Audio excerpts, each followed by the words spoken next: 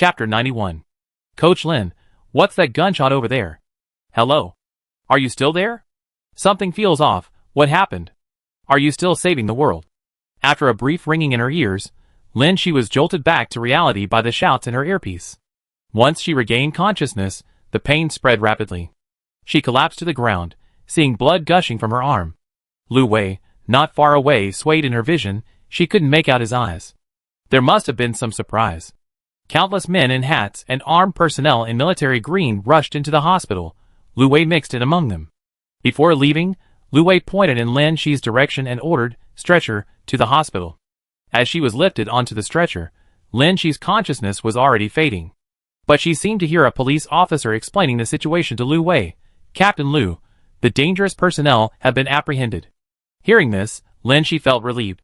The dangerous personnel have been apprehended, regardless of whether she had killed all the zombies. The intervention of the police and military ensured there were no abnormalities. Before passing out, she replied to Xiang Xian, "The rescue is complete." But her voice was too faint. She didn't know if Xiang Xian on the other end of the earpiece had heard her clearly. Lin Shi opened her eyes and looked at the white ceiling. The floor drip seemed to be swaying. Half of her body was numb and painful. Lin Shi glanced at her left hand, wrapped in bandages, and knew she had probably undergone surgery to remove a bullet. It took her a while to regain consciousness. The person guarding the bed became clearer. He seemed to have noticed Lin Shi's movement and got up to check on her. It was Lu Wei. She had wanted to see him. Lin Shi asked, "Did you succeed?" Though brief, Lu Wei certainly knew what she was asking. Lu Wei's gaze seemed to shift slightly, and he responded softly, Lin Shi was somewhat surprised, but even more overjoyed. She had succeeded. Success was both expected and unexpected. She had trained hard in Sanda, Chinese kickboxing, for 6 years to prepare for this day's success, spending an entire morning personally eliminating the zombies and controlling the virus's spread at its source. Great, this was the best outcome she had envisioned. The zombie outbreak would cease. But what was unexpected was that she had succeeded single-handedly, without a single mishap, very smoothly. She had even resolved everything before Lu Wei arrived.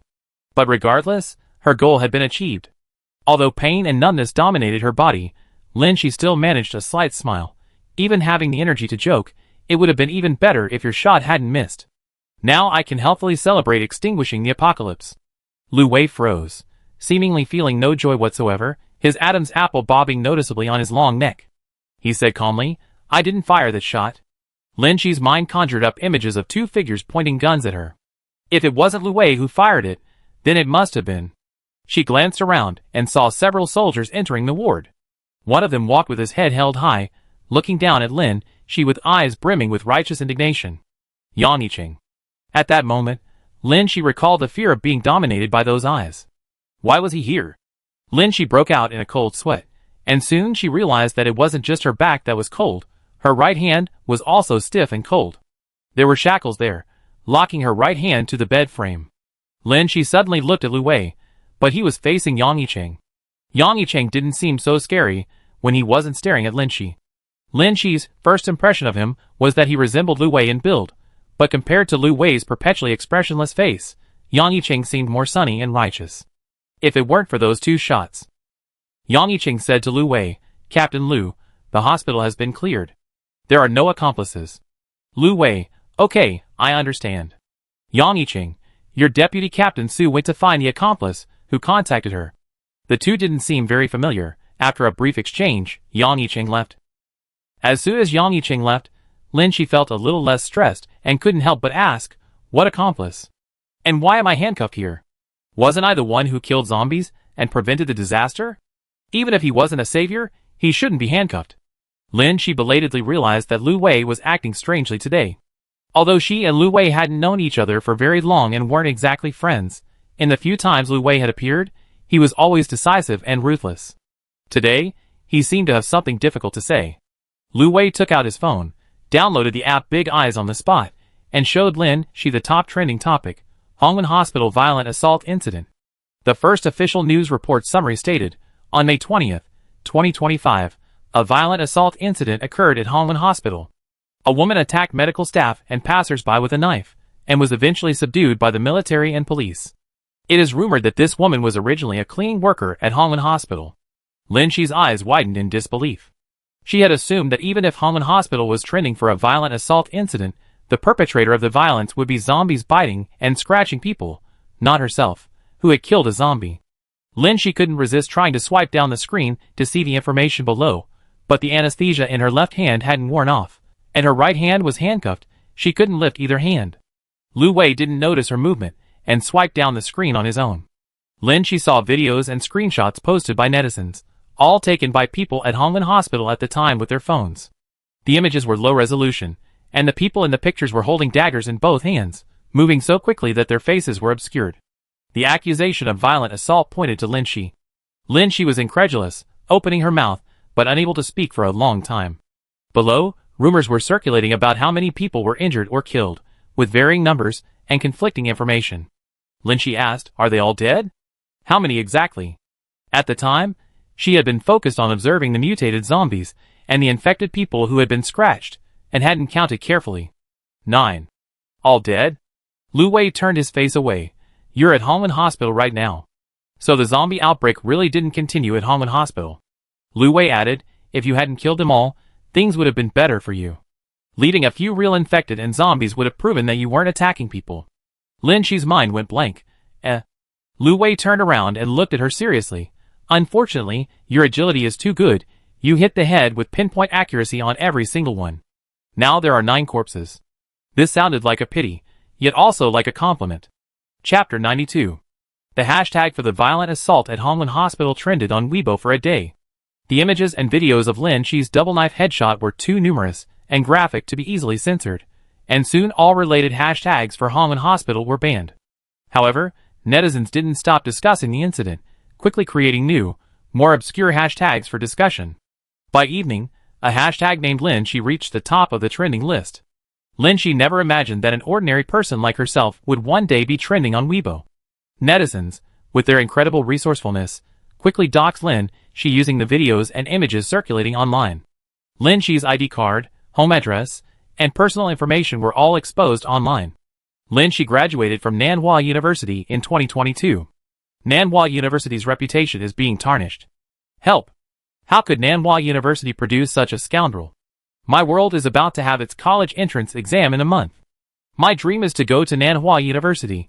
It's like you can just get in whenever you want. Nanhua University is already bad enough. Don't even get involved with it. Even a murderer can get in. A murderer has a Nanhua University residency. Nanhua University classmates talking about Lin Shi. To be honest, Lin Shi and I were roommates in college. I never noticed any violent tendencies in her before. Damn, I met the real person. Tell me what the murderer was like before? Well, she was very normal, quiet, but also very easy to talk to. Antisocial personalities don't like to talk. No, she's really nice. I often ask her to pick up my packages, bring me lunch, and help me with registration. This woman is amazing. Such a troublesome murderer, and you're still alive. Lin Shi, Nanhua Sanda League champion. No wonder she's so skilled. She's a Sanda champion. Her knife strikes are so fast. Who could escape? She's using dual knives, and she's very agile with both hands. She looks harmless, yet she's so ruthless. Lin Shi worked as a cleaner at Hongwen Hospital after winning the Sanda championship. Holy crap, this isn't just simple revenge against society, this is premeditated murder. How did a graduate from Nanhua University pass the interview for a cleaning job? Doesn't that seem strange? She learned Kung Fu and staked out Hongwen Hospital beforehand. It's said she worked incredibly hard as a cleaner, even becoming an excellent one. That's insane. Yes, both abstract and insane. Is anyone curious why she suddenly killed someone, and why she had to kill at Hongwen Hospital? Why? To take revenge on society, to take revenge on Hongwen Hospital. Link attached. Lin Shi's parents, a barbershop manager, after being scammed out of 3 million yuan in online gambling, felt resentful and sought revenge on society. He drove at 100 kilometers per hour across a zebra crossing, causing 6 deaths and 11 injuries. Lin's father died at the scene, and Lin's mother died a day later after internal organ rupture at Hongwen Hospital. Although her background is tragic, that's no excuse for evil. Exactly. What's the difference between her and the person who killed her parents? Just because she got caught in the rain, does she tear up other people's umbrellas too? This kind of person doesn't deserve sympathy. While personal information and malicious words were flying everywhere online, Lin Shi was being held in handcuffs in a detention center. Her communication devices had already been confiscated, and Lu Wei hadn't shown her any of their contents. Later, the police officers also searched her bag and suitcase. The bag contained simple items: her ID card, 2 spare daggers, and some gold. The suitcase contained more: a windbreaker and a change of clothes, a portable medical kit, a baseball bat, several chocolate bars, protein powder, and 2 bottles of mineral water. During the search, Lu Wei immediately recognized this was Lin Shi's plan B. If the operation to eliminate the source of the zombies at Hongwen Hospital failed, and a zombie outbreak occurred, Lin Shi would take these items and flee. As for where she went, she hadn't thought about it yet. The suitcase was stored in a coffee shop across from the hospital. After the Hongwen Hospital incident went viral, the coffee shop owner thought the murderer resembled Lin Shi. After comparing the surveillance footage and confirming it was the same person, he immediately called the police and had the suitcase delivered. Lu Wei was no longer with her when the police questioned her. The closed interrogation room contained only tables, chairs, and 3 high-definition surveillance cameras. This was the first time Lin Shi had sat in such a place. She had been a good citizen for several lifetimes, and even during the zombie outbreak, she hadn't done anything heinous. The 2 officers informed her in a flat tone, "You have been summoned on suspicion of intentional homicide. You have the right to remain silent, but a truthful confession may result in leniency. Do you understand?" Lin Shi stared at them blankly. Her emotions had been turbulent that day. She had been quite calm sitting in the interrogation room, but things were probably about to restart. If what Lu Wei said was true, that she had turned the zombies into mere corpses and couldn't prove she had killed zombies, then everyone currently believed she had violently killed 9 people. Her life was definitely over. The notion of leniency for a truthful confession was undeniable. But one cannot simply accept their fate. Lin Shi took a deep breath and calmly said, "I killed zombies, not people. Please make your judgment based on the surveillance footage and medical examination." The officers, specially trained, they maintained a blank expression during interrogations. Lin Shi knew that such things were hard to believe unless witnessed firsthand. She needed Lu Wei's help. "I need to see Officer Lu." The officer, "Officer Lu cannot come to see you." Another officer, "Should we hire a defense lawyer?" Lin Shi silently lowered her head and muttered to herself, "Then I need to see Attorney Lu." Meanwhile, in the Hongwen Public Security Bureau office, you resigned from the legal profession and came here with excellent performance. You said you received a report of a terrorist attack at Hongwen Hospital and needed to coordinate with the military. And what happened? No terrorists. Instead, you caught a psychopathic killer seeking revenge on society. Lu Wei stood upright. She wasn't. You saw her kill someone at the scene, and you didn't shoot to stop her. It was Xiao Yang who knocked the dagger away. I really don't know what you were doing. The chief slammed his fist on the table, demanding an explanation. Lu Wei remained silent. Xiao Yang told me you showed your phone to the suspect? What are you doing? This is against the rules. A huge mistake. Be careful, you might lose your uniform. The chief grew increasingly angry. The suspect specifically asked to see you, so just say, do you two know each other? Are you going to avoid suspicion? What's there to talk about with a murderer? Lu Wei, I'm not avoiding suspicion. The chief's eyes widened. It's no use not avoiding suspicion. This case has become so big, the prosecution will send someone to supervise her immediately. She'd be put in solitary confinement until the court verdict. Lu Wei silently looked at him, seemingly making a decision. Looking at me won't help. Once she's in solitary confinement, no one can see her. Lu Wei solemnly said, Chief, I'm leaving. The chief glared at him. The court verdict is still some time away. Right now, she's a suspect and has the right to a lawyer. The chief's eyes were filled with disbelief. You're not going to quit your job to become a defense lawyer for a murderer who killed 9 people? Chapter 93. Lin Shi saw Lu Wei again a week later. She had been locked in solitary confinement for a week. The officer who opened the door was expressionless, saying in a completely emotionless tone, Number S002, come out and see your lawyer. Lin Shi thought that Lu Wei was now a policeman, and probably couldn't help her as a lawyer. But she also felt that Lu Wei might help her. So when she saw the person who came, she felt both relief and surprise. Someone was already waiting in the lawyer's meeting room. Lin Shi looked up at the handsome figure in a white shirt. Everything had returned to where it all started. When Lu Wei punched her in the head, she never imagined that one day they would meet in a detention center.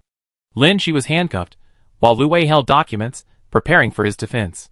Lin Shi lifted the shackle on her left wrist with her right hand to relieve the pressure on her injured arm, and slowly walked to Lu Wei and sat down. Until the verdict, Lin Shi was only a suspect, entitled to see a lawyer and not subject to police wiretapping.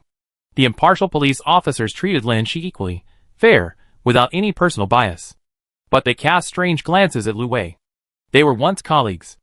A highly capable colleague, after personally apprehending a psychopathic killer, voluntarily left the police force to return to defending murderers. In the eyes of these officers, Lu Wei's behavior was as perplexing as Lin Shi's. The folder Lu Wei brought was blank. He seemed somewhat uneasy, his fingers interlaced. Lin Shi sensed something from the blank folder. The autopsies didn't show any virus. Lu Wei shook his head. Forensic doctors are only responsible for examining the cause of death. For all 9 victims, whether infected or zombies you killed, the cause of death is determined to be a fatal head injury. The infected person, who was scratched, might not have fully zombified.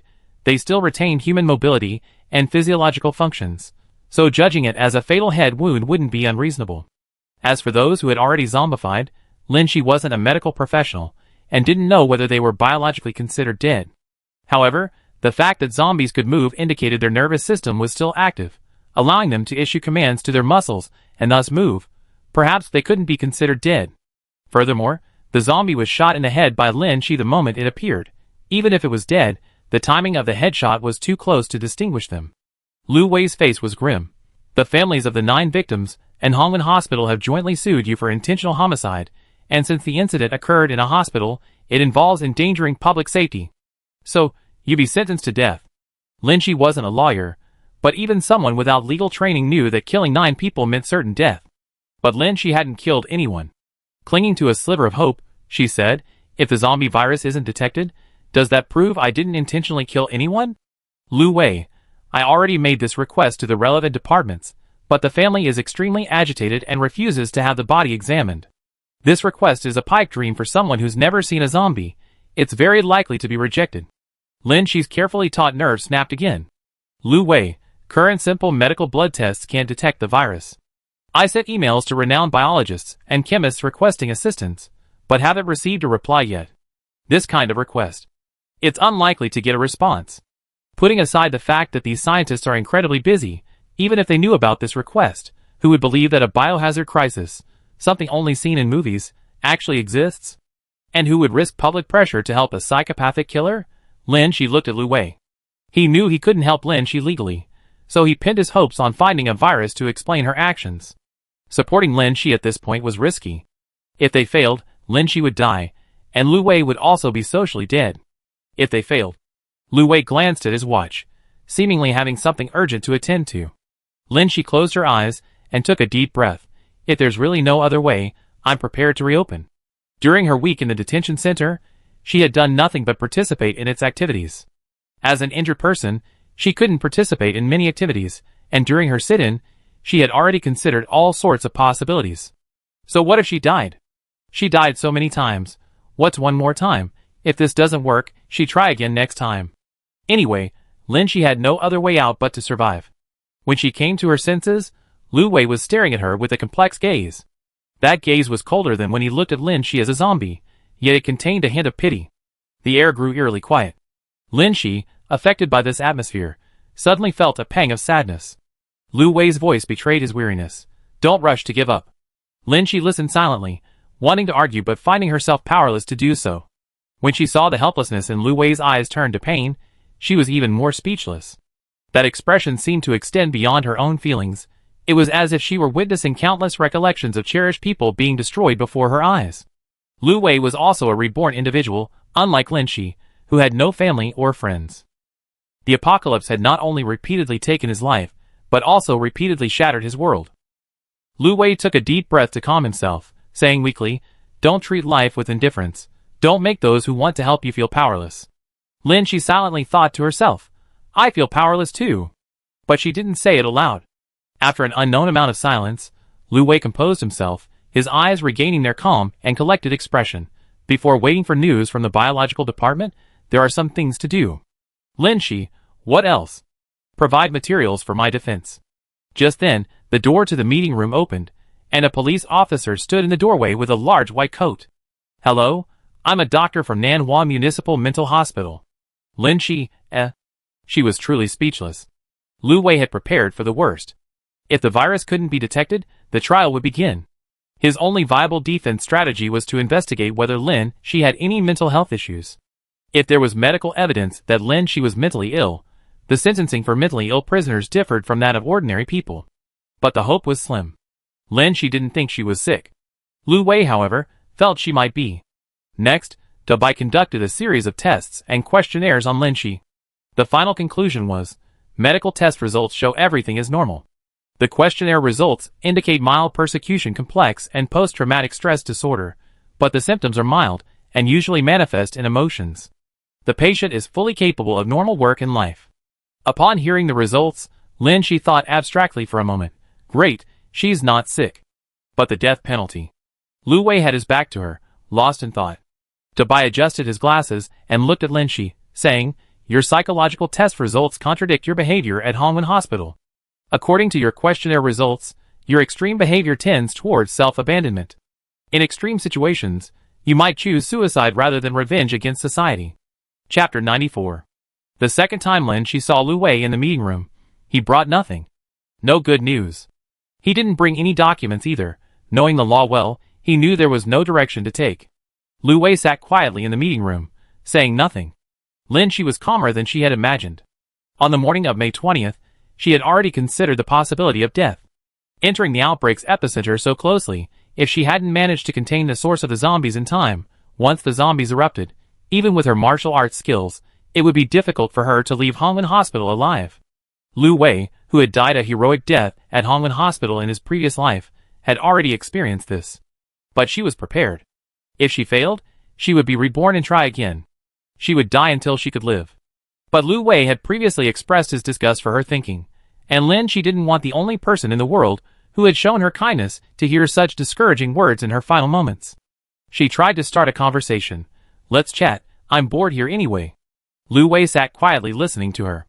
Lin Shi, bearing the weight of her shackles, raised her left hand. "Although it's not fully healed, this arm can move. This world really does need doctors. In my previous life, without a doctor's help, my right hand was crippled. This shows how important medicine is." Although she was detained in a detention center awaiting trial, the detention center had doctors to treat suspects, and with the right medicine, her left hand healed quickly, and she could even lift it despite the pain before it was fully healed. Lu Wei was finally moved and asked, "What happened after I died in my previous life? Although you didn't succeed, you delayed the large-scale zombie outbreak, and the casualties were less than before. Moreover, these changes had a butterfly effect.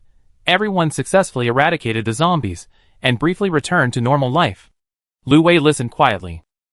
"Lin Shi, I was even carrying my resume, ready to go out and look for a job, but I encountered zombies as soon as I stepped out of my house.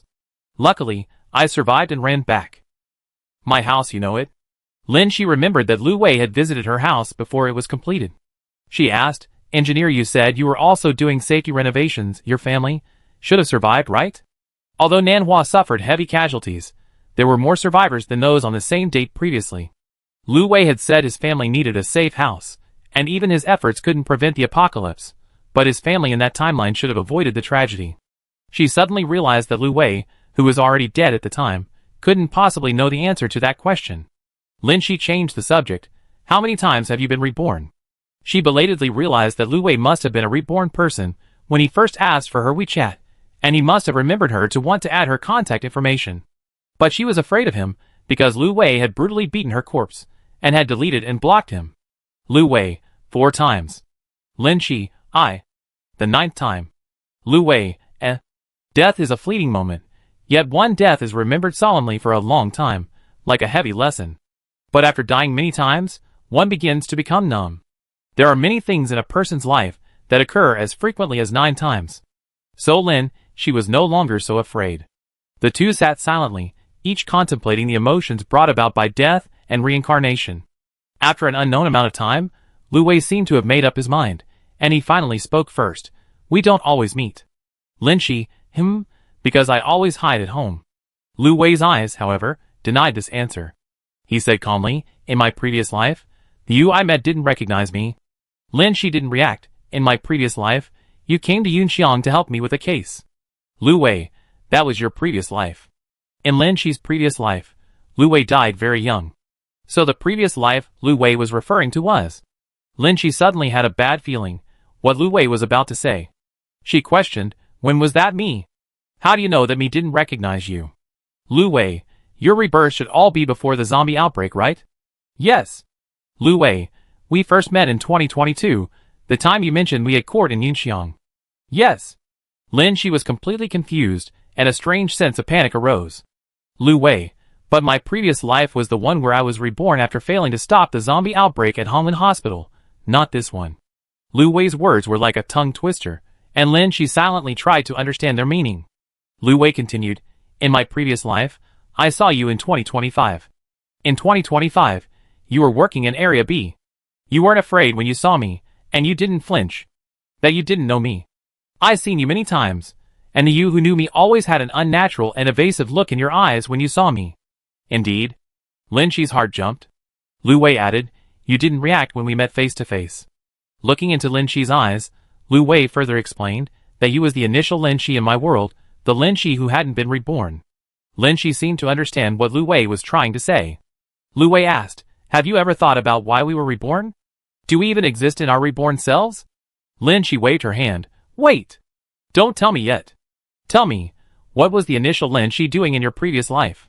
Lu Wei, working as an accountant at XX company. When the zombie outbreak occurred, she was trampled flat at your company's entrance. That was indeed the case. The original Lin Shi in this world was trampled to death by zombies that stormed into the company on the day of the zombie outbreak. Lin Shi suddenly felt a chill run down her spine. You mean, we actually have our own worlds? I'm not sure. Lu Wei seemed somewhat bewildered as well. It's like we're in a survival game, and we happen to have overlapping instances. Like characters in countless parallel universes. When we die and are reborn into a new world, going back to the past, maybe we meet, maybe we won't. Just like in my previous life, after I died at Hongwen Hospital, I entered a new beginning, while you, the real you, still live in my previous world. But this world is a real world. In Lu Wei's world, there appears a Lin Shi who is reset, a Lin Shi without the memories of rebirth, a Lin Shi who belongs only to Lu Wei's world. Lin Shi felt a chill run down her spine and concluded, only when we both die can we possibly enter the same world. The two sat in silence for a long time, silently processing the rebirth setting, until the police officer knocked on the door to remind them that the meeting time was approaching. Lu Wei looked at Lin Shi, hesitant to speak, and stated a piece of information. You might die, but I survived in this world. Your next life will only be the reset me. That me doesn't know you, has no rebirth ability, and died at Hongwen Law Firm on the first day of the zombie outbreak. Lin Shi seemed to understand why Lu Wei had tried so hard to help her out of her predicament. She understood his reaction when she mentioned starting over in the next life. Lu Wei seemed reluctant to admit it. I'm sorry, I couldn't help you in this life. He didn't have a next life. The crisis in this world had been resolved by Lin Shi. He would live a normal life here. Lin Shi felt a void in her heart, but she wasn't panicked or disappointed. Her voice wasn't loud, but her tone was firm. But I always fought alone. Lu Wei, she's Z. It's okay if I'm not in your world anymore. She's Z. You must live on. Chapter 95. The second time Lin Shi sat in the lawyer's meeting room, she looked up and asked, why did it take you so long to come? Lu Wei pulled out a chair and sat down. I've been very busy. Last time, he said he needed to contact virologists and public health experts for help, hoping they could test the virus to prove that Lin Shi hadn't intentionally committed murder. Lu Wei said, I also been involved in another case. He then asked, you know Xiang Xin, right? Lin Shi suddenly remembered that when she was handcuffed at Nanhua Hospital, Yang Yicheng said that the police had gone to arrest accomplices of dangerous individuals. At the time, Lin Shi didn't realize it, but later, when she realized she was the dangerous individual, she remembered that their accomplice was likely Xiang Xin. But Xiang Xin had already left Hongwen Hospital when the incident occurred. Lu Wei, yeah, it was her first time. So after the investigation was clear, we took her statement and released her. Lin Shi, is your case related to her? Lu Wei nodded. The statement says she saw the person you killed acting violently and strangely. She said it was a biohazard, and you were the one saving the world. Lin Shi felt a warmth in her heart, but also felt helpless about this action. Sure enough, Lu Wei continued, this news has spread online. This topic was related to the recent hot topic violent assault at Hongwen Hospital, and the addition of the far-fetched term zombie drew considerable discussion.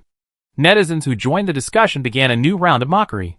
This is the first time I've seen someone who takes revenge on society make such an excuse. I suspect the murderer has a mental illness. Please don't let her have a mental illness.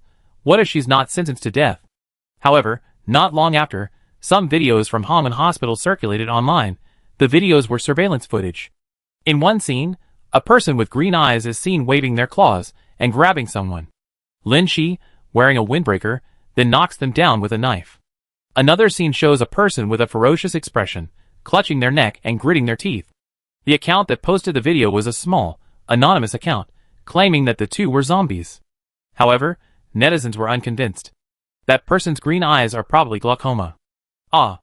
Well, actually, glaucoma doesn't cause green eyes. But that doesn't mean they're zombies. Exactly, there are a lot of patients in the hospital, so their complexion isn't good. The girl in the back must have seen Lin Shi kill someone with a knife, and was terrified. Lu Wei briefly described the events, refraining from commenting on the netizens' remarks.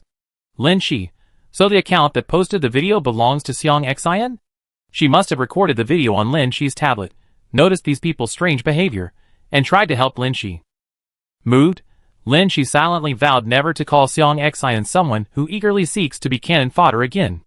If it weren't for her help, Lin Shi might not have been able to handle the zombies at Hongmen Hospital so smoothly. It's good that someone still speaks up for her even in such a critical situation. But it inevitably drags her into the vortex. Lin Shi felt a little uneasy. She could be reborn. She hoped Xiang Xian in this world wouldn't be affected in any way. The case you mentioned, she's been sued? Lu Wei, yes. The image of the person you killed has been released again, and their family is suing her for violating their portrait rights. And she's also suspected of disseminating violent videos and other illegal activities. Will there be trouble? A little. I'm trying to lighten her burden. Lin Shi felt powerless once again. Seeing her silence, Lu Wei said, I didn't know her, but after I sent the picture she spread to some experts, someone was willing to come forward to test the virus. He added, there are still people working hard for you. Please cheer up. Don't keep thinking things like forget it or start over. Lin Shi understood what he meant. But she still couldn't help asking, so did you bring what I wanted? Lawyers can't pass items to suspects privately. Besides, there were 2 police officers in the meeting room the whole time, which Lin Shi felt was inappropriate. Lin Shi's gaze subtly shifted to the officer standing behind Lu Wei, giving him a questioning look. The Hongmen Hospital case has a serious impact, and this case has become a public prosecution. Lawyers need to be vetted for meetings, and the meetings are supervised. Under surveillance, it would be even less likely that Lin Shi would get what she wanted. Then I just have to pull myself together, otherwise I'd probably just be a runner-up again if I have to start over. She subconsciously revealed a desire to give up, but what she was giving up on was rebirth. Lu Wei looked at her with a hint of helplessness, but that helplessness seemed to be mixed with a touch of mockery. He gently shook his head, even though you didn't bring it, it's not like there's no other way. A minute later, a human repeating machine appeared in the meeting room. Lu Wei, ABBCA, CAB, BCDAB, CBDA Lin Shi, ABBCA, DCBCB? Lu Wei, it's CAB. Lin Shi, take it slow, say it one step at a time. Lu Wei, BCDB Lin Shi, BCDB. The 2 police officers in the back exchanged bewildered glances. However, the psychopathic killer repeated the letters her lawyer had said over and over again, and even gave a knowing smile. The officer seemed to sense something was amiss, and finally intervened. Meetings must be conducted according to regulations regarding case-related matters. Collusion is strictly prohibited.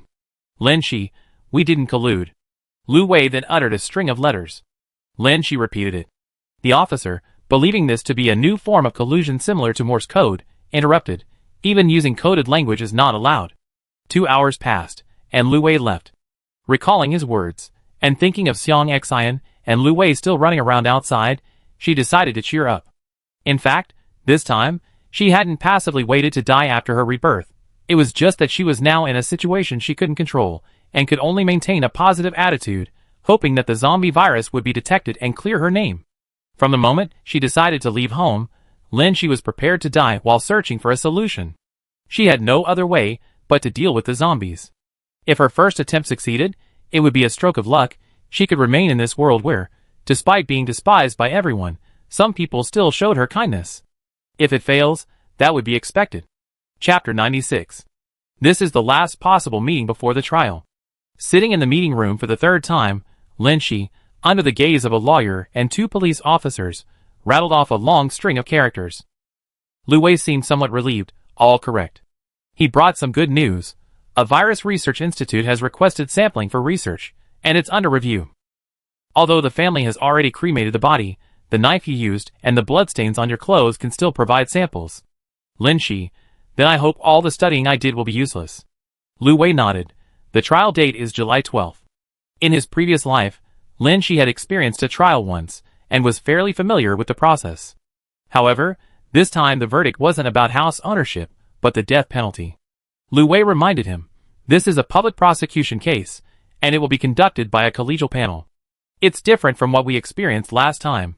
Last time, Lin Shi, as the defendant, sat on the same side as his lawyer Lu Wei, and the client and judge were crammed into a small room, unlike the courtroom Lin Shi had imagined. You'd be standing alone in the dock. The virus testing approval process has just begun, and there might not be a result before the trial. You might be sentenced to death. But don't worry, there's still some time between the verdict and execution. The test results will definitely be available in that time, and things will change then. Lu Wei gave a long speech of advice. Because this was the last meeting with his lawyer before the trial, Lu Wei would be sitting in the defense attorney's seat next time, and there would be no opportunity for a private conversation. Death row inmates are no longer allowed to see their lawyers. But things are developing in a positive direction. Once the virus testing is on the agenda, and the secret of the zombie virus is discovered, there should be a second trial.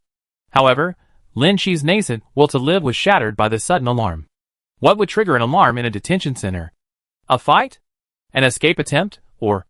Lin Shi and Lu Wei exchanged a sharp glance, then abruptly stood up, slamming their fists on the table. The alarm was urgent, and all the officers reacted instantly. The first reaction was to escort Lin Shi, who appeared to be preparing to run away, back to his cell. Like everyone else in the cell, Lin Shi gripped the bars tightly, trying to peek out. The long corridor stretched out before him, filled with the busy figures of officers rushing about. Bang! Bang! Bang! The moment the gunshots rang out, Lin Shi's pupils constricted. It was happening again. Most people had never heard gunshots before, and upon hearing the commotion outside, they began banging on the bars and jeering. They had no idea what was happening outside. The two remaining officers shouted a few words, until a figure covered in blood burst in. Lin Shi shouted, "Zombies! Run!" "No!" Lin Shi raised his voice slightly. "Headshot! Headshot now!" However, the officers didn't realize the danger this strange person posed. Zombies were a species non-existent in their minds. The officer guarding the annoying person wasn't carrying a weapon, and he was attacked. The other officer, who had witnessed his teammate turn into a zombie, could only retreat as the corridor was blocked.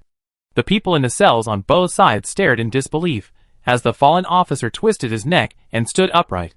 Lin Shi, due to the special nature of the case, was placed in the innermost single cell. When the surviving officer retreated to a certain point, he was very close to Lin Shi. Lin Shi pounded on the bars. "Let me out. I know martial arts." The officers glanced at her. They all knew S-002 was the culprit in the Hongmen Hospital massacre, and she and her lawyer had consistently emphasized the zombie aspect. They had previously considered this a lie, but faced with the snarling, neck-twisting monster before them, they had to believe in the reality of zombies. S-002 was a highly skilled fighter who had killed 9 people in a short time, making her extremely dangerous, hence the solitary confinement. "Officer, we can't release her, and your hand." Lin Shi's left hand was still in a sling around her neck. Although the wound was beginning to heal, it hindered her movement, let alone her ability to fight. The stench in the air suddenly intensified, and several more zombies surged in from the end of the corridor. The people in the cell, initially watching the spectacle, grew surprised and frightened, gradually screaming in panic. Zombies use sight and hearing to hunt their prey. The swarming zombies, attracted by the people in the cells on either side, frantically reached their throbbing hands through the bars, clawing at the air. They were blocked by the bars. Seeing the zombies couldn't get in, the panic in one cell vanished, some even dared to provoke them. The officer glanced at the zombies. He was isolated and unarmed, outnumbered. He was unlikely to win. He looked back at Lin Shi, who was also assessing whether she could break through the narrow corridor with one hand if she were outside. Even the best martial arts have limitations. In a confined space, movement is restricted, and zombies have no fear. A swarm would crush or trample anyone, even if they didn't eat them. Lin Shi noticed the officer was looking at her too. She swallowed hard, staring at the keys on the officer's waist, How about you open a room and hide there? The officer, But his gaze hardened. Lin, she whispered, hey, don't be impulsive. As long as we're alive. The zombie outbreak continued. Lin, she didn't know what was happening outside. She was currently in the safest place in the world. Detention centers and prisons were built very securely to prevent escapes. The living couldn't get out, and the zombies couldn't get in. But the zombies were attracted to the living on the other side of the bars, and they lingered there. Lin, she sat in a corner, hugging her knees, watching the zombies in front of her struggle to reach out. A day passed, and the cell reeked of decay. Those who hadn't eaten all day had no appetite and felt no hunger. They rested, either in fear or helplessness, while the zombies, still full of energy, tried to climb over the bars. Chapter 97. To be or not to be, that is the question. Dark red blood and bluish-gray eyes flickered before Lin Shi. 7th, 8th, 9th. 1 step, 2 steps. Lin Shi silently counted, her lips barely moving. She had been sitting cross-legged on the bed, knees drawn up to her chest. Now, she pulled up the thin blanket, slowly slipped inside, and lay flat, motionless. Lying flat was easy, but maintaining that position was difficult. Lin Shi's limbs went numb, but she could only grit her teeth and hold on. After an unknown amount of time, the noise outside seemed to subside. Lin Shi, under the covers, opened her eyes wide, her ears alertly listening to the faint metallic clanging sound gradually fading away. Now! The figure wrapped in the white blanket sprang up, leaping off the bed, and taking 2 steps to the railing, revealing its eyes. A metal keychain dangled at the edge of her vision, about to disappear. Not too late. Lin Shi stretched out her right hand, which she had previously wrapped in the blanket, and grabbed the keychain dangling from the police officer zombie's waist. But the keychain was fastened too tightly to be easily pulled off. Lin Shi's heart suddenly raced. Her right hand emerged from the blanket, deftly fiddling with the buttons. She was completely wrapped in the blanket, only her right index and middle fingers were exposed. This way, even if the zombie reached in to grab her, the blanket would temporarily block it, preventing it from breaking her skin and infecting her with the virus. Her right hand was indeed scratched, but Lin Shi only felt pressure, not sharp pain. She had just counted the zombies outside her cell. The police officer zombie was the 8th, and there was another zombie behind it. Lin Shi began to devise a plan. Zombies are visual and auditory creatures. When they haven't seen any living thing for a long time, they lose their target and begin to wander aimlessly. So Lin Shi covered herself with the blanket and remained motionless. The best chance of survival was to grab the key when only the last 2 zombies remained, as the zombies outside the railing gradually left. So, listening to the sound of the key fading into the distance, Lin Shi draped the blanket over herself as a first layer of protection against the zombies' scratches, took 2 steps to the railing, and hooked the key. The police officer zombie and the zombie behind it both noticed the living thing before them and began to scratch. Lin Shi heard the sound of the outer blanket being torn, gritted her teeth, and clung to her last chance to escape. Click! The key was removed. At the same time, the sound of the blanket tearing came, and a hand missing 2 fingers crawled in. Lin Shi, gripping the key, retreated rapidly. The zombie was blocked by the railing, and even with its hand stretched to its limit, it couldn't reach it. Her actions had drawn the zombies' attention back. Those who had only taken a few steps away swarmed back, completely surrounding Lin Shi's doorway. Lin Shi took a deep breath to calm her racing heart. She had the key, but the doorway was swarming with zombies.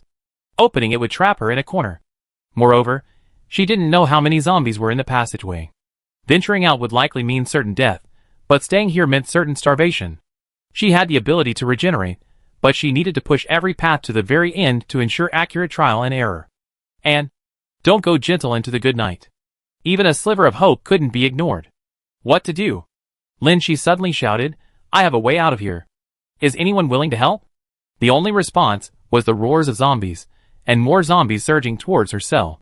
Lin Shi looked at the gaps in the bars, cluttered with zombie limbs, and the corridor completely blocked by them, worried that the door would be crushed by the zombies if things continued this way. But the doors, windows, and bars of the detention center were very sturdy. The zombies could only howl outside. A voice responded from a cell several cells away. Go out? Isn't that suicide? At least the zombies can't get in here. Exactly. So many zombies, if you go out you'd be devoured alive. Besides, how do you plan to get out of the cell? I have a key. I just got the key from the zombie police officer. Lin Shi raised her hand and shook the key vigorously, trying to make the metallic clanging sound as clear as possible. Unfortunately, there were too many zombies, and the howling drowned out the faint sound of the key. No one responded. It seemed everyone wanted to stay inside the bars. At least they wouldn't die too horribly. Just as Lin she thought he was isolated and helpless, and was preparing to think of another way, a voice, not very loud, said, "You. What's your plan? Tell me." Before Lin she could speak, another, more forceful voice responded, "You believe her? I heard that the person in that solitary confinement cell is a psychopathic killer. You believe she'd be kind enough to help you?" The weak voice seemed convinced, and stopped responding to Lin Shi. After a while, another voice responded to Lin Shi, "What kind of help you need? I'm willing to help you." Yet another voice retorted, "Even if you get out, you still die." "Don't bother." That voice countered, "Staying here will definitely lead to starvation. You might as well go out and try your luck." A third voice weakly replied, "That makes sense." Lin Shi's eyes lit up, and she seized the opportunity to shout, "Make some noise, and lure the zombies away from my door. I can open the door when I come out." She didn't know why these people were imprisoned here, or whether letting them out was the right decision. But before she could even consider the rationale behind letting them go, the other cells automatically abandoned this option. Someone outside shouted, "Open the door for me." "Isn't that letting zombies in? Thank you so much. I advise you to stay in there. Maybe someone will come to eliminate these monsters soon." "Yeah, what if someone escapes and the police come back to rescue us, and we get labeled as escaped criminals?" Lin Shi, She felt powerless. Not powerless against their choice, but because she had made the same decision in similar situations. Content with the status quo, afraid to take risks. Discussions arose from the other cells, seemingly discussing the feasibility of Lin Shi's method. Some zombies were attracted away by the noise, but many remained outside Lin Shi's door. She desperately needed help. Another voice called out, "I help you. I call the zombies over, but you have to promise to rescue me too after we get out." She said rescue, not release. Before Lin Shi could reply, a stern voice came from her cell. "Don't drag us down with you if you're courting death." "That's right. If you tell her to open the door, and the zombies come in, all 5 of us will be in trouble." Lin Shi had autonomy in her single cell, while the others were mostly in 4 to 6 person cells, making it difficult to resolve disagreements.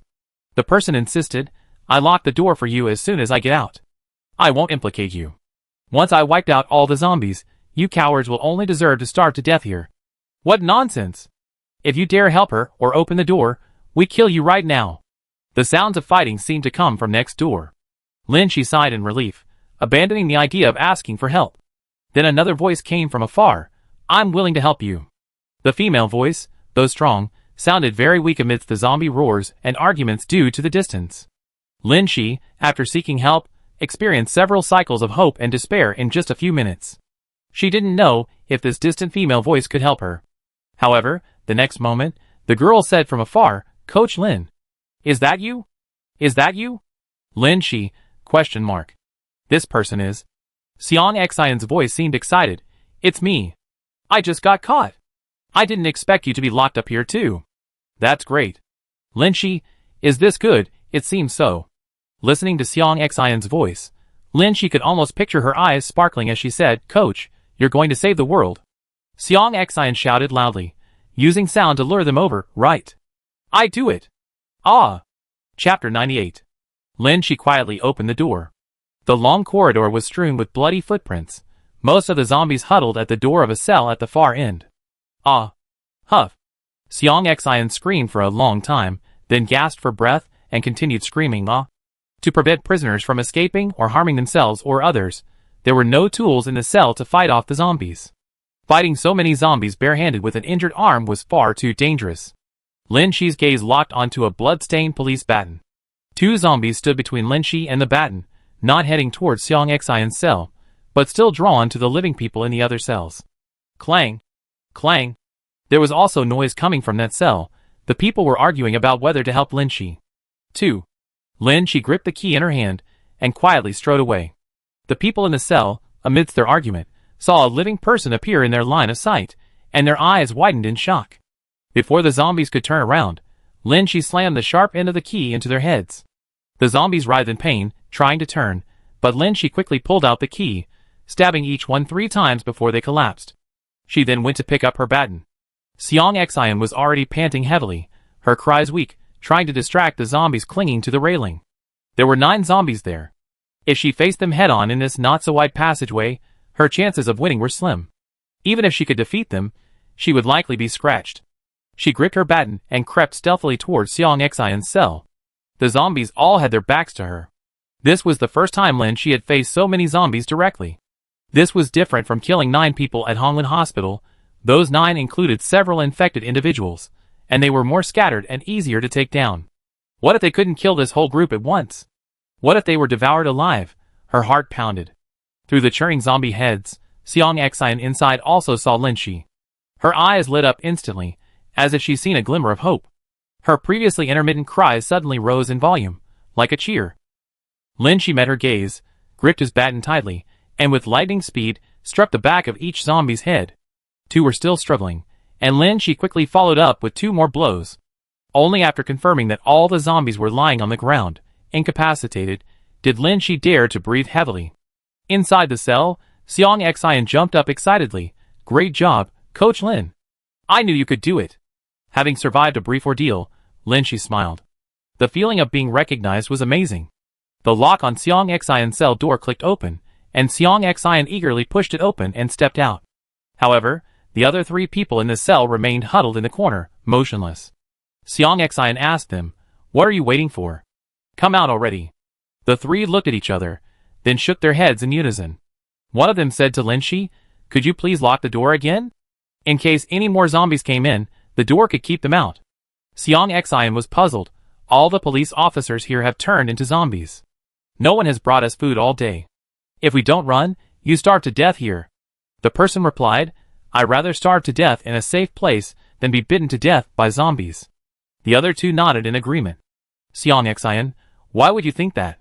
If you don't run, you'd definitely die here. Escaping might save you. Lin Shi tugged at Seong Exion. Let's go quickly.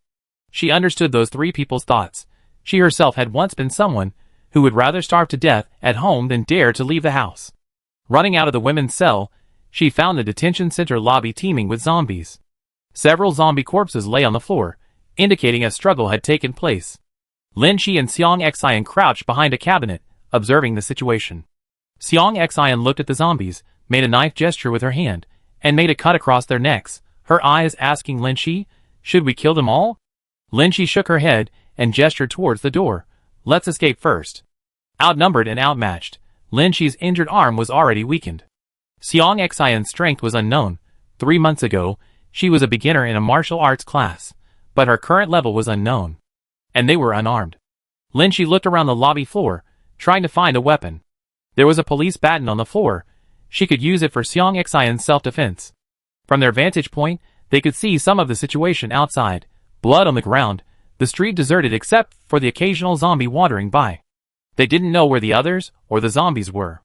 Lin Shi was assessing escape methods and planning what would happen afterward. She had been practicing martial arts diligently, and on her way to the hospital, she had considered what to do if the operation failed and the zombie outbreak continued. She had prepared an emergency suitcase and stored it at the coffee shop across from the hospital. If the operation failed and a large-scale zombie outbreak occurred, she could escape, prioritizing survival before considering other options. But in that scenario, the streets would be filled with fleeing people, not the roaming zombies they were experiencing now. Bang! A gunshot rang out as Lin Shi hesitated. A zombie fell to the ground. The other zombies, attracted by the gunshot, rushed towards the source of the sound. Lin Shi peeked out from under the cabinet and saw a group of people, mainly Uncle Hat, approaching with guns. Zombies fell one after another. Great! Reinforcements. Lin Shi wanted to join the fight, but the officers were already firing, and standing up to join the battle at this time wouldn't do any good. It would only make it harder for the officers to aim. Seong Exion was very excited and whispered, "Great! Uncle Hat is so reassuring." However, after Uncle Hat and his men dealt with the zombies in the lobby, they went to the men's and women's cells separately. Before Seong Exion's sense of reassurance could even settle, Uncle Hat arrested her and Lin Shi together. Number S002 and number C678 have escaped without permission. The officer reached for his waist and found that he didn't have his usual handcuffs. Lin Shi, Shenhua, go check on the other survivors first. I watched this side. A familiar voice rang out. It was indeed Lu Wei, also holding a gun. Shenhua glanced at Lu Wei with unease, then looked at the lookout in the distance. before finally getting to the more important task at hand, clearing out the zombies in the detention center and checking the prisoners. Lin Shi also breathed a sigh of relief, wiping his sweat, and said, "Tai, do you know what I was thinking when the alarm went off? I was thinking, why are you still a plague? Every time you show up, it's a death sentence." Lu Wei. He simply observed the situation, holding his gun, just like the two officers at the door. Xiang Xian, seeing that she hadn't been handcuffed and had escaped, said happily to Lu Wei, "Great, Lawyer Lu. Coach Lin and I were just wondering how to escape." "Escape? There's no way you escape." Captain Shin, having finished inspecting the situation, overheard the two escapees mentioning, "Escape." Chapter 99. When the alarm went off, the officers didn't know what was happening. They only saw a group of people rush in and bite people, treating them as thugs attacking the police. Later, seeing the situation was getting out of hand, Captain Shinhua led the officers to get their guns. The surviving officers led Lu Wei, Lin Shi, and Xiang Xian to a safer office on the second floor. Lin Shi indicated she understood. This was a detention center. Officers didn't normally carry firearms. But they were still well-trained officers. Even though they didn't understand the zombie situation at first, after a brief fight, they gathered the remaining officers to get weapons. Lu Wei was in the detention center at the time. Before defending Lin Shi, he was also a police officer and knew most of the officers here. In a critical moment, there was no time to think about such things. He also went with the officers to get a gun and then fought back. Xiang Xian leaned against Lin Shi and said weakly, "I thought Uncle Hat was here to rescue us, but I didn't expect him to come and handcuff us and take us back." A police officer, upon hearing this, said sternly, "Guarding prisoners is our duty. We cannot abandon the prisoners here. We will ensure their safety." He glanced at Lin Shi and Xiang Xian. At the same time, "We cannot let the prisoners escape." Lin Shi, At this moment, Shinhua, who had been making several phone calls outside, entered. "Headquarters knows about our situation here. But zombies have suddenly appeared in Nanhua, and today is a day off, so there are many people on the streets. It has already broken out on a large scale. Police forces from all departments are out clearing out zombies and evacuating the public. We need to drive the prisoners from the detention center to another safe area, and then go to support the clearing operation. A zombie outbreak in a densely populated city like Nanhua will soon lead to a large-scale proliferation, making it difficult to control in a short time." Shinhua's gaze fell on Lin Shi and Xiang Xian, her tone hesitant. S002 and C678. Lu Wei interrupted. "Shinhua," Lin Shi said before that she killed zombies at Hongwen Hospital, and no one believed her. Now that zombies have really appeared, it proves that what Lin Shi said was true. She didn't intentionally kill anyone. As for Xiang Xian, she was locked up here awaiting trial because she spread pictures of zombies at Hongwen Hospital online. Actually, neither of them is a criminal. They should be innocent. Xiang Xian added, "That's right. Now that zombies have appeared, you should know that what Coach Lin and I said was true. Besides, Coach Lin is so skilled, she defeated all the zombies in the women's cell by herself. You should release her. Let her go save the world." The first part warmed Lin Shi's heart, but the last sentence made her feel like her toes were sinking. Saving the world was just a casual remark. Who knew Xiang Xian actually believed it and spread it around so widely? A suspect, right under Uncle Hat's nose, said another suspect was going to save the world. What a bizarre scene. Shinhua was seriously pondering this question. The violent incident at Hongwen Hospital was making headlines online. As the captain of the detention center's police team guarding the main culprit S002, he had heard about it long ago. He and Lu Wei had been colleagues for many years. When Lu Wei broke away from the system to defend a murderer, using the excuse that they didn't kill people, but zombies, he and Lu Wei had become completely different. But just now, in the instant the zombie outbreak occurred, he suddenly understood something. However, "Shinhua, I will further consult with my superiors regarding Lin Shi and Xiang Xian's situation. Our branch will now be moving to a safe area. Until we receive approval from our superiors, you will come with us to a safe place." She glanced meaningfully at Lin Shi. "Don't try to escape." This was the first successful escape from Nanhua Detention Center in all its years of operation. A third of the officers were deployed for surveillance, while the rest were responsible for arranging the transfer of inmates. Lin Shi and Xiang Xian weren't taken back. They stayed upstairs with Lu Wei and the communications officer in a safe place, awaiting the transfer. Lin Shi looked out the window. There weren't many residential buildings near the detention center, so it was relatively quiet. But in the distance, it was noisy, as if someone was screaming, interspersed with a gunshot or two. It's happened, Lin, she muttered to herself. Lu Wei was staring at his phone, seemingly texting someone. Hearing Lin Shi's voice, he slowly looked up. What are your plans? Lin Shi had asked Lu Wei this question 6 years ago, but back then, Lu Wei knew about her actions in her previous lives and considered her an outsider, unable to be a teammate, and politely declined the invitation to team up. Lin Shi didn't reply. To be honest, she didn't know. In this life, her biggest wish was to contain the zombie outbreak at the hospital and prevent it from spreading. If she failed, she would run away to save her life. She had no concrete plan for what to do next because there were too many uncertainties. Like now, she had successfully eliminated the source of the zombies, but she was handcuffed and thrown into a detention center, yet the zombie outbreak still occurred. She was somewhat bewildered. Xiang Xian, standing nearby, sighed boredly, waiting like this is so boring, I don't even have a phone. Seeing the awkward silence between the two, she leaned closer to Lu Wei's phone, staring at it. Lawyer Lu, they still taken my phone. Could I borrow it to call my family? Lu Wei handed her his phone. Zombies have keen hearing. Your family's situation is unknown. Sending a text message would be better. Lin Shi and Lu Wei knew the characteristics of zombies, but Xiang Xian was hearing about them for the first time. She readily took the phone and typed a text message. After sending the message, she could only wait anxiously. Xiang Xian pushed the phone towards Lin Shi. Coach Lin, do you want to send a message to your family too? I just let my parents know I'm safe and told them not to go out. Lu Wei stopped her, saying to Xiang Xian, you can borrow the phone for a while. Xiang Xian looked at them suspiciously, but wisely went to play somewhere else. Lin Shi finally spoke. I practiced Sanda, Chinese kickboxing, for 6 years, just to face zombies head-on. Lu Wei nodded. But one person's strength is insignificant. It's difficult to act or even survive on your own. Lin Shi, so you later chose to join the police? Yes. The police and military are the most capable and armed to eliminate zombies. How to join? How to move forward? Lin Shi was lost in thought when Xiang Xian interrupted her again. Coach Lin, you're trending again. The top trending topic on Big Eyes was Nanhua zombies, followed by Lin. She said a month ago that she killed zombies, and Lin Shi's wrongful conviction. Nanhua was fraught with crisis, while netizens outside Nanhua remained in safe zones discussing these matters. Thank goodness it didn't go to trial yet, otherwise killing 9 people would have meant a death sentence. Oh my god, I laughed at her for being crazy when I heard she tried to deny killing zombies. How did she know they were zombies? These are creatures that have never existed before. That was close. If it weren't for her, the zombie outbreak at Hongwen Hospital would probably have already happened. We should petition for Lin Shi's release. That's right, release the expert who killed 9 zombies at once. Xiang Xian opened the comments section and replied using Lu Wei's account. Breaking news. Lin Shi just killed 11 more zombies.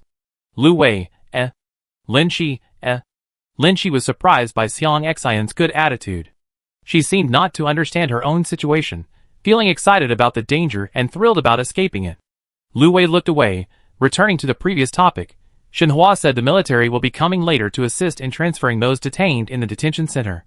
Whatever your choice, I hope you can leave the outbreak epicenter with us first, and we make further plans once we're in a safe place. Lin Shi nodded. I agree. 2 hours later. Lin Shi sat in the military support vehicle. Her eyes were stiff, her neck slightly hunched, and she dared not glance in the direction of the officers. Yang Yicheng paced back and forth, holding a gun, his eyes occasionally sweeping over the passengers in the vehicle. Looking at the weapon, more imposing than a pistol, Lin Shi dared not speak her anger, only glaring at Lu Wei. Dude, I trusted you so much, and this is how you betrayed me? Lu Wei looked at her with confusion. Chapter 100. Military trucks and over a dozen police cars pulled up at the Nanhua Municipal Gymnasium. A large number of people who hadn't had time to go home were gathered there.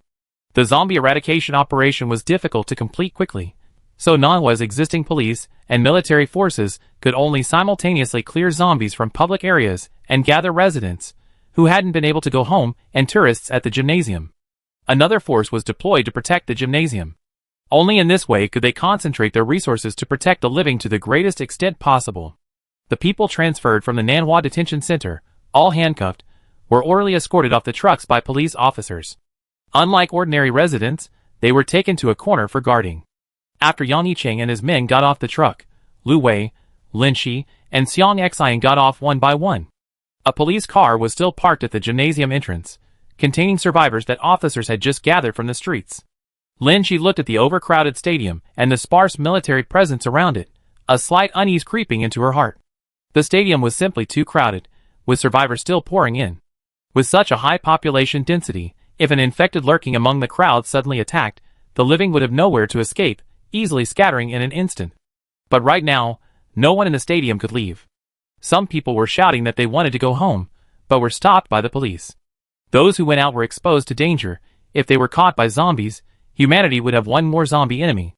Lin Shi had no choice but to stay in the stadium for now.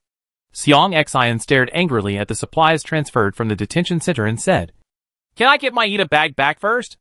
I really want to give my goddess to Sister Lin."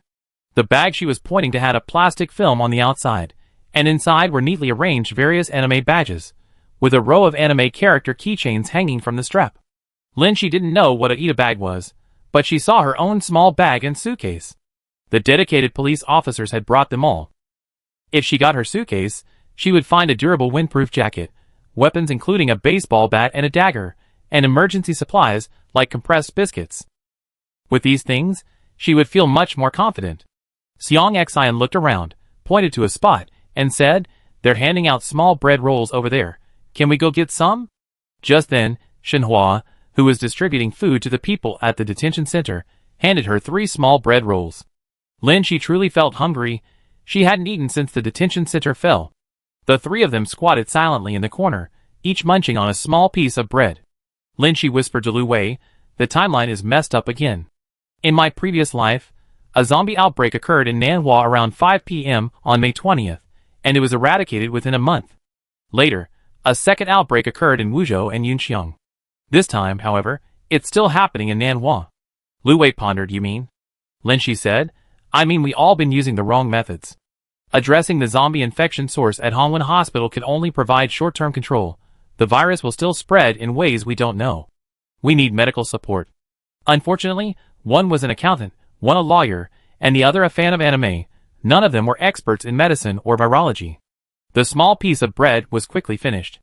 Lin Shi saw Yang Yiqing, who had just separated from them, walking through the crowd with a few people, seemingly on patrol. Lin Shi avoided eye contact. Lu Wei noticed this subtle movement. "I forgot to ask you earlier, why are you afraid of him?" Lin Shi raised her left hand, still wrapped in bandages, the hand injured by Yang Yiqing. "Lu Wei, Yang Yiqing shot you because he mistook you for a terrorist and was temporarily stopping your atrocities." "I know. Otherwise, why would Yang Yiqing, a soldier, shoot him?" At that time, the zombie outbreak hadn't occurred on a large scale, and order was still in place. Lin Shi was annoyed when she saw Yang Yiqing. "How exactly did you meet him? Is he a reincarnated person?" Lu Wei shook his head.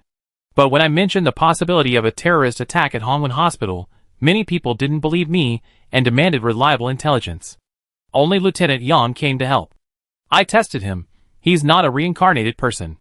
"Lin Shi, then why would he believe you and come to help you?" "Lu Wei, he wanted to earn merit." Lin Shi was skeptical. "He sounds like a model young man who strives for excellence." "Lu Wei, in your previous life, perhaps there were other grudges?" Lin Shi was surprised that he could see that. "How did you know?" "Lu Wei, your stress response is quite obvious." He avoided eye contact, instinctively shrinking his neck. Lin Shi understood. Lu Wei had never seen Lin Shi like this before. Lin Shi had also reacted defensively to Lu Wei before, her timid and hesitant manner being noticed, and she was identified as an infected person. Lin Shi raised her right hand. He shot my right hand too. Thanks to him, my right hand was crippled until my death in my previous life. So she developed a nimble left hand, wielding knives with both hands to wreak havoc in this life. Then Yang Yiqing broke her left hand." Lu Wei stared at Yang Yiqing's uniform. "Why?" "Lin Shi, people change. In the apocalypse, besides the deathly zombies, there are also the atrocities committed by people in their struggle for survival after the collapse of order. You must have seen it." Lu Wei seemed to be thinking of unpleasant memories and fell silent. Lin Shi gritted her teeth and said, "No matter what kind of person Yang Yiqing is, I must stay away from him. If I see him committing evil again, I will smash his hands." Xiang Xian peeked out from the side. "Just smash his hands?" Lin Shi? She had forgotten that there was Xiang Xian beside her, who was always staring at the paint bag. Xiang Xian was actually listening to their conversation. "Lin Shi, What did you hear? Xiang Xian's eyes were excited, sparkling. I heard about the entanglements of past and present lives. Sister Lin, Brother Lu, are you reincarnated? Lin Shi had always thought that no one would believe such a thing, but Xiang Xian had revealed it herself. The secret she had suppressed for so long was believed so easily by one person. Before she could answer, Xiang Xian impatiently said, So you said before that on May 20th you. Saving the world is real. Lin Shi's toes practically curled at the mention of saving the world. She only said it casually, but Xiang Xian had taken it seriously and kept shouting about it. Keep your voice down this. Xiang Xian. So it's real. You really are reborn? Shoo. This time, Lu Wei couldn't help but stop Xiang Xian.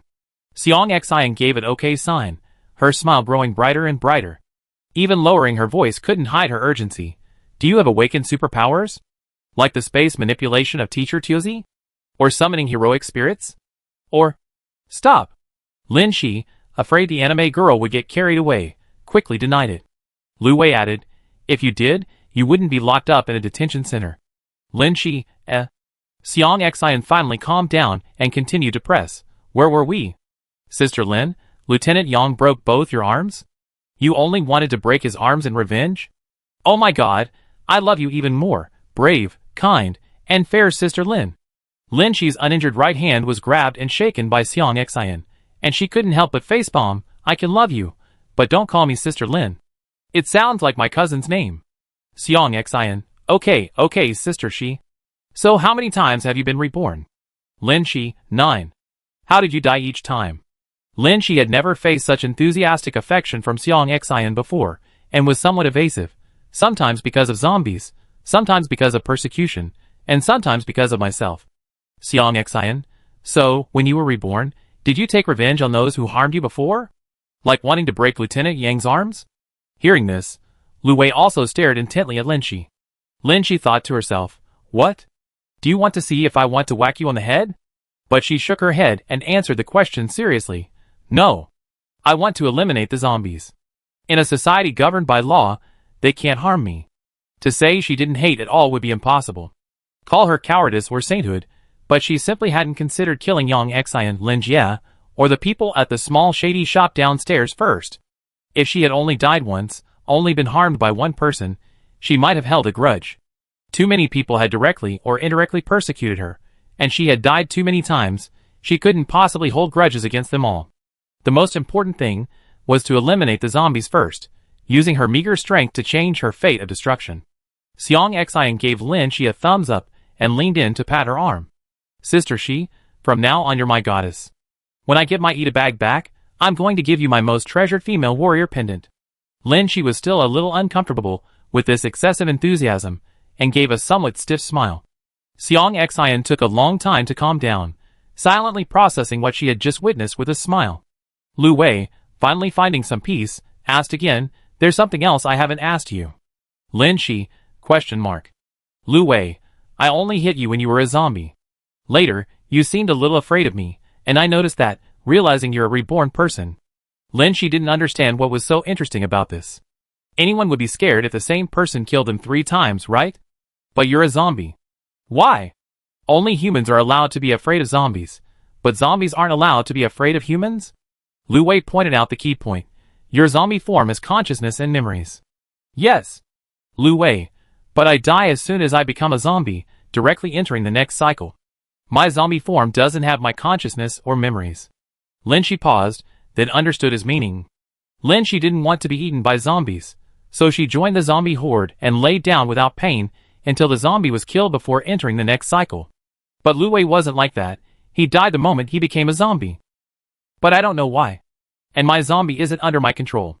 I only know what happened, but I can't control my corpse. Both of them pondered this question silently.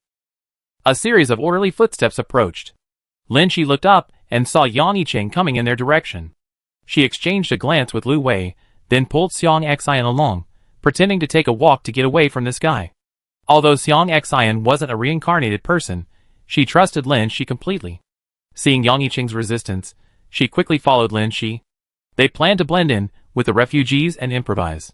Shenhua, seeing them move, shouted, Stop! 3 pairs of legs ignored his command, instinctively veering towards the crowd. Click! Lin Shi heard the sound of a trigger being pulled. Here we go again. Lin Shi didn't dare turn her head. She took a deep breath, and when she calmed down, she realized the gun was pressed against Lu Wei's shoulder, not aimed at her. Yang Yicheng stood to the side, blocking the civilian's view. Lin Shi, ? Lu Wei, ? Xiang Xian breathed a sigh of relief, as if saying, I knew it wasn't aimed at me. Shenhua walked towards them from the front, blocking their path. Shenhua, Lu Wei, Lin Shi, and Xiang Xian, from now on, the three of you are under military control. What does under military control mean? Shenhua, the Research Institute just submitted a report. Tests on the clothes of the deceased at Hongwen Hospital revealed the same virus as the zombies, confirming they were infected. Xiang Xian, doesn't that prove Lin Shi was innocent? She should be released. Shenhua shook his head. He said, Captain Lu, oh no, now Attorney Lu, reported a terrorist attack at Hongwen Hospital beforehand, which led to our joint operation. But we caught Lin Shi at the scene. But this virus had never been publicly announced before today. How did Lin Shi know? Xiang Xian, if I told you they were reborn and knew about the disaster on May 20th, would you believe me? Lin Shi winked and pleaded, please stop talking. Shenhua stared at her intently. Your behavior is strange.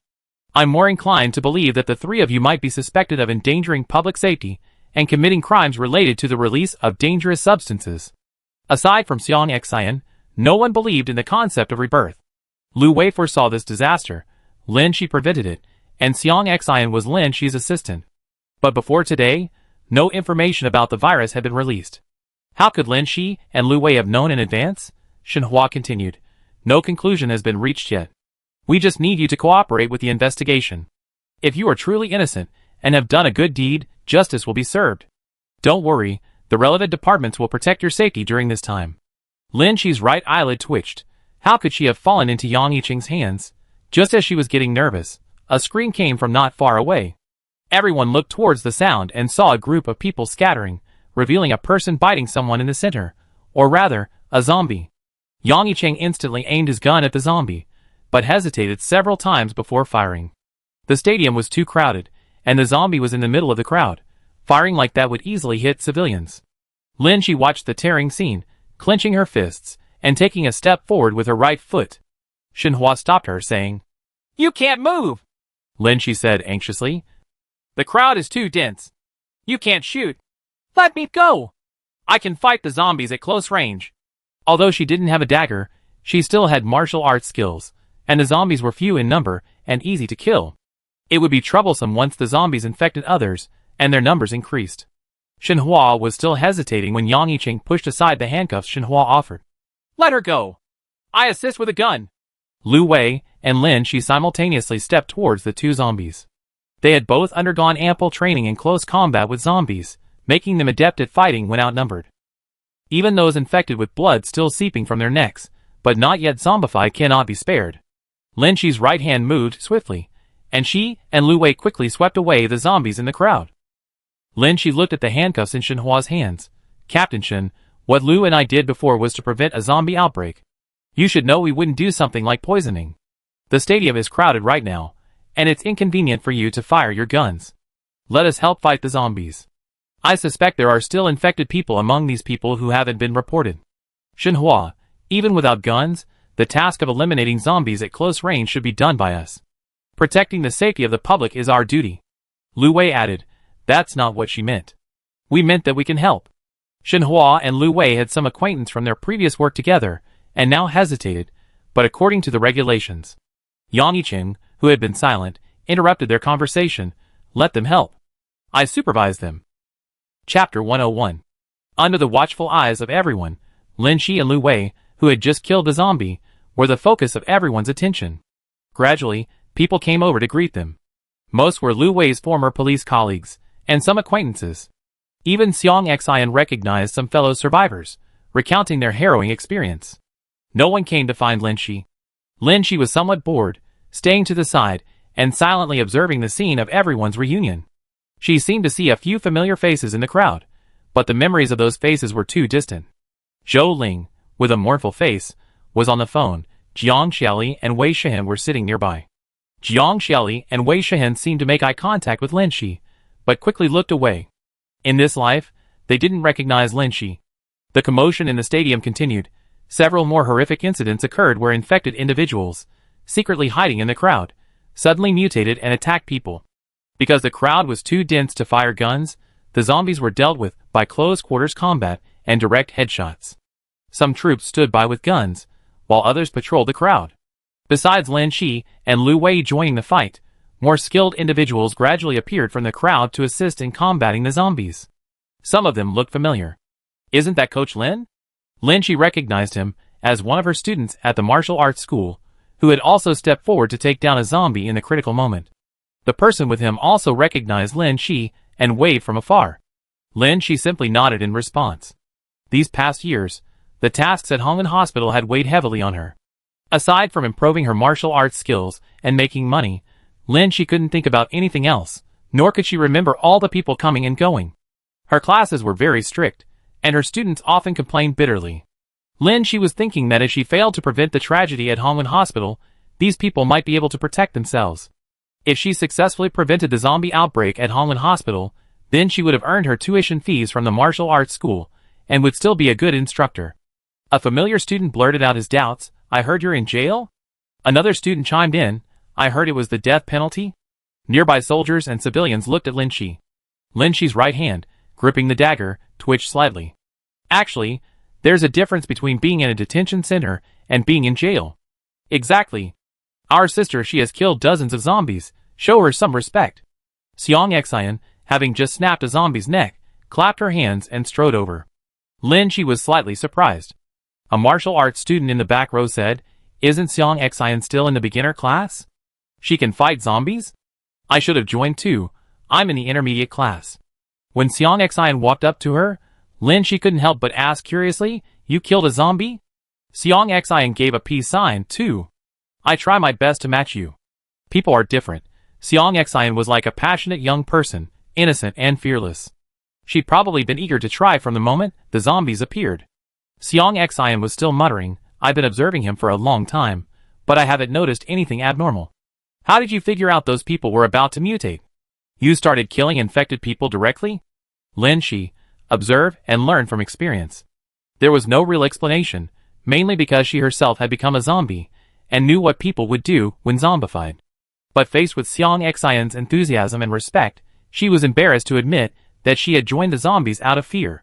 Were she and Xiang Xian friends? Before the word friend could even form in her mind, Xiang Xian grabbed her arm. You're my only sister. I learned from you. She even chuckled and made a couple of punches. Lin Shi silently thought, so this is what it feels like to be entrusted with high expectations. The military and police at the gymnasium were already short-handed. After discovering that some martial arts students had gathered there, they assembled a temporary volunteer team to help kill the suddenly mutated zombies and maintain security. Brave individuals with martial arts skills could volunteer to join, but formal recruitment required passing some simple tests, such as basic martial arts skills. Those whose courage and ability matched were recruited. Captain Shenhua didn't have any subjective opinions about Lin Shi and Xiang Xian, however, he always acted according to regulations. These two, along with Lu Wei, were currently suspects who needed to cooperate with the investigation, and in principle, they shouldn't be allowed to move freely. Guarding suspects and protecting their safety are both our duties. Surprisingly, it was Yang Yicheng who dispelled Shenhua's concerns. He assured Shenhua, I put the three of them under my care. I believe they are capable of volunteering. If they exhibit any unusual behavior. Yang Yicheng adjusted his gun. This implied that he could give Lin Shi and the others freedom, but also maintain control over them at any time.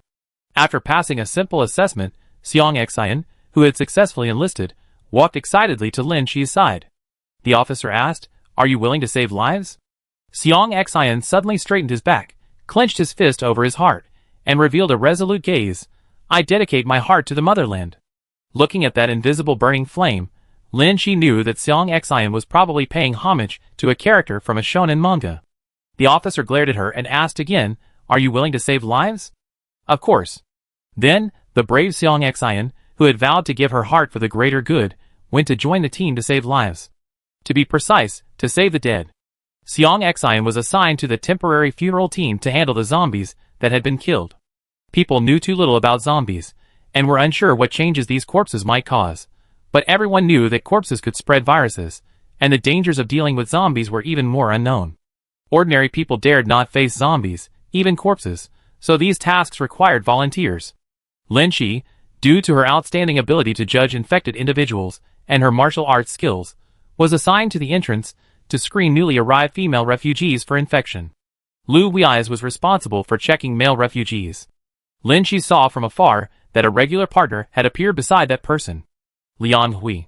It was said that he was practicing martial arts at the martial arts gym when the zombie outbreak occurred and was transferred here. Lin Shi suddenly felt her world was very small. So small that all the familiar faces she had known through several rebirths were gathered in this one stadium. Survivors were rescued in batches by police and the military, undergoing checks in the tents at the entrance. Lin Shi put on a mask and mechanically asked, "Have you been scratched or bitten by zombies? Are there any exposed wounds?" 100% of people would answer no. However, only 90% were fine. These people were lucky. The virus had a longer incubation period in their bodies, preventing them from immediately turning into zombies.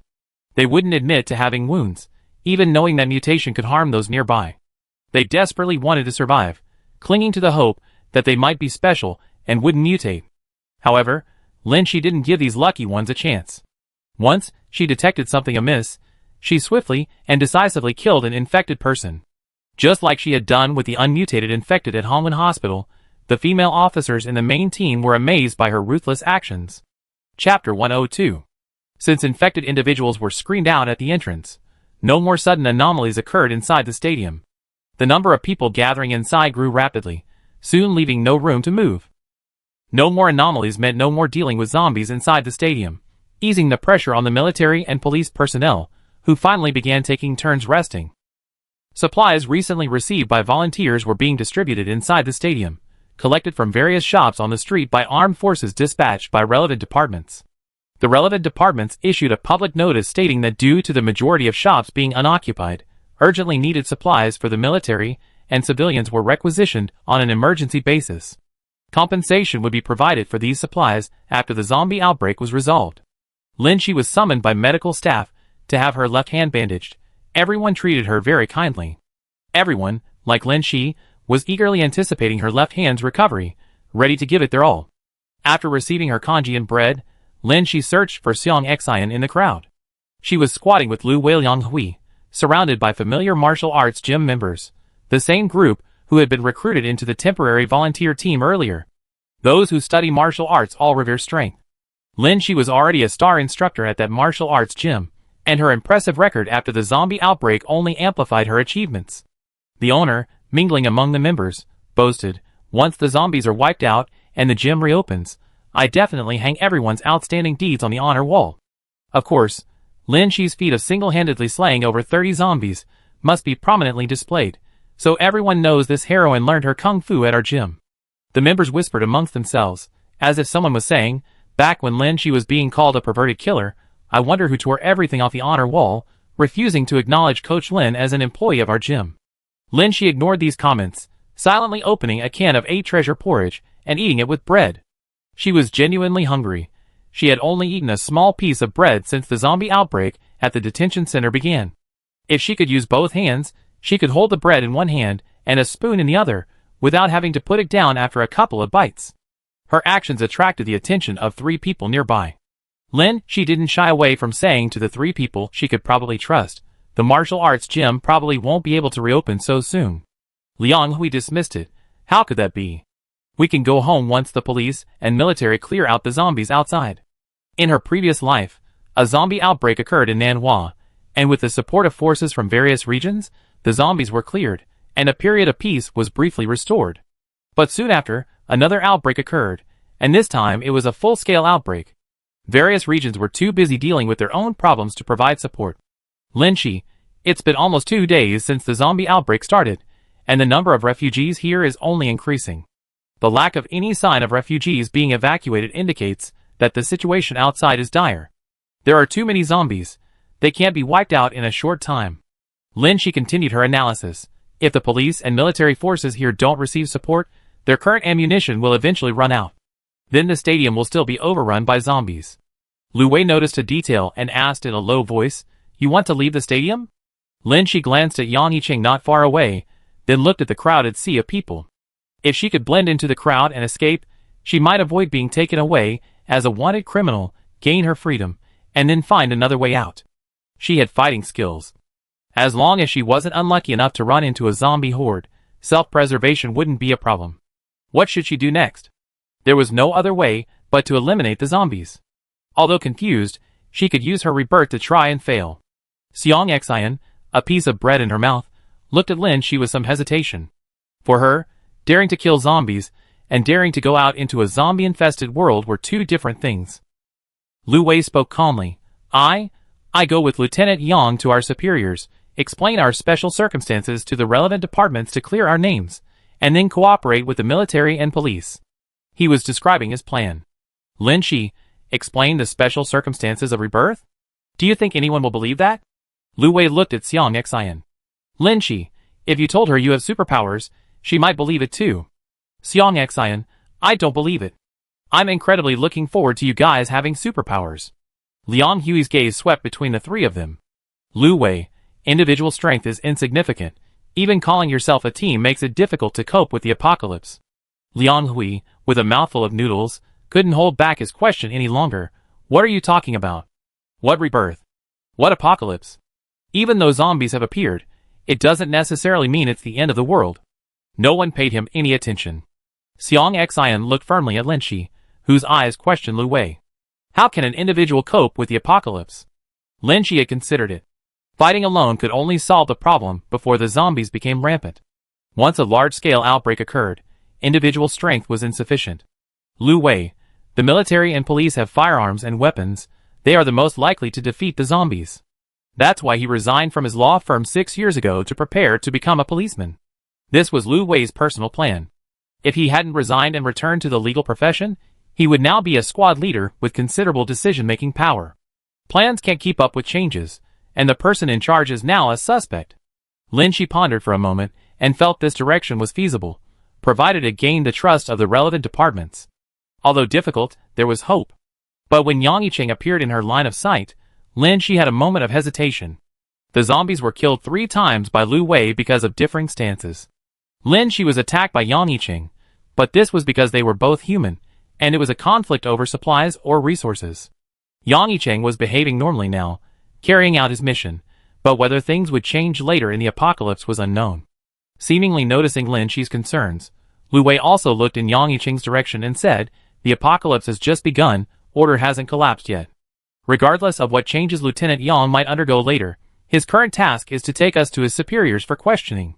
As long as we're innocent, we're no longer under his control. On the 4th day in the stadium, the area was temporarily safe, and the people boarded buses under the arrangement of the police. Everyone's phones were dead, and they didn't know what was happening outside. Those boarding the bus inquired if they could go home. However, Lin Shi knew that if the crisis outside completely subsided, the possibility of dispersing on the spot was greater. The bus was for mass evacuation. Nenhua remained dangerous. Civilians were evacuated first under the protection of police and military vehicles, followed by prisoners from the detention center. The military team led by Yang Yicheng maintained security and order until the very end. Looking at the 4 people preparing to board the bus, Yang Yicheng stared at Liang Hui. What's going on? Liang Hui stammered, Lieutenant, actually, I'm one of your accomplices you didn't catch. Chapter 103. Someone suggested Yang Yicheng handcuff the 4 men. The reason given was, their kung fu is quite good. Although the matter wasn't finalized, suspects in special cases needed to be handcuffed during transport. Earlier, when manpower was needed at the gymnasium, Yang Yicheng vouched for Lin Shi and the others, allowing them to join the fight. Now they were being escorted. Liang Hui grinned and said, What's it like to be handcuffed? I never been handcuffed before. Seemingly touched on a sore spot, Lin Shi and Seong Xian glared at him. Liang Hui seemed completely oblivious, having arrived at the gymnasium in a daze, joined the fight in a daze, and then followed Lu Wei into the car in a daze. Yang Yicheng, who was also standing in the car with a gun, glanced at him. I suspect you confessed to get protection from the military. Lin Shi was also curious. She had seen Liang Hui and Lu Wei traveling together in several lifetimes. Why does Lu Wei always have a fixed partner? And the level of trust is so high that they even travel together when the other is about to be interrogated by the military. Lin Shi's gaze darted back and forth between them, interrupted by Yang Yicheng's light cough. Don't try to coordinate your story under my nose. Xiang Xian, we already coordinated. Yang Yicheng slightly curled one corner of his lips. If coordinating your story could clear your name, spies and undercover agents would have been caught long ago. Lin Shi silently closed her eyes and leaned back, unwilling to look at that face anymore. Yang Yicheng's current behavior was perfectly normal. He was doing what he was supposed to do. Lin Shi remembered that when this man first appeared in Yunxiang, he killed nearby zombies and protected everyone as they went into the pond to dig lotus roots. At the time, Lin Shi thought this man's back view resembled Lu Wei's, only his demeanor seemed more sunny. If it weren't for that shot, her left hand still throbbed with an undeniable pain. She wouldn't have gotten on this truck if she hadn't been forced to. But she felt Lu Wei was right. Individual strength was insignificant, the zombie horde was growing larger, and only by joining the strongest force could humanity possibly change its fate of extinction. The zombie outbreak proved that Lin Shi hadn't intentionally killed to retaliate against society. Even if the authorities didn't believe Lin Shi could know the cause of the zombie outbreak beforehand, they could still verify her clean background through surveillance and investigations. She remembered that in previous lives, the authorities had issued recruitment notices, calling on capable young people to join the zombie clearing teams. She could join the team and gradually work her way up. The truck stopped and started again, driving for an unknown amount of time before finally arriving at a base. Only the basic operational personnel remained. All other forces had been dispatched to clear out the zombies. Interrogation Room 1 Lin Shi, Detention Center Number S002, on the morning of May 20th, 2025. You killed 9 people at Hongwen Hospital, later claiming you killed zombies. Is the time confirmed? Lin Shi nodded. Lu Wei was the former captain of the Hongwen branch. After your arrest, he resigned from the police station to become your defense lawyer. Can you tell me about your relationship? The interrogator was a middle-aged man, with a steady voice and calm gaze. His gaze gave the impression that he dared not lie, yet one could trust his impartiality. What was his relationship with Lu Wei? In this life, before May 20th, they had no relationship. It was difficult to answer. Interrogation Room 2 Former Hongwen Branch Captain Lu Wei, in April you claimed to have received reliable intelligence that a terrorist attack would occur on May 20th. Your superiors thought it might be a prank, but you persisted. Your superiors assigned Lieutenant Yang to assist you in maintaining order at Hongwen Hospital, which resulted in the arrest of Lin Shi, who had violently injured someone. It was later confirmed that the 9 people Lin Shi killed were all infected with the zombie virus. The interrogator continued, now it seems the terrorist attack you wanted to report was a zombie outbreak, is that right? Lu Wei nodded. The interrogator, the zombie virus was detected on Lin Shi's knife. Combined with the surveillance footage from Hongwen Hospital that day, and the current zombie riot outside, it confirmed the presence of the zombie virus. But the zombie virus had never appeared before. How did you know? Lu Wei, a lawyer by profession, had experienced many verbal battles, but now he carefully organized his words. The interrogator posed a second question. Lin Shi also seemed to know that a zombie outbreak would occur at Hongwen Hospital on May 20th. We conducted a survey on your relationship with Lin Shi. Apart from a month-long overlap in your activities at the martial arts gym 6 years ago, there have been no further records of contact or meetings. Is that right? Lu Wei nodded. How do you explain that you two knew about the existence of the zombie virus before all the research institutes? And it will break out on May 20th. Interrogation Room 3. Freelance cartoonist Xiang Xian, on May 20th, you remotely assisted Lin Shi in killing 9 infected people at Hongwen Hospital. Did you know beforehand that a zombie outbreak would occur at Hongwen Hospital? Xiang Xian's gaze was firm, then she shook her head. A hint of disappointment and doubt flashed in the interrogator's eyes. Then did you know what Lin Shi was doing at the time? Xiang Xian shook her head, then nodded. Interrogator, what do you mean? Explain in detail? Xiang Xian, Sister Shi, I mean Lin Shi. She said a long time ago that she would save the world on May 20th. Later, I heard from other members that Coach Lin resigned and went to work as a cleaner at Hongwen Hospital. I didn't believe it. But you know, Coach Lin is usually a very serious person, yet he actually said something about saving the world, and as a cleaner no less. Such a contrasting persona. I absolutely have to go and observe him in person, so I can use it as material for my comics, you know what I mean? The interrogator sighed. Alright, let's move on to the next question. You've been temporarily detained at Hongwen Detention Center for violating others' privacy and spreading inappropriate videos. The videos you shared were labeled with terms like zombie. Since you didn't know what Lin Shi was doing, why did you come out and prove it was zombies? Xiong Xian, if you watch the video a couple more times, you see those people are weird. I was reporting Lin Shi's location. Her targets were people who had been bitten or scratched. Only you guys didn't believe she was killing zombies. You couldn't even see that. Alright, stop. Interrogation room 4, tell me about your crimes. Liang Hui, I don't know either. Brother Lu didn't tell me either. Liang Hui, why don't you ask me? I see if I can remember. The interrogator took a deep breath. There's no concrete evidence yet for the three of them on suspicion of wrongdoing. They might be released without charge after questioning and investigation. Looking at Liang Hui, whose eyes were innocent, he added, but you will be arrested for obstructing justice. Monitoring room, an officer put down his headphones, looked at the four men's resumes, and highlighted a common point in red. He said to Yang Yicheng behind him, this martial arts gym is suspicious. You and Captain Shenhua take over, and bring the owner over for questioning. The martial arts gym owner, who had just been transferred to the Nanhua temporary shelter, was boasting to his colleagues, our gym is full of elite zombie killers. He then sneezed. Chapter 104. Actually, we are reborn. Two voices overlapped in the two interrogation rooms. Lin Shi met the interrogator's intense gaze and said, half embarrassed and half flustered, whether you believe it or not, I have indeed died and been reborn. I know that a zombie outbreak will occur at Hongwen Hospital before 10 a.m. on May 20th. The superior and Yang Yicheng behind the monitor widened their eyes, leaning forward slightly, as if afraid they had misheard. Out of professionalism, the interrogator's gaze remained calm, showing no sign of doubt or surprise.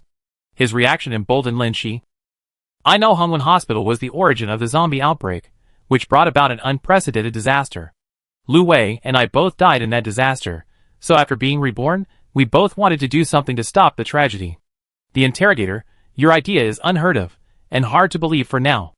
Lin Shi tried to argue, but before this, no one believed me if I said I killed zombies, but now it's confirmed that a zombie outbreak has occurred.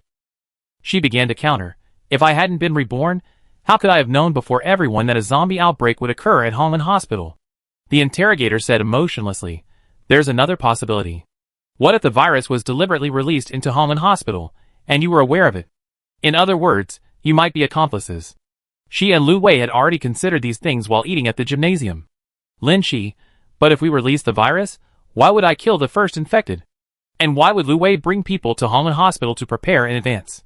Isn't that going against the intentions of the person who released the virus? When questioned, she finally stopped making jokes or giving vague answers, and instead stood up for herself. The interrogator glanced at her wrists. So neither of you are handcuffed yet. However, since Hongwen Hospital was the first location where zombies appeared, and you have connections there, we need to investigate. Lin Shi, since an investigation has begun, we investigated Lu Wei's and my backgrounds, connections, and resumes. It's impossible for us to have researched the virus or poisoned it. Interrogation room 2, how can you prove you are reborn? Lu Wei placed his hands on the table. If it were before the zombie outbreak, I could have predicted some future events to prove I was indeed reborn from the future. But now the past is a fait accompli, and I think I can't prove it for now. Why didn't you report the zombie information directly in the first place? Lu Wei, I tried telling the people around me that there would be a zombie outbreak in the future, but no one believed me. And she looked at him with a mocking expression. Lu Wei, you actually make jokes like this? With that serious expression, I almost believed you. Lu Wei added, like Lin Shi, who directly solved the source of the zombie outbreak, but was arrested for intentional homicide. I emailed various research institutes seeking help to test the virus, but almost no one responded, because no one believed that a zombie virus existed in this world. Lin Shi proved with her actions that a zombie outbreak is something hard to believe. The lengthy interrogation lasted a long time, and Lin Shi was already hoarse from talking. The second half was still to be conducted. It was unknown how Xiong Xian and Lu Wei were doing. When the interrogator entered again, he maintained his composed demeanor, but the topic of questioning had shifted from how to prove himself to what the future held. It seemed the higher-ups were beginning to accept their talk of rebirth, and were pressing for answers about what would happen next in order to prepare. This was a good sign. But Lin Shi hesitated. I'm sorry, to be honest, I used to be very timid, always hiding at home, unaware of what was happening in the outside world. I only learned about major incidents through online news. The interrogator, then you can talk about major incidents. We can prepare in advance, like you and Lu Wei did. You successfully prevented a zombie outbreak at Hongwen Hospital. With advanced preparation, we can prevent even more tragedies. Lin Shi clenched his fist, As you said, I prevented the zombie outbreak at Hongwen Hospital. The starting point is different from my previous life. The zombie outbreak on May 20th failed, but it re-emerged a little over a month later. The timeline is unlike any other life. Although Lu Wei didn't postpone the zombie outbreak in his previous life, the timeline and location of Hongwen Hospital on May 20th were still largely considered the starting point. This minor change led to everything altering the subsequent events. The zombies were briefly eradicated within a month before re-emerging. Lin Shi said, "Every change brings a corresponding butterfly effect. This life's experience is unlike anything I ever had before. I'm sorry, I can't offer any prescient advice." But she hesitated, wondering whether to mention Yang Yicheng's situation. Could that seemingly dedicated person be a hidden villain? Interrogation Room 2. Lu Wei. Although the timeline and spatial points have changed, the zombie outbreak has still occurred. I think the relevant departments will organize a cleanup operation. If the cleanup cannot be completed in a short time, the temporary shelters will be in danger, and the relevant departments need to arrange the construction of the refuge base in advance. Will this be a protracted war? Lu Wei nodded. Based on my and Lin Shi's rebirth experience, yes. He seemed to have thought of something else, but hesitated whether to say it. Just as the interrogator was about to end the topic, Lu Wei suddenly made a decision. Could I report to my superior, or even my higher-ups? Lu Wei stopped the interrogator. The future White Shield base and Yu Mingyuan need to be closely monitored. The changes at the White Shield base will bring devastating blows to humanity. Backstage monitoring room, the superior silently put down his headset, his expression solemn, seemingly pondering Lu Wei's words repeatedly. Yang Yicheng, having withdrawn his curious gaze, stood upright to the side, eyes downcast. After so many days, I can finally eat a hot meal. Xiang Xian put down her lunchbox and stretched languidly. Lin Shi, carrying her food tray in one hand, sat down in the tent where only the four of them were, feeling a sense of suddenness. They had gained her trust so quickly, and she had even been allowed to eat with her companions. Liang Hui, usually so talkative, seemed preoccupied, focusing only on his food. Lu Wei, I wonder what the situation is like outside. Lin Shi felt a little relieved. Lawyer, do you know what our next steps are? Can you predict things from a legal perspective? In these extraordinary times, it's difficult to predict. However, the next moment, the food tray was knocked over by a figure who suddenly burst in, followed by several green-clad figures who dragged them away. Chapter 105. A moment ago. The surveillance footage showed that all four interrogation rooms simultaneously ceased operations, releasing 4 people. The officer raised an eyebrow at the sealed file folder on the table. Behind him, Yang Yicheng stood impeccably upright, poised for action. The officer glanced at him, his tone devoid of emotion as he asked, "What do you think?" Yang Yicheng, "I will follow your instructions." An eerie silence fell. After an unknown amount of time, the officer sat down, picked up his now cold tea, and took a few sips. Interesting. They talk like it's the truth. With only 2 people in the room, Yang Yicheng wisely picked up the kettle and went to refill his tea, his eyes fixed on the tea without glancing to the side. The officer clicked his tongue, not because he disliked the tea, but because his slightly furrowed brow revealed a hint of doubt. He couldn't help but speak up. "I almost believe their talk of rebirth, if it weren't for..." Yang Yicheng interrupted. "I think there are only 2 possibilities. They are spies who released the virus, or they are all mentally ill. 2 people claim to be reborn. One easily believes someone who said they would save the world, and the other, who knew nothing, firmly claimed to be an accomplice. None of them seemed normal." The officer's gaze was fixed on Yang Yicheng's eyes, trying to see loyalty in that sincere look. "So what should we do with these patients?" Yang Yicheng silently moved his Adam's apple, calmly saying, "Actually, the higher-ups only ordered us to clear out the zombies and assist residents in moving to safe areas. They didn't tell us to investigate Lin Shi and Lu Wei first." "That's true." The officer waited for Yang Yicheng to continue. "Yang Yicheng, bringing Lin Shi and Lu Wei back was just to answer the questions our superiors had, but it seems they're not cooperating with the investigation. Then what should we do?" Yang Yicheng firmly stated, "Just pretend I never brought these people back to base." The superior sighed, "Go." After Yang Yicheng left, the officer opened the file folder and checked the document titles again. He was completely baffled. When someone is starving and their food is knocked over, their first reaction is often anger and impatience. However, just as the emotion reaches the brain and is about to manifest in words, their mouths are covered tightly. Everyone here has learned self-defense at some martial arts school, and their instinctive reaction is to raise their elbows to strike the person controlling them. but they all become obedient the moment they see the gun. Lin Shi had been aimed at by this person's gun twice before, and every time she saw it, her arm would instinctively hurt. In fact, her arm had been accidentally bumped in the chaos, and it did hurt quite a bit. What happened? Hadn't the relevant departments already cleared their name? That's why everyone was released, allowed to move freely, and even had food delivered to them. Lin Shi had thought she would undergo a period of observation before slowly joining the team. But now, Yang Yicheng had disrupted her plans again. She always seemed to fall victim to the same person repeatedly. And now, two people who had persecuted her multiple times, either actively or passively, were in the car. Only one remained on the opposite side of absolute power. The other was tied up with her and being persecuted by that person. Yang Yicheng was indeed the villain. Lin Shi had initially thought that Yang Yicheng's current position was low-ranking with limited power, and since the apocalypse had only just begun and order hadn't completely collapsed, even if he wasn't a good person, he couldn't go too far. But she was too naive. After being put into the vehicle, the two doors slammed shut, and 6 armed men stood guard at the entrance, making escape impossible. She had taken the wrong path after all. Perhaps she should have given up long ago.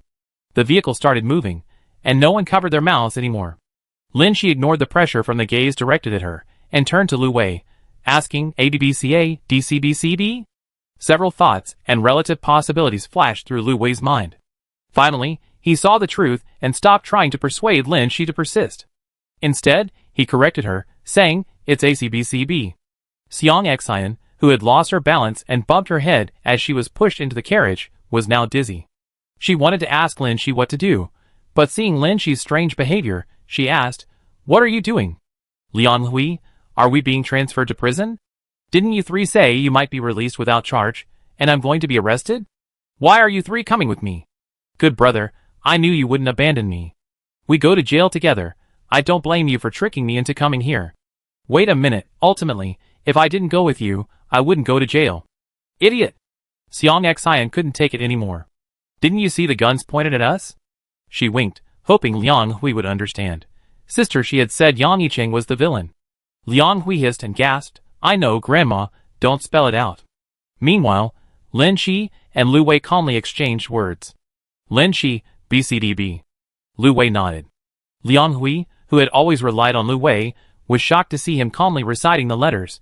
Can anyone tell me what happened? Yang Yicheng looked at the four of them seriously. But he realized he was being ignored. A voice came through the earpiece, and Yang Yicheng replied in a low voice. Okay, stop here. Xiang Xian, stop why? That gun is pointed at us, we're going to be shot. Impossible, impossible, I just came to the military base for a half-day trip with my good friend, I didn't do anything. And Lu Wei, on whom high hopes were placed, TFFTT. Lin Shi nodded. Xiang Xian, I know, this must be a rebirth spell. After the vehicle came to a stop, light shone in the moment, the two doors were pushed open, and when they closed again, only Yang Yicheng was left in the car. Lin Shi and Lu Wei both noticed the shift in the situation. They continued speaking in alphabetical order, but a hand in their blind spot slowly moved backward. 6 guns were out of the question, but one gun offered a chance. The worst outcome was another shot. Anyway, the information was cleared, they could go all out. However, the next moment, a calm, deep voice rang out. I took a huge risk releasing you. Don't make me think I saved 4 lunatics. Lin Shi felt like she misheard. Yang Yicheng actually said he was saving people. Yang Yicheng added, oh, to be precise, mentally ill. The officer watched Yang Yicheng close the door, leaving him alone in the room. He deleted the videotapes from the 4 monitoring rooms. Then he silently opened the file folder beside him. The folder contained the contents he had just sealed. Ready to submit immediately, the subject was a proposal for Project White Shield. How strange. If there really were reborn individuals, then his plan had been successfully implemented. But why did Lu Wei say he was someone who needed special attention? He's troublesome nonetheless. Chapter 106. A silence fell over the carriage. Lin Shi and Lu Wei, who were about to make a move, suddenly stopped and exchanged a glance. Lu Wei asked, Lieutenant Yang, what do you mean? What exactly happened? Yang Yicheng sighed softly, seemingly troubled. Yu Mingyuan heard everything in the monitoring room. Lin Shi and Xiang Xian showed the same confused expression as Liang Hui. Only Lu Wei nodded knowingly. Excuse my bluntness, but what you call rebirth is indeed hard to accept.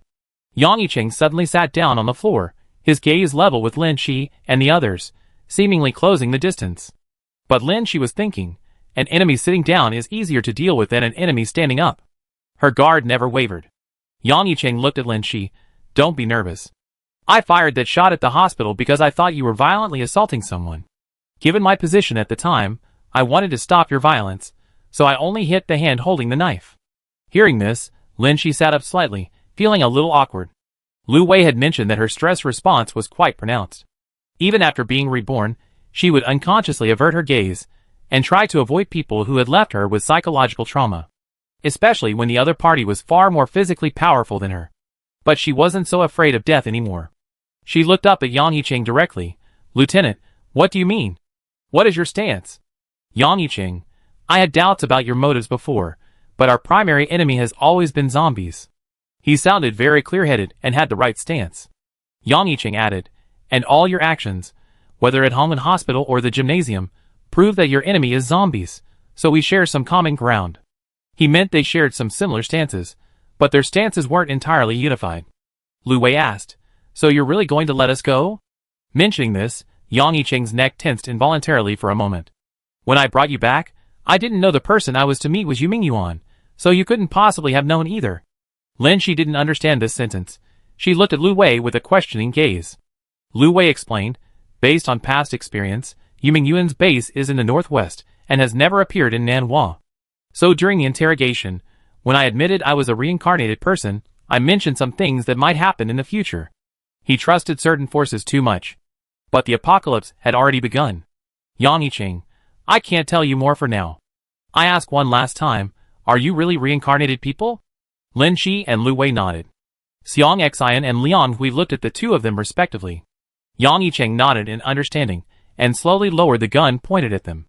Lin Shi was still struggling with whether Lu Wei had understood the code, and whether she should take action against Yang Yicheng, who was sitting there, and try again to fight for a way out. Now that Lu Wei had voluntarily lowered his gun, Lin Shi felt even more uneasy due to the unexpected turn of events.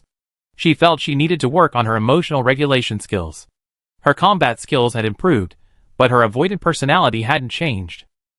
Just as she calmed down, Yang Yicheng asked, besides Yuming, do you know of anyone else who committed evil deeds in the zombie apocalypse? Lin Shi's calm gaze froze. She couldn't move. She couldn't give Yang Yicheng any special looks. This person might be considering letting them go. He can't be allowed to suspect anything amiss. You're the villain. In your past life, you actually shot unarmed civilians who hadn't done anything wrong. Lu Wei, realizing his loose tongue after what had just happened, didn't easily believe Yang Yicheng's words. Lin Shi changed the subject. Every change brings different butterfly effects. Too many things have changed in this life. It's different from the timeline we know, so it can't be used as a reference. This was the truth. Who would have thought Yang Yicheng would appear in Nanhua ahead of time, and now even threatened to let them go? Yang Yicheng sensed their wariness, and knew he couldn't get any more information out of them for the time being. So be it. Yang Yicheng thought, all he could do was let these 4 people go first. Then, he continued clearing out the zombies. It was his duty, and what he wanted to do. But could he still return to the base? Even if Yuming didn't know the 4 had been released, both he and Yuming had heard Lu Wei mention Yuming and White Shield Base. Would someone about to become a villain eliminate those with differing stances beforehand? There was no legitimate reason, but the world was in chaos, zombies were everywhere, and the clearing teams had suffered casualties. Anything was possible. Even Yang Yicheng himself was wondering how to deal with Yuming next. The people in the car swayed slightly with the bumps. No one spoke, each lost in thought. Lin Shi gave Lu Wei another look. Yang Yicheng was distracted. Was there a chance? Lu Wei's gaze remained unchanged, as if to say, not yet. Even if Yang Yicheng had released them, the shock of that shot in her past life was too strong for Lin Shi. She didn't want to spend a moment longer with this man. The apocalypse has begun. Some people are already changing. Sooner or later, they will be forced to reveal their deepest humanity. What is Yang Yicheng's deepest humanity? Yang Yicheng suddenly spoke. I won't be going back for now. I'm going to clear out the zombies in the city. What about you guys? Lin Shi, sure. She glanced at Lu Wei. If Lu Wei sided with Yang Yicheng, then it was goodbye. Tonight I'm setting sail. The only resurrected teammate in this world, goodbye. The next moment, Yang Yicheng changed his mind. Never mind. For some reason, he proactively rejected the idea. Lin Shi breathed a sigh of relief. Yang Yicheng placed them in a temporarily cleared safe zone, returned the items confiscated from the detention center, and left a contact number. Lu Wei was a professional lawyer with a strong memory. Lin Shi happily pulled her suitcase, while Xiang Xian patted her ita bag and then placed a keychain on Lin Shi's bag. Yang Yicheng had said that this safe zone was temporarily designated for supplying civilians, and wouldn't remain safe forever. They needed to plan ahead. Liang Hui finally snapped out of his daze. What should we do now? Lu Wei, gather supplies, find a reliable base, wait for the official conscription notice, and then join. Liang Hui, since we're going to enlist anyway, why didn't we go fight zombies with that lieutenant? He sounded like a good guy. After their journey, Lin Shi's opinion of him seemed to have changed slightly. But only slightly. Lin Shi said, people change. I met him in my previous life. A wise person doesn't stand under a dangerous wall, and besides, he didn't intend to take us along. Xiang Xian pursed her lips, looking at Lin Shi. Lin Shi asked curiously, what's wrong? Xiang Xian stuck out her tongue. I told you not to hit me. It's just that hearing you so seriously lecturing, even quoting famous sayings, makes me feel a little embarrassed. Lin Shi stared back at her incredulously. I didn't say I was embarrassed by all those grand-minded, childish antics you had before. How can you say I'm embarrassed? Chapter 107. Starting today, we save the world. We're teammates through thick and thin. Xiang Xian was the first to speak. From the moment she decided to help Lin Shi, they were teammates. Later, Lawyer Lu, who had come to visit her in the detention center, and after a rescue and transfer, and learning that Lu Wei, like Lin Shi, was a reborn person, Xiang Xian's temporary team grew to 3. As for Liang Hui, his combat skills weren't as high as Lin Shi's or Lu Wei's, and he was rather comical, but considering his willingness to go to the base to share life and death, let's expand the team again. One person's strength is too insignificant. Saving the world requires stable teammates, even a large group. Everyone understood this. Xiang Xian, full of fighting spirit, now let's pay our highest respects to our teammates. Salute. However, the seemingly stable teammates had their own thoughts during the alliance ceremony. Liang Hui, didn't I come to find Brother Lu to survive together? How did I end up saving the world? Lu Wei, first, let's plan our route back to our home in Area A and replenish our supplies. Lin Shi, I agree to the alliance, but if you're going to salute, don't drag me into it, it'd be awkward. But having a team definitely gives me more confidence than going it alone. A signal flare rose in the distance, leaving a green trail in the sky. Lin Shi put her watch from the bag of supplies Yang Yicheng had returned onto her sling wrist, and immediately saw the latest message from the relevant department. Supplies distribution to Xinyuan Community South District, Xinyuan Community North District, and Xingfu Jiayuan in Area A is about to end. All residents are requested to return home for evacuation as soon as possible. A green signal flare will light up every 5 minutes. The temporary safe zone will be deactivated when the 5th one lights up. Lu Wei, the first signal has been activated. We have 20 minutes to evacuate. This place is only 7 kilometers from my home. Let's go to my place to rest before making further plans. The others had no objections. The situation in Nanhua was still unknown. They couldn't just rush out of Nanhua as a group. The place they were currently in was only a temporarily cleared safe zone, unsuitable for lingering. And among them, only Lu Wei's home was closest, making it the most suitable temporary shelter. Lin Shi guessed that Lu Wei's family must have prepared for the apocalypse in advance. But we don't have a car. How are we going to get across those 7 kilometers? Lin Shi observed from the risk zone markers shared on the map by the relevant departments that areas A, B, and C were all marked in red as high-risk zones. Without a car for cover, they would be exposed to the zombies. Lin Shi took a deep breath. She had finally reached this point. She had to survive the zombie onslaught. She immediately spread out her suitcase and gave the others compressed biscuits and glucose water to replenish their energy. The meal had been spilled, and everyone was hungry and exhausted. Including Lin Shi's confiscated personal belongings, there were 3 down jackets in the suitcase. Although they were thin, their special material could protect against zombie scratches. But now there were 4 of them. Lu Wei spoke first. I don't need them. Xiang Xian looked somewhat hesitant. Liang Hui, however, beamed. Okay, I knew Brother Lu would take care of me. The jackets belonged to Lin Shi. 2 out of the 3 must have been Lin Shi and Xiang Xian's. Lu Wei's statement meant he was giving up on the protective suits in advance. Liang Hui had just finished thanking her when he felt uncomfortable from the ill-fitting clothes. He realized then that Lin Shi's clothes were actually women's clothing that suited her. He was about 10 centimeters taller than Lin Shi and had a broader build, making the clothes look strange and uncomfortable on him. He suddenly understood why Lu Wei had given up on the clothes earlier. Good, as expected of brother Lu, so far-sighted. The third plume of green smoke streaked across the sky. Time was running out. Lin Shi sorted through the weapons in the suitcase. Her murder weapon from Hongwen had been taken to the research lab for virus testing. The suitcase only contained a pair of spare daggers. But Lin Shi could only use her right hand, so she gave the other dagger to Liang Hui and the easier-to-use baseball bat to Xiang Xian. The suitcase was simply abandoned on the street corner, and Lu Wei took the small drone and tablet, which had nowhere to go. Liang Hui couldn't help but ask, "How did you prepare so thoroughly?" Xiang Xian replied, "My sister, she is a reborn person. Knowing the zombie outbreak was coming, why wouldn't she prepare?" Xiang Xian knew, of course, that Lu Wei wasn't using the drone as a weapon, but she felt uneasy about the resources not being distributed evenly while she was the beneficiary. She looked at Lu Wei with some difficulty. Before Lu Wei could speak, Lin Shi explained, "It's okay, he's really good at fighting zombies with his bare hands." After saying that, she quickly packed the items she could carry from her suitcase into her own bag, stuffing the rest into Xiang Xian's itabag. Xiang Xian watched as the dolls in the itabag were squeezed flat, clenching her fist, but refrained from saying anything. Instead, she casually remarked, "Although I've seen Lu Wei fight zombies, why did you emphasize bare hands?" Hearing this, Lu Wei slightly turned his head away. Lin Shi didn't answer, silently putting more tampons into her bag, squeezing the doll into a pancake shape.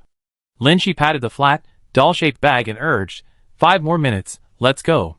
As she ran, Lin Shi glanced at the next safe zone on the electronic map, in the opposite direction from your house. This meant they couldn't use the safe zone route to get to Lu Wei's house. Xiang Xian rubbed her hands together, eager for action. "Then let's force our way through. Fight our way out. Lu Wei, modern car anti-theft systems are very good, you can't drive away without a key." And the owners of the cars nearby were either hiding at home or had become zombies. Finding the car keys was simply not an option. Lin Shi had been working on her physical fitness for the past few years. She could run 7 kilometers quickly, but her speed wasn't fast, and Xiang Xian's endurance was unknown. They could avoid or deal with a few zombies before running away, but if they made a noise and attracted a large number of zombies, even with their considerable fighting skills, it would be difficult to escape from a horde. But Lu Wei's meaning. Lin Shi, "So we really have to run there?" Lu Wei nodded. Lin Shi asked helplessly, "What kind of transportation do you guys usually use?" The 5th plume of green smoke rose into the air, signifying the safe zone had officially ended, and the zombies would slowly gather. Danger was approaching. The group chatted as they ran, and Liang Hui muttered impatiently, "Can't we talk about this when we get to Brother Lu's house?" Xiang Xian, "The subway." Lu Wei replied seriously, "The subway and the car. Both were unusable modes of transportation." Lin Shi had a sudden inspiration. "I have an idea. You guys stop for now." Chapter 108. The 4 of them ran quietly and quickly, maintaining a diamond formation. Lin Shi followed the map and stopped at a small blue dot. The other 3 saw the mode of transportation Lin Shi had thought of: shared electric bicycles. Their expressions ranged from surprise and joy to calm. Lin Shi knew these 3 people, 2 career professionals and 1 seasoned homebody, had probably never ridden a shared electric bicycle before. They didn't speak, communicating with their eyes. Lin Shi was the first to open the QR code and scan it with her watch. Payment failed, insufficient balance because they were in a dangerous area, making noise would attract zombies, so all 4 of them kept their mouths shut and communicated with their eyes. Xiang Xian and Liang Hui looked surprised. Even in the apocalypse, you still have to pay to ride a shared bike. How come some people don't even have enough money to ride a shared bike? Lin Shi didn't feel embarrassed, only nervous. She withdrew all her online balance into cash on the morning of May 20th. Her thought was that if she could stop the zombie outbreak, all the better. If she failed and the zombies still broke out, her electronic balance would become just a string of numbers. At that moment, Lu Wei displayed his QR code and topped up her account with 10 yuan. Click! The sound of unlocking was quite noticeable in the quiet street corner. Her ears twitched alertly. Lin Shi released the handlebars and gripped her dagger instead. A faint, fragmented sound came from behind. The sound was too faint to make out what it was, or where it was coming from. The 4 exchanged glances, one gripped the dagger, another the baseball bat, and yet another clenched their fist. The sound rang out again. Xiang Xian raised an eyebrow, her gaze fixed on a fixed direction, and pursed her lips. In the flower shop on the street corner, A pale face covered in blue veins peeked out from among the withered bouquets. Those white eyes met theirs, suddenly locking onto their target with a sharp look. It could have emerged from the hole in the door that had been knocked down, but in its eagerness to pounce on its target, it smashed through the window. Crash! A figure leaped out the instant the glass shattered.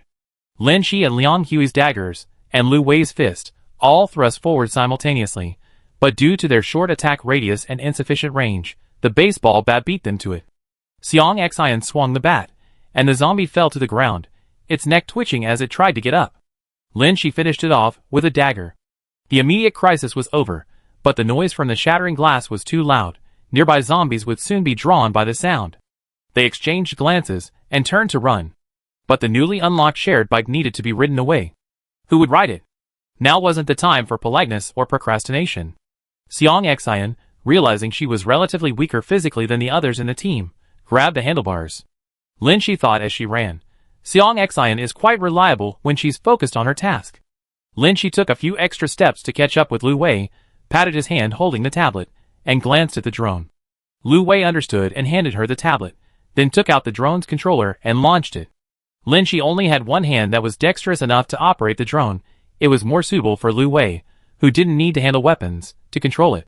The tablet had been deactivated when given to Xiang Xian. Since it had been pre-connected, it directly projected the imagery from the drone's view. The small drone couldn't fly very high, but it provided Lin Shi with a flat, planar view. Lu Wei controlled the drone, while Lin Shi ran and directed the way, avoiding the hordes of zombies. They evaded any lone zombies they encountered, and those they couldn't shake off were headshot. People are incredibly efficient when dealing with zombies. After running for about 10 minutes, Lin Shi finally found a zombie-free intersection on the screen and stopped temporarily. Everyone caught their breath, but before they could even catch their breath, Lu Wei turned and entered an intersection, furiously beating up 2 zombies. Xiang Xian took the tablet from Lin Shi, looked at Lin Shi, looked at the tablet, and then gave herself a thumbs up. Her meaning was, I'm still the best at scouting and reporting locations.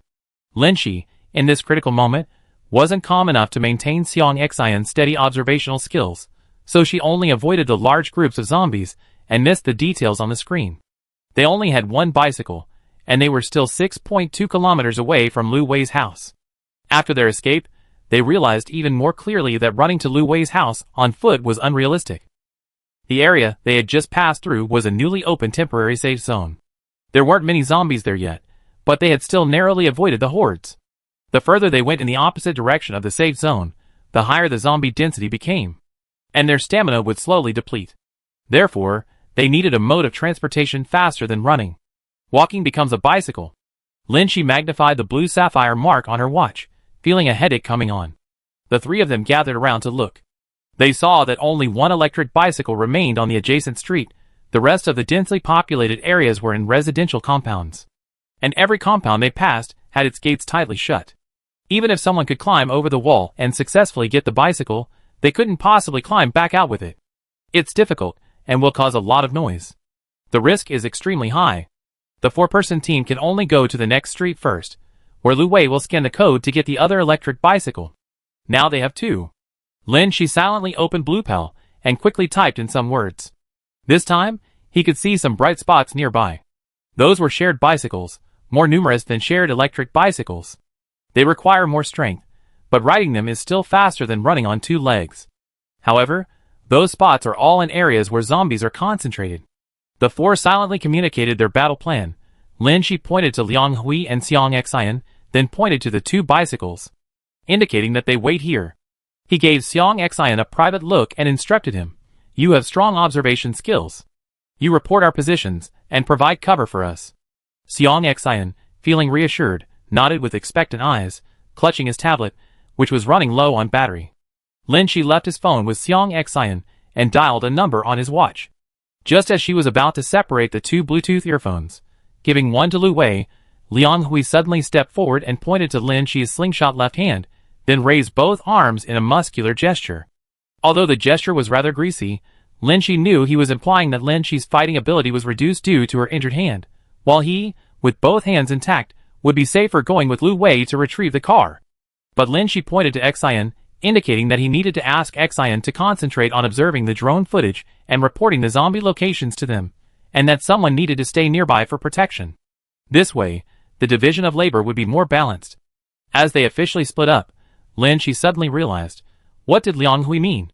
He couldn't wield a knife with both hands, and even with both hands intact, he could only attack zombies with his right hand. What was the difference between him and her? They have a fight once they were safe, and figure out their combat strength rankings. Lin Shi and Lu Wei rushed towards the battle zone, while the drone arrived ahead of them atop the zombie horde. A small speaker attached to it suddenly began playing music. Is the sound of a bayan fiddle still coming from 6 Star Street? The zombies howled and jumped up, trying to reach the drone. Xiang Xian controlled the drone within a manageable range, ensuring she could see Lin Shi, and reported the location of the approaching zombies. Her companions would arrive on shared bicycles, their feet treading on light-filled pedals. Chapter 109. In the diamond-shaped formation of vehicles, Xiang Xian's bike was at the very front, with Lin Shi behind her, and Lu Wei and Liang Hui on either side. Lin Shi's left arm was still in a sling, and her right hand was immobilized by the handlebars, so she was positioned in the safest spot. This level of cooperation required no compromise. Xiang Xian possessed keen observation skills, able to avoid zombies in sight, and also keep an eye on the intersections on either side for any zombies that might dart out, alerting Lu Wei and Liang Hui, who were temporarily acting as henchmen. They rode incredibly fast, arriving at Lu Wei's apartment complex in less than 15 minutes. In fact, Lu Wei had never mentioned his apartment complex, so Lin Shi assumed it was a complex. Therefore, she was somewhat surprised when she saw a very tall and wide apartment building. Lu Wei must have also done security renovations on his home, but how could he have built such an apartment building? The apartment building's main entrance was tightly shut, blocked from the inside, and impossible to open. The only way to get out was through the underground parking garage. If people could use the underground parking garage, so could zombies. So the dimly lit underground parking garage was fraught with danger. But with 4 pairs of eyes and 7 hands working together, it wasn't difficult. The 4 of them skillfully climbed the 12 flights of stairs to reach Lu Wei's house. The moment the door closed, everyone breathed a brief sigh of relief. Finally, their hearts could finally settle down. The apartments in the building were all the same layout. Lu Wei's was a 1-bedroom apartment with minimal furniture, but storage boxes were neatly stacked everywhere. These were probably supplies prepared in advance. After a quick glance, everyone understood, we're starving. Is there anything to eat? They opened the storage boxes to look for food. Anyway, Lu Wei had invited them over, so he would definitely provide meals. There was a wide variety of food, but compared to the retirement-oriented supplies Lin Shi had stockpiled for herself, Lu Wei's stockpiles were more like apocalyptic preparedness, mostly consisting of staple foods and portable compressed meals. Everyone unanimously chose instant noodles. When people are extremely hungry, they have a primal craving for carbohydrates. The weather was already getting hot, and everyone was sweating profusely as they ate. After finishing their noodles, everyone quickly adjusted themselves, taking turns charging their electronic devices with Lu Wei's data cable. The tablet was placed in the middle, and Lu Wei opened the dynamic map and live broadcast. Everyone saw that the map was mostly red and yellow, with only a few scattered green dots in the northwest. The more densely populated cities were mostly red. Nanhua was entirely displayed as the deepest dark red, and their current location, Area A, was also red in Nanhua. Areas B and C were dark red. Xiang Xian's eyes darkened. She said to everyone, "Excuse me, could I charge my phone first? I want to ask about my family." According to Xiang Xian, her parents lived in Block C. Due to communication problems, she couldn't live peacefully with them in the same house, so she rented a place on her own. The day before the zombie outbreak, Xiang Xian's parents visited her at the detention center, but the 3 of them had a big argument and parted on bad terms. After the zombie outbreak, Xiang Xian borrowed Lu Wei's phone to send messages to her family, but received no reply. After so many chaotic days, Xiang Xian began to feel anxious. She took out her phone to make calls. Lin Shi looked at Lu Wei and Liang Hui and asked, "Aren't you going to contact your families?" She mainly wanted to ask Lu Wei. In her previous life, when Lu Wei visited her sustainable farm, he said, "Families need safe houses." Now, why is he all alone in his house? Lu Wei understood her meaning and told her directly, "Our family isn't in Nanhua. I had to move to Izhou. There's a well-stocked safe house there. They'd be moving into a nearby underground city base soon." Underground city base. A picture of a sky ablaze with red clouds flashed through Lin Shi's mind. Seeing her strange expression, Lu Wei said, That's a safe underground city base. Some underground city bases are unsafe, due to their special nature. Lu Wei must have gained experience from several rebirths to send his family away from Nanhua, the epicenter of the outbreak, and build them a safe house with sufficient supplies. That way, if a zombie outbreak did occur, they'd be close to the safest underground city base. Unfortunately, Lin Shi silently thought this. Lu Wei asked, "What's wrong?" "Nothing." Lu Wei had always fought zombies head-on, which was why he hadn't survived to the end in any of his previous lives. Lin Shi didn't want to tell him that devastating news. She changed the subject. "What happened to the White Shield base you mentioned before?" Lu Wei's face stiffened, and he also thought of something terrible. Liang Hui finally couldn't help but interrupt them. "You two are both reborn individuals. Can you reveal more information and discuss your next steps?" Lin Shi looked tired, seemingly unwilling to talk about the past. Planning needs to be based on the current situation. Lin Shi scrolled through the webpage, browsing public information. She saw her name among a bunch of zombie-related headlines. A small, trending topic with a relatively small number of participants, and the name was hers. Clicking on it, she saw pictures of herself killing zombies in the stadium, and several videos of her fighting zombies while stealing shared bicycles. The comments below were almost all praise. Lin Shi is skilled. Her zombie-killing movements are just as swift as they were at Hongwen Hospital. Sigh, if her left hand hadn't been severed, she would have killed even faster. I admit, I was a bit too loud at her before. I really want to clean up the red paint I splashed on her doorstep, if I could get out. How old are you? How could you splash red paint on someone? Lin Shi scrolled down and saw her personal information, including her home address. The Hongwen Hospital murder case had caused quite a stir, and all of Lin Shi's information had been doxed and posted online. Seeing many of her photos online terrified Lin Shi. Today, she was even recognized. The survivor had secretly filmed her fighting zombies from a safe place. Lin Shi suddenly thought of a question. My photos have been exposed again. Will Yu Mingyuan see them? Will I be arrested? She even considered finding time to change her appearance and clothing. After a moment's thought, Lu Wei said, probably not. Someone like Yu Mingyuan wouldn't use Big Eye's blog. Lin Shi, A tricky angle. Lu Wei continued, from the moment the zombie outbreak began, everyone will realize you're innocent. Yu Mingyuan only tried to stop us after I mentioned Project White Shield in his name. Since he's afraid of being exposed, he probably won't report us for arrest. The reason isn't sufficient. Besides, what if we're caught and say these things? Yu Mingyuan has his reasons for not openly arresting people. Lin Shi asked again, can we participate in those team recruitments? Lu Wei, if Yu Mingyuan wants to carry out Project White Shield, he won't stay in Nanhua forever. Besides, the common enemy of humanity now is the zombies. If the zombies continue to proliferate, the entire population will unite to fight them. Some minor matters can wait. Lin Shi stopped talking. She didn't want to reveal that she didn't actually have high hopes for Lu Wei's next plan. Chapter 110. In the early stages of the zombie outbreak, everyone was under home quarantine, awaiting the authorities' efforts to clear the zombies. During this time, people continue to be infected and turn into zombies, and our fighting force will continue to decrease. Therefore, after a while, the relevant departments will issue a mobilization order for an emergency conscription to clear the zombies. The four sat around the dining table, listening to Lin Shi explain the process of the apocalypse. Xiang Xian, and then? Lin Shi, the relevant departments will build bases for survivors to take refuge. Xiang Xian, having shed the gloom of not being able to contact her family, spoke of zombies with the fearlessness of a newborn calf.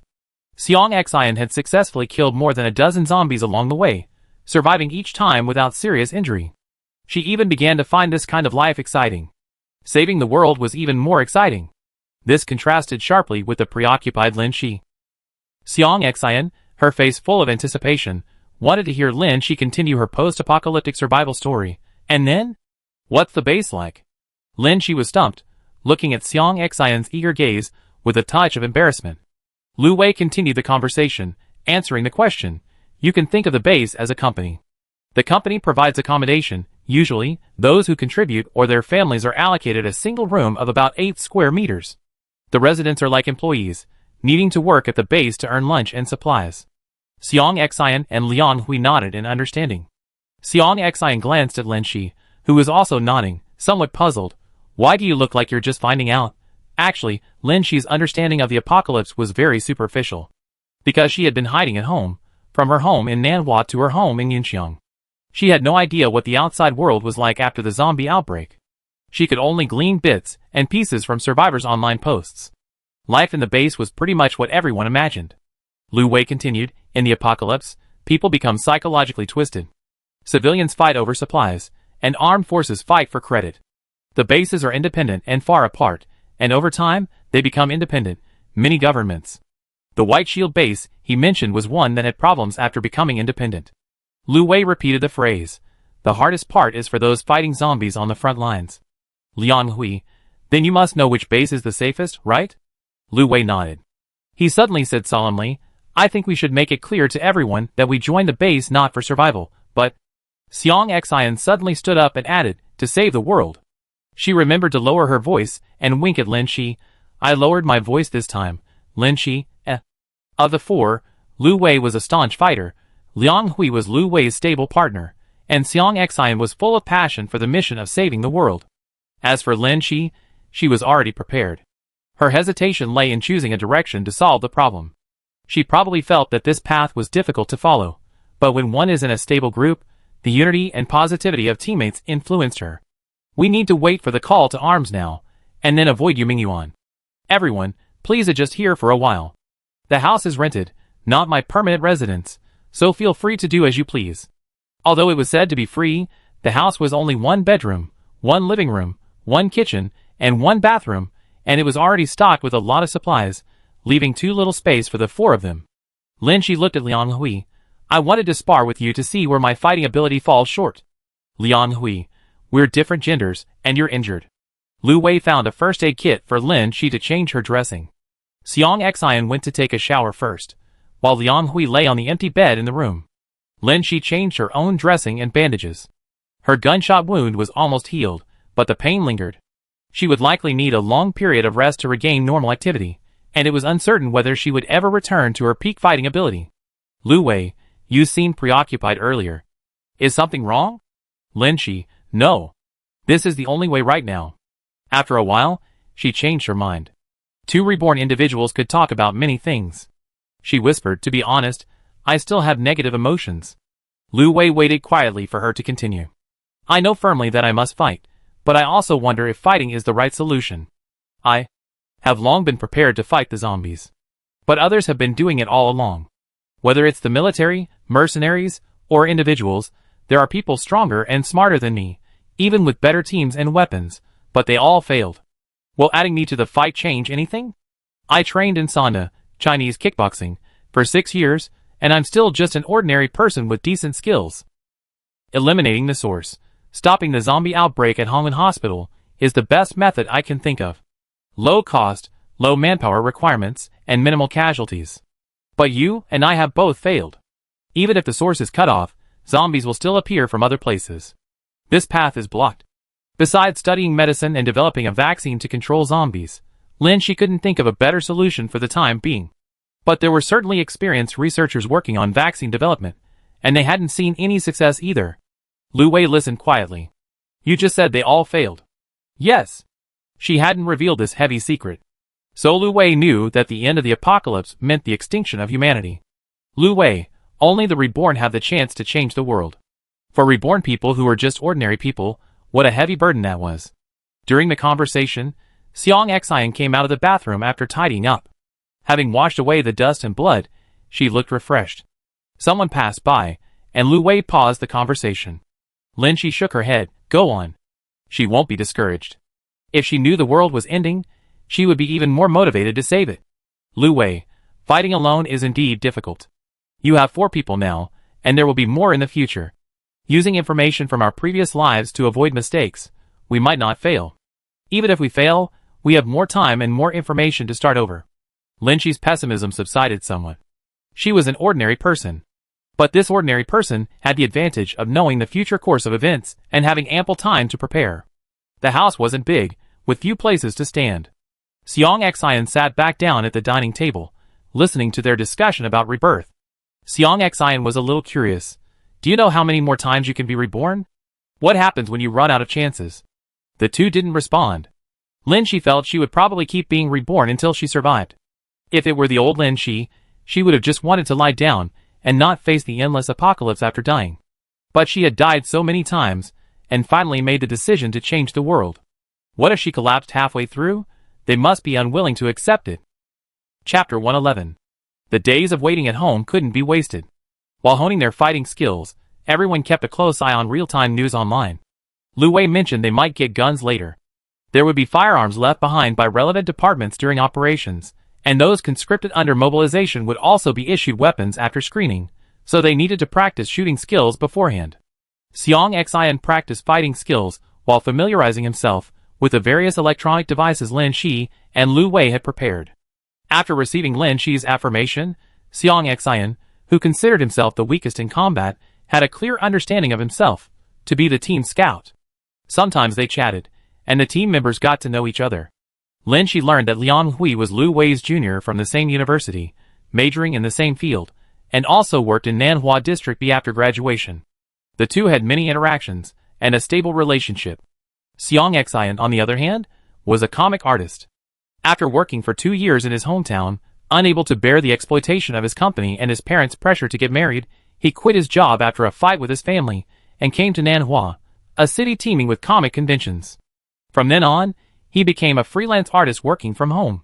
Liang Hui and Lin Shi had only met a few times at a martial arts gym 5 or 6 years ago, so they were somewhat estranged. "What did you do before?" he asked. Before Lin Shi could answer, Liang Hui said, "Oh, I dug up all your information online. You were a cleaner." Xiong Xian bravely stepped in to speak for her. "My main job was a Sanda coach. I became a cleaner to save the world."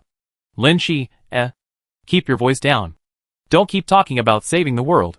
Lu Wei's rented room didn't have the safe renovations of Yu Shiyan's place, only the door was of better quality.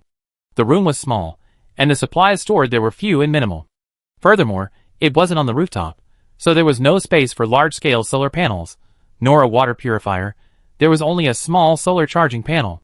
Supplies included self-defense tools and wilderness survival gear, while food consisted mainly of high-calorie fast food and compressed meals.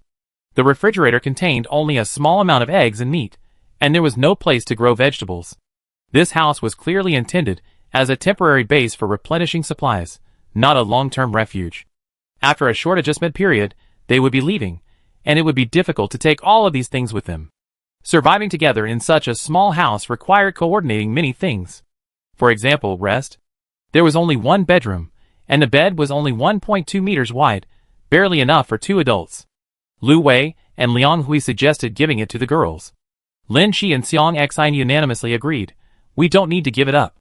This wasn't their home, and they shouldn't have a dominant position. They could sleep on the floor in the living room or use outdoor sleeping bags. But as a newly integrated group, being too modest would only create unnecessary friction. Lin Shi suggested, let's take turns sleeping in the bed, boys 1 week, girls 1 week. No objections were raised, and the next step was mealtime. The stock of instant food and compressed biscuits was enough for the 4 of them, but the fresh food in the refrigerator needed to be used up quickly. Liang Hui and Xiong Xian scratched their heads at the large chunks of frozen meat. I never cooked before. Lin Shi was greatly surprised. Liang Hui and Xiong Xian were migrant workers in Nanhua, renting their own apartments. Although Lin Shi had a Nanhua household registration, she also lived alone. How could these two tolerate eating takeout year after year, and still insist on not cooking?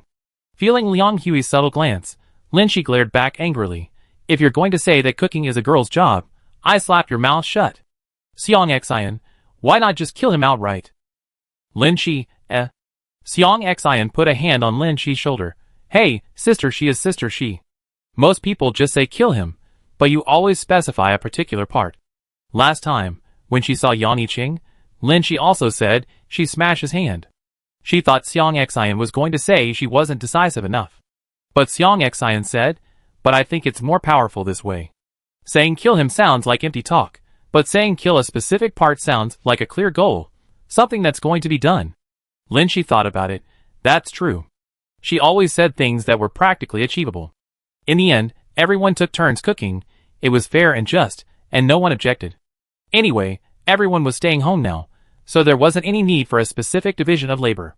Besides, the limited amount of rice and meat they had stored wouldn't last 4 people more than a few days. Next, Lin Shi witnessed firsthand how terrible the food could be if someone couldn't cook. Xiong Xian and Liang Hui vividly illustrated what a kitchen black hole truly was. Every time it was their turn to cook, the food was either half-burnt or undercooked. Lu failed to cook anything properly, or at best, just cooked it. Lin Shi, on the other hand, could cook simple meat using only oil and salt, employing methods like boiling, roasting, and frying. Before the apocalypse, she had lived alone for many years, and already knew how to cook. After the apocalypse, she spent her days at home with nothing to do, honing her culinary skills and gardening techniques.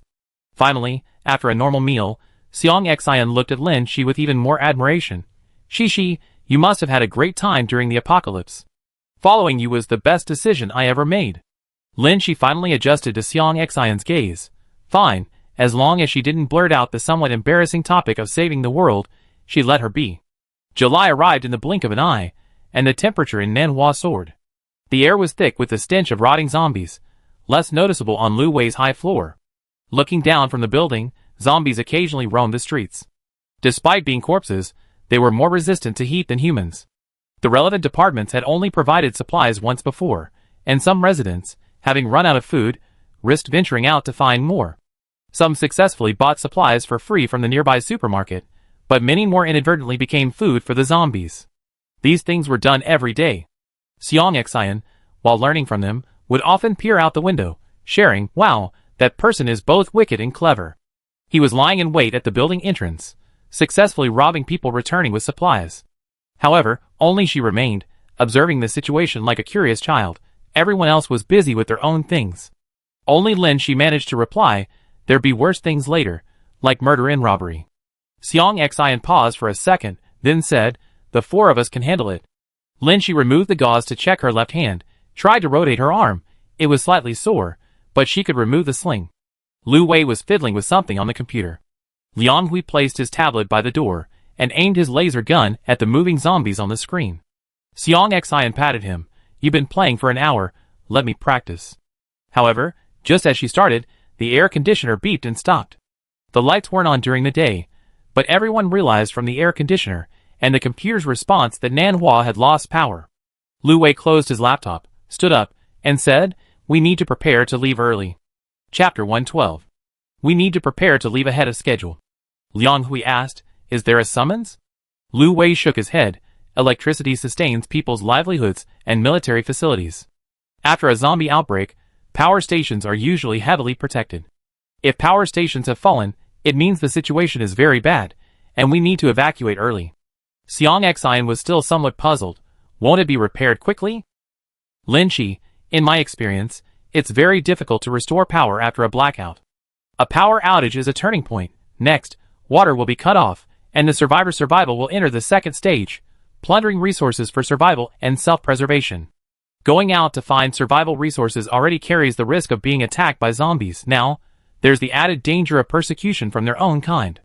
To survive, everyone will resort to any means to seize supplies. Lin Shi, if we stay here, we inevitably get caught up in these conflicts.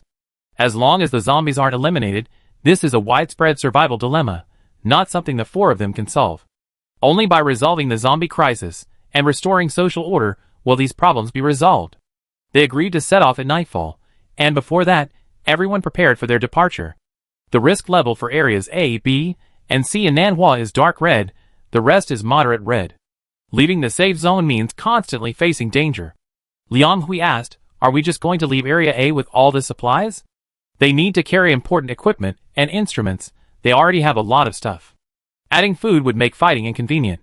Even the smallest items, like compressed biscuits and chocolate, would increase the weight. Lin Shi, actually, I have a car near Hongwen Hospital and a truck near my home in Area D, but they're both quite far from here. She marked the location of the car on the map, about 1 kilometer from Hongwen Hospital and about 12 kilometers from Lu Wei's home. The truck, unable to enter the city, was parked near her home in District D, even further from their current location. That was her backup plan. If the zombies at Hongwen Hospital became uncontrollable, she could grab her suitcase at the coffee shop, escape, and drive away. However, she had been handcuffed at the time, and the truck's whereabouts were unknown afterward, but it was likely still parked in the same spot. 12 kilometers sounds far at first, but it's almost half the distance compared to crossing the A, B, and C districts. Liang Hui, 12 kilometers, almost half the distance we covered to get to Lu Wei's house. But having a car is always more efficient than walking. It would be best to get the car. Lu Wei suddenly said, "There's a warehouse 600 meters from here. I parked a truck there. Let's go get my truck first, it's closer." Everyone's eyes lit up. Only Lin Shi asked, "Trucks are prohibited in both Area A and Area B. How did you manage to park here?" Trucks are spacious and sturdier, and Lin Shi had considered it, but driving a truck in Nanhua wasn't practical. They'd be stopped and asked to leave before even reaching home and hospital. Lu Wei remained silent. Xiang Xian, having finished her verbal assistance to Lin Shi, then chimed into Lu Wei, "It's the apocalypse now. Let's not worry about violating traffic laws." "That's true," Lu Wei said. "2 people go and drive the truck over later, and 2 people stay here until it returns to unload supplies." Lin Shi thought for a moment and suggested, "Driving in and out of the truck is too conspicuous. Your apartment is on a high floor, making it inconvenient to move supplies, and you also face disturbances and robberies from the residents." This was indeed a problem to be aware of. Carrying supplies would attract unwanted attention, and even if the 4 of them could fight off others, sabotage could easily create unforeseen circumstances. "Lu Wei, I don't know how long it will take to reach a new safe point. There are 4 of us now, and we need more supplies." Lin Shi added, "I know, what I mean is, I have supplies in my truck. If I take my truck too, we won't have to worry about supplies." Taking the truck first and traveling 20 kilometers to Lin Shi's house to replenish supplies was the most efficient method. Everyone agreed and set off to reorganize their supplies. Lin Shi went to the bathroom. When she came out, the 3 outside looked surprised. Her hair was just above her ears, only slightly longer than the average man's. She had turned her windbreaker inside out, revealing the other colored layer underneath. Lin Shi explained, "Many people online recognize me. I want to change my appearance to avoid being recognized and getting into trouble." After all, she had been trending online and doxed. She didn't want to be recognized again while on the run. However, Liang Hui's behavior slightly surprised Lin Shi. Besides carrying a baseball bat and a dagger, he was wearing several layers of clothing. Xiang Xian acted as Liang Hui's mouth again. He said there definitely weren't any men's clothes in your supplies, and he didn't want to wear women's clothes anymore, so he wore 2 extra pieces of Lu Wei's clothes. Lin Shi, Just then, Lu Wei came out of the room, also wearing more than 1 layer. The air conditioner had long since stopped working due to the power outage, and the indoor temperature was close to 30 degrees Celsius. Even wearing just a short-sleeved shirt and not moving was hot. Wearing so many layers made him sweat profusely. Lin Shi and Xiang Xian exchanged a glance, suppressing a laugh as they shrugged. As night fell, everyone preparing to venture out that night huddled at the door, eager to try their luck. They met in the stairwell, each giving the other a wary look. Lin Shi and his group wore night vision goggles and carried weapons, looking ready to venture out. Some people were crouching inside, seemingly intent on committing crimes, but they didn't bother Lin Shi and his group. They only had weapons, no supplies, so there was no need to rob them. Their target was someone who had successfully found supplies outside. Robbing someone inside the building was far cheaper than risking being bitten. Lin Shi had seen these kinds of cases before. The 4 shared bikes had already been ridden away, so the 4 of them simply climbed over the wall from the ground floor. Many others were also sneaking out at night to search for supplies, taking advantage of the zombies' reduced visibility. Each carried a kitchen knife or a pole, carefully avoiding the wandering zombies. Lin Shi didn't sprint, she walked quietly like the others. The warehouse was 600 meters from the gate, a 3-minute run if she ran fast. But Lin Shi feared that running would attract zombies. These people were struggling survivors in the apocalypse. They might not all be skilled in martial arts, and encountering a zombie could easily kill them. Every death meant 1 more zombie. The streets were teeming with shadowy figures, the road filled with obstacles and empty cars. The night vision goggles had limited visibility. If there were zombies in the alleys on either side of the main road, they would be difficult to spot. This unknown fear made her heart pound. Lin Shi heard Xiang Xian also adjusting her breathing. They were about to enter the alley. The various objects, some tall and some short, obstructed their view. Xiang Xian touched the drone in her arms, her eyes asking, "Should we use the drone for cover?" Lin Shi pointed to the screen, then to her goggles. "No, the screen's light will attract zombies. If it were just 1 or 2, it would be fine, but if they were trapped in a narrow alley, it would be troublesome." The 4 silently adjusted their positions, back to back, each guarding a line of sight as they advanced. Lu Wei cleared the way. Lin Shi and Liang Hui looked to the left and right, while Xiang Xian, whose combat skills were slightly lower, observed the rear. Lin Shi needed to see to the left, so she could only move cautiously like a crab, almost tripping over something she stepped on. She instinctively looked down and saw a hand. The zombie lying on the ground, clearly a corpse, had its hand stepped on, and its slightly narrowed eyes suddenly widened. Clang! The hand swung down, and the wide-open green eyes trembled twice, then remained still. Chapter 113. The moment the truck door closed softly, she slumped into her seat, finally daring to breathe aloud. When she was slowly moving forward with her crab-like gait, she hadn't reacted when a hair appeared in the square field of vision of her night vision goggles. It wasn't until the entire grotesque face filled her vision that she held her breath. When people are suddenly startled, they want to scream out of terror. She held back, but her half-step back accidentally stepped on Lu Wei and Xiang Xian's feet. Awah! The zombie noticed the anomaly and, like a gorilla, raised its hands and brandished its claws. Clang! She quickly recovered and knocked the zombie's head off with her stick. During the day, zombies inflict physical damage, but zombies that suddenly appear at night also inflict magical damage. This is like someone who is skilled in martial arts but afraid of ghosts. Xiang Xian, however, found it thrilling and patted Xi's shoulder reassuringly. It's okay, just watch more horror movies in the future. Although it was torturous, Shi really intended to do so. If they had the time and opportunity to watch some horror movies, they wouldn't be afraid of zombies suddenly appearing at night during battles. Lu Wei and Liang Hui frantically took off their clothes as soon as they entered the truck. Each of them was wearing 3 layers of clothing and gear, and they were already drenched in sweat from running outside in the summer heat. Lu Wei, fasten your seatbelts. The engine noise will attract zombies, so I drive very fast. The truck's startup sound was indeed loud. Without the headlights on, visibility was poor, but Shi could vaguely see several dark figures approaching. However, the truck's advantage lay in its sturdy exterior and high visibility, making it difficult for zombies to breach. The truck's movements were quite obvious, quickly attracting the attention of the nearby zombies. The rearview mirror revealed a trail of zombies relentlessly pursuing them in the darkness behind.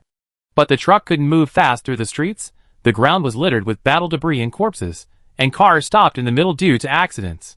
Trucks that couldn't be avoided were rammed directly, the honking horns drawing more zombies from the residential area onto the street. Only when the truck reached the highway could it pick up speed, shake off the zombies, and enter a stable driving state. Everyone breathed a sigh of relief. Shi gently tapped on the window. Bulletproof? Lu Wei responded. Liang Hui frantically fanned himself. Brother Lu, turn on the air conditioning for a bit, it's too hot. Although the sun's direct rays were gone at night, it was indeed very hot with 4 people crammed into a small space. Lu Wei, let's conserve some gas. Shi asked curiously, what's in the truck? Lu Wei, gasoline, some water, and compressed biscuits, but not much. He explained, I'm a policeman, so I probably won't need the things in the house and truck. Preparing these is just in case. Food can be found elsewhere. These 2 trucks are mainly for replenishing gasoline during the transfer. So, survival supplies are scarce. Shi was somewhat relieved. I also prepared trucks, otherwise how would we fit the supplies for the 4 of us? Xiang Xian hugged Shi's right hand, paused, then bent down and hugged her right leg. That's the advantage of following a reborn person. After about 40 minutes of driving, the truck entered an old urban village. It was pitch black. But Shi knew that many eyes were watching the truck making noise from a distance. The truck stopped in the warehouse, where Shi parked her truck. Shi grabbed a baseball bat and waited to open the door. Several zombies were nearby, drawn by the sound. She needed to deal with them quickly, and move them into Shi's truck to avoid being surrounded. But Lu Wei's truck couldn't be abandoned either, it contained vital fuel. Lu Wei and Xiang Xian stayed in their original truck, while Shi and Liang Hui went to the other truck. This arrangement was because only Shi and Lu Wei had prior truck driving experience. As soon as Shi got out of her truck, she knocked down several zombies that were too close and ran towards her vehicle. The zombies surged after her footsteps. Just as Shi sat in the driver's seat and closed the door, a zombie's hand reached in and scratched her leg. Luckily, she was wearing pants made of a special material, so the scratch didn't tear. Shi kicked the zombie away and closed the door. She only regretted that her leg strength wasn't enough to smash the zombie's skull open. Meanwhile, Liang Hui also got into the passenger seat without incident. Shi turned the key and started the engine with a loud bang. Both vehicles drove off simultaneously. The truck's movement attracted the zombies in pursuit. Liang Hui asked directly, why are there more zombies chasing your car than Brother Lu's? Shi was also a little puzzled. Her watch suddenly vibrated. It was a call from Xiang Xian. Sister Shi, we're heading towards the East China Highway now.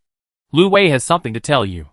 Lu Wei's voice came from the other end, answering Lin Shi's question. The red reflectors on the back of the truck will automatically turn on. The zombies were attracted by the moving light source. Lin Shi had only bought the truck and modified it, but she didn't drive it much, which was indeed a problem she had overlooked. Lin Shi said into the phone, "You guys speed up and get ahead, keep your distance from us." Liang Hui, what are you trying to do? Xiang Xian and Lu Wei didn't ask any further questions. The truck to their left simply pulled away. Lin Shi didn't explain, but glanced at Liang Hui to make sure he was wearing his seatbelt, and reminded him, hold on tight. Lin Shi floored the accelerator, the roar abruptly changing direction, but also creating distance between herself and the zombies. Liang Hui silently watched her actions, watching the zombies getting further and further away in the rearview mirror. Speeding up to create distance is all? I thought you were going to race. However, the next moment, he was suddenly thrown forward by inertia, pulled back into his seat by the seatbelt.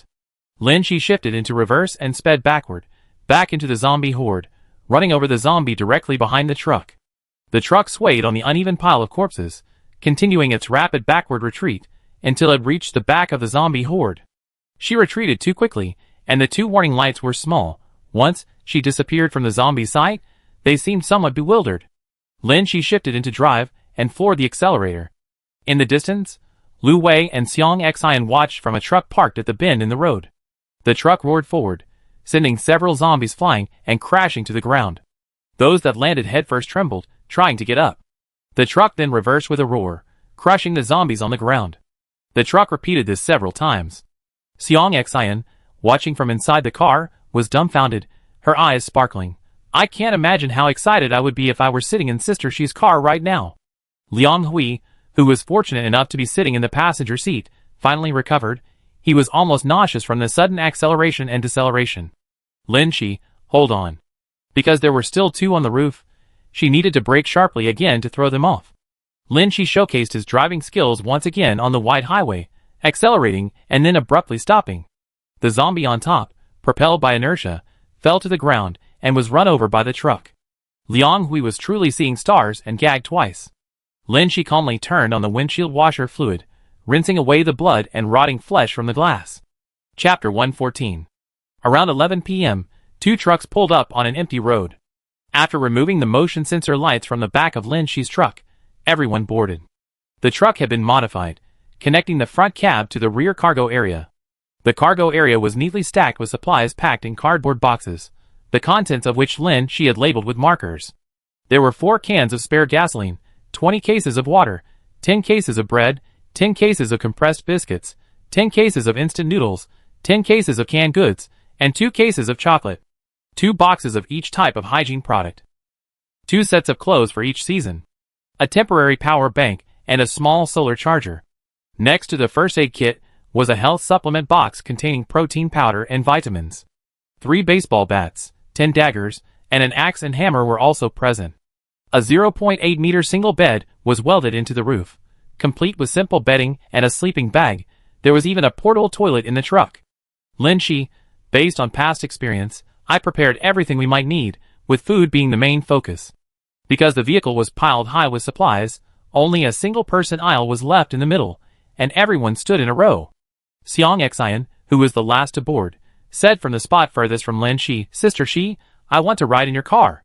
Lin Shi's car not only had a large stockpile of supplies, but also some corresponding living facilities, somewhat like a campervan crammed with provisions.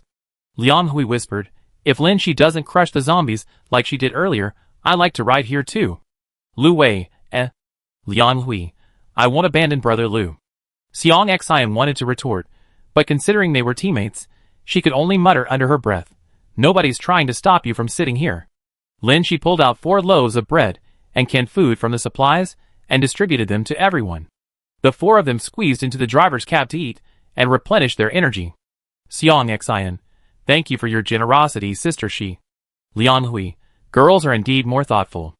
Lu Wei sensed the implication and gave him a dismissive glance. The 2 trucks were parked on the side of the road. This stretch of road was open on both sides, far from residential areas, and there were no zombies, so they could park the trucks and rest for the night. However, everyone was too tense and anxious to sleep, so they chatted briefly in the trucks. Lu Wei looked at the backpack near the driver's seat. What's inside? Lin Shi, an emergency escape kit. If we encounter an emergency and can't keep the car, we can escape with the backpack. Lu Wei, you seem to have many contingency plans. Lin Shi, this is the last one. She suggested, everyone should pack an emergency escape kit, mainly containing chocolate, compressed biscuits, iodine, and bandages. Although supplies are plentiful now, in case of an emergency requiring abandoning the car, there won't be any chaos. After finishing a late-night snack, Lu Wei and Liang Hui went to another car. The four of them took turns resting, with one person keeping watch every 2 hours to ensure safety. At 8 o'clock in the morning, both cars set off simultaneously. The relevant departments had set up several temporary shelters in Nanhua, mostly converted from prisons. The prisons, designed to hold inmates, had very high walls and doors, capable of keeping out both people and zombies. Nanhua is filled with high-rise buildings, and the population density is simply too high. The shelters are almost at their limit just from receiving refugees, who couldn't get home in time. Lin Shi didn't plan to join the commotion at these shelters. They had supplies for the time being. Considering the risks of encountering Yuming Yuan's men, they didn't plan to join the nearby shelter as an armed force. Their decision was to settle in a neighboring city and clear out any zombies they could along the way. However, before they even reached the highway entrance, they were stuck in a traffic jam. The toll booth was lined with vehicles stretching for 100 meters, haphazardly arranged, with many driving in the wrong direction. Lin Shi got out of the car with an axe and met up with Lu Weiliang and Hui. The heavy axe looked far more primitive and brutal than a baseball bat. They killed several wandering zombies outside and searched for a possible escape route. Passing through the traffic, Lin Shi suppressed the urge to vomit. From a distance, it looked like a line of cars, but up close, the windows were smeared with blood, blackened handprints left by the zombies outside. Some windows were shattered, with rotting arms hanging from them.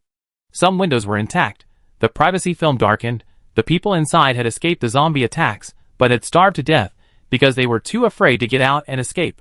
In the sweltering summer heat, exceeding 35 degrees Celsius daily, what Lin Shi saw were bloated, rotting giants. Blackish-green bodily fluid seeped continuously from the gaps in the car doors, the stench sending chills down her spine. Although she had survived the apocalypse for a long time, this was the first time she had witnessed such a scene. She gagged, enduring the discomfort as she meticulously checked each car for danger. Lin Shi could almost recall the horrific scene. When the zombie outbreak occurred, many people, with their families in tow, tried to escape the city, only to find the toll booth blocked. Zombies appeared ahead, and in desperation, they fled against the flow of traffic, only to collide with unsuspecting vehicles behind them. Caught between a rock and a hard place, some abandoned their cars and ran, only to become zombie food or add to the zombie hordes. Others hid inside their vehicles, too afraid to go outside, ultimately starving to death in their seats, or being dragged out through broken windows. Dried bloodstains were everywhere on the ground. Only zombies remained after the tragedy. But toll booths are usually located in open areas. After the massacre, most of the zombies lost their target and slowly wandered away, leaving only a few behind. Xiang Xian stayed in the car, observing the footage from the drone, and reported the locations to his teammates. There's a zombie in the red car to the left rear. There's a zombie stuck between the blue, black, and white cars to the right. It can't get out. There's a zombie approaching Liang Hui on the right. Liang Hui glanced around and whispered, I don't see it. Xiang Xian, it has no legs, it's very short. It was blocked by the vehicles, and it crawled out from under them. About half an hour later, the three of them cleared away the scattered zombies near the toll booth. Lin Shi vomited up her breakfast before getting into the car. Xiang Xian patted her shoulder, comforting her. You can use the solar panel to charge the tablet during the day. I downloaded some horror movies and hardcore videos for you. Take some time to broaden your horizons. Lin Shi, Surviving the apocalypse was far more difficult than imagined. The highway entrance was completely blocked. These cars couldn't pass without clearing the way. Other entrances were probably in similar situations. Unable to leave for the time being, she could only turn back and try to escape via some side roads. File 3 Name, Xiang Xian. Gender, female. Date of birth, January 1999. Height, 166 centimeters. Undergraduate major, comic design. File 4 Name, Liang Hui. Gender, male. Date of birth, August 1998. Height, 183 centimeters. Undergraduate major, law. Chapter 115. July 16, 2025. Heavy rain. Two trucks were driving on a country road when one swerved into a puddle, splashing muddy water all over a passing zombie. The zombie roared and lunged at the truck door. From inside, Lynchie's soft grumbling came. "I told you to watch the road, don't get distracted." Ugh, this scene is like watching the blood drop test scene in The Legend of Zhenhuan. Even a dog would stop and take a look. "But you're driving." Lynchie, holding her tablet, glanced in Xiang Xian's direction. "Just run it over." "What? You can't say that to me." Xiang Xian feigned bitterness. "Lynchie, I meant run over the one next to you." "Next to me? Run you over?" Lynchie took a deep breath. "The one outside the door." Xiang Xian raised her hand in a salute, stepped on the gas to reverse, then stepped on the gas again, sending the zombie flying. Although she didn't have a driver's license, she learned how to drive a truck from Lynchie. And she really mastered it, seamlessly integrating the brakes and accelerator, either sending zombies flying or crushing them. Lynchie praised, "Beautiful." Xiang Xian complimented her, "You improved too. Now you're not only not afraid of horror movies anymore, you don't even get carsick watching tablets in the car." Over the past 5 days, their 4-person team had driven from the rural areas of Nanhua all the way to the edge of Nanhua. Xiang Xian and Liang Hui each learned how to operate the truck, taking turns driving to conserve their energy. Lynchie took some time to watch the high-energy scenes of the horror movies Xiang Xian had downloaded, feeling confident that she would be much calmer if a zombie suddenly attacked her or she saw a giant in the future. Her heart wasn't that fragile. Seeing more things improved her tolerance. Lynchie glanced at the message. "There's a gas station ahead." Not far from the village entrance, it was small, not even a convenience store, just a tiny shack with a small shelf and a counter. The shelf was empty, with a yellow promotional tag in red that read, "Top up 1,000 and get free tissues, top up 2,000 and get free cooking oil." The items had already been taken by nearby survivors. Xiang Xian once again marveled at the advantage of being with reborn people. It saved them a lot of trouble, at least for now. They didn't have to worry about survival supplies. After filling up the tank, both cars switched drivers, and Lynchie returned to the driver's seat.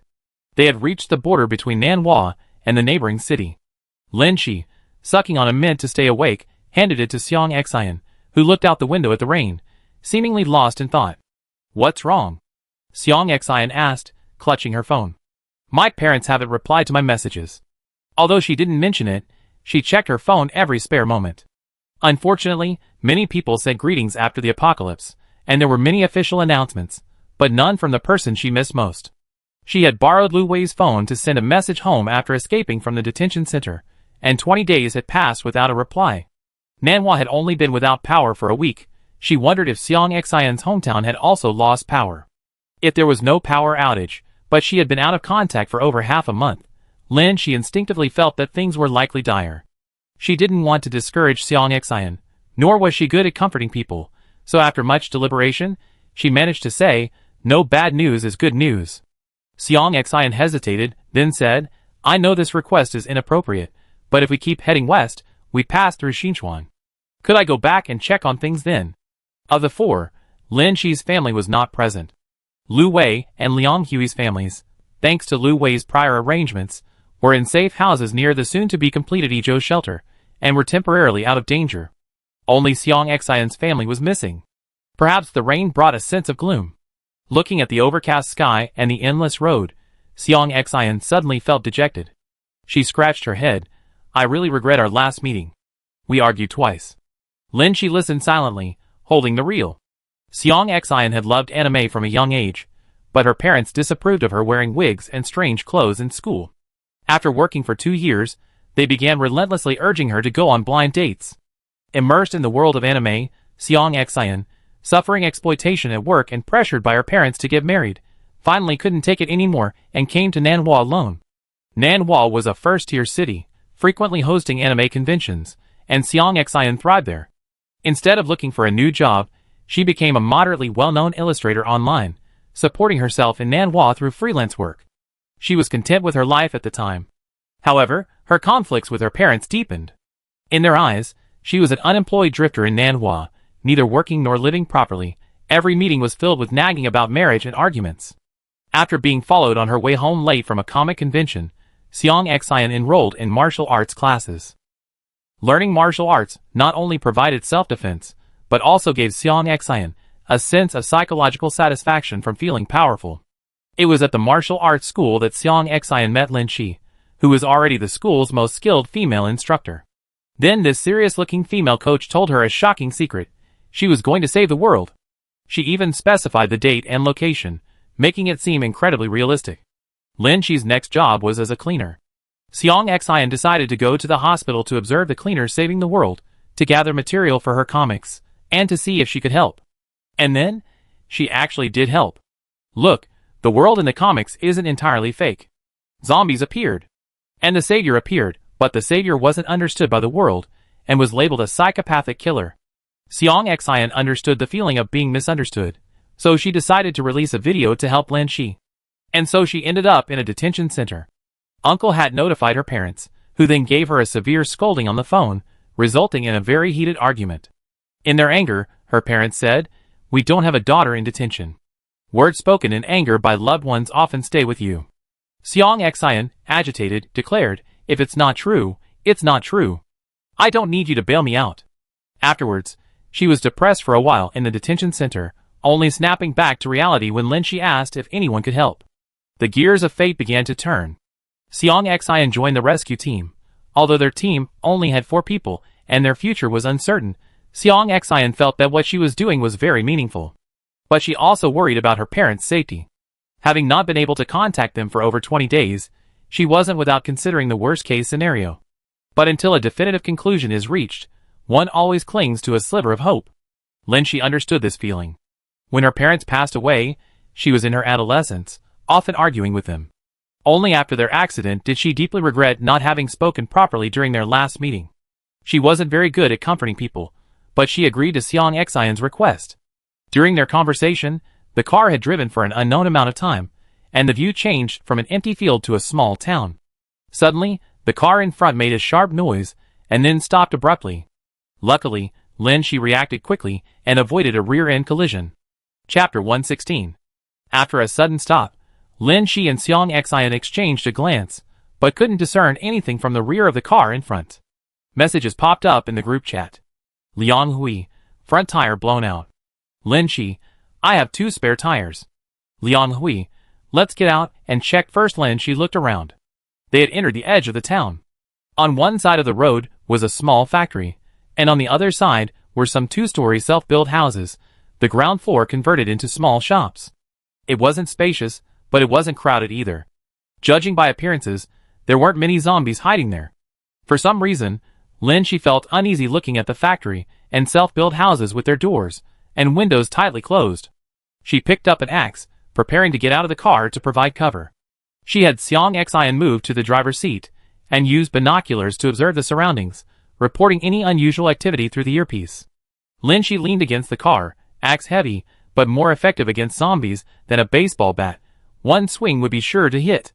With her keeping watch, Liang Hui and Lu Wei each checked the 2 tires. Lu Wei, 11 nails. Liang Hui, 7 nails. Lu Wei, there were some on the ground too. Lin Shi frowned and glanced at the roadside shop. The blurry printed sign read, Little Lee's Car Repair. They say if your tire gets punctured, there's bound to be a repair shop within 500 meters. Even though it's a joke, it doesn't have to be this accurate. 18 nails punctured right in front of the repair shop. It's hard to believe it wasn't intentional. Looking at the closed roller shutter door, Lin Shi felt like there were several pairs of eyes staring back at her through the door. Perhaps they were also armed with tools just like her. Realizing the tire blowout was intentional, Lu Wei and Liang Hui also became alert. Seong Xian's voice came through the earpiece. 4 zombies are coming towards you, about 300 meters away. For zombies, not difficult to deal with. But someone deliberately scattered nails on the road, probably to trip them up while they were fighting the zombies. 21 days into the zombie outbreak, many had run out of food and ventured out to find supplies. But after a week of looting, easily obtainable supplies had already been divided up. Supplies can't just appear out of thin air, so they have to be stolen. Lin Shi could easily imagine what the person who scattered the nails was planning. They must have seen 2 vans and instinctively assumed there would be supplies inside. So they forced them to stop to make it easier to rob them. Seong Xian's voice came through the earpiece again. There are 3 people with weapons standing by the wall in the factory. The people inside the factory moved slowly, almost inaudibly. Lin Shi slowly shifted her gaze to the factory gate. Both sides were afraid of alerting the zombies. Lin Shi gritted his teeth and asked in a low voice, "What weapons?" "Xiang Xian, hose and bricks." Lin Shi relayed, "Watch out for projectiles." The moment he spoke, several gray and red bricks flew out of the factory. Some hit Xiang Xian in the truck, but were blocked by the bulletproof glass. Some flew towards Lin Shi, and the others exposed outside, but were skillfully dodged. After fighting zombies for so many days, the day had finally come when they faced humans. A voice came from inside the factory. "Listen up, you outside. We don't want to kill you. Leave the stuff in the truck, and we let you go." Another person echoed, "The tires are blown, the truck can't move. You better run for your lives, the zombies are coming soon." It's as if they're acting like they're looking out for them. Xiang Xian's sarcastic voice came through the earpiece. "You're actually pretty nice." These people had indeed seen the two trucks from afar, assuming they contained supplies, so they threw nails to force them to stop. Xiang Xian quickly got down to business after her sarcastic remark. "The zombies are less than 100 meters away." Lin Shi had already spotted them. Liang Hui whispered, "Should we deal with the zombies first?" Lin Shi, "Yeah, they only dare to throw nails and bricks, they don't dare to come out, which means they're afraid of zombies. These people are nothing to fear." The four zombies were attracted by the sound of the blown tire. They had already locked onto Lin Shi and the others outside and had been chasing them. Some ran fast, some ran slow, so they arrived at Lin Shi almost one by one. They didn't even need all three of them to attack. Lin Shi alone could handle them. Just as the last zombie was about to charge, some noise came from inside the factory. It sounded like an argument and fight. Then, the iron gate suddenly burst open, and a disheveled woman rushed out. She glanced at Lin Shi first, then turned and charged at the zombie. "Hey!" Seeing the thin, unarmed figure, Lin Shi assumed she couldn't defeat the zombie, so she quickly ran over and swung her axe, sending the zombie's head rolling to the ground. "Are you alright?" Lin Shi cautiously examined the woman's exposed skin, making sure there were no scratches or bite marks. The woman looked at the zombie's head rolling on the ground and helplessly shrugged. At the same time, a commotion came from the factory's iron gate. Just as Lin Shi was fighting the zombie to rescue the woman, Liang Hui and Lu Wei rushed towards the open gate, clashing with the people inside. The grudge of the blown tires had to be avenged. Lin Shi hesitated, looking at the woman. She was about to go support Lu Wei, but what should she do with this woman? The woman looked haggard, glancing at her with bloodshot eyes, and pointed to the door saying, "They kill people for food. I want to escape." "Is that so?" Xiang Xian's exclamation came through the earpiece. "Sister Shi, save me!" Lin Shi turned around and saw that the repair shop's roller shutter door had opened a crack, and several people were coming out, but they were blocked by a truck. Only their feet were visible on the ground. Bang! Lin Shi's truck also let out a tire blowout. Xiang Xian, sitting inside, jolted, glanced at the other window, and quickly said to Lin Shi, Two people! Lin Shi grabbed an axe and rushed over. The other side had blown out the tires of both their vehicles, trying to prevent Lin Shi and the others from leaving. Regardless of whether they were truly killing people for food as the woman claimed, their attempt to puncture two more tires and seize supplies clearly indicated they were in cahoots with the people inside the factory. Lin Shi rushed forward, the heavy axe weighing in her hand. The two men, daggers in hand, approached Lin Shi.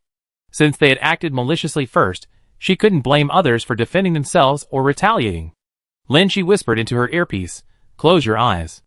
A series of clanging sounds came from the other side of the truck, followed by blood pooling on the ground. Lin Shi instructed Xiang Xian, "I'm going to support them. Stay in the truck and don't move. Let me know if anything happens." The situation inside was unknown. Someone needed to stay outside and observe. Although the truck had a flat tire, it was difficult to breach, so Xiang Xian's presence here was perfect. Chapter 117. When Lin Shi entered the factory, the woman who had just rushed out was still standing outside in a daze. Judging by her lack of offensive power, Lin Shi went in first to meet up with Lu Wei. 5 male corpses lay on the ground, plus the 2 outside, making a total of 7 men. Hose and kitchen knives were scattered haphazardly across the floor. Although they outnumbered him, Lu Wei, having been reborn 4 times, was only getting better at martial arts. With the danger over, Lin Shi surveyed his surroundings. This was a pet food processing plant, not large, with only 3 small workshops and rather rudimentary equipment. It was more of a small workshop than a factory. After the zombie outbreak, This small workshop had become a mini refuge. The factory was surrounded by a wall. As long as no zombies with good climbing abilities were attracted, one could survive inside. The raw materials for making dog food were meat and grains, which could be used as survival supplies. Besides these, they also produced finished dog food, which could be eaten if one was extremely hungry. Moreover, the dog food contains preservatives, so it can last a long time. In the innermost workshop, 3 middle-aged women were huddled together. The 3 of them were paralyzed on the ground, whimpering, terrified by the fight. When they saw the woman following Lin Xian, they exchanged glances, their eyes filled with fear as they looked at the woman, and whispered Boss Su. The woman called Boss Su was the one who had rushed out earlier, and she responded perfunctorily upon hearing the 3 women's voices. She looked more haggard than the 3 female workers. Boss Su thanked Lin Shi and Lu Wei. Thank you for your help earlier. These men have occupied this place since the zombie outbreak, constantly bullying me and my employees. They eat meat, we eat dog food, and they even. She seemed to have something she couldn't say, and held back saying, anyway, thank you. Lin Shi replied, they attacked us too, so we're just helping ourselves. Boss Su pointed to the meat hanging on the shelf. To show your gratitude, you can have that meat. You seem quite capable, you should be able to survive in the apocalypse. Lin Shi raised an eyebrow slightly, glancing at Lu Wei, who remained silent. They both sensed the fatigue and something amiss in Boss Su's tone. What exactly was amiss? It had been strange from the moment she rushed out to attack the zombies. An unarmed ordinary person rushing out like that would likely be attacked by zombies. Boss Su added, and those finished products, you can take some if you need them. She was referring to the finished dog food produced in the small workshop. Lin Shi quickly waved her hand. No need, we need to get the car repaired. She had a truckload of supplies. She didn't need the things from the small workshop. It was more appropriate to leave them for Boss Su and her female workers to survive the apocalypse. Boss Su, then I won't keep you any longer. In the apocalypse, everyone has witnessed scenes of fighting and even killing over supplies. There's no need to get entangled with strangers. This woman seems mentally unstable. It's better to leave sooner rather than later. Just as they turned to leave the courtyard, a female worker cried out in a sobbing voice, those young men. We. Lin Shi instinctively turned back. But the female worker hesitated. Lin Shi and the others went outside. Lu Wei's truck had 2 front tires blown out, and Lin Shi's truck had a tire on the right side blown out. A total of 4 tires were damaged. Lu Wei opened the repair shop's roller shutter door. Inside, the repair tools were a mess, mostly worn out. The only 3 tires in the shop were for cars, incompatible with the trucks. Lin Shi sighed and rubbed his forehead. I only have 2 spare tires in my car. What am I going to do? He'd been so focused on the enemies in the factory that he hadn't noticed the repair shop. Unexpectedly, these guys took advantage of the fight to come out and stab Lin Shi's car with knives. The zombies were the visible enemies, but some of their kind were hidden enemies. Lu Wei picked up some tools. I have tire repair kits.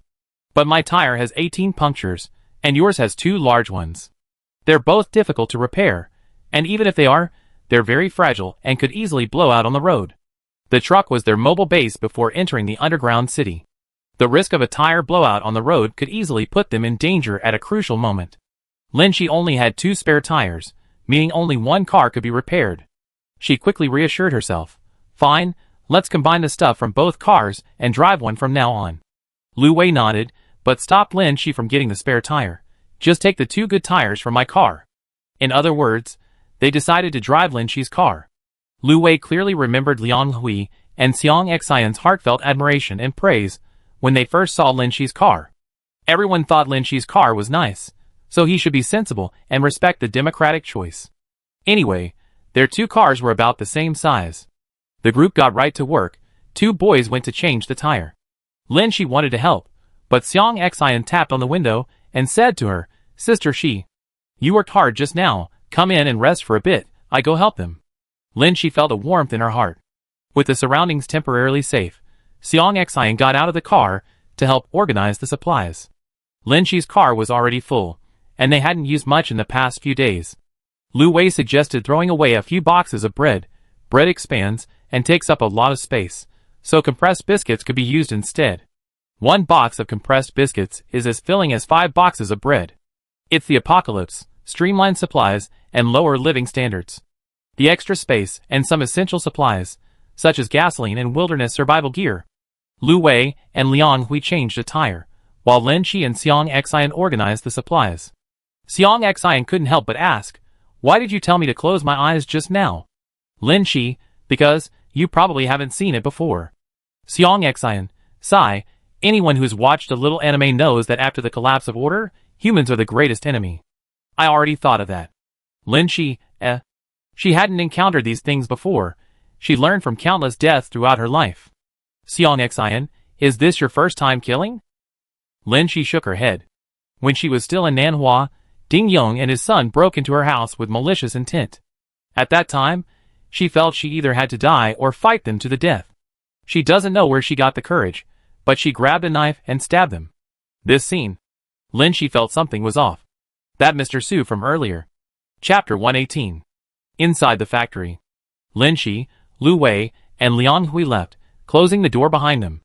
Only Boss Su and 3 female workers remained in the factory. Boss Su was emaciated and haggard, but her bloodshot eyes began to shine. In contrast, the 3 female workers, who appeared relatively healthier, huddled together, their gazes darting away from Boss Su. One of them looked at Boss Su timidly and spoke, "Fong Fong, we're sorry, but we didn't expect this. Please forgive us, we're victims too." Su Fong smiled faintly, a smile that seemed both mocking and self-mocking. The 3 female workers exchanged glances. Then Su Fong said, "I don't care anymore." From the moment she rushed out the door, she didn't care anymore. Su Fong opened this small workshop 3 years ago, making dog food. These days, many people keep pets, and the dog food business is booming. Although her small workshop wasn't very formal, its prices were low, and it had a stable customer base. 8 women worked in her workshop in shifts. Su Fong herself was a seasoned dog lover. She had an affectionate golden retriever, a delicate chihuahua, a gentle Doberman, and a small teddy. She was 33 years old and still unmarried, but lived happily with her 4 furry friends. Su Fong was a contradictory person. She ran a shady business, selling substandard dog food, using the profits to buy her own pets high-quality, nutritionally sound dog food. While she wasn't exactly a heartless boss, she wasn't entirely cruel. She treated her employees well, never deducting wages, so everyone liked her. However, her overly lenient attitude towards her superiors eventually caused some of the older employees to lose respect. One middle-aged woman named Ying started slacking off.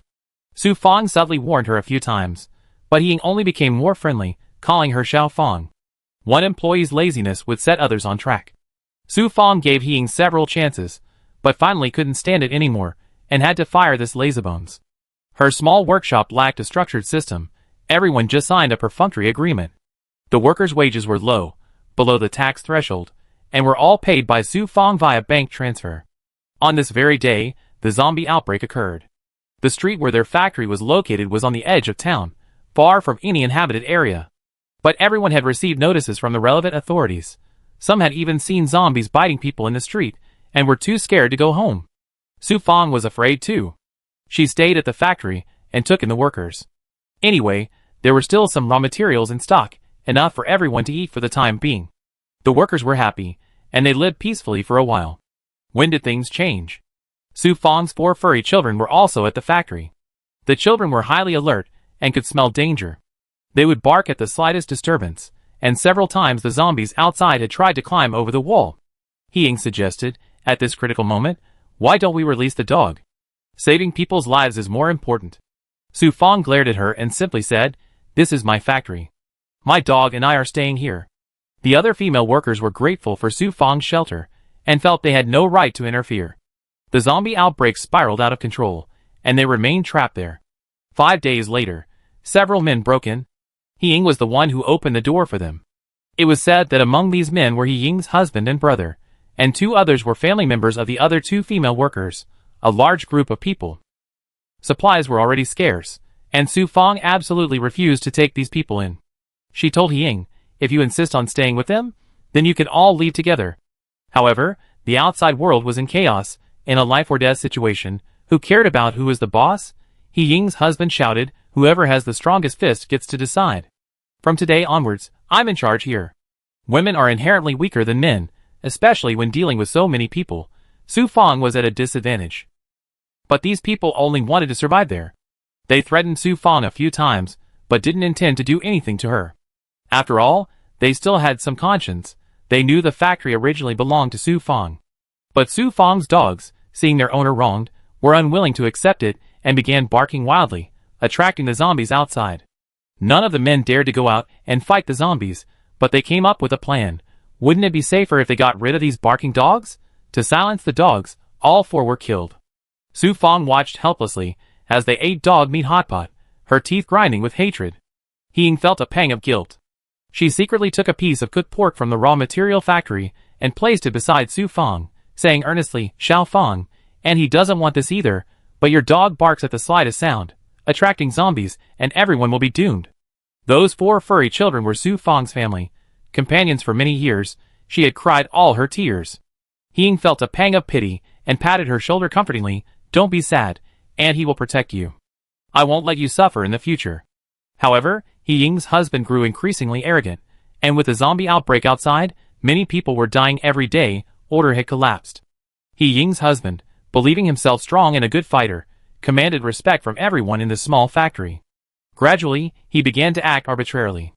Although they had a reserve of pork for making dog food, it couldn't sustain so many people eating it all day. He started hoarding resources, taking all the good food for himself and forcing everyone else to eat dog food. Whether man or woman, his wife and Su Fong had to obey him. Anyone who disobeyed was beaten. Whoever had the strongest fist got to do what he wanted. 10 days later, the auto repair shop across the street also ran out of food and came to seek refuge at the factory. They began to cooperate, scattering nails on the ground to ambush passing vehicles and steal supplies. He Ying's husband ate meat and rice, distributing the food when he was in a good mood. Otherwise, everyone else had to eat dog food. The power dynamics in the factory had completely reversed. Who cared that this used to be Su Fong's territory, or who the boss was? Now, whoever had the strongest fist and the right to allocate supplies was the boss. The female workers' husbands all came, and the 2 men at the auto repair shop were also brothers. They were all part of the same family, except for Su Fong, who was all alone. She, a relatively young and single woman, saw her status steadily decline, always receiving only dog food, a form of slang for sexual activity, and constantly being bullied. The villain's wife, He Ying, even comforted her. "Xiao Fong, it wasn't easy for Andy to keep you alive. You have to bear it. Be strong." Su Fong endured a period of utter despair, powerless to retaliate. While Lin Shi was locked in a standoff with the people inside the wall, she rushed out with all her might. But she didn't want to die directly. Instead. "Now." Su Fong looked at the 3 women slumped together. "I've been good to you, haven't I? I even took you in when the zombies came. And this is how you treat me." She gave them shelter, yet they brought their families to bully her, remaining bystanders. He Ying was filled with shame and fear. "I'm sorry, I didn't know that damn thing. He forced me to eat dog food too. I had no choice." Su Fong stared at them intently, her eyes like knives. Terrified, He Ying shouted, "The men are all dead. What do you want? There are 3 of us." She nudged her 2 companions. Su Fong chuckled, veins bulging from her neck to her cheeks. "Ah! Help!" A group of people outside the factory, who had just finished loading the wheels and were about to leave, heard screams coming from inside. The screams didn't last long before stopping. The people inside the truck sighed in unison. Then they grabbed their weapons, got off, and dealt with the 4 zombies inside. Chapter 119. September 1st, 2025. The first underground city base was completed, and the nearby temporary shelters began organizing their relocation to the base. A truck followed at a distance. Liang Hui sat in the driver's seat. Xiang Xian observed the situation through binoculars, and Lin Shi and Lu Weiai sat in the back seat. Not far from them were refugees being evacuated from the underground city base. The base issued a call to action, not only urging nearby survivors to seek refuge, but also recruiting combat personnel and various technical talents from across society to maintain their new home. Lin Shi watched the departing convoy from afar. Are we ending our guerrilla warfare too? For the past 45 days, they had been fighting zombies as they drove towards the soon-to-be-completed underground city base. The truck supplies were nearly half used up, but it still looked full. For the past 40-odd days, they had spent most of their time living in the truck camper van. Lin Shi and Xiang Xian took turns resting on the small 0.8-meter wide bed in the back, while Lu Weiai and Liang Hui slept in sleeping bags in the middle of the aisle. They ate together, took turns driving, took turns on watch, and worked a reasonable schedule, avoiding driving while fatigued. But after a while, everyone was getting tired of the cramped living space in the truck. Lin Shi, honestly, I kind of miss the feeling of having my feet on the ground. Lu Wei, once we get to the base, personnel of our caliber should be assigned double rooms. Will the supplies in my truck be confiscated? Lu Wei glanced at the still-packed truck, a little embarrassed. Well, I have no experience with this. Lin Shi glared at him. Aren't you very familiar with the base? Lu Wei, I never brought so much stockpiled supplies into the base before. I don't know what will happen. Lu Wei added, you really know how to hoard. This was also the most supplies Lu Wei had ever had. In the past, although he was always fighting zombies and had prepared supplies after his rebirth, he wasn't as thorough as Lin Shi, nor did he have as many Plan Bs. Before joining a combat team, he usually risked his life to scavenge for supplies on the streets. Joining a volunteer team or entering a base would usually provide him with basic supplies. Lu Wei genuinely didn't know if bringing so many supplies into the base would result in confiscation. While there was such a thing as personal belongings, in times of scarcity, having such a large food reserve seemed a bit risky. Lin Shi waved her hand. Forget it, as long as we're still together, that's fine. They were the first trusted friends Lin Shi had ever met since childhood, from her first life to now, and more than one at that. Although they had only known each other for less than 3 months, they were friends forged through life and death experiences since leaving Nanhua. Xiang Xian, holding up her binoculars, reported, zombies have attacked the convoy. Some cars are stuck in the middle of the road and can't move, and the cars behind them are also blocked. The journey from the shelter to the base is quite long. The base sent people to clear the roadblocks and nearby zombies, but they are short-handed and also have to protect the refugees, making it inevitable that the large number of zombies would find an opening. Lin Shi, should we go help? Lu Wei, are you planning to use your special skill to run over zombies in the street? Lin Shi, is that not allowed? Liang Hui was already prepared to give up the driver's seat. Xiang Xian lowered her binoculars. Actually, I can do that skill too. Lin Shi, forget it, the streets are too crowded, there are too many obstacles, and too many people, it's easy to accidentally injure someone. Lu Wei, Lin Shi, grab your weapons, and let's go!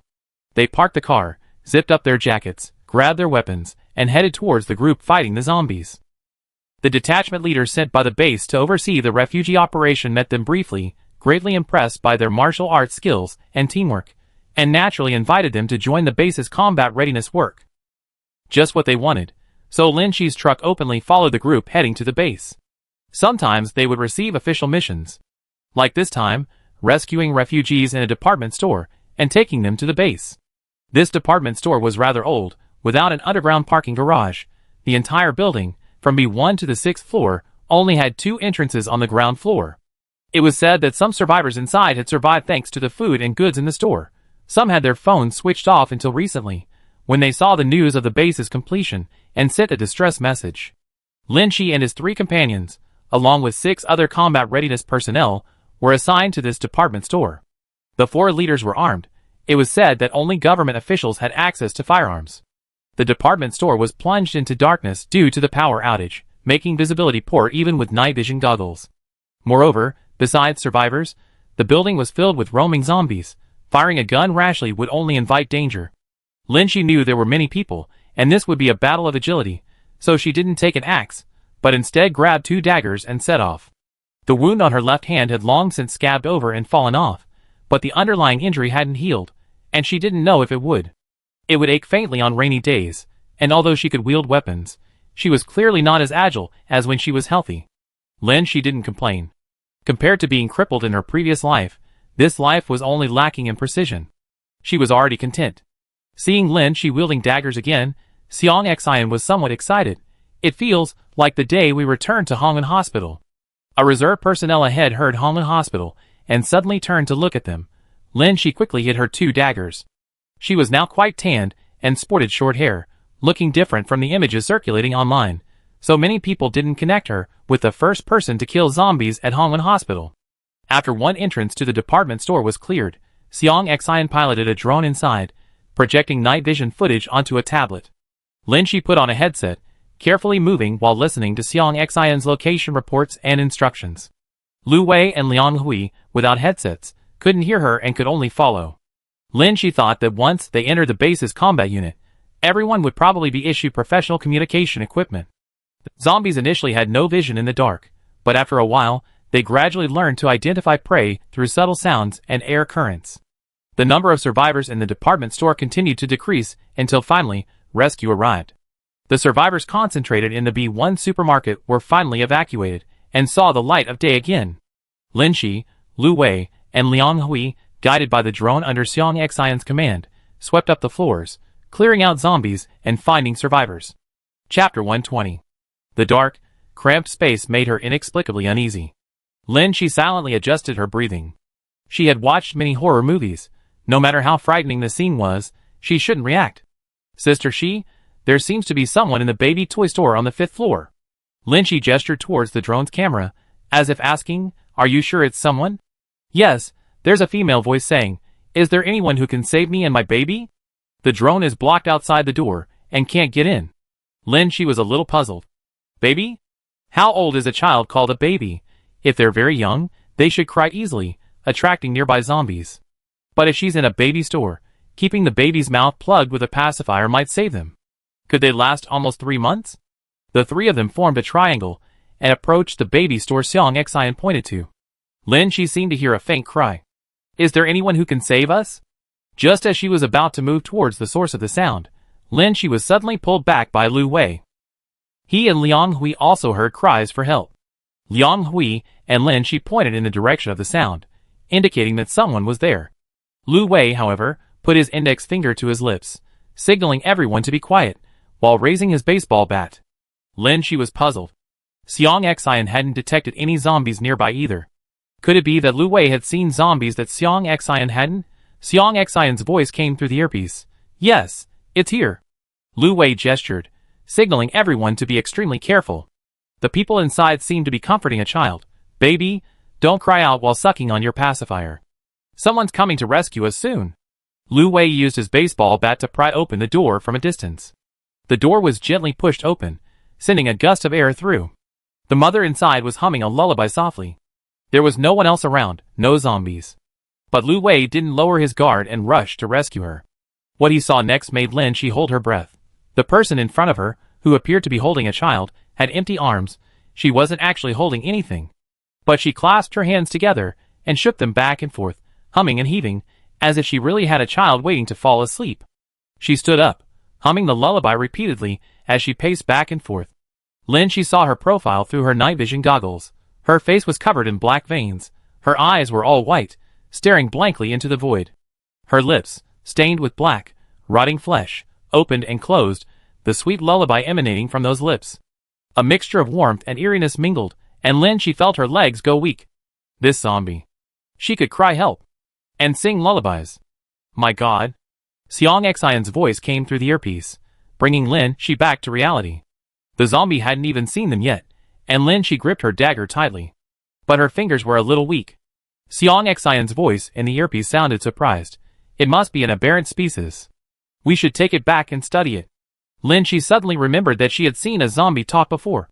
When she was taking refuge in Yunxiang, one day Zhuang Chanong and his men tried to saw through her security bars, and a zombie was talking to one of them. At that time, Lin Shi thought that zombie was on the verge of infection, and still retained a little human consciousness. Now it seemed that wasn't the case. Some zombies do have the ability to speak. More special than the zombies Lin Shi had encountered before. Lin Shi only retained human consciousness after becoming a zombie, but she couldn't speak, her screams were extremely unpleasant, and she couldn't control her behavior. But the zombie in front of her was repeating the same things over and over, making it unlikely that it was conscious or capable of control. Lin Shi was considering the possibility of telling Xiang Xian to take the aberrant species back. Suddenly, a gunshot rang out from downstairs. Bang! The sound pierced the entire department store. The zombie in front of her froze, her arms loosening their grip, her neck cracking as she twisted. She gritted her teeth and staggered towards the door. Lu Wei, who was closest to the door, struck her dead with a stick. Then a scream erupted from downstairs. Lin Shi looked down, chaos reigned. A zombie was chasing someone, the person being chased screaming help, while the chasing zombie chanted help. Help! In the distance, someone with a gun struggled to aim amidst the chaos. However, the gunshots were too conspicuous. Xiang Xian, oh no, the gunshots have attracted the zombies. Sister Shi, you all need to retreat. Even without Xiang Xian's warning, Lin Shi could see zombies pouring into the entrance on the first floor. The department store only had 2 entrances on the first floor. By the time Lin Shi went down from the 5th floor, the first floor would definitely be overrun by zombies. This feeling was familiar. Lin Shi seemed to have returned to the day the zombie outbreak first occurred, when everyone was trapped inside the building. What do we do? These people are making so much noise. The zombies will definitely be able to track them down by sound. If everyone calmed down and quieted down, under the cover of darkness, the zombies' vision would be less sharp, and they might be able to go down and pick them off one by one. Now, chaos reigned downstairs. Xiang Xian, we can't help anymore. Almost everyone on the first floor is infected and turning into a zombie. Sister Shi, you can go to the rooftop or use the green escape tunnel next to it. There are zombies in the escape tunnel too, but not as many. The downside is that the green emergency exit signs are well lit, making it easier for the zombies to see. There are no zombies on the rooftop. If you can all jump more than 2 meters, you can jump from the roof to another building. Lin Shi pointed up to the rooftop to Lu Wei and Liang Hui, then gestured with her hands to indicate the emergency exit, communicating with them. Lu Wei pointed to the rooftop. Liang Hui pointed to the stairs. Lin Shi, great. There's someone else who, like me, can't jump more than 2 meters. No need to be shy about speaking up. She also made a staircase gesture. The 3 of them gently pushed open the stairwell door. Sure enough, several fluorescent green dots floated in the darkness. The faint green light shone on the zombies' faces, the effect of the light projecting upwards from their chins, making it look quite eerie from that angle. But it was only eerie in appearance. They could currently see 5 zombies in the stairwell. The 3 of them should have no problem getting through. The difficulty lay in the green escape route. The main door was locked. Lin Shi didn't have an axe and couldn't force it open. Even if she could, it would make a huge commotion. The only way now was to go into the hall and exit through the front and back doors of the main hall. Lin Shi gestured to the drone, hoping Xiang Xian could report the situation outside. Unbeknownst to Lin Shi, Xiang Xian, waiting outside, was sitting in a truck. About half a meter away, 3 zombies were pressed against the windshield, their faces contorted in a ferocious expression. Xiang Xian started the truck, using the method Lin Shi had taught her, slamming on the gas, and then slamming on the brakes to throw the zombies off and run them over. At the same time, she was distracted by the screen. Escape from the hall isn't going well, it's full of zombies. You encounter one every 1 or 2 meters. With so many zombies, even the highest combat strength is useless. A swarm of zombies offers no chance of fighting back. Xiang Xian, who had just shaken off a zombie outside, nearly crashed into a car while distracted by her screen. Xiang Xian's still shaken voice came through. But Sister Shi, there are reinforcements. Seeing reinforcements, I hope you can calm down. A moment later, commotion came from inside the hall. Lin Shi peered through the glass doorway and saw a group of people carrying silenced rifles enter. They were well trained and unhurried, quickly eliminating the zombies on the first floor. Once the zombies were no longer under the pressure of a horde, they could be picked off one by one with close-range attacks. This was the kind of apocalyptic team Lin Shi imagined. Looking at the weapons left on the ground, her fingers unconsciously twitched. Chapter 121. The guns Lin Shi was worried about were all taken away by the newcomers. It was Yang Yicheng, a man with exceptional mobility and a wide range of movements. He would go to Yunxiang, to Nanhua, and to Xinchuan. But this time, it seemed he had come to help those in need. The 2 groups of men wearing night vision goggles lowered their weapons the moment they met. Yang Yicheng, you really are here. Lin Shi instinctively became wary. What? You came here specifically to arrest us again? Yang Yicheng added. I saw your companions outside crushing zombies. She said companions, not accomplices. Lin Shi slowly breathed a sigh of relief. Lu Wei took the lead and greeted him. Lieutenant Yang. Yang Yicheng paused, a hint of displeasure in his eyes. Not anymore. If he had been promoted, his sense of justice would have been overflowing, but he stopped there, his expression still uneasy. It might be an unpleasant matter. It was unclear whether it was because they had let Lin Shi and Lu Wei go. Seemingly sensing their gazes, Yang Yicheng said, Don't think about it. It's not because of that. Although Lin Shi had never liked him, they had escaped danger so quickly thanks to him, so thanking him was necessary. Yang Yicheng waved his hand. This wasn't the place to talk. After his men collected all the scattered weapons, they went to the B1 supermarket area and picked through some supplies they might need. Then, without checking if there were any survivors in the building, or even scanning the entire building, they left. His mission seemed unrelated to evacuating refugees. Outside, Xiang Xian finished crushing the zombies, and used a drone to scan the building. After confirming there were no survivors, Lin Shi and the other two left the building. The sudden burst of sunlight made it hard to see. This mission was a failure. Lin Shi summarized her first assigned task. The mission was to evacuate survivors. Only a few were successfully evacuated at the beginning. The talking zombie disrupted everyone's plans, and not only were there no survivors, but even those who had entered were gone. The truck started moving, slowly following the convoy heading to the base. Lin Shi cleaned her 2 daggers, sheathed them, and tucked them into her sleeves. The memory of the singing zombie still gave her goosebumps.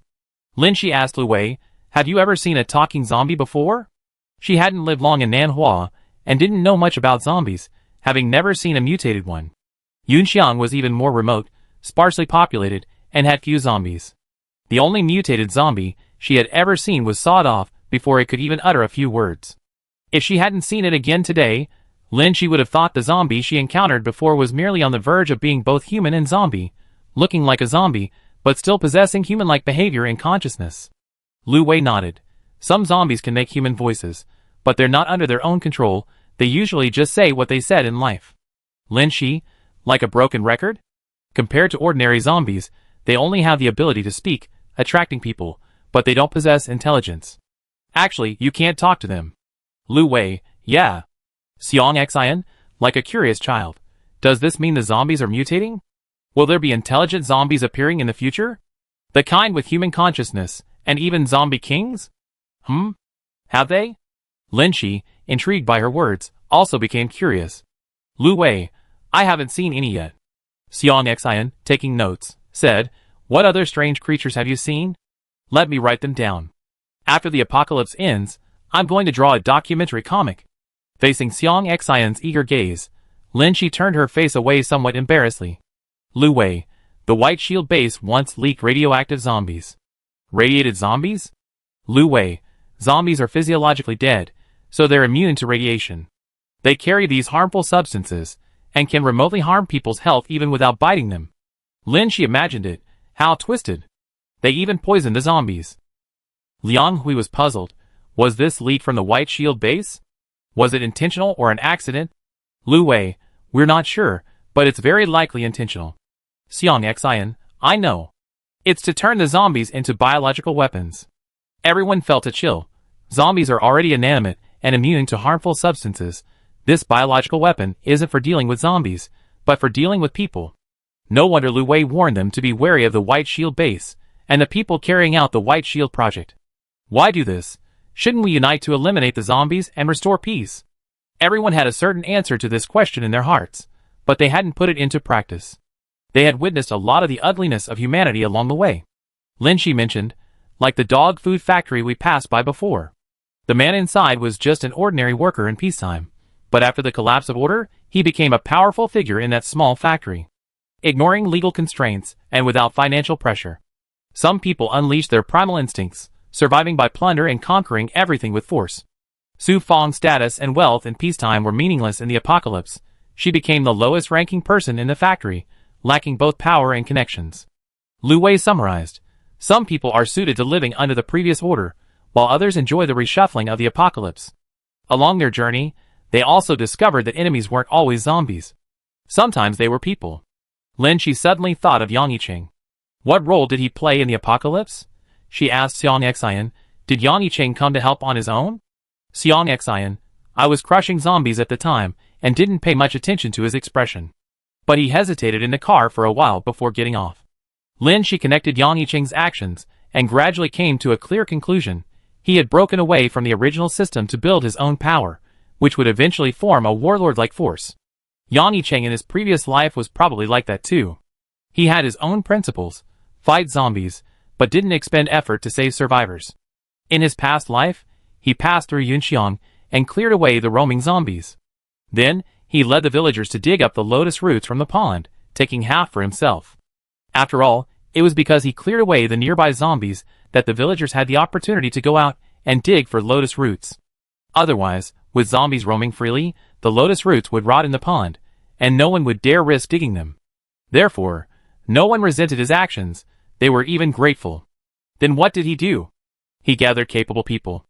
At that time, he already had a base, but he made no mention of taking the villagers to the base for refuge or helping them build a new home. He gathered able-bodied young men to the base. As a guarantee, he provided supplies to Lin Jia's family, who went with him, but ignored everyone else. This man's goal was very clear. He was there to fight zombies, not to rescue people.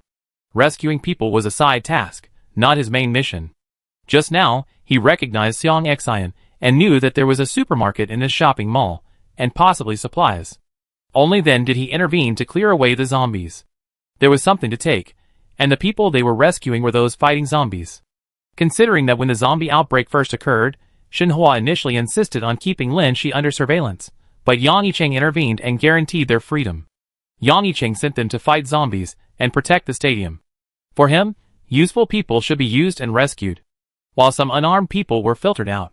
Such principles inevitably deviated from the general direction of the relevant departments, so he was either dismissed or left voluntarily, becoming an independent figure. The hawk-like gaze looking down at Lin Shi from the top of the birdcage still lingered in Lin Shi's mind, causing him to tremble. He had previously harmed the weak. Chapter 122. Zhang Sirui, please confirm the information on the entry application form. Lin Shi, confirmed. At the entrance to the underground city, the staff looked at the application form Lin Shi submitted and asked again, "Do you have an ID card or household registration certificate to prove your information?" Lin Shi, "I lost it while fleeing." Another staff member came over and whispered something, explaining that Lin Shi and her group had brought supplies, and had been assisting relevant departments in transferring refugees along the way, making initial contributions to the base before even entering the city. More people like this should be kept. The staff member stamped Lin Shi's application form. Take the application form over there for inspection. If there are no problems, you can go and collect your room number and supplies. Lin Shi, the things I brought. Staff member, oh, your personal belongings will be returned to you after inspection. However, vehicles entering the city will be centrally managed and may be requisitioned in an emergency. This staff member had never seen anyone bring a truck and countless personal belongings to the base before. In the past few days, she had seen mostly refugees who had struggled to arrive or had been rescued by the base's combat readiness teams. They were mostly penniless and mentally disoriented.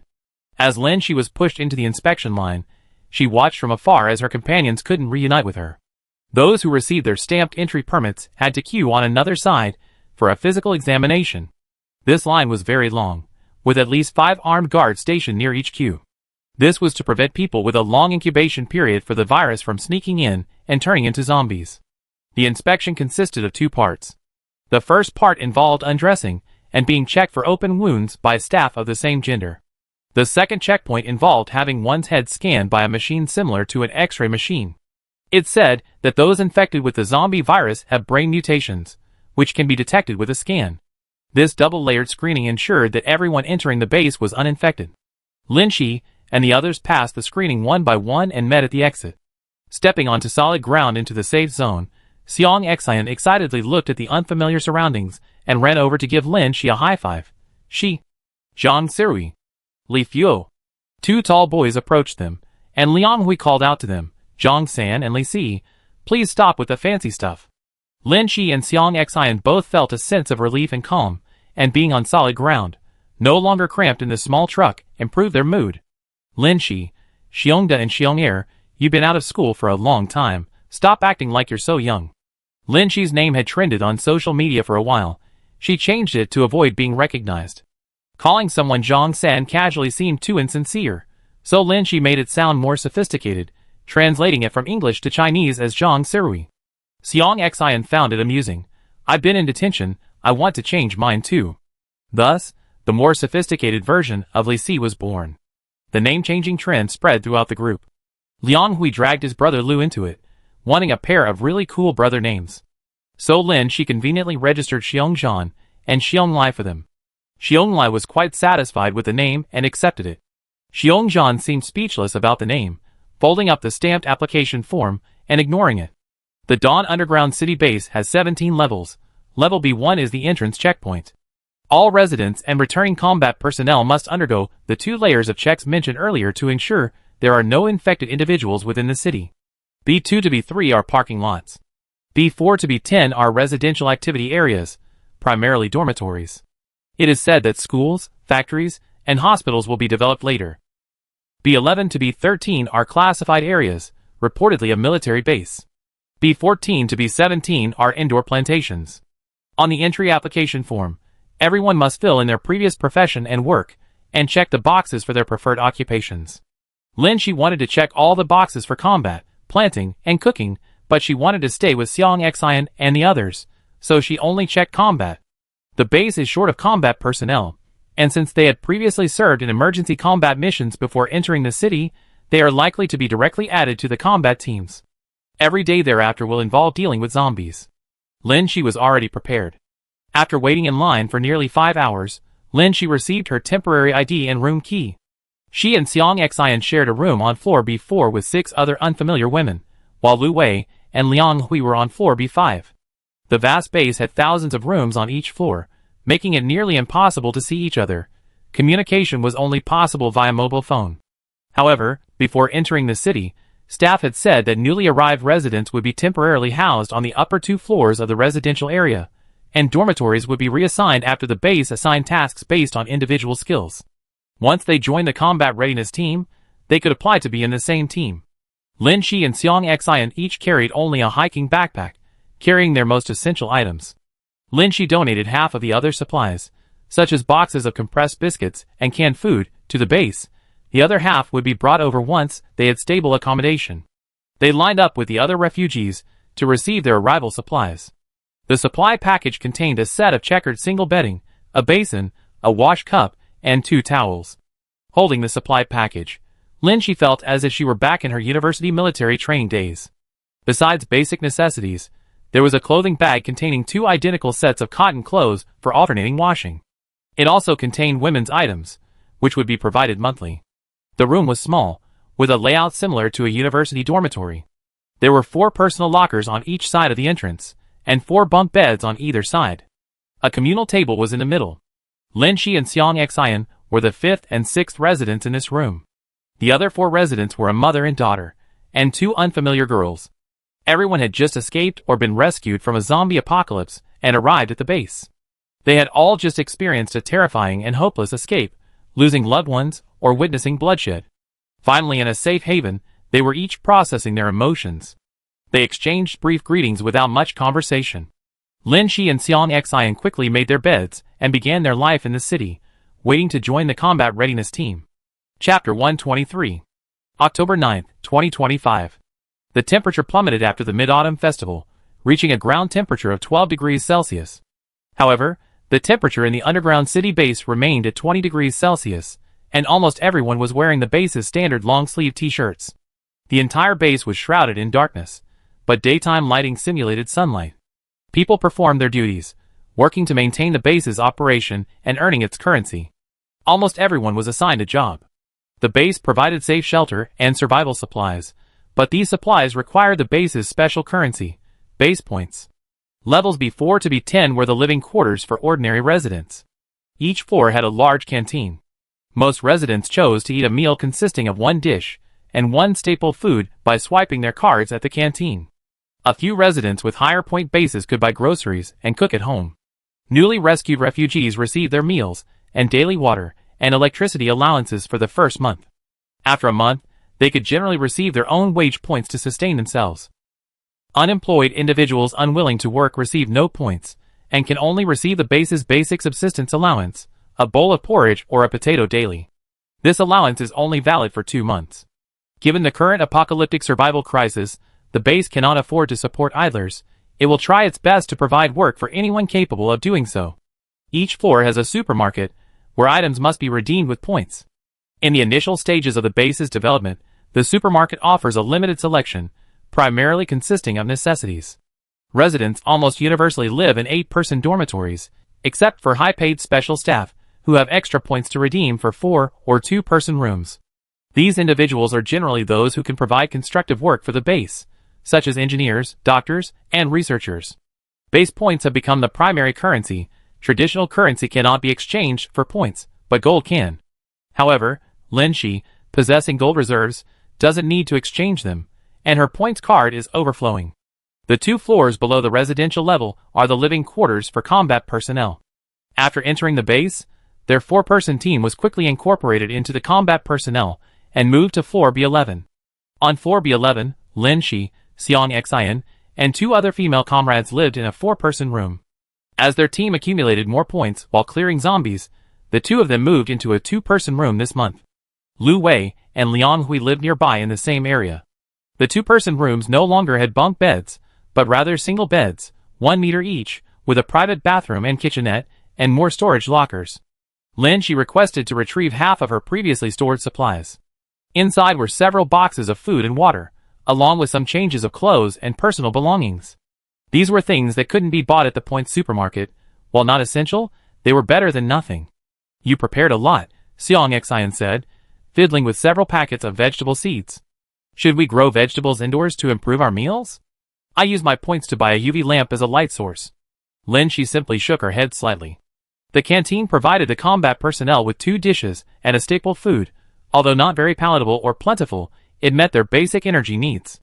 Lin Shi was no longer someone who just wanted to stay home and manage her own life. She had more important things to do. Training was already demanding, and long missions meant even longer absences, so things like improving living conditions and meals were put on hold. In a spacious training room, several people were practicing shooting at a moving bullseye. Lin Shi stood among them, her black trousers tucked into slightly bulky combat boots, wearing only a tank top. She had just come from the physical training room, her taut upper arm still glistening with sweat. Outside the base, dealing with zombies required constant escape and combat.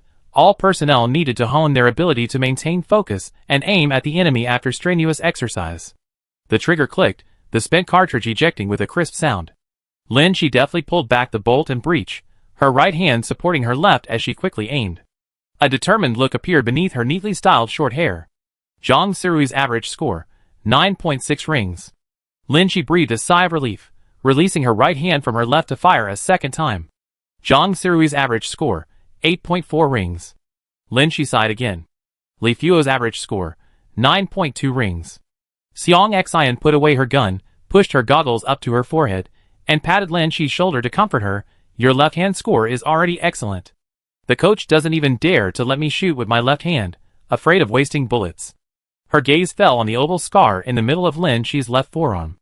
Lin Shi had trained her left hand because of an injury to her right hand. Although her muscle memory wasn't as strong as in her previous life, she had long since mastered her left hand. However, after that gunshot wound, even after recovering and undergoing professional rehabilitation at the base, she couldn't return to her peak condition.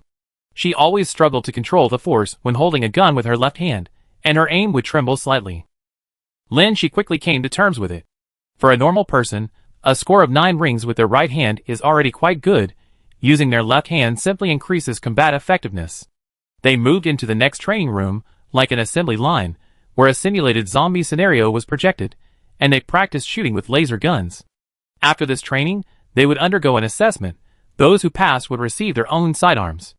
Lin Shi and her group had previously participated in several base-wide rescue missions to save refugees and clear zombies, and had even found sidearms on the battlefield, but according to base regulations, they had to be handed over.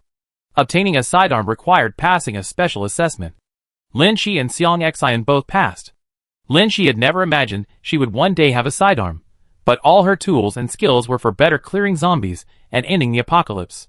In this life, Lin Shi's mindset and focus were extremely stable, making learning easy. Xiang Xian, on the other hand, had long aspired to be a hero in saving the apocalypse, and was incredibly excited about learning to use a gun. They were among the few women in the combat readiness team willing to go to the front lines. "You passed the test. Please collect your service weapon." Lin Shi solemnly accepted it with both hands. Xiang Xian was extremely excited after receiving the weapon. Her right hand instinctively wanted to show off by gripping the gun, and then she excitedly wanted to give a heart salute again. Their next mission would likely be to Xiang Xian's hometown, Xinchuan. According to reconnaissance, there were still a large number of survivors there. Their mission was to rescue them and bring them back to base, clear out the zombies, and search for supplies needed by the base. Knowing there were many survivors, Xiang Xian's confidence suddenly surged. Xiang Xian felt that her parents might still be alive. Xiang Xian's last meeting with her parents ended in a huge argument and a bitter parting. In the 3 months since the zombie outbreak, everyone had witnessed countless life-and-death separations and survival crises. Past conflicts had long since vanished, leaving only concern and worry. During the 3 months of being out of contact, Xiang Xian wasn't without negative emotions, but she still clung to a sliver of hope until she received concrete news. During her trip to Xinchuan to provide support, Xiang Xian even thought, if she met her parents in this state, they would realize that she was not someone who only lived in her own world, and that what she was doing was meaningful. Chapter 124. Lin Shi set off in her truck. After passing through layers of checkpoints, she arrived at the base exit, seeing the light of day again. Besides Lu Wei, Liang Hui, and Xiang Xian, her truck carried 6 other comrades in a separate team. Her supplies had already been emptied from the truck bed, replaced by seats. She only needed to bring the supplies and personal combat kits provided by the base before each departure. Their team's designated driver sat in the driver's seat. Lin Shi, Lu Wei, and Liang Hui sat in the front, while Xiang Xian observed the surrounding area from the back. Xinchuan was about 130 kilometers from the Dawn base, and Lin Shi's team wasn't the only one participating in the Xinchuan operation. The entire convoy consisted of 8 vehicles. 4 trucks carried combat personnel, while 4 converted empty buses were reserved for receiving refugees. The journey was long, and those in the back inevitably became bored and began chatting in small groups. They actually sent so many buses to Xinchuan this time. Exactly, before, trucks were enough, and the few refugees could squeeze into the few available carriages. It's been 3 months. Is there anyone left to survive in that small place like Xinchuan? Xiang Xian gripped her binoculars tightly, and couldn't help but chime in, weren't we sent there because we found survivors? What's there to question? The group that had been discussing this earlier fell silent after being rebuffed. The owner of this vehicle was Lin Shi, and Lin Shi, Xiang Xian, Lu Wei, and Liang Hui were always in cahoots. They couldn't afford to offend them. Besides, with the apocalypse upon them, their primary task was clearing out the zombies. The group changed the subject again. Around noon, the convoy stopped at an abandoned gas station. The cars refueled, and the crew took turns repairing them. The next intersection leads directly into Xinchuan City, where a long battle is likely to ensue. Lin Shi, holding her self-heating rice container, barely tasted her food. Liang Hui glanced at Xiang Xian, the girl who had boasted of offering her heart. Her heart was pounding with excitement. It probably would have jumped out of her chest without her even having to offer it. Then, looking at the silent Lin Shi, he asked curiously, why is there such a big difference between you two? Xiang Xian finished eating first, and diligently raised her drone to survey the surroundings. Lu Weigang returned from his patrol, sitting down beside them with his self-heating rice, and asked, what's wrong? Lin Shi thought for a moment, organizing her thoughts. Lu Wei asked, I heard from Commander Wang that you applied for dual pistols, but your left-hand performance wasn't up to par. Lin Shi shook her head, it's not about that. She said, let me organize my thoughts. I feel that although we encountered difficulties and suffered casualties while clearing out zombies and rescuing refugees, it doesn't seem like we reached an insurmountable level. Lu Wei listened quietly, answering her question, because we all been reborn many times, we were prepared for the apocalypse. You were already the champion of the Nanhua Women's Sanda League before the zombie outbreak. Your kung fu is impressive. That was indeed the case. Lu Wei continued, our 4 teammates are all very capable, and our teamwork is stable, so it seems to be going smoothly for now. But other teams have actually suffered casualties, and reorganized many times. Lin Shi looked at the faces of her other teammates, some she had worked with on the last mission, some she had seen in the training room. But many familiar faces were gone. Lin Shi paused, then said, what you said makes sense, but that's not what I'm wondering about. She said, on the way here, I heard them say the base is expanding, factories and schools will be built later. She had heard these things while at the base, and initially thought the base's increasing sophistication was a good sign, but this also means people will be spending a long time at the base. So, the construction of various facilities is necessary. With factories, the variety and quantity of daily necessities will increase. Lu Wei listened quietly to her analysis. The residents' quality of life at the base is getting better and better. Lin Shi glanced around at her teammates and continued, although there have been losses among the combat personnel, compared to the number of zombies cleared, the number of losses is lower than the number of zombies. The area near Dawn base has become a low-risk zone. Lin Shi voiced her doubt. I don't think clearing out the zombies is an impossible task. Hearing this, Liang Hui also looked at her. He shrugged. Isn't this a good sign? After the zombies are cleared, we can quickly return to normal life. Lin Shi didn't continue. She was puzzled. Why did it ultimately lead to extinction? In his previous lives, Lu Wei actively participated in battles, but never survived to the end. He was unaware of his inevitable demise. Only Lin Shi knew, but she didn't want to reveal this heavy truth now. The truth of the world remained to be explored. Lin Shi asked from another angle, since victory in the extermination is in sight, why is the underground base making such a long-term development plan, expanding schools and factories? Once it reaches a certain level, entertainment activities will emerge, seemingly returning to normal life. But why not try to return to the surface? Liang Hui scratched his head. Lu Wei replied succinctly, war? Remember when I mentioned Yu Mingyuan and the White Shield base? The mutated zombies we've seen so far are only at the stage where they can talk, and they just mechanically repeat what they said in life. They have no intelligence. But later, zombies that can think appeared, and the radioactive zombies I mentioned before. Lin Shi, you mean? A war broke out before the zombies were cleared out. The zombies became biological weapons? Lu Wei, I didn't enter the White Shield base, so I don't know the details. But I think so. Zombies are different from humans. They're not afraid of radioactive or toxic substances. These poisonous zombies don't need to bite or attack to defeat our team. Lin Shi felt a chill run down her spine. Liang Hui choked on his food. Then what do we do with this kind of thing? Lu Wei, that's exactly what we need to solve. His original plan in this life was to infiltrate the relevant departments, which might provide more channels and resources to investigate these matters, but some unexpected things happened. Lin Shi felt a chill run down her spine. After what happened with Yang Xian and the dog food factory, she learned one thing. Zombies are terrifying, but a world disrupted by zombies is even more terrifying. People's disgust was amplified. The apocalypse also reshuffled people's lives. Previous status and wealth were meaningless in the apocalypse. Yang Xian and the dog food factory employees relied on their own strength and teams to plunder resources. Would those who had overturned this order and become accustomed to indirectly becoming powerful be willing to rebuild the original order? Chapter 125. Xinchuan is a small county-level city near the river, not large in area and with a small population.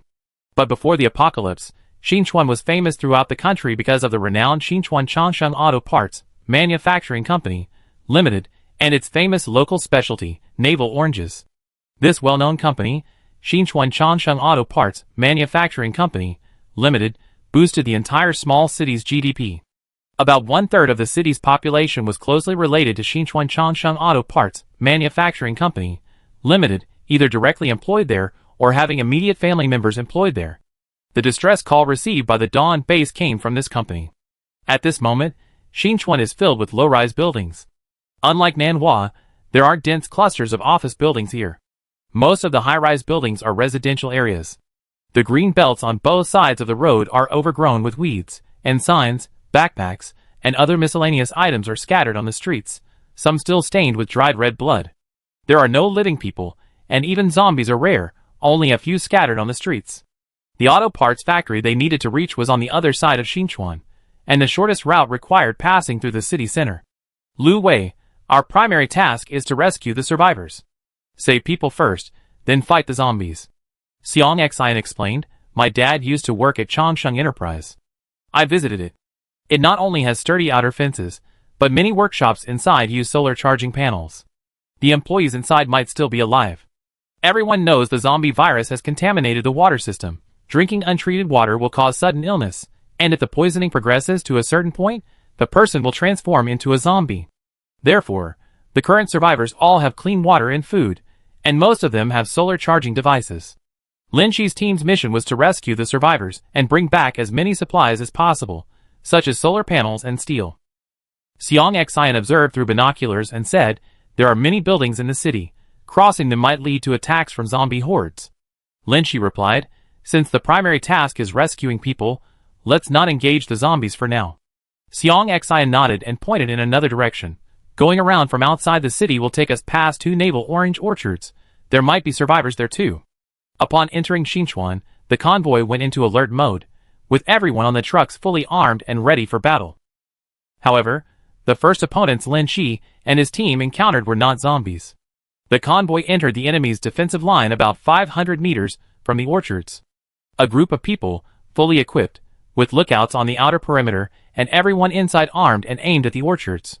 Lin Shi suddenly felt a sharp pain in her right hand. She stared intently at the leading figure. Could it be Yang Yicheng?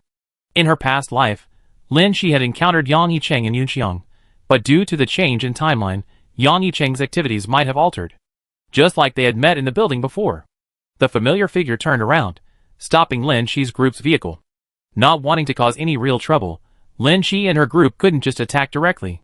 3 trucks were parked inside the defensive line. Yang Yicheng, the leader, was leading his men, attempting to enter the orchard. Upon seeing the familiar faces Lu Wei and Lin Shi, Yang Yicheng relaxed his stance, simply saying, "This area belongs to the Iron Wolf base. You can go to the next one." Lin Shi had seen all sorts of dangers, and fought all sorts of terrifying zombies in the past few months. But the image of Yang Yicheng clutching a gun remained a shadow in her heart. Every time she saw it, her arms trembled. It was as if an old wound had reopened. She was both afraid and yearning for revenge. In this life, the injury to her left hand was sustained in peacetime. Yang Yicheng's shooting to stop her murderous operation at Hongwen Hospital left her speechless. But the injury to her right hand in her previous life. Lin Shi looked at the orchard behind Yang Yicheng. The fence was intact, and there was still an electric fence.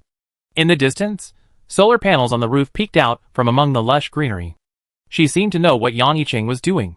Lin Shi took a deep breath, suppressing the gloom in her heart, and said solemnly, "We're here to rescue people. No matter what you're doing, you can't stop our rescue operation." The Iron Wolf base wasn't a shelter officially designated by the relevant authorities, but Lin Shi had heard of it at the training camp. It was said to be a highly capable base, filled with armed and prepared personnel. They were a warlord-like organization that had formed after the zombie outbreak, operating independently from the control of the relevant departments and possessing their own strongholds. Although not under the direct command of relevant departments, they were considered allies to some extent. Lin Shi disagreed. People don't easily change their minds. Someone who would shoot at civilians, even if not Lin Shi this time, would point at other civilians. Yang Yicheng listened, his tone cold. "Rescue them? The people inside don't want to be rescued. You better save your breath." Lin Shi, "What does that mean?" Yang Yicheng, "I already negotiated. I take them back to the safe base and guarantee their livelihood on the condition that they exchange solar panels." Lin Shi sneered inwardly. How familiar this negotiation sounded. Yang Yicheng had once told her the same thing, hoping she would contribute solar panels in exchange for supplies. The other party, initially courteous, then resorted to force, seemingly instigated by Lin Jie, and directly snatched them. Lin Shi turned and glanced at her teammates. Some of them had heard of the Iron Wolf base, and considered it an allied force. Since allies were saving this farm, they didn't want to interfere and would instead support the next farm and Changsheng Enterprise, which had a larger number of survivors. But Lin Shi knew clearly what the people on the farm would face next. She was no longer a weakling hiding behind the fence, she had steadfast allies. Her teammates looked at her with trust. Lin Shi felt confident, and said to Yang Yicheng, "Your negotiation was just wishful thinking, a cover for your act of stealing the solar panels."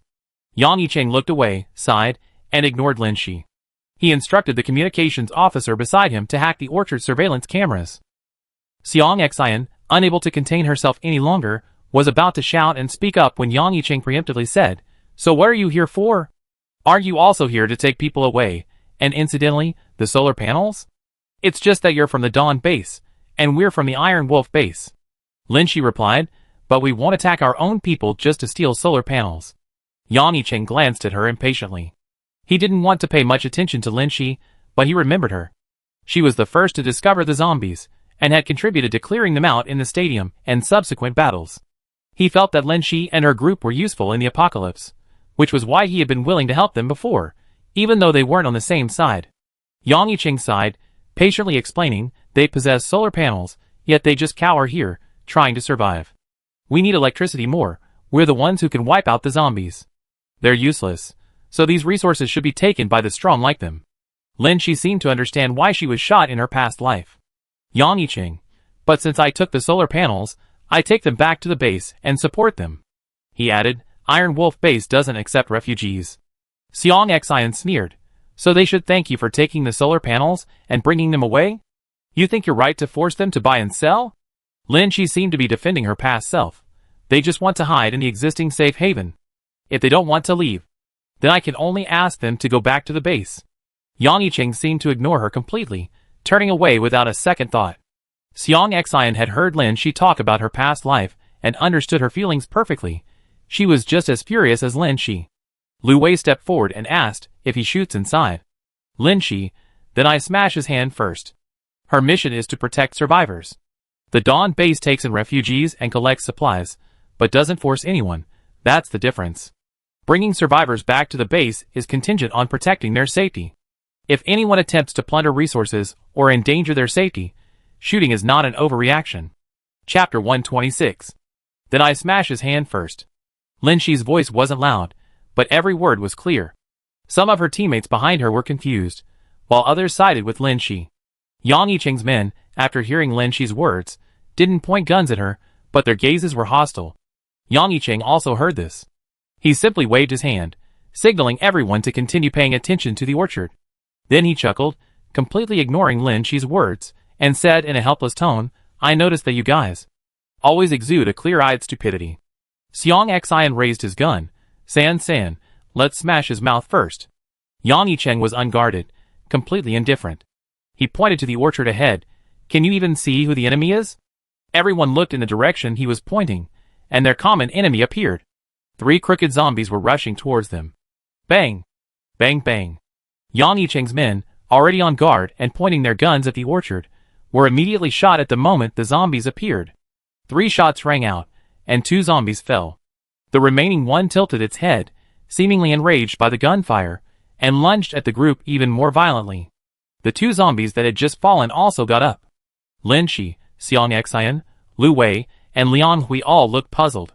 Wasn't the Iron Wolf base supposed to be a very strong base? How come their marksmanship is so poor?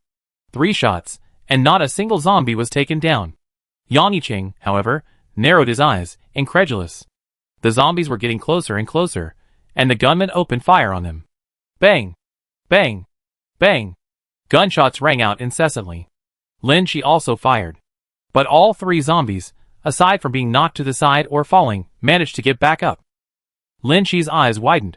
Her right-hand marksmanship averaged over 9.5, yet she missed a shot to the head at such close range. And Lu Wei, Yang Yicheng, and the others all missed. No, there were bullet marks on the zombies' skulls.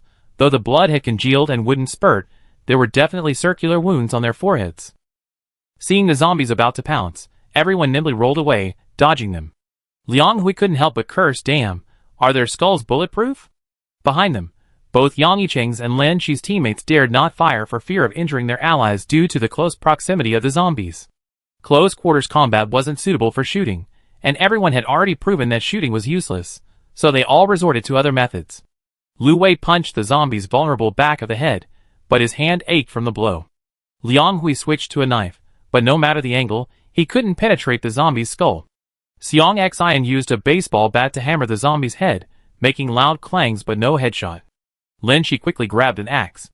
Seeing that her 3 teammates' attacks on the skull were ineffective, she switched to chopping at the zombie's neck, but there seemed to be something hard supporting it there, making it impossible to cut off the zombie's head. She became a little flustered, frantically swinging the axe a few times, only managing to chop off a few pieces of zombie flesh.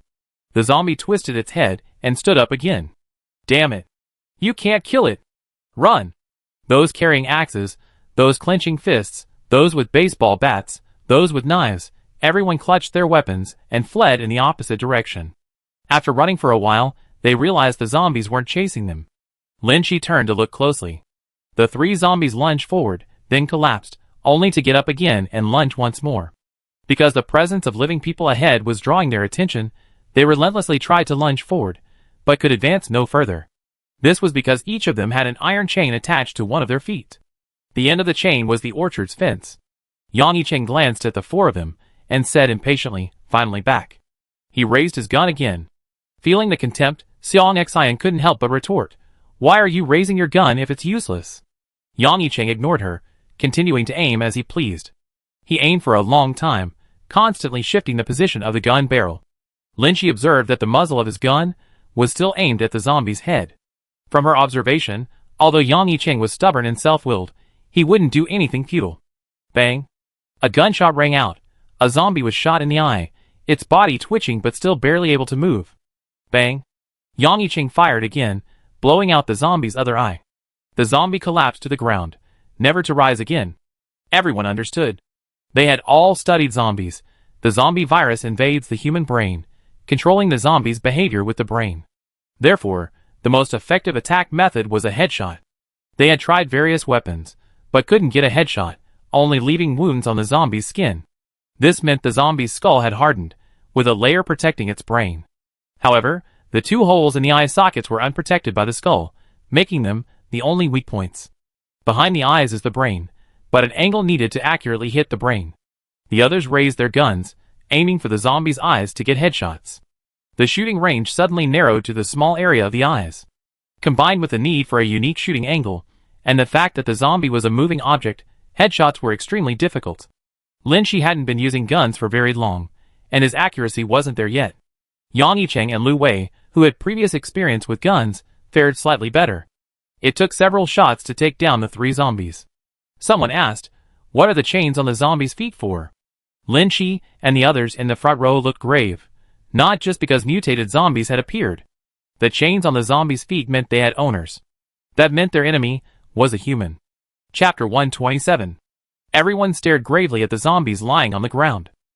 The three zombies all had several bullet craters on their foreheads, but none of them were fatal wounds. Yang Yicheng's team member asked, "Should we drag one of the zombies over to study it?" Yang Yicheng nodded. Lin Shi, however, spoke up to stop them. "Don't waste your energy. I just tried cutting its neck, hands, and feet, but I couldn't cut them." Everyone had been rushing to attack the zombies' weak points, the heads, and Lin Shi, in her haste, had accidentally discovered this. Since they couldn't be cut, there was no way to remove them from their chains. She brandished her axe. "Their entire skeleton and skull have hardened together. You can't cut the bones, you can only cut the flesh." She scraped the grass with the axe, scraping off pieces of the zombie's rotten flesh. A zombie's mobility wasn't affected by having a few pieces of flesh cut off, unless all the nerves and muscles connecting to its skeleton were severed. This was troublesome. To defeat these zombies, the only option is to attack their eyes, a vulnerable point without bone protection. However, hitting the eyes doesn't guarantee a hit on the back of the head. Precise positioning and angle are crucial. This is a challenge for most people, including Lin Shi, with his excellent marksmanship. Even with Yang Yicheng and Lu Wei's superior marksmanship, they can't consistently hit vitals with every shot. Such aiming is mentally taxing. It's manageable against individual zombies, but if a group swarms in, there's no time to pick them off one by one. Escape is the only option. Alternatively, artillery bombardment would be an option. However, at such close range, artillery fire would injure friendly forces, posing a significant obstacle. The three zombies' bones couldn't be cut, and they were chained to the feet, making them impossible to drag over for analysis. Lu Wei analyzed, "Someone's chained them here as a guard." Everyone warily stared at the orchard gate. The people inside probably had ill intentions, otherwise, they wouldn't have let out three steel zombies. But the enemy was in the shadows while they were in the open. The enemy might also be armed. After all, so many battles and shootings had occurred in the apocalypse, some fallen soldiers had left their weapons behind on the battlefield, not yet retrieved by their comrades, and thus seized by those with malicious intent. Yang Yicheng coldly glanced at Lin Shi. "Now, use your saintly heart to rescue others. Leave this to me." Lin Shi, It was true that the people inside had bad intentions, and it was also true that Yang Yicheng was trying to steal someone else's belongings. However, the navel oranges in the orchard weren't the easy targets Lin Shi had been in her previous life. Yang Yicheng's hard fist met a steel plate. But these arguments were pointless now. Lin Shi's side had more teammates, and everyone expressed their desire to go to the next location for a rescue mission. Lin Shi's expression was grave. How the hardened zombies appeared was no longer important. The important thing was whether there were only 3 hardened zombies here. They parted ways with Yang Yicheng and headed to the Changsheng Enterprise factory. On the way, the communications officer contacted the survivors inside the Changsheng factory. The route was along country roads, wide on both sides, making it easy to spot anything unusual. Upon entering this section of the road, Xiang Xian quickly took out her small notebook and sketched rapidly. Lin Shi glanced at it. Strange species 3, iron bone zombie. The entire skeleton is hardened, making it difficult for weapons to penetrate the skull. The weak point is the eyes. There were 2 more pages ahead, one of which described a talking zombie. One page contained Lu Wei's dictation of a poisonous zombie carrying radioactive material. Xiang Xian, a former comic artist, quickly completed her sketch. Xiang Xian, San, I have a feeling there will be a 4th, a 5th. Lin Shi sighed. Don't get so excited. It's getting harder and harder for us. If the mutation continues, who knows what kind of crisis will arise? For example, these iron-headed zombies. We really hope a large wave appears all at once. After the convoy entered the town, everyone was on high alert, observing their surroundings. Zombies occasionally darted out from the abandoned buildings on both sides. She was incredibly nervous as she raised her gun. Aiming at the eyes of a moving zombie was no easy task. Bang! Someone fired before her, hitting the zombie in the left brain. The zombie shuddered and fell to the ground. It wasn't a hardened zombie. The people in the car also noticed this, and everyone breathed a sigh of relief, quickly eliminating the zombies along the way. The closer they got to the Changsheng factory, the more cars appeared on the road. The cars were in a terrible state, each one mangled and covered in blood. The deformed parts didn't look like they'd been struck by a heavy object, but rather battered and pounded by numerous weapons. Given the condition of the cars, there were obviously no survivors inside. Lu Wei, there are brown bloodstains on the cars, probably no more than 7 days old. Fresh blood turns brownish rust or even black over time, but it had rained in Xinchuan a few days ago. If the bloodstains were more than 7 days old, they would have been washed away by the rain, not left as intact and clear as they are now. She glanced at the road blocked by the endless stream of cars. These cars are all heading in the opposite direction from Changsheng Enterprise. Unlike the highway intersection where they were previously blocked, these cars weren't stuck in one place. They were attacked while scattering in different directions. The wreckage blocked part of the road, making it difficult for the accompanying bus to pass. Xi's modified pickup truck could barely get through. While they were communicating with the survivors inside, they had Xiang Xian deploy a drone to assess the situation within the factory. The Changsheng factory was vast, requiring the drone to fly very high to scan the entire facility. The screen displayed images of the factory. The administration building, dormitories, and various workshops were all intact. There were no zombies or people on the roads. It appeared safe. The survivors' distress signal to the base might be due to the appearance of hardened zombies in Xinchuan, preventing them from reaching the base on their own and necessitating support. Lu didn't instruct Xiang Xian to fly the drone towards the workshops, reasoning that this parts factory had its own steel mill. Steelmaking boilers often require more robust building materials due to high temperatures and the risk of accidents, so those buildings would generally be the strongest and safest. They wouldn't be vulnerable to zombies breaking windows or entering. She was thinking, it's safe enough hiding there, but what will they eat? The drone lowered its altitude, about to inspect each workshop. The communications officer finally spoke up. Someone replied. There are indeed quite a few survivors inside. We can't come out rashly. We discussed the specifics inside.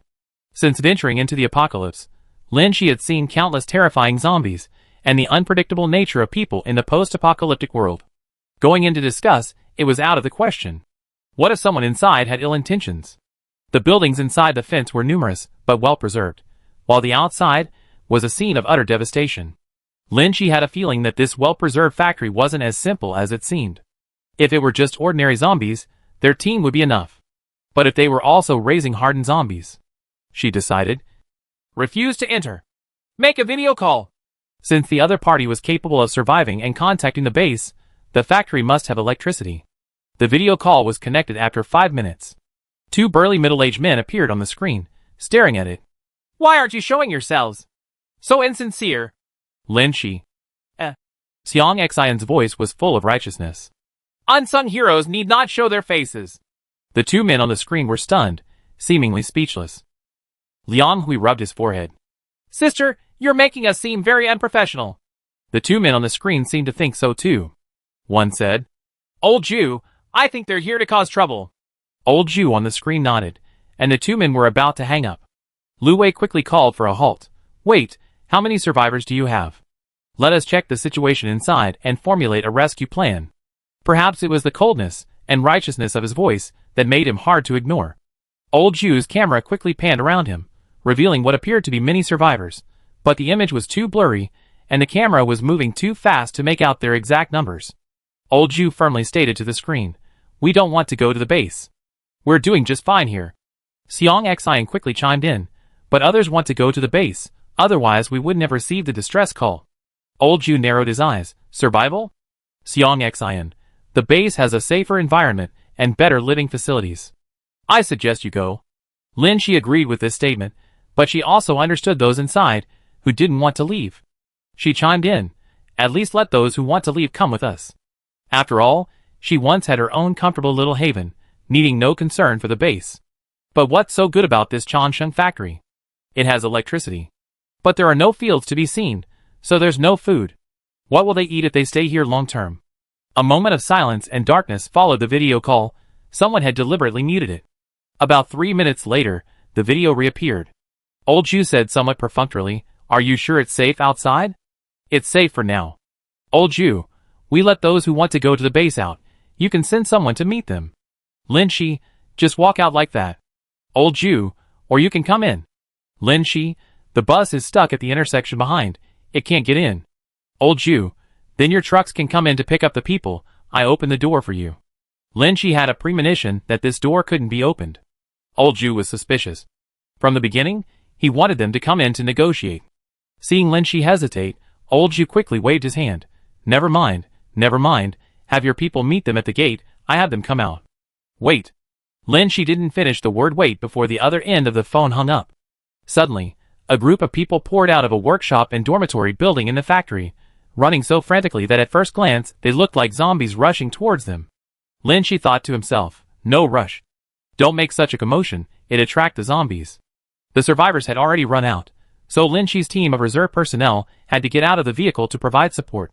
The rest of the convoy also arrived to provide backup, ready to deal with any emergencies. The gate was already open, and the crowd surged towards them, running for their lives, some even screaming. This was a taboo in the apocalypse. Gradually, Lin Shi realized something was wrong.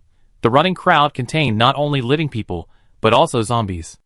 Zombies were chasing and writhing among them, some already being bitten. The moment they saw clearly, everyone raised their guns. Because zombies and humans were mixed together, firing could easily result in friendly fire, so everyone was very cautious, only firing when absolutely certain. But the zombies they were absolutely certain of killing didn't fall. After being shot, they merely shook their heads and continued the chase. One person was about to be caught when Lin Shi fired 2 shots into the zombie's arm, piercing its flesh. One shot seemed to sever a nerve, and the zombie's arm slowly drooped. The person seized the opportunity to escape. The crowd and the horde of zombies drew closer to Lin Shi and his group. Some, recognizing these unkillable, iron-headed zombies, trembled and retreated. Lin Shi's scalp tingled. He quickly reloaded his empty pistol. There were many hardened zombies. With Lin Shi's current marksmanship, aiming at the eyes of a running zombie and piercing its brain would require at least 3 bullets. There were so many zombies, she couldn't possibly kill them all. But there were still so many survivors. Should she turn and run too? Lin Shi glanced at her teammates. Lu Wei was firmly aiming at the zombie's eyes. Xiang Xian was carrying out the mission with a righteous and awe-inspiring expression, and Liang Hui took a deep breath, gritted his teeth, and stood beside Lu Wei. Lin Shi's gaze darkened. Fine. So what if I die? I can regenerate anyway. It feels so good to have someone standing with me. Just as Lin Shi's fighting spirit ignited, preparing to charge forward, more gunfire rang out. Lin Shi glanced sideways, and saw Yang Yicheng's convoy appear behind her. She instinctively assumed Yang Yicheng was there to fight zombies. Although this man had crippled her before, everything she encountered in this life involved fighting zombies. Bang! Bang! With the support of another team, the gunfire intensified. However, the zombies didn't fall. With each gunshot, a survivor rushing towards them collapsed. The muzzle struck them squarely in the forehead. Lin Shi turned back in surprise to look at Yang Yicheng standing on the roof of a car not far away. His gaze was cold. Every pull of the trigger brought down a living person. Lin Shi was wrong. He wasn't there to help. What are you doing? Yang Yicheng remained focused, still aiming at the survivors. Speaking in a low voice, loud enough for Lin Shi to hear, he said, "Instead of shooting at me, you should run. Can't you see they can't escape? Infected by hardened zombies, they become hardened zombies too." So he was taking care of the enemy beforehand. Lin Shi was surprised. However, there was no time to hesitate. Almost all the survivors were dead, and the zombies were getting closer and closer. Without survivors, there was no reason to fight the unkillable zombies head-on. Lin Shi shouted, "Get in the car! Let's go!" Lin Shi's truck was closest to the gate. His teammates and Yang Yicheng's car had already quickly evacuated. Luckily, the engine hadn't stalled. After the other 3 got in, Lin Shi quickly pressed the reverse accelerator. But the zombies had already pounced on the car, clinging to the windshield. "Hold on tight," Lin Shi warned, then used his special technique, reverse, then charge to shake the zombie off, then reverse again, charge, and run it over. Even bullets couldn't penetrate the hardened skulls of the zombies, and trucks running over them wouldn't cause headshots. The surrounding area was filled with deformed vehicles. The only way to escape was to return the way they had barely managed to get there. However, such precise maneuvering was difficult to execute with the zombies' interference. More and more zombies swarmed in, blocking the truck's windshield and windows. The 4 people inside couldn't see what was happening outside. They could only feel the truck being tossed about by the zombie horde. If they hadn't been secured by their seatbelts, they would have fallen out of their seats. The zombie's hideous face was reflected in the glass. Chapter 128. Zombies swarmed towards the truck from all directions, their faces plastered against every window.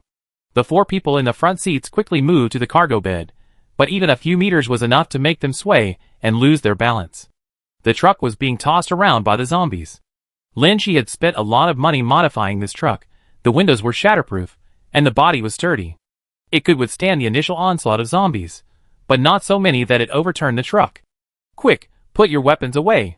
Lin Shi shouted as the truck overturned, putting his axe into the weapon storage box and closing it. The others quickly put away their machetes and sharp objects as well. Everyone tumbled together as the vehicle tipped over. Unsure how many zombies were outside, the truck thudded and pounded under their blows. Lin Shi suddenly understood what had happened with the severely deformed cars he had seen earlier. Those cars must have also been attacked by hardened zombies. Their shells smashed through. Lin Shi's truck was a bit sturdier. It wasn't smashed, but rather arched and rolled. The entire truck tumbled like a washing machine. Everyone was professionally trained and reacted quickly, grabbing the nearest seat to avoid falling. But they couldn't withstand the flying equipment and various weapons inside the truck, which made them see stars. Lin Shi's fingers were hit by metal weapons, and the pain was so intense that he could barely hold onto the chair. The chaotic rolling continued for an unknown amount of time before the truck's jolting gradually subsided, finally landing motionless with a loud bang. Now the truck lay upside down, wheels in the air, on the ground. Lin Shi rubbed his dizzy head and turned to see that his teammates were all still alive. Everyone was bruised and battered, their skin covered in abrasions. Lin Shi herself was the same. Luckily, the knives and axes had been put away in time. Otherwise, in the chaotic apocalypse, the truck's interior would have been a giant meat grinder, and few would have survived. Xiang Xian shook his head. What happened? The zombies suddenly left? Everyone dragged their aching bodies towards the driver's cab. Through the slick, filthy glass, they saw the zombies struggling and retreating on the ground, as if something was dragging them. Upon closer inspection, they discovered that long chains were wrapped around their feet. Several zombies were grouped together, and the whole group was being pulled back to a gate in a building within the factory. These zombies were huddled together on the ground, their skin and flesh peeling off from the friction, leaving a trail of rotten flesh and dark brown filth. It was utterly disgusting. But the hardened bones of the zombies hadn't broken. A layer of flesh was shed as they were dragged back to the gate. After the chained zombies were dragged back, the gate closed tightly. Outside, some unchained zombies remained. They were either recent zombification survivors or ordinary zombies wandering the area. The blurry figures reflected in the glass were huddled inside the truck, unwilling to leave. My God, they're raising zombies to attack us? We're here to rescue people. Xiang Xian stared in disbelief at the tightly closed gate. Lin Shi, not everyone wants to be rescued. If their current living conditions are good and their future safety is guaranteed, people generally won't leave their familiar shelters to go to the base. Lin Shi could understand some people refusing to go to the base with them, but he never seen anyone like old Zhu inside released zombies to attack the rescue team before. They probably have ulterior motives. Lin Shi, I'm a little curious, how can they move so many zombies? Xiang Xian, there are a lot of survivors inside. Lu Wei, let's not think about that now, we need to find a way to get out of here. Their convoy and Yang Yicheng's convoy had both retreated when the situation turned bad. It was unclear whether they had reached safety. Now, only their overturned truck remained in front of the Changsheng factory. Xiang Xian took out a tablet with a cracked screen and showed the drone's view. There are still 19 zombies outside the truck. Lin Shi, whether we abandon the truck and run or overturn it and run, we need to clear out the zombies first. Liang Hui, these are all iron-headed zombies outside, right? You can only kill them by shooting them in the eyes. Everyone looked down to check their ammunition. The previous barrage of fire had used up quite a bit, and although there were still some in the truck, they weren't enough. Lu Wei counted the ammunition, his expression grave. 19 zombies. Our bullets must kill one zombie within 3 shots, or there's no room for error. Hitting the zombie's brain, just above the eye, within 3 shots. That's incredibly difficult. Even at close range, zombies are moving objects. The target has shrunk from the entire head to just the eyes, increasing the difficulty exponentially. Lin Shi took a deep breath. Let's try. Another gate opened in the factory, and a heavy trailer truck drove towards them. They're going to cause trouble again. Lin Shi, hurry up. If we don't make it in time. Lu Wei, abandon the truck and run in the opposite direction. I contact the team to leave a vehicle for backup. Lin Shi glanced at the iron-headed zombie outside, and the road behind her, riddled with obstacles. Could they really escape? But the other three clearly had a strong will to survive, and Lin Shi rallied.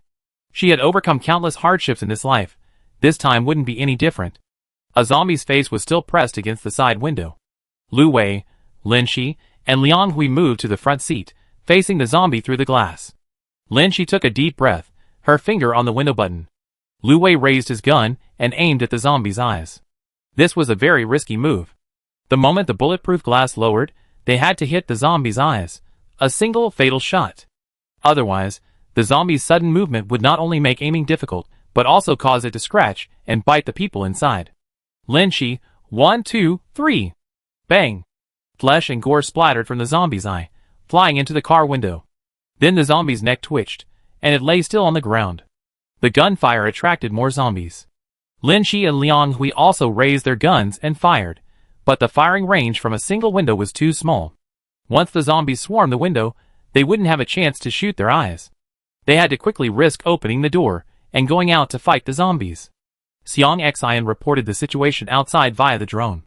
As two windows opened, the other three quickly rolled out of the car and aimed at the zombies' eyes. The zombies were all hovering near the truck.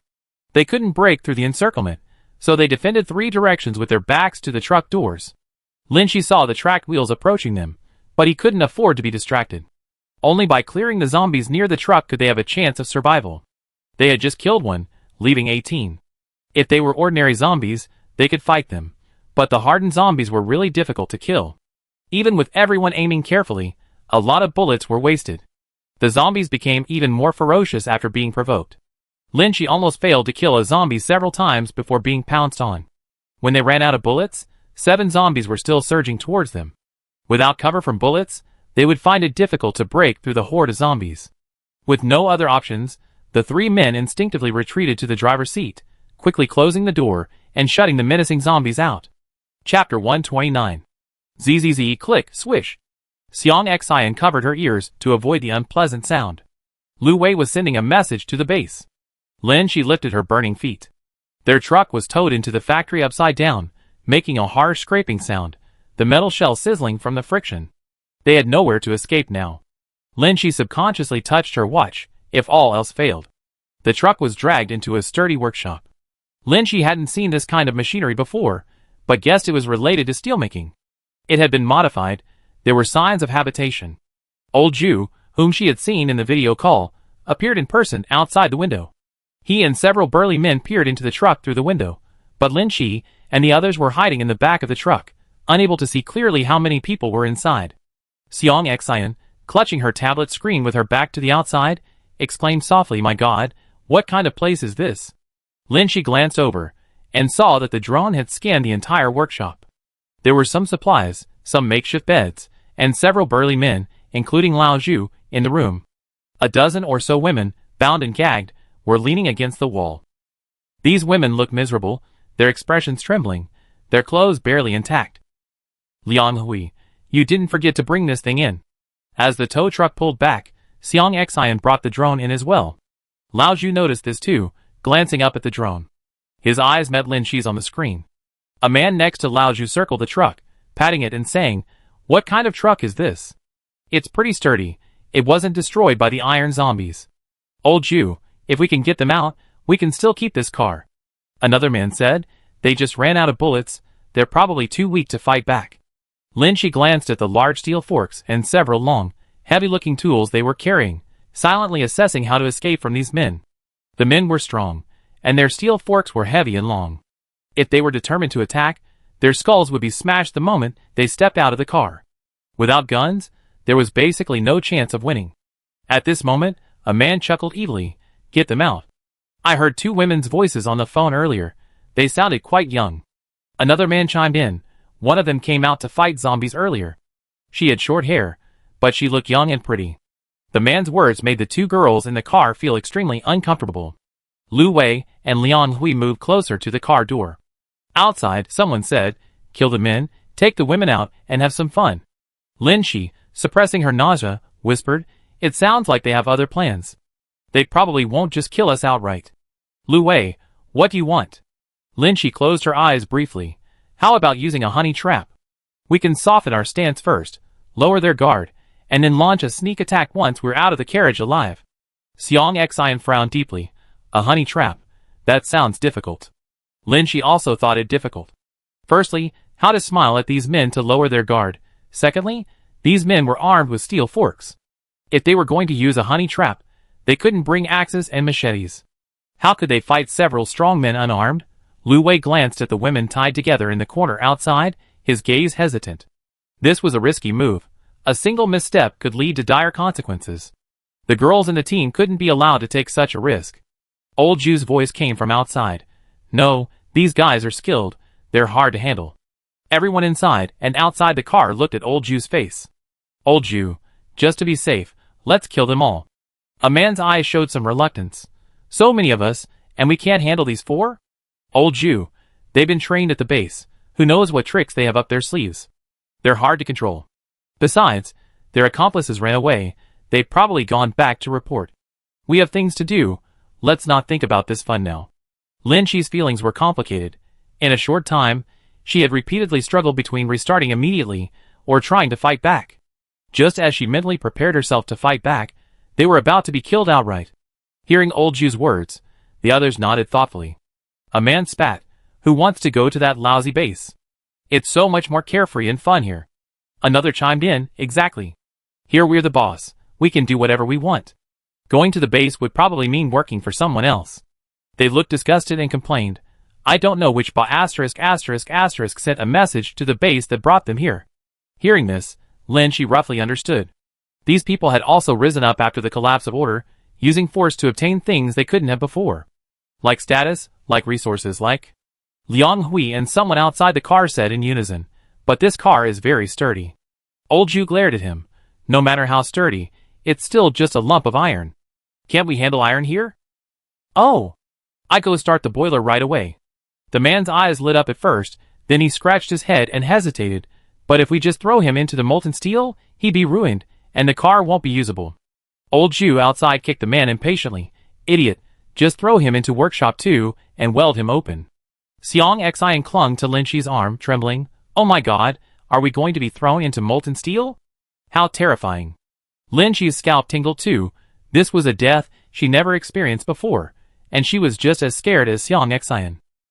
Lin Shi's efforts were futile. She patted her empty pistol, regretting that she shouldn't have saved a bullet. "No. 2. Go with Xiang Xian. Or maybe 4 bullets? Everyone's struggling. Let's start over together." But thinking about it was useless. All the bullets were used up. Lin Shi could only touch her watch. There was a small knife inside. There were also some tools in the car. She could only choose one from these. Lu Wei saw through her intentions and said quietly, "You die the moment you're thrown into molten steel. Theoretically, it's faster than dying with a knife." Liang Hui, "Brother, are you serious? Are we really going to die?" Lin Shi comforted her. "It's okay, we'd be reborn together in the next world." Xiang Xian suddenly perked up upon hearing this. Lu Wei, however, said, "Burning molten steel is a waste of resources. They probably won't do that." Workshop 2. The truck made a series of unpleasant noises as it was finally towed to another workshop. The door to Workshop 2 opened. The 4 people inside the truck stared wide-eyed at the scene before them, their faces filled with astonishment. Chapter 130. Chongsheng Factory had many migrant workers. These migrant workers not only ate and lived at the factory, but their families also lived in the factory-allocated dormitories. Zhu Yongqiang was one of them. At 37 years old, in his prime, he worked as a steel rolling mill worker at Chongsheng. Although their job was arduous, it also required a certain level of skill and expertise, so the income wasn't low, higher than many office administrative clerks. Zhu Yongqiang possessed great strength, but didn't work hard. He often slacked off, causing minor accidents, and after work, he would gamble, drink, and fight, leaving him with very little money. As a result, After working at Changsheng for 19 years, he still hadn't bought a decent house. After losing his dormitory eligibility for fighting, Zhu Yongqiang moved with his wife and daughter to a garage near the factory. A man who lacked motivation in life, was unambitious at work, and also drank and gambled was destined to be looked down upon by his wife and daughter. Zhu Yongqiang felt even more dissatisfied with life, often boasting at drinking parties. With this strength, I could definitely be a general in ancient times, but now, I get fined just for doing manual labor in the factory. When the zombie outbreak occurred, Zhu Yongqiang's daughter was studying out of town, and he couldn't contact her. Zhu Yongqiang and his wife hid in the Changsheng factory. Many others hid in Changsheng like them. As a well-known enterprise, Changsheng had sturdy walls and an electric fence. Several workshops inside were used for steelmaking and rolling, with walls made of a special type of concrete, extremely strong and with some explosion-proof properties. Such buildings were ideal for hiding from zombies. Not only did the Changsheng workers think this way, but the Changsheng executives, who couldn't evacuate to the safe zone, also thought so. Changsheng's manager, Gu Yifeng, initially sheltered those seeking refuge. However, the factory's supplies were limited, and the zombie hordes outside were unpredictable. Within a week, Gu Yifeng decided to abandon his charitable work. In the face of this catastrophe, no one could expect to be free. Gu Yifeng waved his hand, directing everyone to improve the Doomsday Fortress. Everyone had to contribute to this privately run shelter. Under the apocalypse, Changsheng continued to operate. Whether human or zombie, everyone who came had to work. The strong and capable led others out to gather supplies, while the weaker women handled cooking and logistics. The zombies brought back, were tied up, and taken to the kinetic energy generator room, where living people guided them to circle around, like donkeys grinding ink, powering the generator. Therefore, the Changsheng factory not only had solar power for charging but also kinetic energy for power generation. This made Changsheng a highly sought-after location in the Xinchuan area, attracting more and more survivors seeking refuge. Even some government officials considered requisitioning it. But a class shift had already occurred within Changsheng. Capitalists like Gu Yifeng had gradually become rulers in this closed environment, with everyone obeying his orders. Those who had originally become workers under contracts had slowly become slaves, receiving no income and barely surviving. The rules outside were no longer valid here. He provided safe havens, exploited workers to find supplies and contribute to the shelters, and even forcibly confiscated sexual resources. He acted arbitrarily, living the life of a local tyrant. Relevant departments had sent people to negotiate, but they were turned away. Gu Yifeng had found an identity more suitable for him in the apocalypse than that of a capitalist, and he was unwilling to be interrupted. So he began preparing military resources to suppress anyone who attempted to disrupt his rule.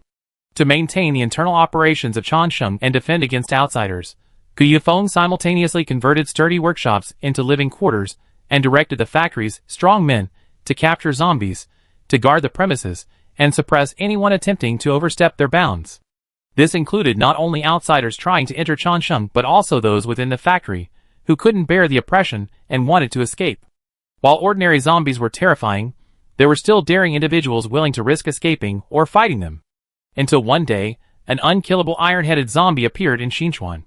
Gu Yifeng had a sudden inspiration and sent several groups of men to capture it. Several people would normally be willing to take such a life-threatening risk, but a generous reward would surely attract brave souls. Gu Yifeng offered generous compensation. Whoever successfully completed the mission and returned to Changsheng would receive material rewards and sexual rewards. Zhu Yongqiang was the one who led the mission. Nearly middle-aged Zhu Yongqiang, who had accomplished nothing, suddenly found his value in the apocalypse. He was no longer just a hard-working steelworker in the factory. He earned his boss's appreciation through his skills and strength. After completing his mission, he received a safe single dormitory room and a box of food. Zhu Yongqiang was even allowed to choose a female worker to take home as a servant, or. For 19 years, Zhu Yongqiang had been looked down upon by his wife, finally able to hold his head high. He accepted the supplies and dormitory, but didn't bother choosing a female worker. Instead, he smugly told his wife, "If it weren't for me, would you be living such a good life today?"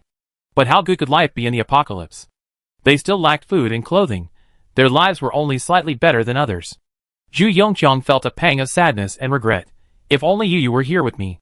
His daughter Yu was an excellent student, but she didn't have much affection for her unkempt father, who spent his days drinking and gambling. She was still at school when the zombie outbreak occurred in Xinchuan, and there was no news of her since. She was most likely dead. Although the Changsheng factory had an inexhaustible power supply, its resources were limited. Even if they sent people out at great risk to find supplies, they would eventually run out. Gu Yifeng gradually didn't want to keep so many cattle and horses anymore. It was the apocalypse. The factory didn't need to produce anything, and the apocalyptic fortress didn't need so many people to operate. Excess cattle and horses would only eat more of his feed. Gu Yifeng devised a plan and assigned Zhu Yongqiang another dirty job. Find a group of trusted men to assemble long iron chains from parts in the factory, randomly select a group of unlucky people one night, chain them together in groups of 10, and then let them be infected by the iron-headed zombies they had captured. Those dozens of people transformed into hard-headed zombies in their sleep. Besides intimidating people and consolidating Gu Yifeng's rule, they could also be dragged out to expand territory. The main purpose was to seize the naval orange orchards in Xinchuan. These orchards had changed hands several times since the apocalypse, but were eventually subdued by Gu Yifeng. The orchards could produce food, but eating only navel oranges wasn't enough. Gu Yifeng sent a group of cattle, horses, and zombies to the orchards. The zombies guarded the gates and generated electricity, while the cattle and horses cut down trees and farmed. But the cattle and horses were still too many. Once a complete production line was established, so many people wouldn't be needed. Gu Yifeng thought it would be better to turn people into iron-headed zombies. They wouldn't need food and could defend against external destroyers. He heard that a base was going to be built, and that official personnel would inevitably come to Changsheng. He didn't want his painstakingly built utopia to be destroyed. He needed enough men to deal with them. No human could match the iron-headed zombie, so upon receiving the order, Zhu Yongqiang hesitated. Although he had fought with colleagues before, and although he resented his own poor performance, he only wished for others' misfortune, never truly intending to kill them all. He had already committed atrocities, causing the deaths of some colleagues, but he considered himself a man of conscience, someone with principles. Gu Yifeng was a complete scoundrel, ruthless and cruel. If he let him persecute his colleagues today, who knew if he might persecute him one day? Zhu Yongqiang reconsidered. This capitalist had a good plan, but lacked ability. He still had to rely on his own strength to get things done. He, Zhu Yongqiang, was the most capable person, only his status was too low. But now, with the zombie outbreak, the rules are long gone. If Gu Yifeng can establish new rules, why can't Zhu Yongqiang? Are kings and generals born with a special destiny? So, on a dark and stormy night, an uprising unfolded at Changsheng factory. Zhu Yongqiang led his strong and capable colleagues in Workshop 3 to rise up and sing their praises. They threw Gu Yifeng into the zombie pool, turning him into an iron-headed zombie, and made him work the generators and then guard the gate. They schadenfreude in their minds. Zhu Yongqiang became the new leader of Changsheng, allowing his former colleagues, who had suffered as much as he had, to enjoy a comfortable life, while those who used to sit in offices became beasts of burden. Their previous jobs were easy. Now, in this apocalypse, it was time for a change. Let them do some hard labor. Zhu Yongqiang felt this was fair. He had a good conscience. His colleagues at the same level genuinely respected him. After all, they had almost become zombies, and it was Zhu Yongqiang's momentary lapse of judgment that saved them and gave them relatively better living conditions. Meanwhile, colleagues who had previously toiled like oxen in the office were relegated to manual labor, becoming even more miserable. As for the women who had been taken by Gu Yifeng, Zhu Yongqiang didn't release them. In Zhu Yongqiang's eyes, these women had no connection with him, and couldn't do any heavy physical work. They were only needed to serve him and the others. They should be grateful to him for letting them live.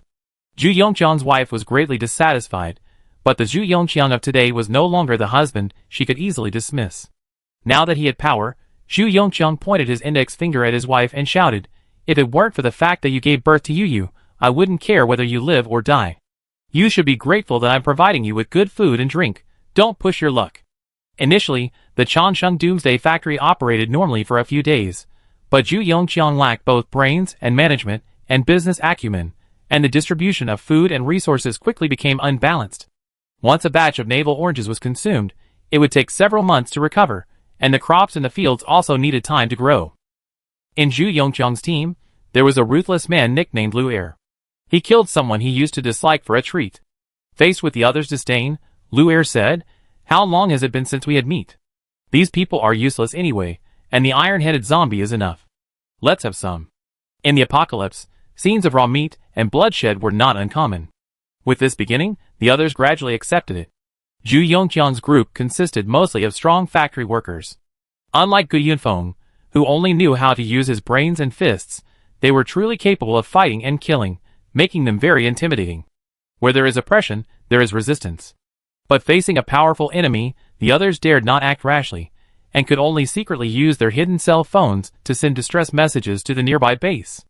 The convoy sent by the Dawn base encountered Yang Yicheng at the orchard. At that moment, Yang Yicheng's accomplices at the orchard sent a message to Zhu Yongqiang of Changsheng. Zhu Yongqiang was prepared to harm these people. He considered himself different from Gu Yunfeng, yet he agreed with Gu Yunfeng's ideas. Life was good now, and it would be best to maintain it. They didn't want the apocalypse to end, nor did they want to leave Changsheng. Therefore, Lin Shi's team became a thorn in their side.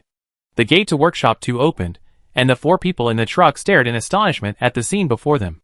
This 3-story workshop was divided by iron railings, and on the other side were piles of zombies crammed together like small mountains. These zombies were likely hardened zombies, their feet bound by chains and confined within the railings, piled up layer upon layer, the trapped zombies constantly surging outwards. From a distance, they looked like a mass of maggots wriggling. The chain shackled on each zombie's feet extended outwards from the railing, ending at a thick metal post to which the chains were secured. Many more zombies were bound to the post, and a living person hung suspended above. Lin Shi understood the system. The zombies outside had been released by opening the gate, and when they were dragged back by the chains, Lin Shi had wondered how many people it would take to pull so many back. By moving the suspended person above, the zombies below would be guided to walk, causing the large metal post to rotate. Unlike humans, zombies don't tire, they only move futilely towards the living person. The rotating metal post would coil around the chains binding the zombies outside, pulling them back. For Changsheng, zombies were biological weapons, easily controlled and deployed. The truck was parked in a nearby open space. Someone outside said, the boss said, killing these people is pointless anyway, might as well let them in, add a few more zombies. Their welding equipment and chainsaws were already set up, ready to cut open the truck and throw the survivors into the zombie horde. Lin Shi pressed her watch, revealing a small knife. Goodbye, friends, I'm going to die. 3 pairs of eyes stared intently at her. Lu Wei was speechless. Liang Hui swallowed hard. Xiang Xian's eyes gleamed. Sister Shi, take me with you. Lu Wei, let's go together. Lin Shi had expected this, but she gripped the knife tightly. Let me go first. What if they move too fast? I become a zombie and still be alive here. I won't be able to escape. Lu Wei stared at her intently. Lin Shi suddenly realized, wasn't this her former goal? To live a pathetic, immortal life as a zombie, only to be killed 3 times by Lu Wei and abandon that idea. Now she wouldn't do that again. Lin Shi resolutely took action. The voices of a young man and woman talking came from inside the carriage. Let's walk towards a bright future together. Let's be reborn. I go next. No, let me get my hands on Sister Shi's blood. I want to be reborn with my memories too. I can't do it myself, why don't you help me? How can I help with something like this? You should do it yourself. The 4 of them lay together. Lin Shi felt a lot of pain, but she wasn't afraid at all. So this is what it feels like to have someone with you. But Lin Shi endured the excruciating pain and used her hand to adjust Lu Wei's position. Is 15-20 BCDCB? Lu Wei didn't react. Liang Hui, his voice hoarse and broken, said, Brother Lu, his aim was too precise. He's already dead. Lin Shi, I wasn't dead the first one either. Xiang Xian, it's Cab, it's... Lin Shi, how did you know? It really hurts. Lin Shi had experienced this pain many times, but this time she felt safe. Xiang Xian's voice was already very weak. Isn't this the incantation for rebirth? Lin Shi, Liang Hui, I'm dying, what about you guys? Lin Shi, me too. Chapter 131. The sound of a chainsaw echoed in her ears. After an unknown amount of time, the piercing sound gradually subsided, replaced by the voice of a middle-aged man. Lin Shi's vision cleared, and she saw a stack of books on the desk. She turned the books around, taking in the titles from the side. Physics Compulsory 1-3. The 3 books were neatly stacked together. It seemed this was a physics class. Lin Shi glanced at the clock behind her. It was exactly 10 o'clock. She didn't have a phone nearby, so she couldn't see the exact time. Lin Shi looked down at her navy blue summer short-sleeved school uniform. Lin Shi, you solved this problem. A deep, middle-aged male voice suddenly called Lin Shi's name. Lin Shi turned around and found everyone looking at her. The familiar-looking man on the podium reprimanded everyone else, Solve the problems yourselves. No talking. This man was Wang Hua, Lin Shi's homeroom teacher and physics teacher in her first year of high school. After being placed in the humanities class in her second year of high school, Wang Hua stopped teaching her. So Lin Shi is still in her first year of high school, in 2016. This rebirth occurred 3 years earlier than before, with 9 years remaining before the zombie outbreak. Wang Hua urged again, Lin Shi, don't waste time. Lin Shi stood up blankly and walked towards the blackboard. How many people hope to wake up and find themselves back in school? How many people dream of returning to high school with their college entrance exam answers? Lin Shi achieved all of that, but she was stuck on the blackboard of a first-year high school physics class. What kind of question is this? It seems familiar, yet so unfamiliar. After all, first year of high school is a distant memory for her, and physics isn't her strong suit. Wang Hua, intentionally trying to teach her a lesson, chose a difficult question to embarrass her on stage. Lin Shi stood on the podium, chalk in hand, her toes digging into the ground. Wang Hua lectured her incessantly. All you do in class is turn around and check the time. Have you even learned anything? Even if you applied to the humanities stream, you still have to take the physics exam in your second year. Lin Shi raised an eyebrow, confirming that she was indeed in her first year of high school and hadn't officially been assigned to a class yet. She listened humbly to Wang Hua's lecture, feeling no shame at being publicly criticized. As soon as get out of class ended, Lin Shi followed Wang Hua to the office. Wang Hua, what is it? In his eyes, Lin Shi was an average student, her grades neither good nor bad. She was the type who would diligently complete the assignments given by the teacher, but wouldn't put in much extra effort. Most students were like that. However, Lin Shi was also not good at communicating and had little presence in the class. Wang Hua had been teaching her for a year and didn't know much about her, only that this girl had experienced a family tragedy and had gone through some hardships. Therefore, he was willing to give her more care and attention, such as reminding and urging her to maintain a serious attitude when she wasn't studying diligently. However, Lin Shi didn't actively express her needs, and Wang Hua didn't know why she had come to the office. Lin Shi got straight to the point. Teacher Wang, I want to change my class placement. I want to switch to science. Wang Hua was taken aback. As her physics teacher and homeroom teacher, he knew Lin Shi's current level all too well. Her overall grades were average, but her physics score was below average. She hadn't built a solid foundation in the required subjects in her first year of high school. The electives would only widen the gap further. Based on the situation, Wang Hua advised, although I'm your homeroom teacher, your overall grades are more suited to the humanities class. I hope you can think carefully about your actual situation before making a choice. Lin Shi, I thought it through very clearly.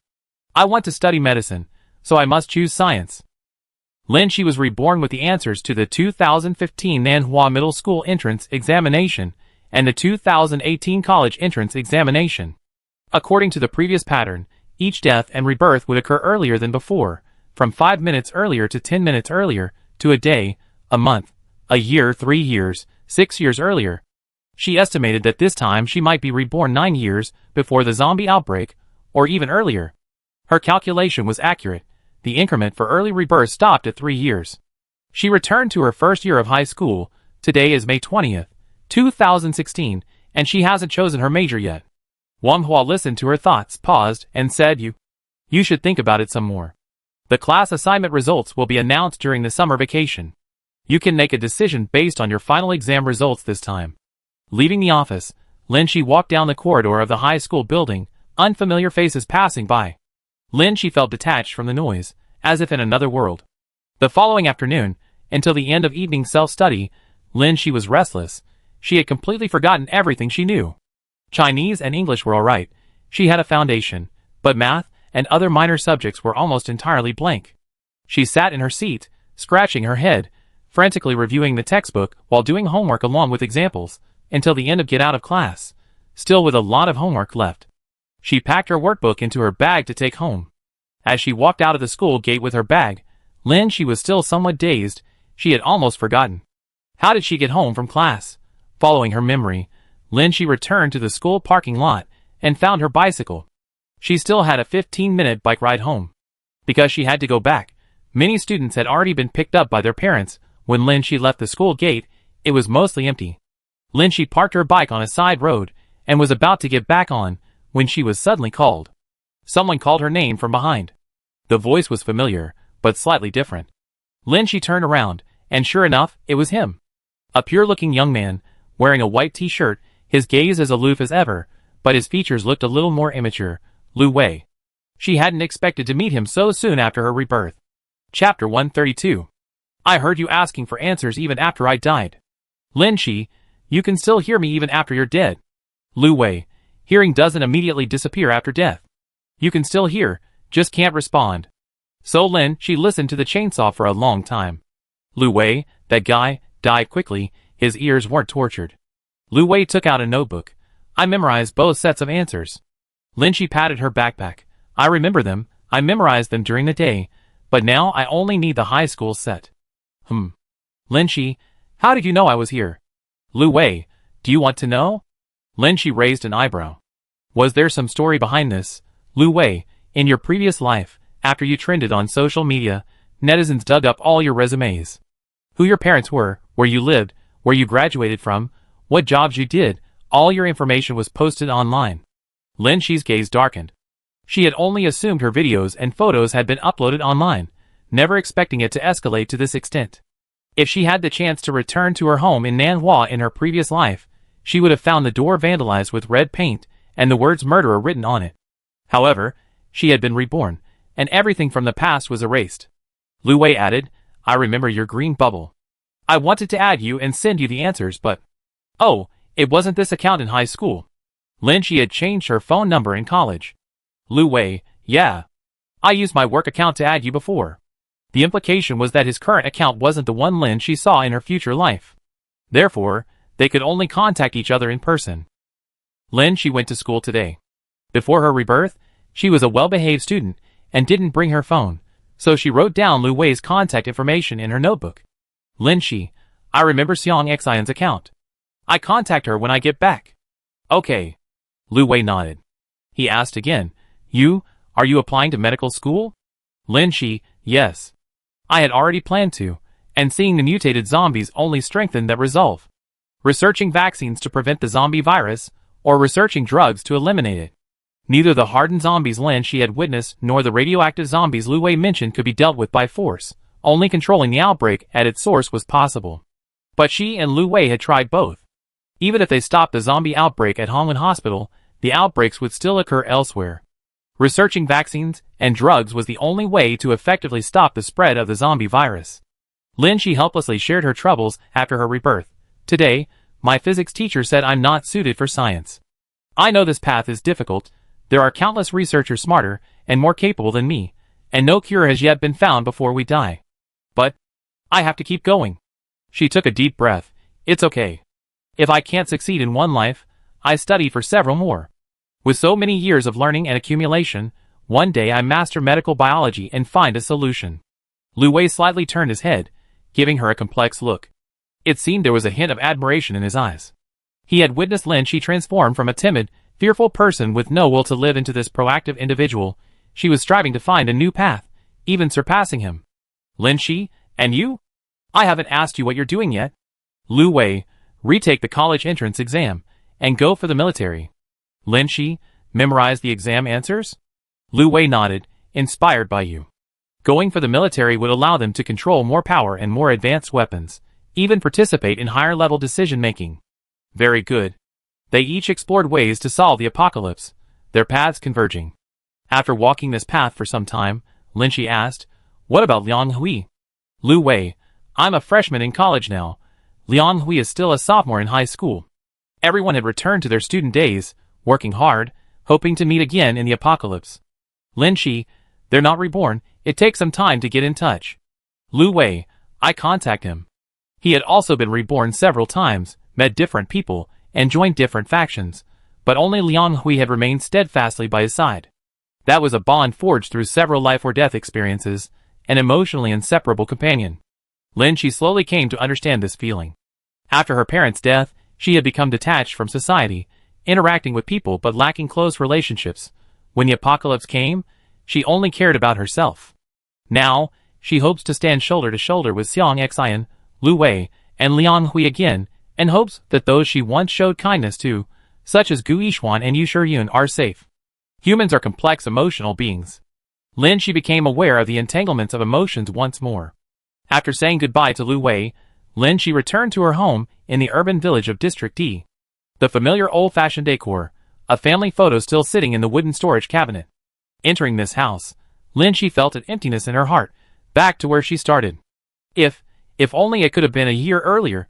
Lin Shi had lived alone for many years, then been with Xiang Xian, and suddenly being alone again felt a little strange. She took out her phone, searched for Xiang Xian's account, and added him as a friend, but hadn't received a reply yet. Lin Shi rummaged through the cupboards, filled her stomach, washed up in the familiar old house, and then opened her unfinished homework, continuing her arduous review of her first-year high school studies. Although she had the answers to the college entrance exam, ensuring she could get into a good university to study medicine, she knew she wouldn't learn much in college with an empty mind. She needed to build a solid foundation. Furthermore, she needed to improve her physical fitness and combat skills. Lin Shi stretched her healthy left and right hands. Her conscious mind and nerves guided her to use her left hand, but her muscles weren't used to it and needed practice. Lin Shi hadn't forgotten her Sanda, Chinese kickboxing, skills from her previous life, but she could only perform the movements. The strength and agility were something her current body lacked. In the days that followed, Lin Shi woke up at 5:30 every morning to exercise and practice Sanda. She devoted her days to studying with high efficiency. Class teacher Wang Hua was pleased to see the changes in an otherwise mediocre student, but her face darkened when she saw Lin Shi's weekly test paper. This Lin Shi, who seemed to work so hard, how could she have done so poorly? Even worse than before, Lin Shi wasn't upset. Picking up old knowledge again wasn't something that could be done overnight. This high school experience was more meaningful than before. She was no longer just a student who diligently took notes in class, completed assignments on time, and checked in on her studies. The insights and gains from truly dedicated learning were different. This was the legendary intrinsic motivation. Xiang Xian's friend request was accepted 2 weeks later. Apostle of the Dark Witch, who are you? Burning! Doomsday Terminator, hello. Fellow enthusiast seeking attention. Apostle of the Dark Witch, are you a fan of action manga? Have you read XXX? Lin Shi breathed a sigh of relief. Indeed, changing her name to this style made it easier for Xiang Xian to accept. While searching for anime-related information on Baidu, she tried to engage with Xiang Xian's conversation, attempting to build a closer relationship. In this life, she was a stranger to Xiang Xian. Xiang Xian had never witnessed Lin Shi's triumphant moment as a Sanda champion and needed to establish a good rapport. Seeing the conversation gaining momentum, Lin Shi began to get to the point. Burning! Doomsday Terminator, I'm going to Xinchuan for a trip these 2 days. Want to meet up? Apostle of the Dark Witch, sure, I have my college entrance exams these 2 days, so I'm on vacation. Burning! Doomsday Terminator, you're also a first-year high school student? Apostle of the Dark Witch, I'm a second-year high school student junior. Lin Shi was speechless. She only realized today that Xiang Xian was actually a year older than her sister. She had become a junior. They chatted intermittently for a few more minutes, and Xiang Xian asked her why she suddenly wanted to meet. Burning! Doomsday Terminator, I tell you a secret. Burning! Doomsday Terminator, there's an ancient prophecy that May 20th, 2025, will be the end of the world. Would you like to save the world with me?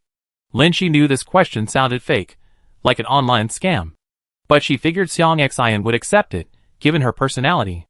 If Xiang Xian, a few years older, could accept Lin Shi's explanation, surely the young Dark Knight, which apostle would believe it too. However, Xiang Xian didn't reply. The next day, Lin Shi couldn't help but ask her how she had decided. She received a red exclamation mark. The Dark Knight, which apostle has enabled friend verification. You are not yet her friend. Lin Shi sighed. So the young Xiang Xian was a normal person after all. She didn't believe it. Chapter 133. Can someone help me move some water? A girl stepped forward from the water dispenser in the corner of the classroom, grabbed the bottle neck, lifted the bottle with her left hand, and deftly pushed it away with her right, completing the task of changing the water in 6 seconds. All eyes turned to her. Lin Shi was tall for a girl, her large navy blue school uniform concealing her figure, only revealing her muscular forearms. After summer vacation, the second-year students had just been divided into classes. Those who chose physics, chemistry, and biology, except for those going to the experimental class, mostly stayed in their original homeroom teacher Wang Hua's class. Some classmates recognized Lin Shi. They felt the girl before them seemed different from before. The person who had been easily lost in the crowd, always with her head down and not very talkative, had suddenly become much more upright, radiating a healthy aura and an undeniable sense of strength. Next, this once unremarkable person would bring about even more changes. Lin Shi quickly adapted to the science class, becoming someone who resembled a top student very much. She was extremely attentive in class, and after class, she was either engrossed in studying or rushing to the classroom office to ask questions. The teachers in the biology and chemistry departments all knew her. Lin Shi knew that even with the answers to the college entrance exam, she could smoothly enter a top medical university, but without a foundation in biochemistry, her subsequent studies would be very difficult. Medicine is one of the most difficult majors. There was another class that Lin Shi was very focused on: physical education. During the summer vacation, Lin Shi persisted in training her body, building up her strength and endurance before practicing Sanda, Chinese kickboxing, from her previous life. Maintaining good physical fitness required consistent exercise, but after school started, the early mornings and late nights meant she was sleep deprived. To ensure she had enough energy for studying during the day, she couldn't exercise properly, and could only make the most of her time during PE class.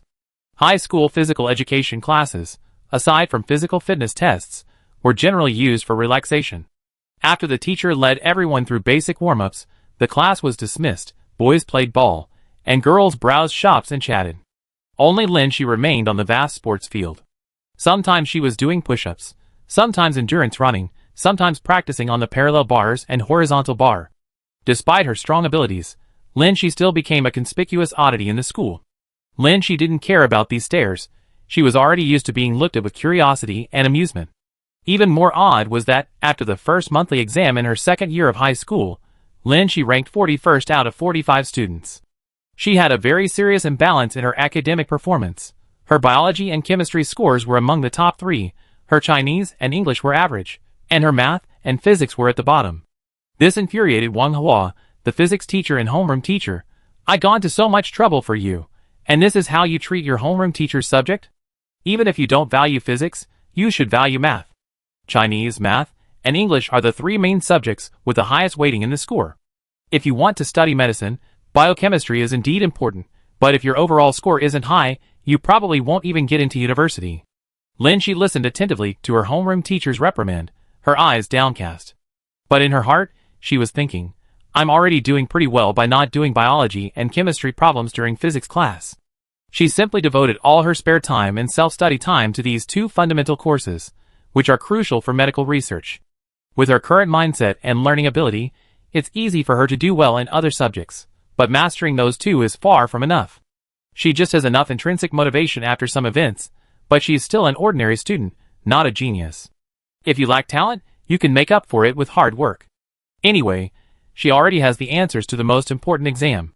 Lin Shi never imagined she received such unusual attention because of her eccentricities. One day, she found a box of chocolates and a love letter in her desk. The letter read, "Do you know? Every time I brush past you, my dopamine levels spike. Like the violent reaction of sodium with water, like the blinding light of burning magnesium. But as soon as you leave, I become an inert gas. Because you are the condition for my reaction. And finally, and most importantly, can I borrow your chemistry error notebook tomorrow?" It was signed chemistry class representative. Lin Shi's lips twitched. Her 16-year-old body had the mind of someone who had lived for over 40 years.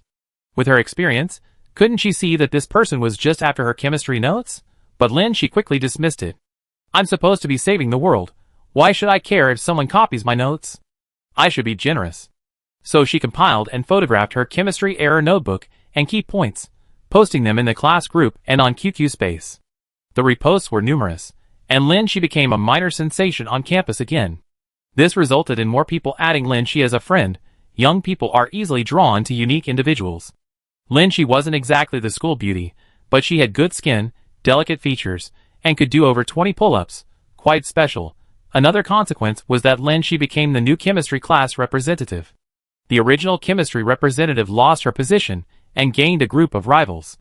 These were things Lin Shi didn't care about. She had changed, but she remained aloof from the crowd. The former high school student Lin Shi was introverted and quiet, quite ordinary in every way. The current Lin Shi had more important things to do. Sometimes she didn't even know what normal high school students should be doing at this age, or what worries they might have. Her current problem is that she can't contact Xiang Xian. Xiang Xian deleted her, and didn't reply for a whole summer. Lin Shi sent a new friend request every now and then. Let's save the world together. The other person ignored the message. Our world is getting sick, the world needs you. A day later, the other person didn't accept the friend request, but replied, I don't know if the world is sick or not, but I think you seem a little sick. Lin Shi was helpless. She tried again, donate your heart to the motherland. The other person refused to accept her message. She was blocked. Lin Shi took a screenshot of the message and sent it to Lu Wei, asking for help. Lu Wei's reply was simple, Lin Shi, what does this mean? Lu Wei, hard to say. Lin Shi, so how did you convince Liang Hui? Lu Wei, have you ever made friends? This time it was Lin Shi's turn to be speechless. It seemed she had never actively made friends. Lu Wei, your purpose is too clear. Even if she likes anime, she feel uncomfortable.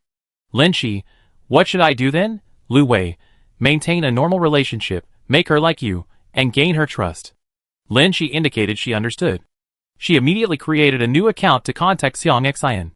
Zhang Sirui, the third season of Dark Knight, which will release a new episode in December. The Apostle of the Dark Knight, which accepted the friend request. Apostle of the Dark Knight which, really? Are you sure? How did you know? Zhang Sirui, I'm a prophet. Apostle of the Dark Knight which, the last person who told me she could predict the future said the world would end in 2025? Can you predict it's true? Lin Shi paused, suspecting Xiang Xian was testing whether she was the same person. Lu Wei said that making friends requires sincerity, so... Zhang Sirui, it's true. I am her. Apostle of the Dark Witch, okay, goodbye. Zhang Sirui, ding.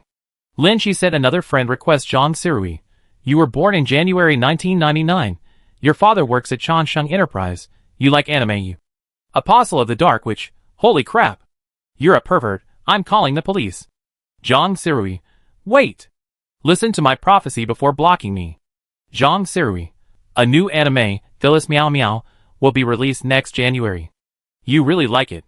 An 8.2 magnitude earthquake will occur in Lyon in March. You score 556 on the college entrance exam next year, and you go to Nanhua Art College to study comic design. You? Zhang Sirui's account was also blocked. It's okay, at most a year, Xiang Xian will believe her. Lin Shi threw herself back into her studies. July 20th, 2017. The Apostle of the Night Witch requests to add you as a friend. Zhang Sirui accepts. The Apostle of the Night Witch, my God, all your predictions came true. The earthquake, and even my college entrance exam scores and major. Are you really a prophet? Zhang Sirui, cool. The Apostle of the Night Witch, I worship you. Zhang Sirui, follow me. Apostle of the Night Witch. Zhang San's Apostle, I offer my heart to Zhang San. Chapter 134.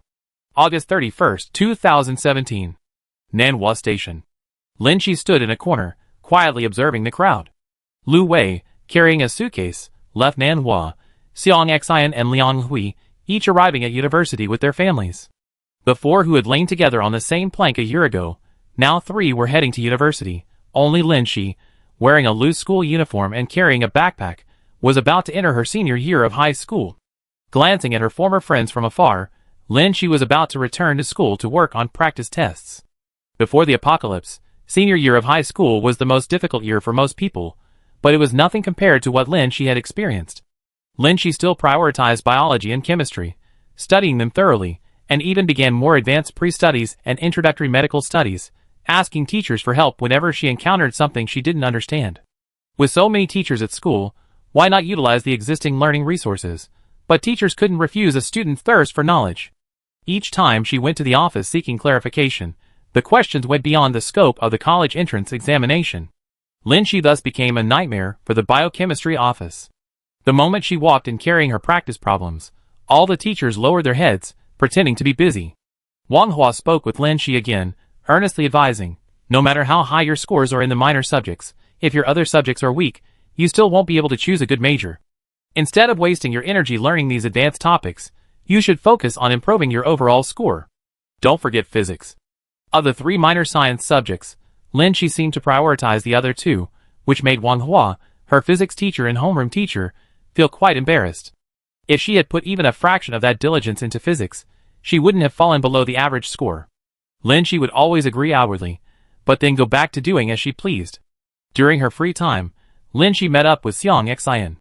Xiang Xian, wearing a golden wig and dressed in cosplay, met Lin Shi, who was wearing the uniform of Nanhua High School. Xiang Xian, I often forget that the amazing prophet is actually a younger schoolmate than me. Lin Shi, I often forget too, CC is actually older than me. Perhaps because of her love for anime and her positive attitude, Lin Shi had never realized that Xiang Xian was actually older than her. Xiang Xian, San, are Dada and Air ahead of us? Lin Shi, yes. But we usually call them Xiongda and Xiong. Xiang Xian's mouth dropped open. So, the mission to save the world you're talking about is stopping them from cutting down trees?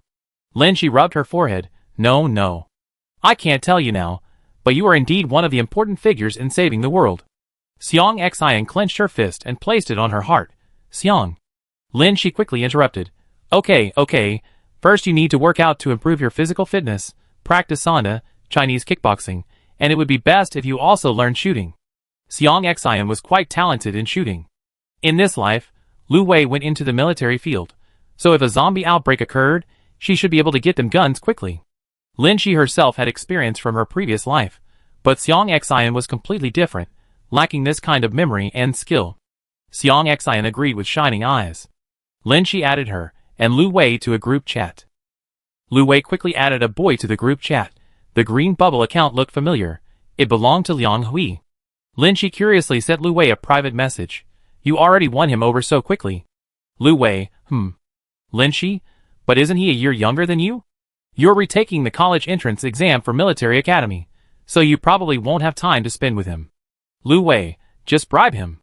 Lin Shi, with what? Lu Wei, the college entrance exam answers. Lin Shi suddenly realized that Liang Hui and Xiang Xian were in the same year of the college entrance exam. Lu Wei was originally 2 years older than them, but he was a freshman in college when he was reborn. Because he returned to retake the exam, he became their classmate. He won over Liang Hui with the college entrance exam answers. Lin Shi looked at the innocent-looking Xiang Xian and silently felt sorry for her mistake.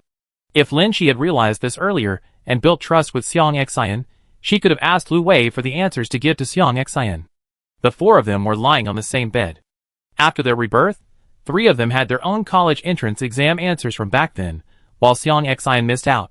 But fortunately, Xiang Xian really liked her school and major. Lin Shi shared this with Lu Wei. Lu Wei replied, actually, Liang Hui didn't completely believe me, so I didn't look closely, and my impression isn't deep.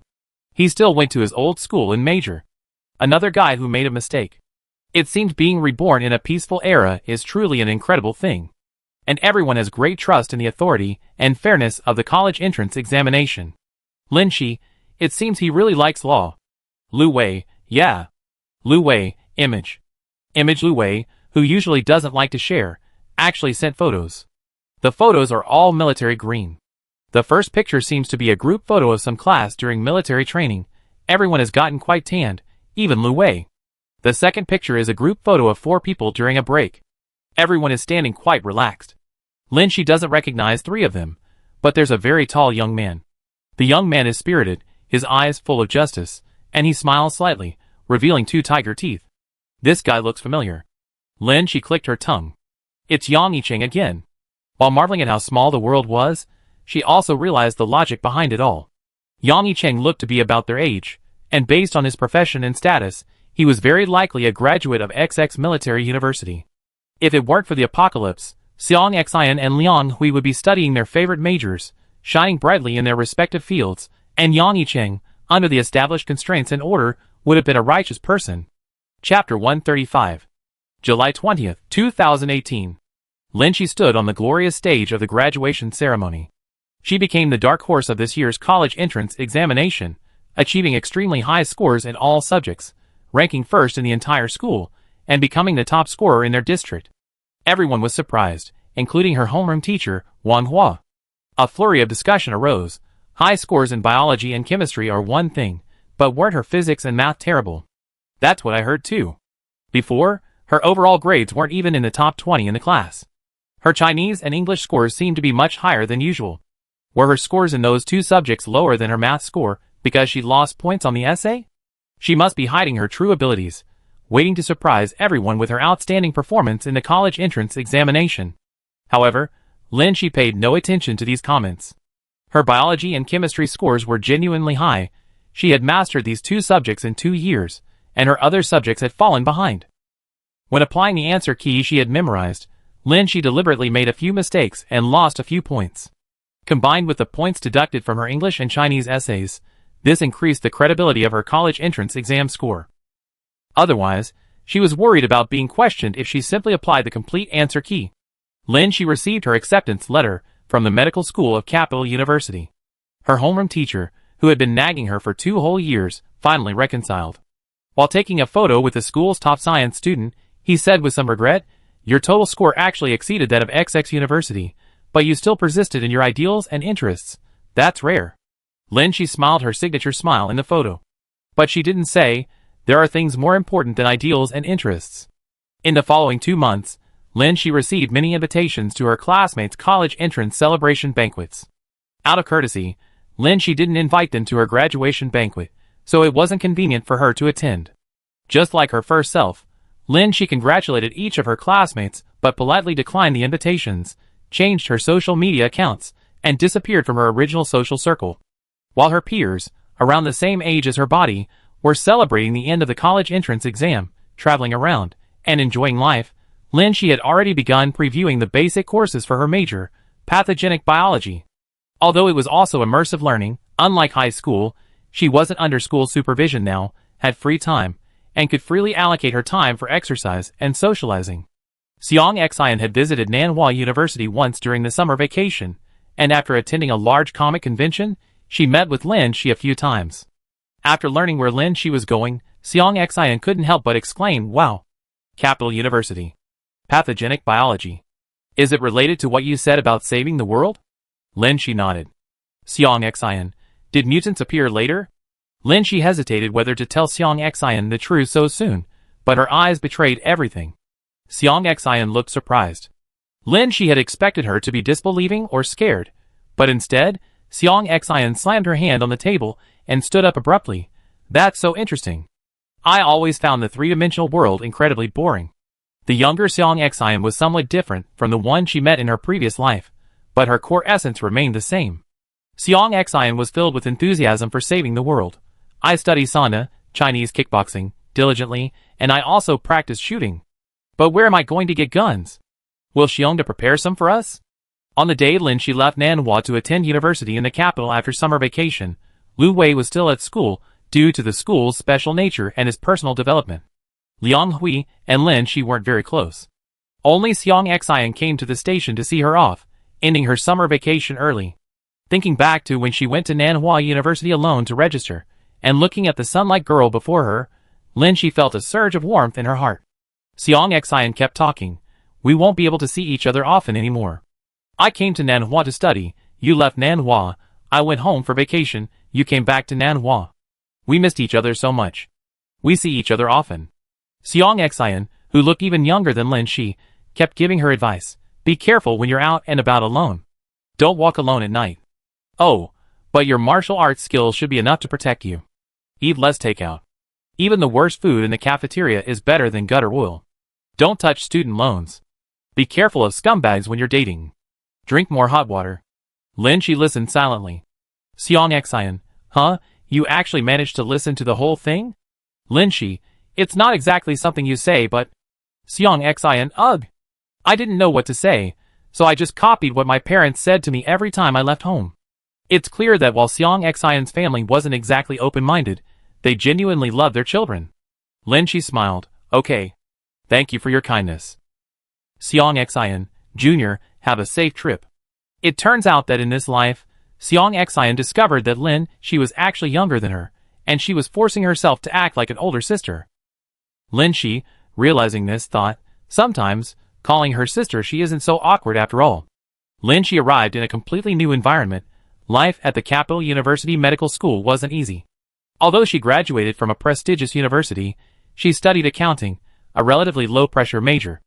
Moreover, she didn't have high expectations for herself. She would slack off in class and secretly play on her phone, as long as she didn't go too far and get called out by the teacher. Her academic performance was average. She only needed to obtain basic professional certificates and a graduation certificate. However, Medical school is known for its demanding curriculum and frequent exams, creating a different kind of pressure. Furthermore, the students at Capital University are all truly top-tier students. Although Lin Shi entered the medical school through her college entrance exam answers, her actual academic level is inferior to those students who have a solid foundation from childhood or are inherently gifted. Pathogenic biology is a research-oriented field, and the undergraduate curriculum isn't deep enough. If Lin Shi wants to conduct research on zombie viruses later, she need to be at least at the level required for a research institute. In the highly competitive medical school at Capital University, most students maintain the study habits of high school seniors, creating an excellent learning environment. This environment is conducive to Lin Shi's focused study, but it also creates extremely fierce competition. Lin Shi sleeps only about 7 hours a day, spending the rest of her time in the study room, constantly under high pressure. Her future is very clear: take the postgraduate entrance exam and return to Nanhua University. After all, Nanhua was the epicenter of the incident, and nearby research institutes could access the pathogen most quickly. Ideally, she could get into the Nanhua Biological Research Institute, which has one of the nation's top research teams. Lu Wei had contacted them when Lin Shi was imprisoned and learned that they were two highly accomplished scientists, academician Ling Zheng and academician Yu Heng. If one were fortunate enough to join their team, even as an intern or assistant, one could gain access to first-hand resources. Chapter 136. December 31, 2021, New Year's Eve. The days of relentless studying after the postgraduate entrance exam were over, and Lin Shi breathed a sigh of relief. Suddenly relaxing from a state of high pressure caused years of accumulated psychological stress to manifest physically. Lin Shi fell ill. Many classmates went home or went out to celebrate the new year, while Lin Shi lay alone in her empty dormitory, burning with fever. As a medical student, she took some medicine, but the fever wouldn't subside, so she had to go to the hospital. After a long wait in the emergency room, Lin Shi was admitted to the respiratory ward. She had contracted pneumonia and had a persistent high fever for several days. Fortunately, the postgraduate entrance exam was over, and there were still about 10 days until the final exams, giving her some time to recover. Lin Shi drifted in and out of sleep until midnight, only to be woken by a video call. Xiang Xian had made the call in the Burning! Doomsday Terminator group chat. When Lin Shi woke up, the other patients in her ward were already making impatient tisk-tisk sounds. She quickly answered. Xiang Xian and Liang Hui's faces appeared on the screen. Xiang Xian and Liang Hui were both at home. Lu Wei hadn't turned on his camera, only his profile picture was displayed. Happy New Year, San! Lin Shi put on her headphones and said very softly, Happy New Year, everyone! But even her soft voice created noise in the late-night ward. Lin Shi laboriously put on her down jacket and went outside to answer the call. Where are you? How many beds? Is it a hospital? Xiang Xian asked. Lin Shi weakly hummed in response. Oh my god, what's wrong? Pneumonia. Liang Hui paused for a moment on the screen, then said, drink more hot water. He wasn't very familiar with Lin Shi at the moment. He only met Lin Shi and Xiang Xian through Lu Wei, and then been pulled into this inexplicable little group. He was just making friends out of respect for Brother Lu. He had no concept of the apocalypse. Lu Wei's attitude towards him in all his previous lives had been close, hinting that he should exercise more and relocate his family. Liang Hui only learned the truth when the apocalypse arrived. He was very loyal. In every life, Liang Hui chose to fight alongside Lu Wei. Their revolutionary friendship was very strong. He felt unfamiliar with Lin Shi and Xiang Xian, and wasn't very good at comforting people, so he could only say drink more hot water. Xiang Xian, are you hospitalized alone? I'm relatively free lately. I'd fly over to see you. Lin Shi, no need. Lu Wei, whose camera wasn't even on, spoke up. Which hospital? Lin Shi told him the name of the hospital. Lu Wei, I'm currently on a mission in the capital. I come visit. Xiang Xian, my mom said patients should eat light meals. You should prepare some porridge for San. The next day, Lu Wei, dressed casually, brought a very unpalatable bowl of porridge to the ward. The steaming aroma was irresistible, and Lin Shi's nose stung a little. How could someone make porridge so awful? She suddenly remembered that in her past life, when the four of them worked together, she was always the only one in the team who could cook. The other three could only cook instant noodles and eat fast food. In the context of resource scarcity during the apocalypse, the disadvantages of not being able to cook weren't so obvious. But no matter how bad it tasted, politeness was still necessary. Lin Shi, thank you. Lu Wei sat awkwardly to the side, saying the same thing as Liang Hui as he left. Get some rest and drink plenty of hot water. January 12, 2022. Lin Shi got off the train at Nanhua Station. The cold, damp air hit her as soon as she stepped out. She returned to her home in the urban village of District D.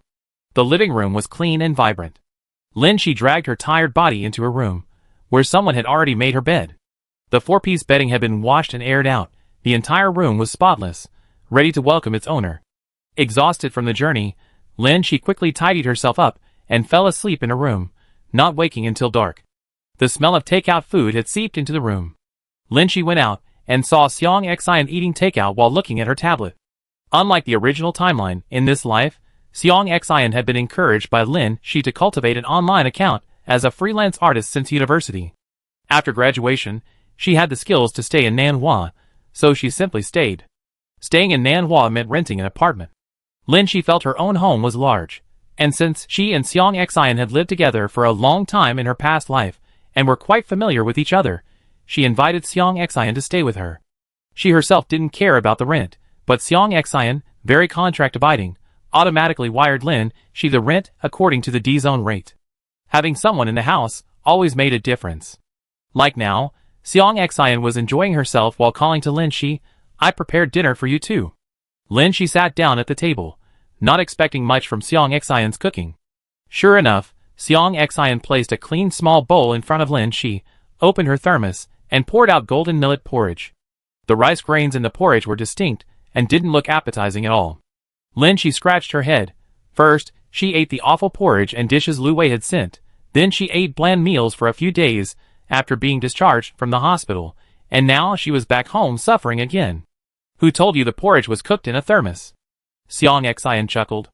Lin Shi rested at home for a while, not only to make up for the losses from her previous hospitalization, but also to relieve the tension that had built up over the years. The postgraduate entrance exam results hadn't been released yet, so after a brief respite, she continued studying for the subsequent interviews.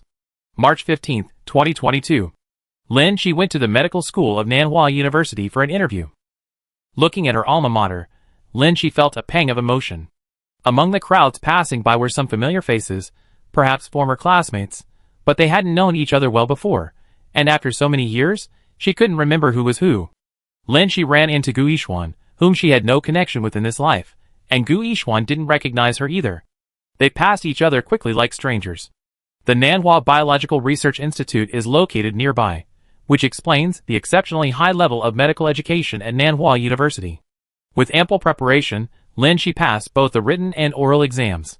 Unlike her college entrance exams where she had overwhelmingly superior answers, Lin Shi passed the exams through her own abilities.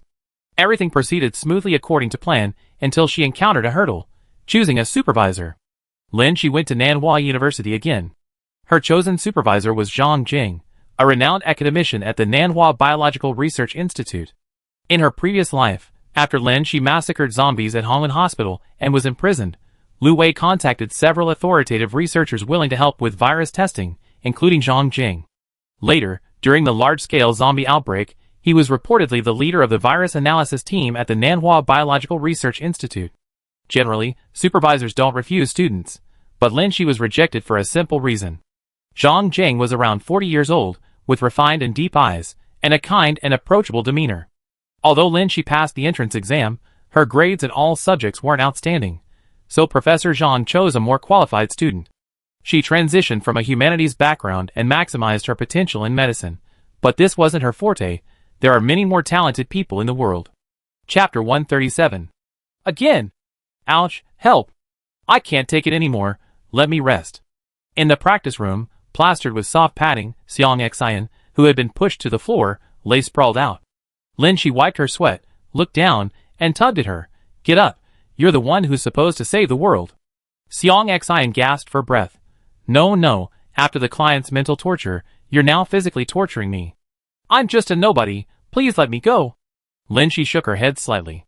Who isn't a nobody? Before the apocalypse truly arrived, Xiang Xian imagined it would be an exciting, different world. She didn't feel a connection to it, only that it was like a shonen manga or game, a fresh and challenging world for her. But Lin Shi couldn't accept that. She had prepared for the apocalypse for too many years, and time still wasn't enough. The time she spent practicing at the martial arts gym was squeezed out from her research institute. She couldn't waste it. So she went to another room and called Liang Hui out to be beaten. This kid always felt that no matter how skilled Lin she was in martial arts, she was still a girl and couldn't overcome the power difference between men and women. In his past life, Liang Hui subconsciously placed Lu Wei and himself as the main fighting force in their four-person team. In this life, Liang Hui held back against the eager Lin Shi. However, Lin Shi's fighting experience and skills accumulated during her 2 post-apocalyptic lives had already compensated for the power difference between men and women. Stop! When he was tripped and fell to the ground during the scuffle, Liang Hui instinctively raised his hand to protect the back of his head. Unlike zombies, who would grab and bite while grappling, making them unpredictable, Lin Shi stopped fighting because it was just a friendly spar with Liang Hui. Liang Hui, I always been curious why Brother Lu has 2 female friends. Now I know. You and Brother Lu didn't meet through boxing, did you? Lin Shi shook her head. We met through getting beaten up. Liang Hui, you even fought him? Lin Shi, The truth is often something one doesn't want to say easily. After the sparring session, Lin Shi and Xiang Xian quickly tidied themselves up and left the martial arts gym. The reception desk was still the same, but the honor wall behind it was covered with medals and photos from past competitions, except for one that originally belonged to Lin Shi. In this life, she didn't have much interaction with the martial arts gym. She only paid money there to use the space for sparring and practicing. She also squeezed in time to exercise during her busy studies. After Professor Zhang Jing turned her away, Lin Shi went to work under another rigid and strict professor, Song Hung. Everyone in the medical school knew that the 2 factions in the Nanhua Biological Research Institute, Song Hung and Zhang Jing, were at odds. The difference between them was that Song Hung was more inclined towards scientific research. In their research on existing biology and viruses, most students participate in clinical internships, while those with outstanding abilities are taken to Professor Song Hang's lab to participate in existing virus research not yet publicly disclosed. Zhang Jing, on the other hand, is passionate about commercial collaborations, such as researching new drugs, frequently attending presentations, and collaborating with manufacturing companies. Therefore, Zhang Jing is more well known to the public than Song Hung. Song Hung is a stern, middle-aged professor with a receding hairline. He dedicates all his passion and energy to his work with viruses, leaving little time and energy for his students. However, he doesn't slack off. Instead, he is extremely rigorous.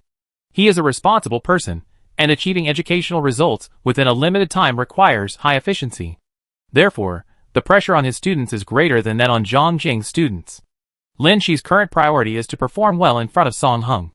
While Song Hang's reputation at the Institute of Biological Research isn't as high as Zhang Jing's, he still has quotas for lab positions. Lin Shi has chosen a professional master's program, which requires hospital internships. Her 3rd year of master's is in 2025. If she can find an opportunity to transfer to Hongwen Hospital, she'd be closer to the virus. For certain purposes, Lin Shi must excel. 3 years of graduate school are not easy. They're even more difficult than high school or 4 years of undergraduate studies. The higher she climbs, the fewer competitors she faces, but the competition intensifies. Since her rebirth and choice to study medicine, Lin Shi has barely had time to breathe. She's forced herself to become an elite she could never have before, making efficient use of every moment and every brain cell. When she feels overwhelmed, Lin Shi smiles bitterly. She's probably wasted too much time in the past, slacking off on studies and work, and spending so many years in the apocalypse, using up all her free time, which is why she's struggling so much now. Amidst the hardship, there are other minor incidents. Except for Lin Shi, no one knew about the impending calamity.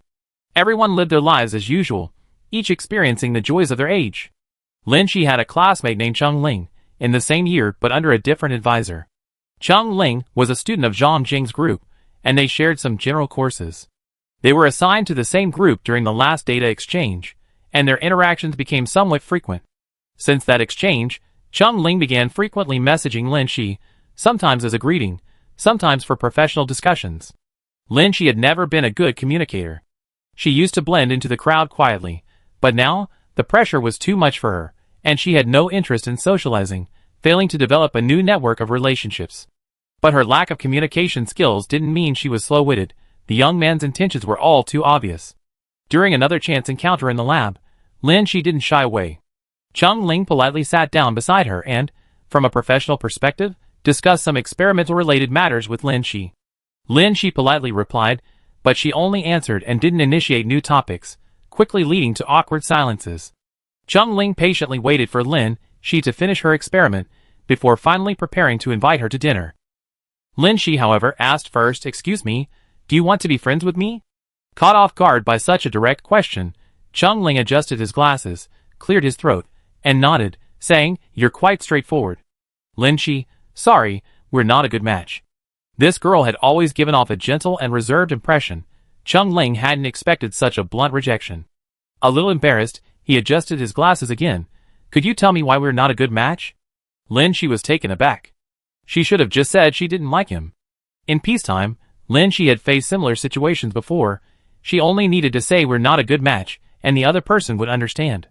Why was this person pressing for details? Lin Shi, looking down at her backpack, blurted out, "Because you're academic, and I'm professional." "Is that so?" Cheng Ling chuckled at this. "But actually, I still want to start working after graduating with my master's degree. Even if it's just academic work, I can work in a hospital." People who truly pursue academic research, like Professor Zhang, are extremely rare. Lin Shi agreed with the latter part. "Cheng Ling, I heard you applied for an internship at Hongwen Hospital. You're planning to start working after your third year of graduate school. Are we on the same wavelength?" Cheng Ling added, "At our age, it's normal to plan ahead for work, relationships, and the future." "Really?" Lin Shi replied directly, "I don't like it. I don't want to be in a relationship." Perhaps, even without the apocalypse, these things are important life plans. Chapter 138. It was an ordinary weekend in 2024. Lin Shi woke up naturally. Xiang Xian, who lived in the attic and worked a freelance job with irregular hours, was dreaming. After her daily workout, reading, and handling her studies, Lin Shi began preparing lunch. Suddenly, there was a knock on the door. Through the peephole, Lin Shi saw a somewhat familiar middle-aged couple, Xiang Xian's parents. Lin Shi opened the door. Xiang Xian's parents greeted her with kind, elderly smiles. "You must be Xiao Lin. Our Xian often mentions you." "Hello, uncle and aunt," Lin Shi greeted politely. Xiang Xian's parents entered carrying several bags. There were elegant fruit boxes and gifts specially brought for Lin Shi, as well as some practical items that weren't gift boxes. Most of the items were food, including many of Xiang Xian's favorite snacks. Smelling the aroma of food, Xiang's mother looked at Lin Shi with great gratitude. "Xinxin, are you still asleep? My lazy girl only knows how to sleep. Xinxin says your cooking is delicious, and she always makes a portion for her whenever she's home. It's so wonderful to have a landlord like you." Lin Shi's family hadn't received such a courteous elder before, and they felt a little awkward. "Not at all, it's just an extra bowl of rice. Just an extra spoonful of rice in the rice cooker." Lin Shi wasn't home often, and when she did, she'd bring Xiang Xian's share of a healthy meal. Besides paying rent, Xiang Xian would also tidy up Lin Shi's place, ensuring a clean and tidy bed every time she returned. The two girls living together could take care of each other. Xiang's mother went upstairs and saw Xiang Xian still asleep, so she didn't have the heart to wake her. She went downstairs to let Lin Shi rest and prepared a hearty lunch for them. Lin Shi felt a little lost and assisted him. Xiang's mother liked her very much, praising her and thanking her again. "Our Xinxin is still causing you trouble. She's like a little child. You can't even tell she's a year older than you when she's with you." Lin Shi wanted to nod. She did feel that Xiang Xian's behavior was more like that of a cute little sister. Xiang's mother, her father, and I were worried about her staying in Nanhua before. You don't know how strange this child's thinking is.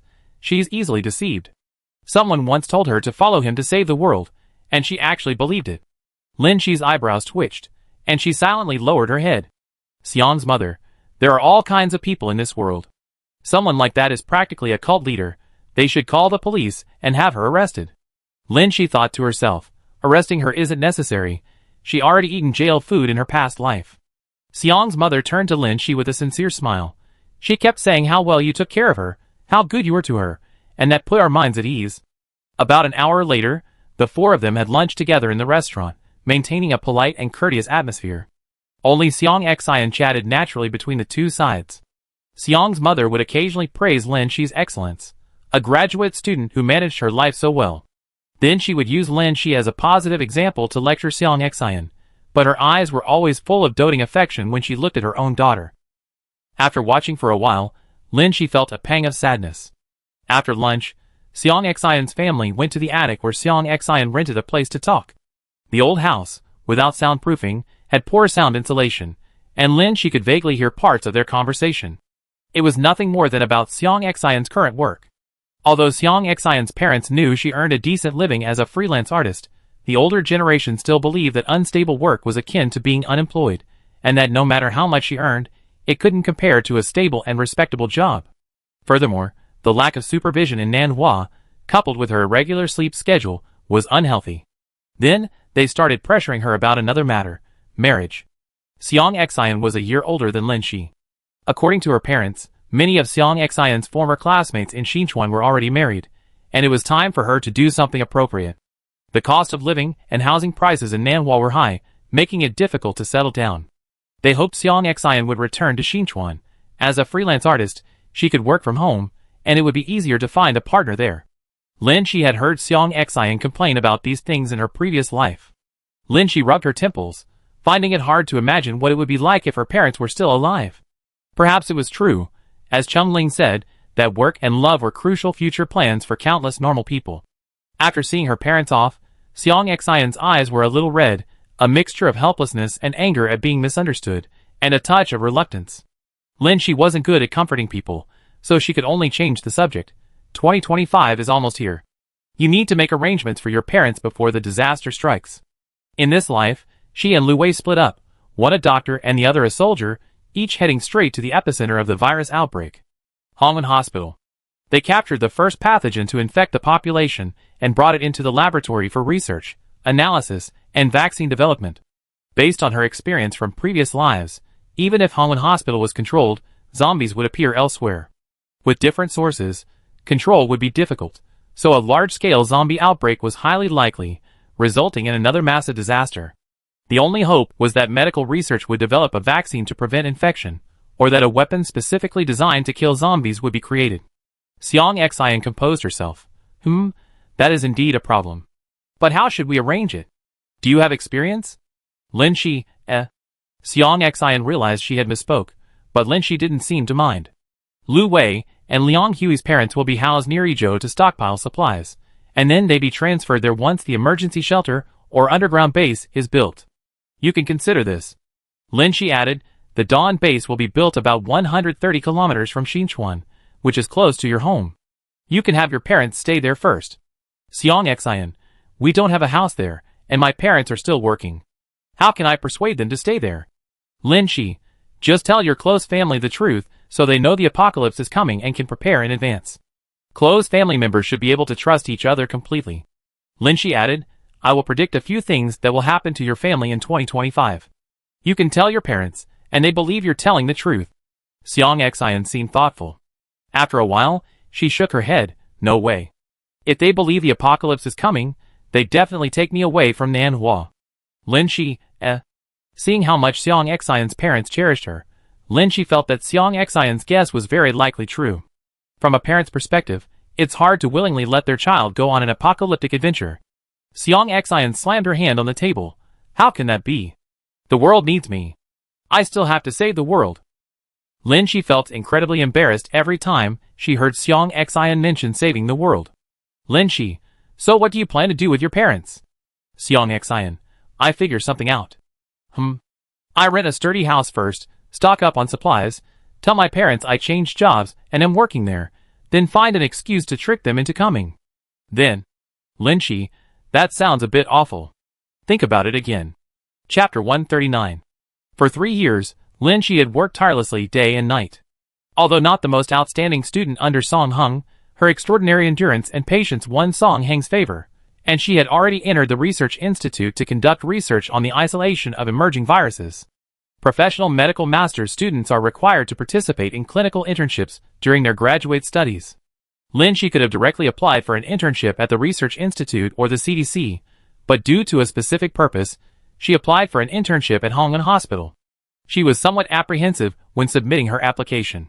Having finally gained Song Heng's trust, would applying for a hospital clinical internship make Professor Song think she was planning to graduate early and find a job at a hospital instead of pursuing research? What if Professor Song thought that way and stopped wholeheartedly guiding her research topics at the institute? How would she research viruses in the future? Unexpectedly, Song Hung generously gave Lin Shi's application a green light and expressed his approval. Starting with real cases is also an important method for obtaining experimental data. Your willingness to start from the grassroots level is excellent. Sometimes, hard work brings good fortune. May 18, 2025. Lu Wei had already been transferred back to Nanhua, and would be there with his men to guard Hongwen Hospital the day after tomorrow. Xiang Xian had just returned to Xinchuan and prepared a house and supplies for her parents near the future Dawn base. Liang Hui was working normally in the building opposite Hongwen Hospital, ready to respond immediately if any unusual activity was detected. A murder mystery game studio in Zone B. In the enclosed space, four people sat on sofas around the perimeter, their expressions solemn, some with their hands clasped under their chins, others resting on their foreheads.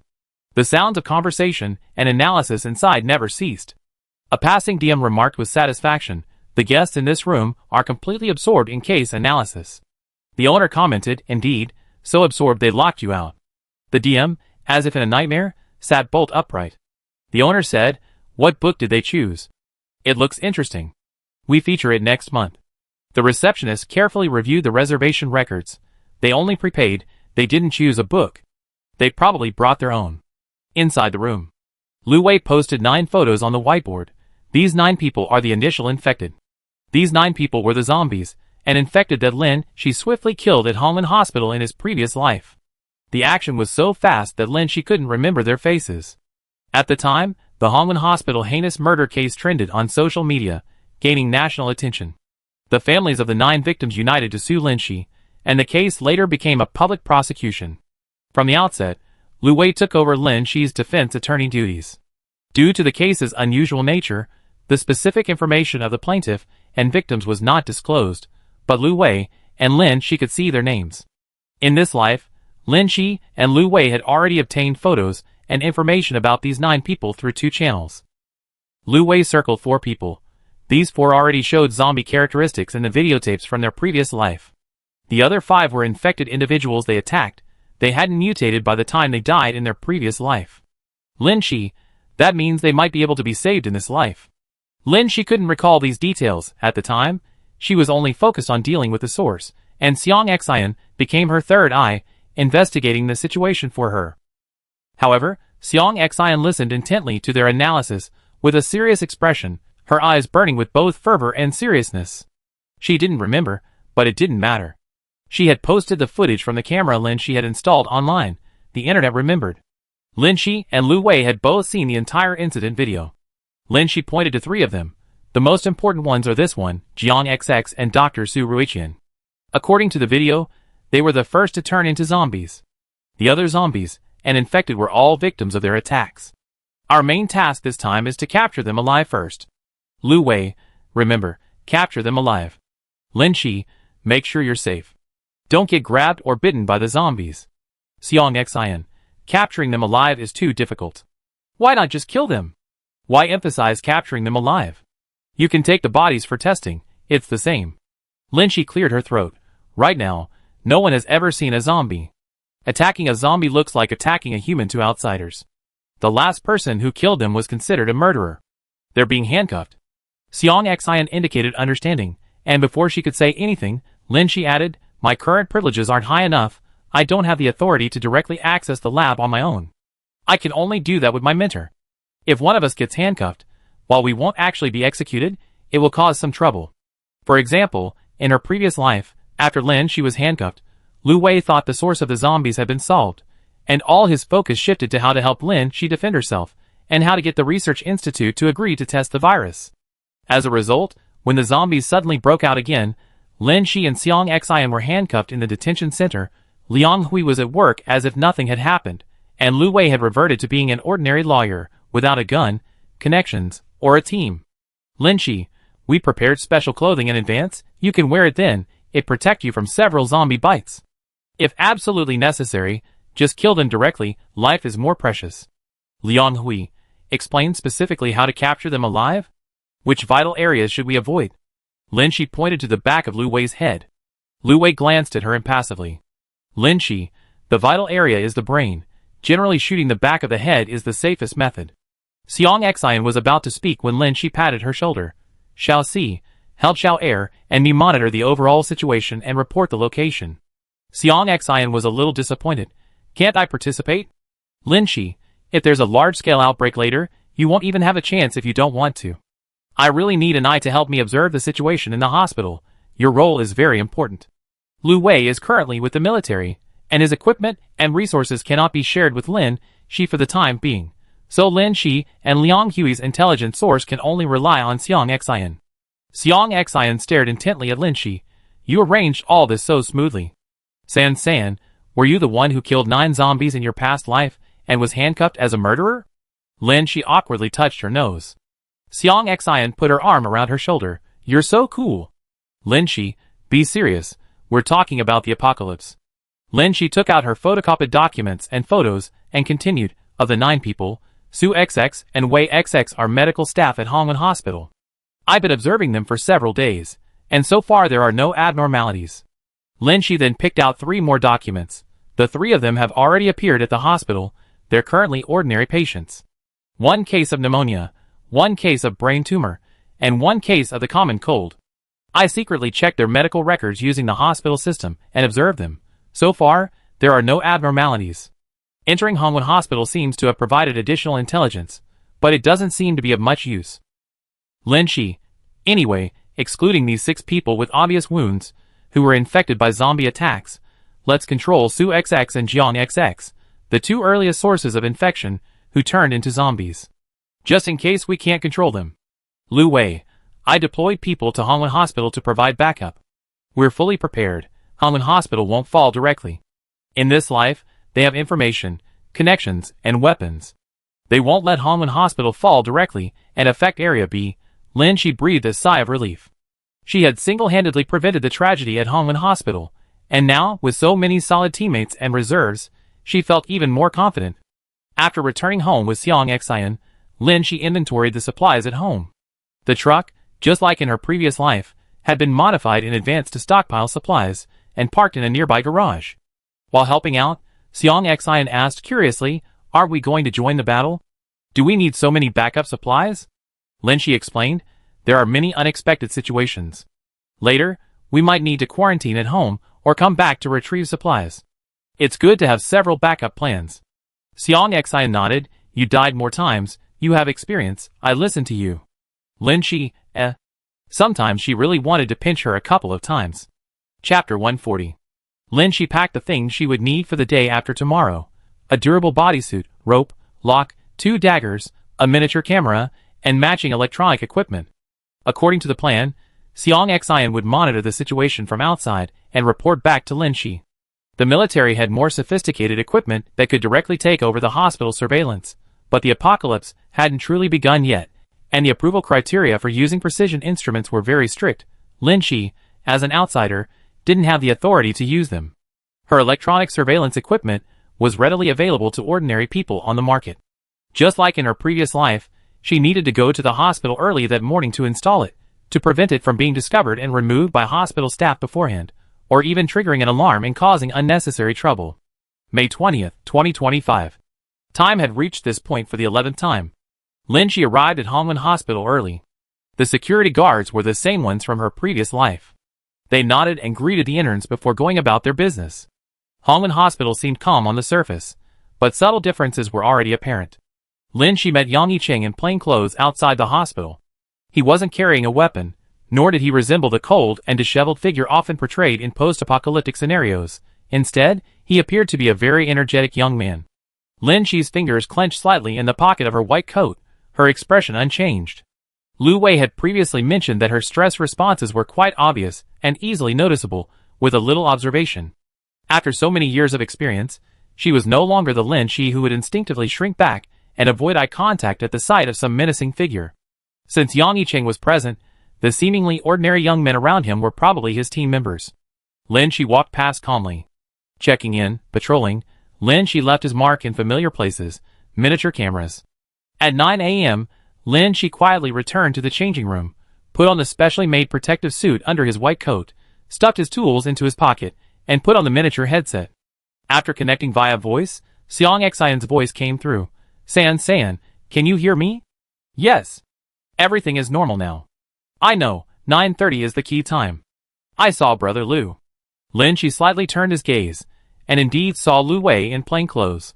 He pretended to take a form, and sat in the neurology ward's waiting area. Most of the people around were elderly, making him stand out. Jiang XX was nearby.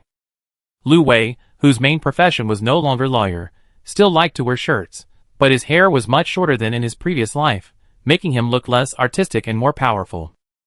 They nodded to each other from afar. The old woman waiting in line next to Lu Wei glanced at him several times before finally asking, "Young man, what's wrong with you at such a young age?" Xiang Xian laughed out loud in her earpiece. Neurology, guess what? Brother Lu will say he's got something wrong with his brain. Lin Shi couldn't help but laugh too, even at such a tense moment.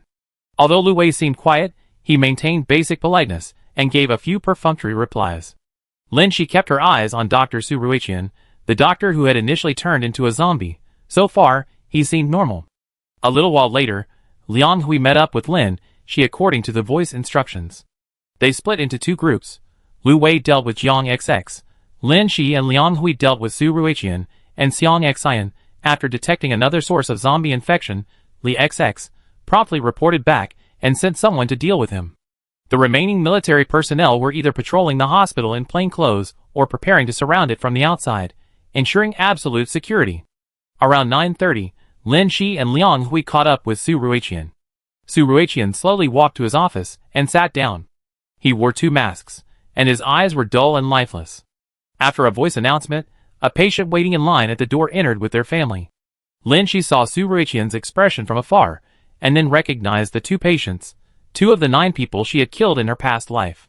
They hadn't appeared at the hospital for some time, and Lin Shi hadn't been able to find any information about them. They only showed up today. Behind her, Liang Hui whispered, "Are all 3 of them together? It's already 9:30. If he really does turn into a zombie, will the 2 people in front of him have enough time to escape? Should we just close and lock the door?" Liang Hui, standing behind her, reached into his pocket for a rope. Lin Shi shook her head slightly. Of these 3, only 2 are original zombies, and the other was attacked.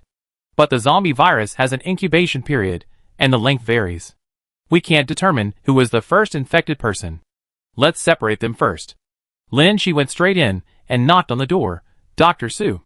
Su Ruiqian weakly looked up at Lin Shi. "You are?" His eyes hadn't turned green, nor were they bloodshot. His speech was clear, unchanged. "Lin Shi, I'm an intern brought by Professor Song Hung. Professor Song asked me to retrieve some data. Please cooperate." She turned to the patient and said, "This involves hospital confidentiality. Please wait outside for a moment." The 2 exchanged a glance and silently left. Su Ruiqian coughed twice. "I know Professor Song Hung. But patient data cannot be disclosed casually in principle. It requires approval."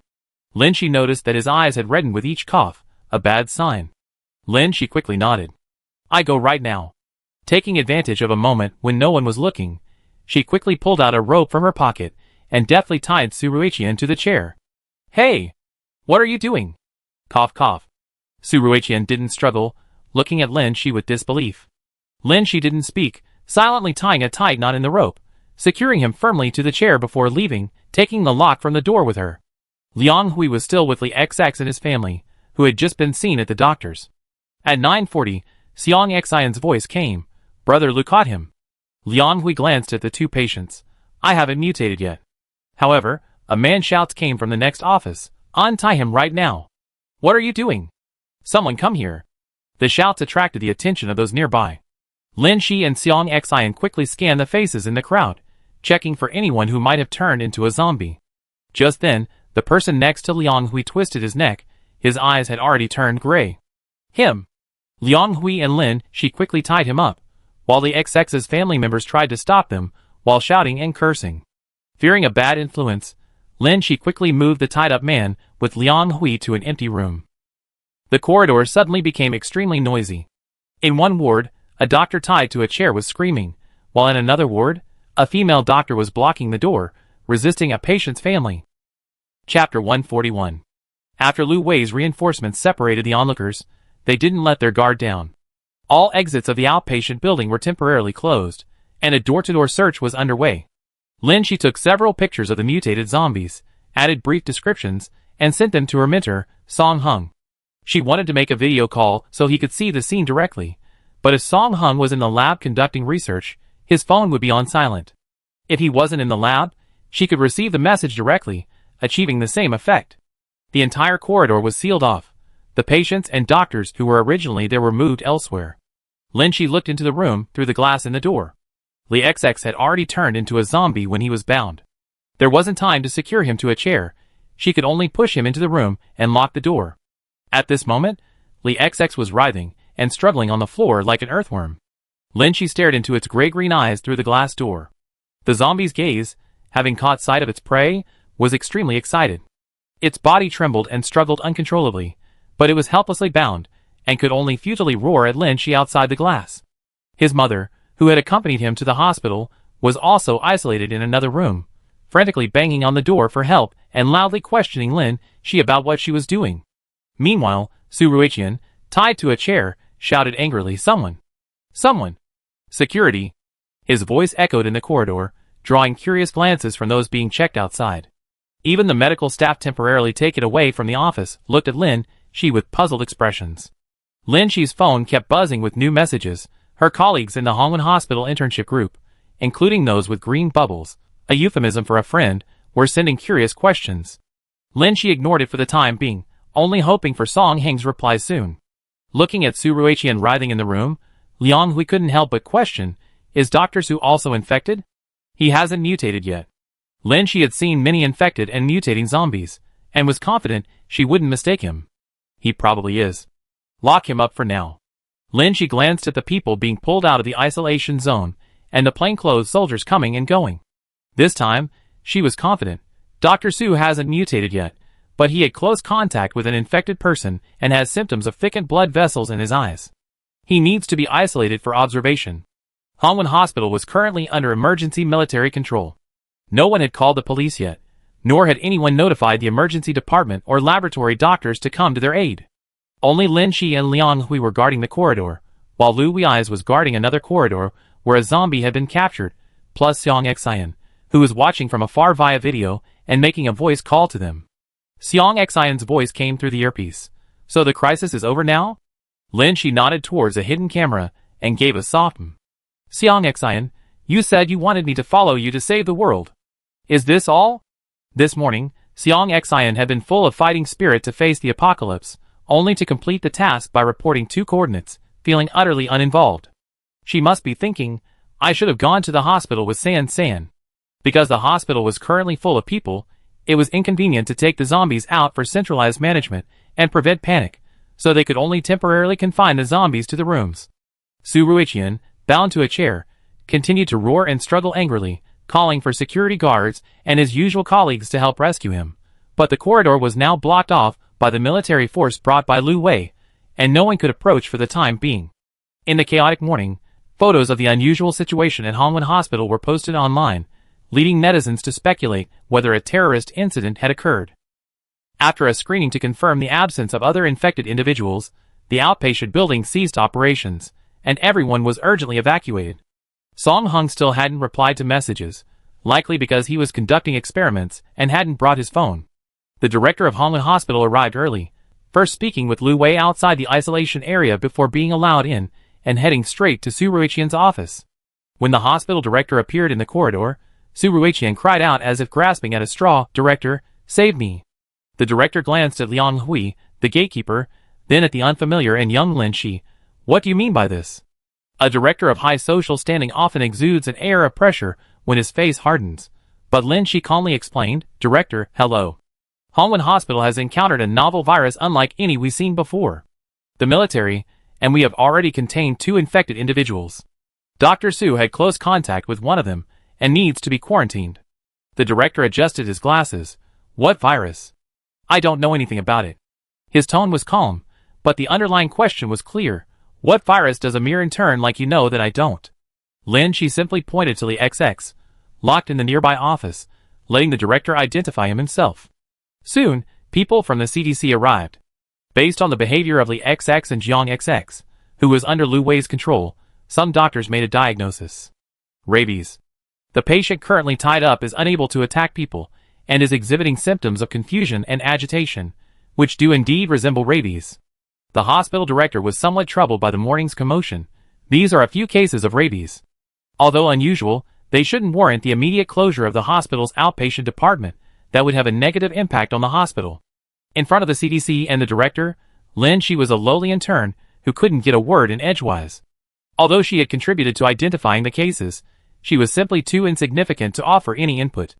The director and the CDC staff were already discussing transferring the patients in the room to a special ward for rabies treatment. Just then, Song Hung, having finished his experiment, saw Lin Shi's message and was on his way, instructing her to keep an eye on the zombies and transfer them directly to the lab upon his arrival. The director of Hongwen Hospital insisted on treating the patients at their own hospital. Hongwen Hospital, as a renowned top-tier hospital in Nanhua, has precedence for treating rabies and can care for the patients. The CDC, however, considered this a new type of case and required identification and documentation. Compared to these people, Lin Shi's current social status was merely that of an ungraduated graduate student. However, following Song Heng's instructions, Lin Shi cleared his throat and joined the conversation. "Excuse me, everyone, following instructions from the Nanhua Biological Research Institute, these two patients need to be taken back to the Research Institute for evaluation." A debate ensued, more accurately, a debate between the hospital director and the CDC personnel. Neither of them took the Research Institute intern seriously.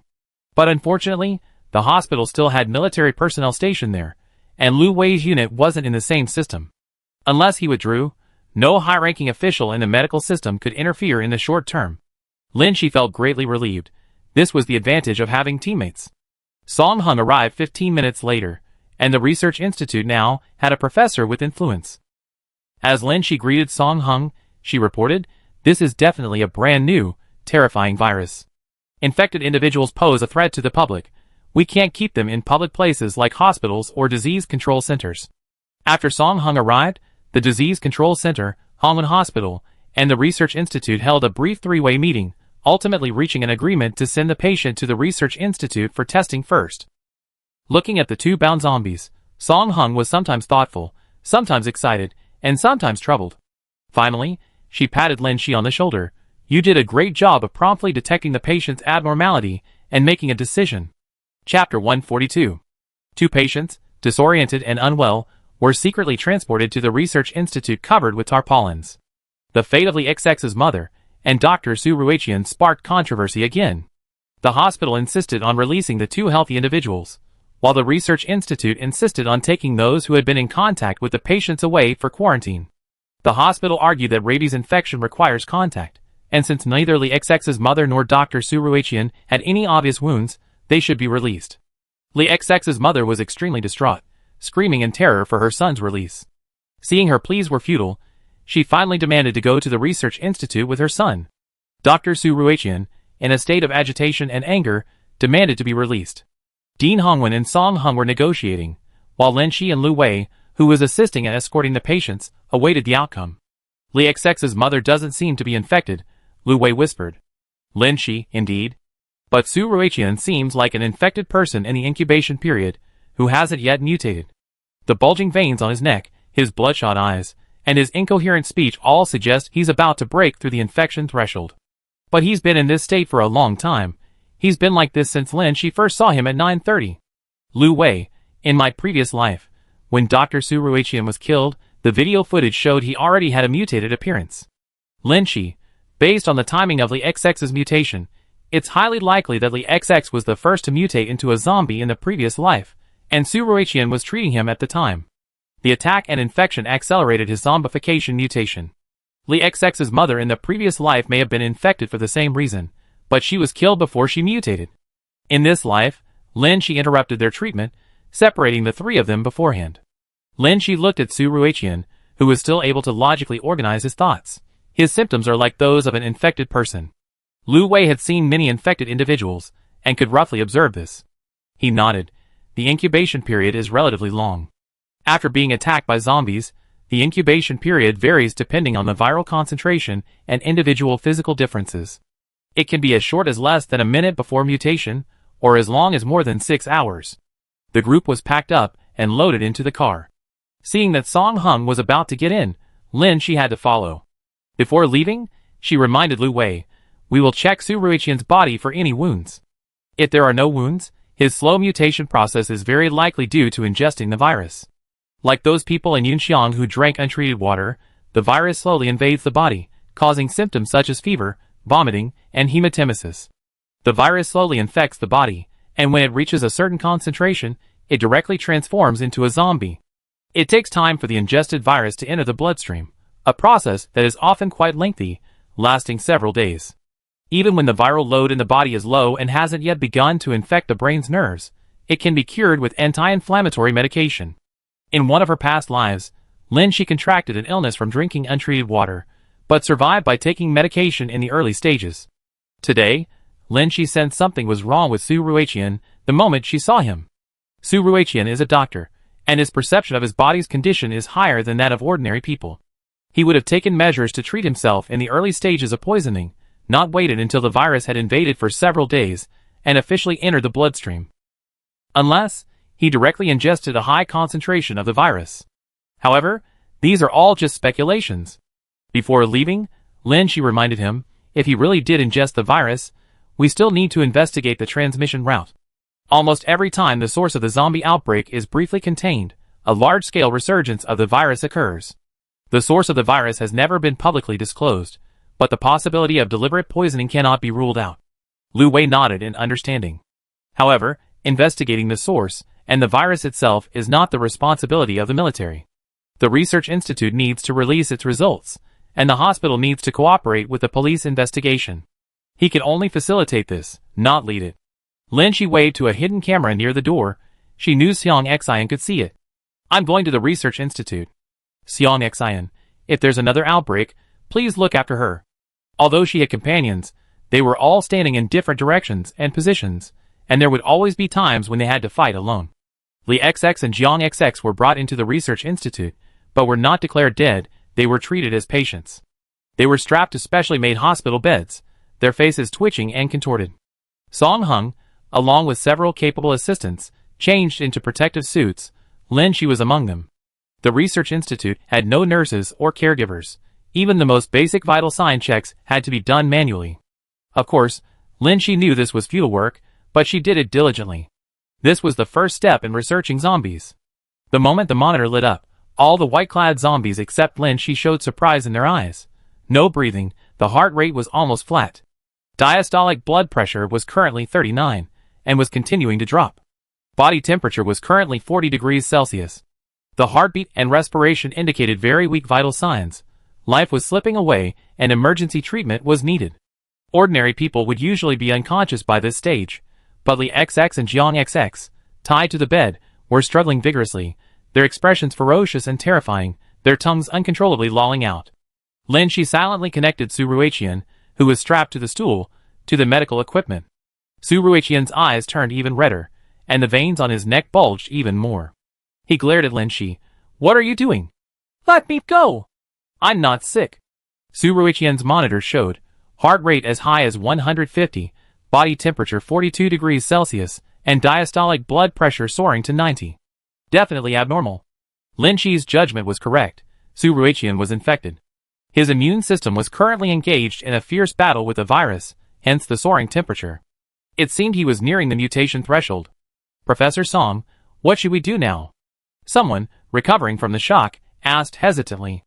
Lin Shi had already silently gone to get a syringe to draw blood. While this was typically a nurse's responsibility in clinical practice, it was a frequent need for blood sample collection in research, a task Lin Shi was familiar with. When Lin Shi drew Su Ruiqian's blood, he was already speechless, his tongue twitching, his eyes rolling back, and his body trembling violently. One of the trainees even tried to stop Lin Shi's actions. But everyone knew that the act of drawing blood alone wouldn't cause such a severe reaction. While everyone was astonished, Lin Shi took a step back after collecting the sample, just in time to avoid Su Ruiqian's attempt to bite her. She silently filled test tubes, and drew blood from Li XX and Jiang XX. The blood from the two zombies was difficult to draw. Lin Shi used considerable force, drawing a mixture of turbid matter and liquid blood into the syringe.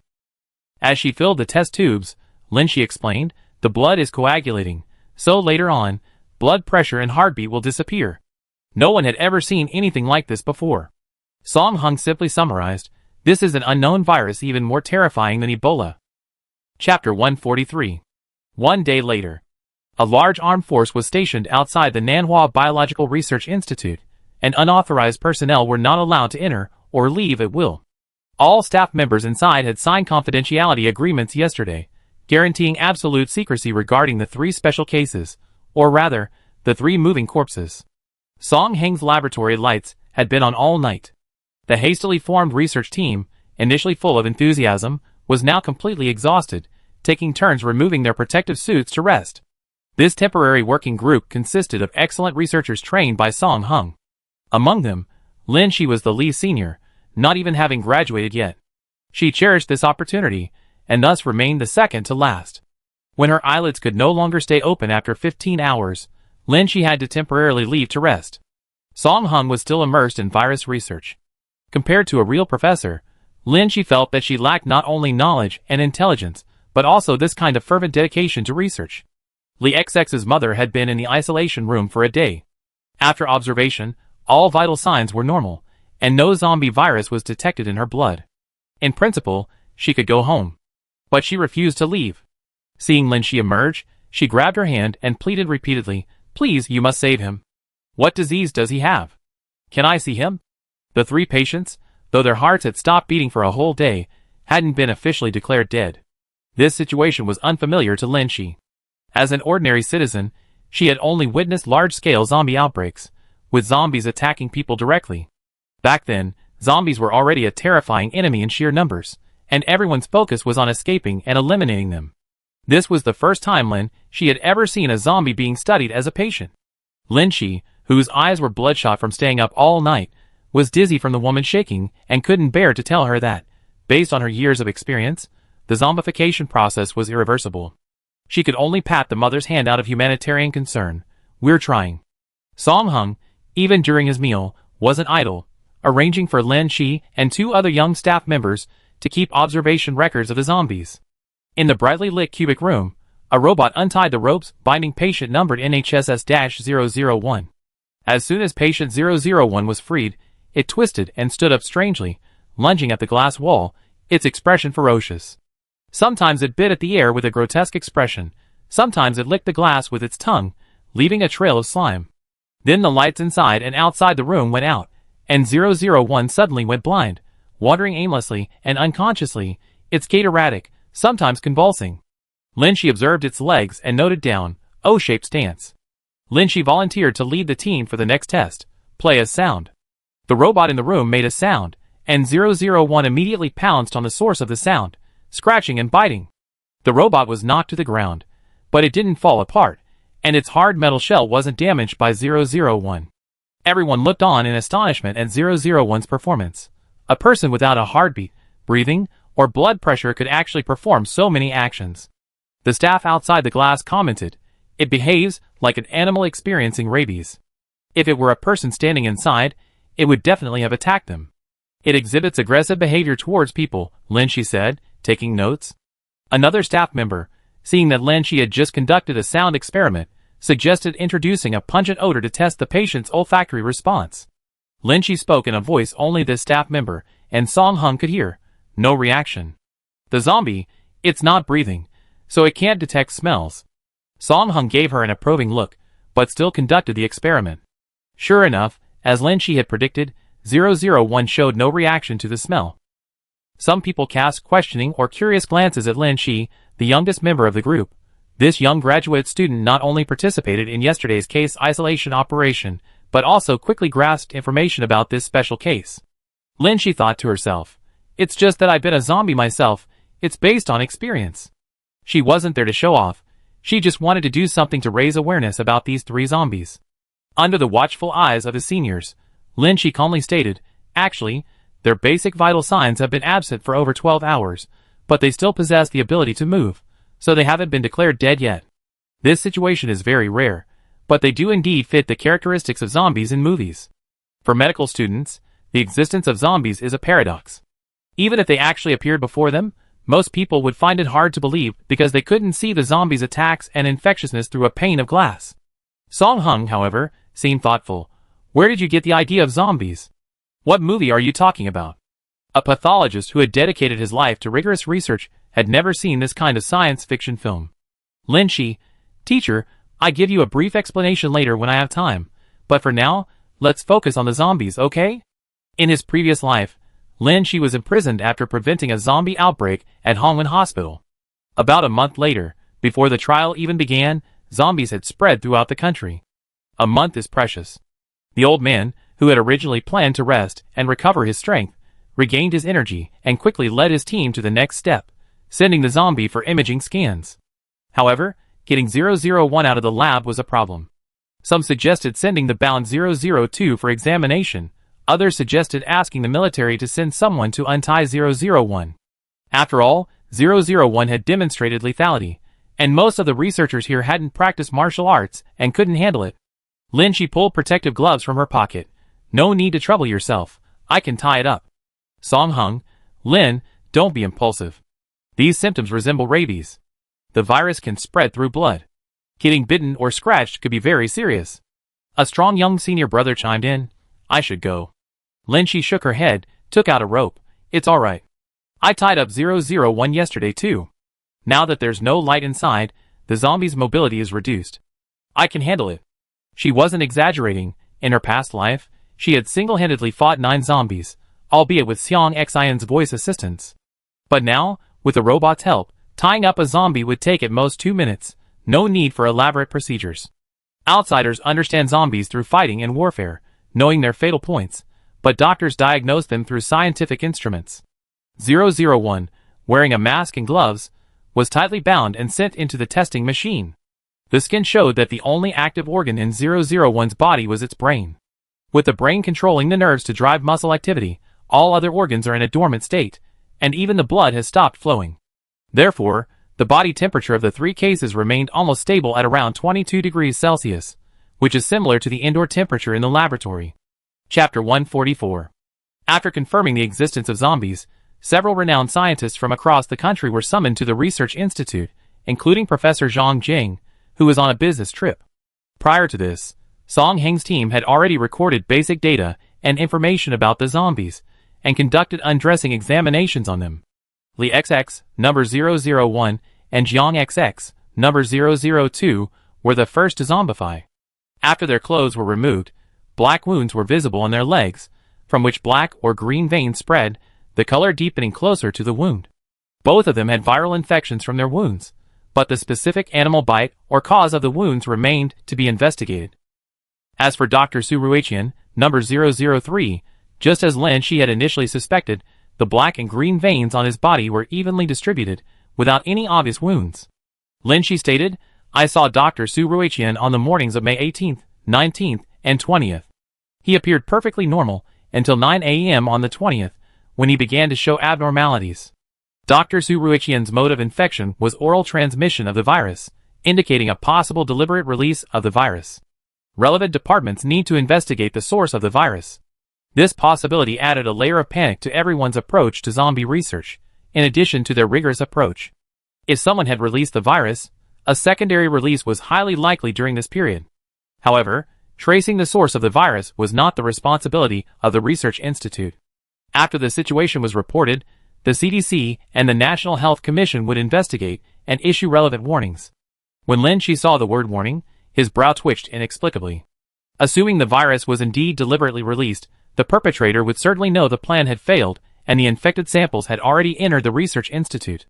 What would they do upon seeing the warning issued by the National Health Commission? To hold one's hands back or to take a gamble? In his previous life, while Lin Shi was in detention awaiting trial, Lu Wei hadn't actively contacted the Research Institute. However, 2 or 3 weeks had passed since the actual testing and research began.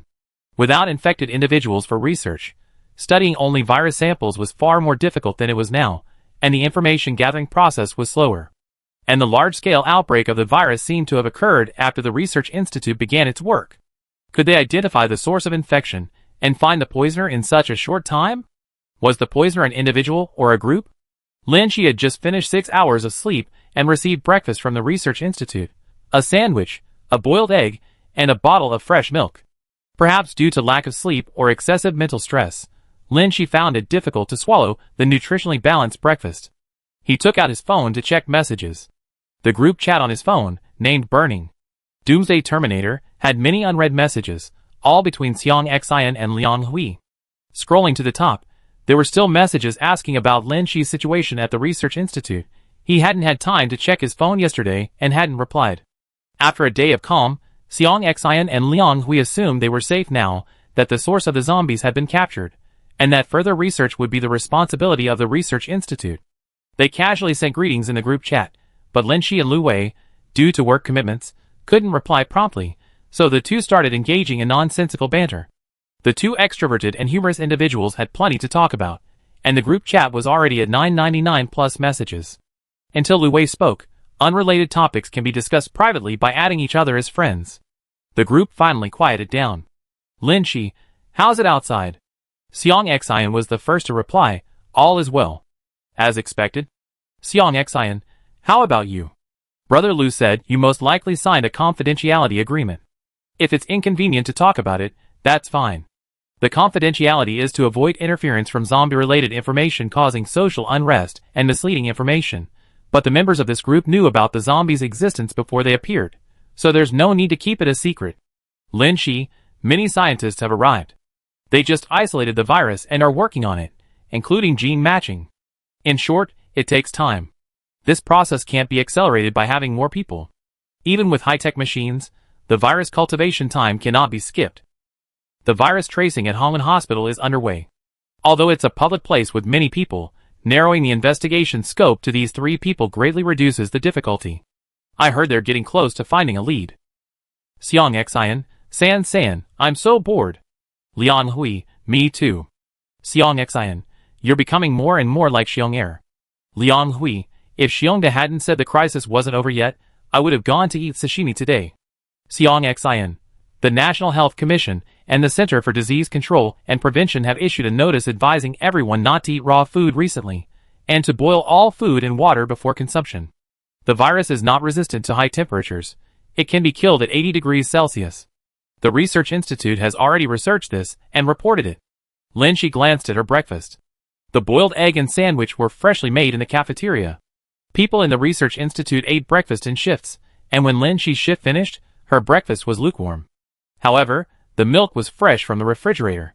She gripped the milk bottle. The icy touch made her suddenly uncomfortable, and her heart skipped a beat. But her colleagues around her were eating heartily. Some had already finished and were returning their trays. Lin Shi loosened her grip on the glass bottle. Lin Shi thought she must be too nervous and hadn't rested well. A group of people had already finished breakfast and gone in to change shifts. This was the Research Institute, a heavily guarded one. Lin Shi, any other notices? Xiang Xian, Image Xiang Xian. They also said not to gather in crowded places. Liang Hui, today is Saturday. The streets are packed. The streets are packed. The streets are packed. The unease she had just suppressed suddenly surged when she saw these words. She hadn't slept well, and the tension on an empty stomach made her gag. A colleague sitting not far from her instinctively moved away, then leaned closer to ask, Xiao Lin, are you all right? Lin Shi looked up. It was Chum Ling. Others around her were casting curious glances. She had originally been an intern under Song Hun at this research institute, but recently joined the zombie research project team and had caught Song Heng's eye, thus leaving some impression on everyone. They looked at Lin Shi, and Lin Shi looked at them. They looked at their faces, at their milk. Most of the milk bottles were open, some already empty. Suddenly, a commotion erupted outside the cafeteria, followed by screams. People inside turned to look with curiosity. A male voice shouted, Zombies. Zombies have escaped. Clang. The milk bottle in Lin Shi's hand fell to the ground, shards of glass shattering, white liquid spreading across the floor tiles. She clenched her fist, pulled a dagger from her pocket, and headed towards the commotion. Those inside the cafeteria, hearing the shout, stood up. Some wanted to investigate, others prepared to flee. The dagger trembled in Lin Shi's hand. She couldn't tell if the people in the cafeteria had mutated, and the milk being problematic was just her guess. Perhaps the zombies outside had escaped from the laboratory. Could it be?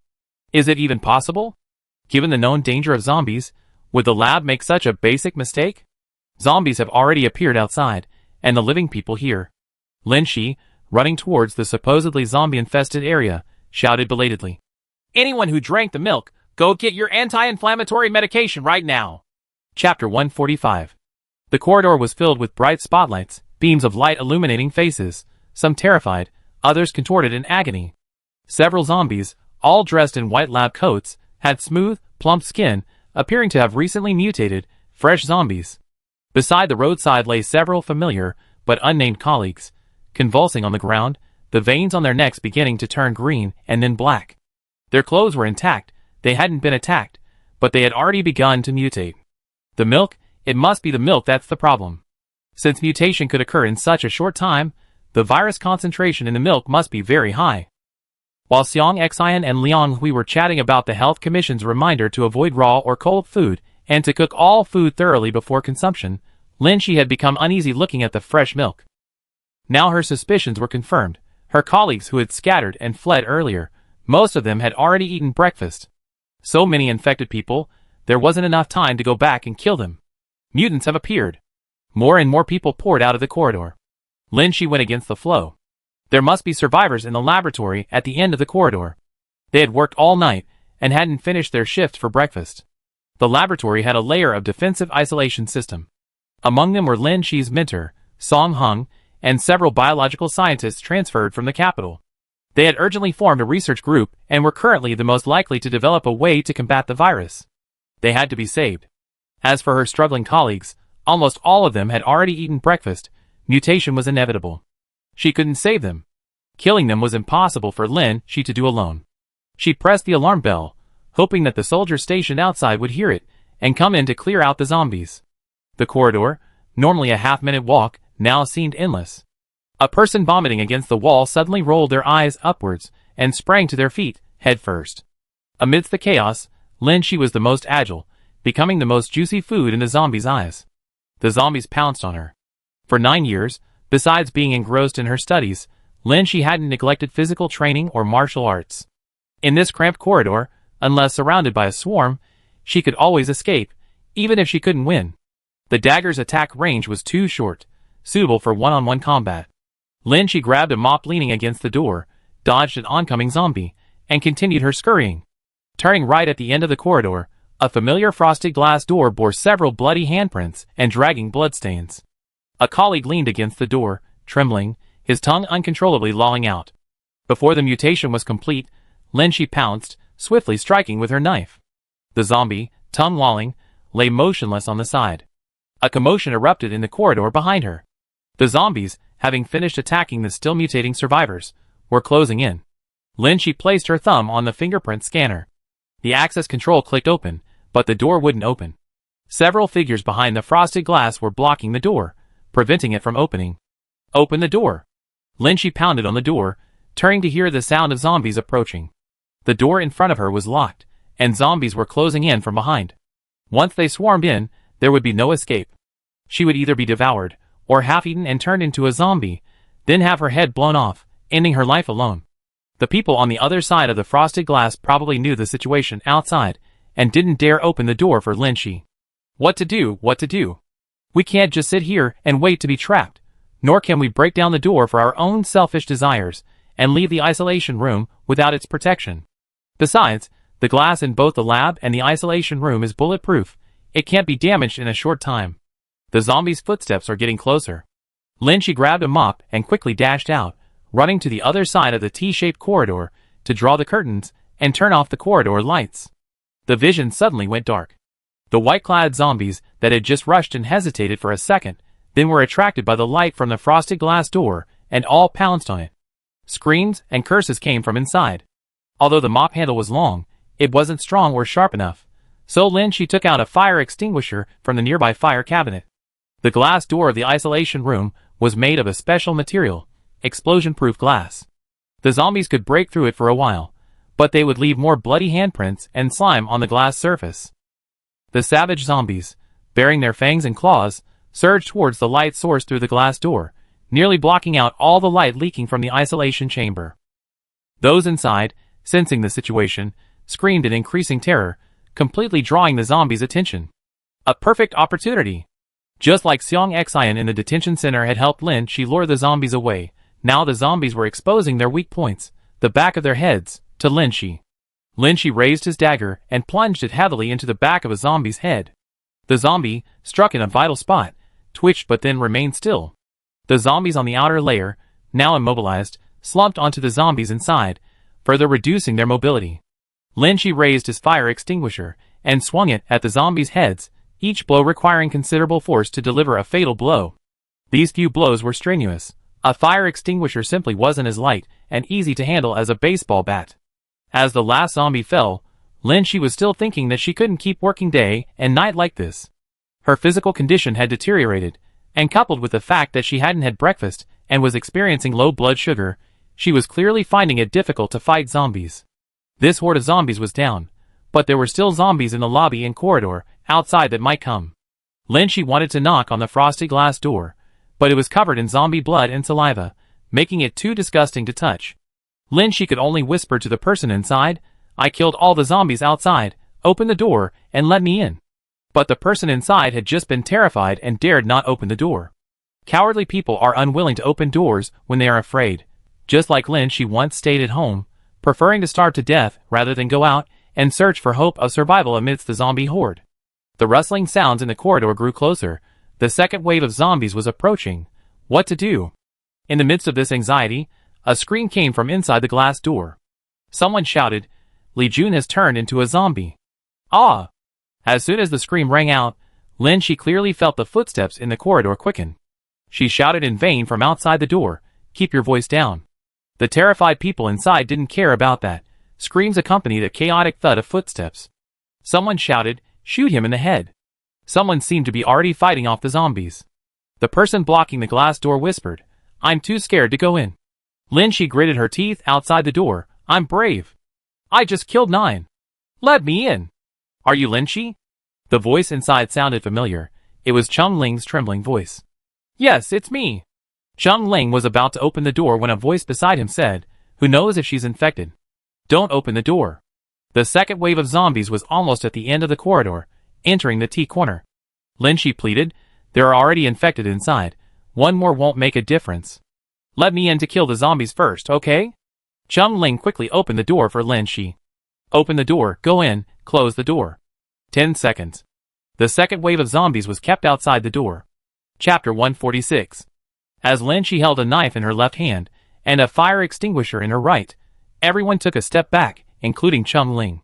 The zombies outside had just mutated and were still warm from the bloodshed, so Lin Shi was covered in mottled blood after the fight. Besides reeking of blood, she was also quite eerie. But Lin Shi didn't care about her appearance. She surveyed her surroundings. The isolation room was a buffer zone away from the laboratory, containing a disinfection room and a changing room, followed by the rest area where everyone was now in the isolation room. For security and confidentiality, the password to the door between the isolation room and the laboratory was updated every hour, so everyone here was waiting to receive the new password on the hour, thus trapping them here. Her colleague, Li Jun, had already mutated into a zombie. 2 male colleagues were trying to fight them, but they were unarmed and inexperienced. Their fighting was really just them grappling with a zombie. Lin Shi stepped forward and swiftly stabbed the zombie in the back of the head. Li Jun collapsed, convulsing. Lin Shi didn't stop immediately. Instead, she pulled someone out of the crowd. The person, who had been staring in disbelief at Lin Shi stabbing the zombie's head, was startled by being pulled out. "You, what are you doing?" Lin Shi brandished the dagger in her hand. The person wasn't afraid. Instead, she looked completely bewildered. "What do you mean?" The infected person seized the opportunity to question her, and Lin Shi hesitated for a second, but Lin Shi's knife plunged in without hesitation, and bright red blood spurted out. The person on the ground twitched twice, staring at Lin Shi with terrified eyes. Then her gaze gradually became unfocused. "Ah!" Someone screamed. The zombies outside the frosted glass, hearing human voices, felt their blood boil, and their shadowy forms danced even more wildly. Lin Shi said in a serious, low voice, "If you don't want to attract zombies, keep your voice down." She glanced at the overhead light. Turning it off would make the zombies outside lose their target and leave. But there was something else important. Lin Shi scanned the crowd. Having witnessed her actions, they were huddled together against the wall in fear. "You killed someone." Chung Ling stated a fact in an incredulous tone. These people had just been in close contact with zombies, and they were all panicked and somewhat erratic. Lin Shi couldn't immediately discern anything amiss. Lin Shi pointed to the infected person lying on the ground. She was infected. Look at her neck. The veins on her neck were bulging and green, some areas already blackened, clearly in the process of mutation. "Even so, you can't just kill her. She's still alive." Someone questioned. Lin Shi knew that to everyone else, the person she had killed was a colleague they worked with day and night. Before witnessing the horrific scene of a zombie killing, their understanding of zombies was still very limited. Just like the 001 to 003 individuals in the lab, who hadn't yet been declared dead, the research institute still treated them as patients, trying to analyze the virus and find a cure. But she didn't have time to explain much. She directly brandished the knife in her hand and demanded, "Those who just drank the milk, please step forward." Upon hearing this, some were confused, some were afraid, and some were disdainful. Everyone's expression shifted for a moment. "What do you mean? Drinking milk turns you into a zombie?" Lin Shi, the virus can be transmitted orally and is not heat resistant. She pointed to the glass door. "Those mutated outside are all our colleagues, while those inside are fine. The sandwiches and eggs are all cooked and baked in the cafeteria itself. If we've been poisoned, the most likely contaminated food is the chilled fresh milk." Lin Shi glanced at her watch. "I wasted another minute talking. Mutation waits for no one. Anyone who drank the milk, step forward now." Everyone looked at each other. No one stepped forward, and instead took a step back inside. Some even whispered, "Did you just drink milk?" "No." "You did." "I'm allergic to dairy products. I never drink milk." Lin Shi glanced at the person, who lowered their head to avoid her gaze. Why should she believe everything she says? Maybe there are other causes of infection. Another person hiding in the crowd jumped out. "That's right. To be killed just for drinking milk is too unfair." With one person cheering, others followed suit, and those who had drunk the milk began to argue their case. Those who hadn't drunk the milk had gradually distanced themselves from Lin Shi, forming two factions. Even so, those who hadn't drunk fresh milk hadn't completely sided with Lin Shi. Chung Ling asked, "What you say makes sense, but without virus testing, there's no concrete evidence." "You can't just kill them like that." Lin Shi replied, "The lab door won't open for another 30 minutes. By the time we go in to take samples and test the virus, the mutation will have already occurred. We don't have that much time." She felt the questioning and resentful looks from everyone and coughed lightly. "I can't see any signs of infection in them yet, so I won't kill them immediately. Since you don't believe me, how about we tie up the people who drank the milk and observe them until the lab door opens, then send them in for testing?" This was a compromise. Humans are social animals, and after living together in a society governed by the rule of law for so many years, they certainly couldn't accept the idea of murder all at once.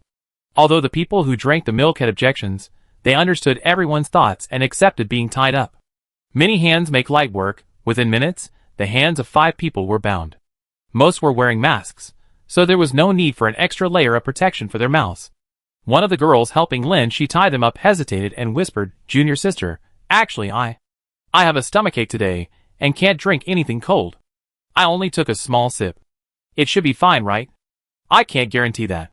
Lin Shi, impartial and selfless, also tied up the girl's hands.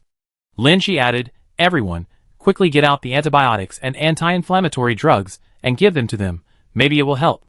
The virus concentration in the milk must be quite high, enough to have many colleagues outside already turned into zombies.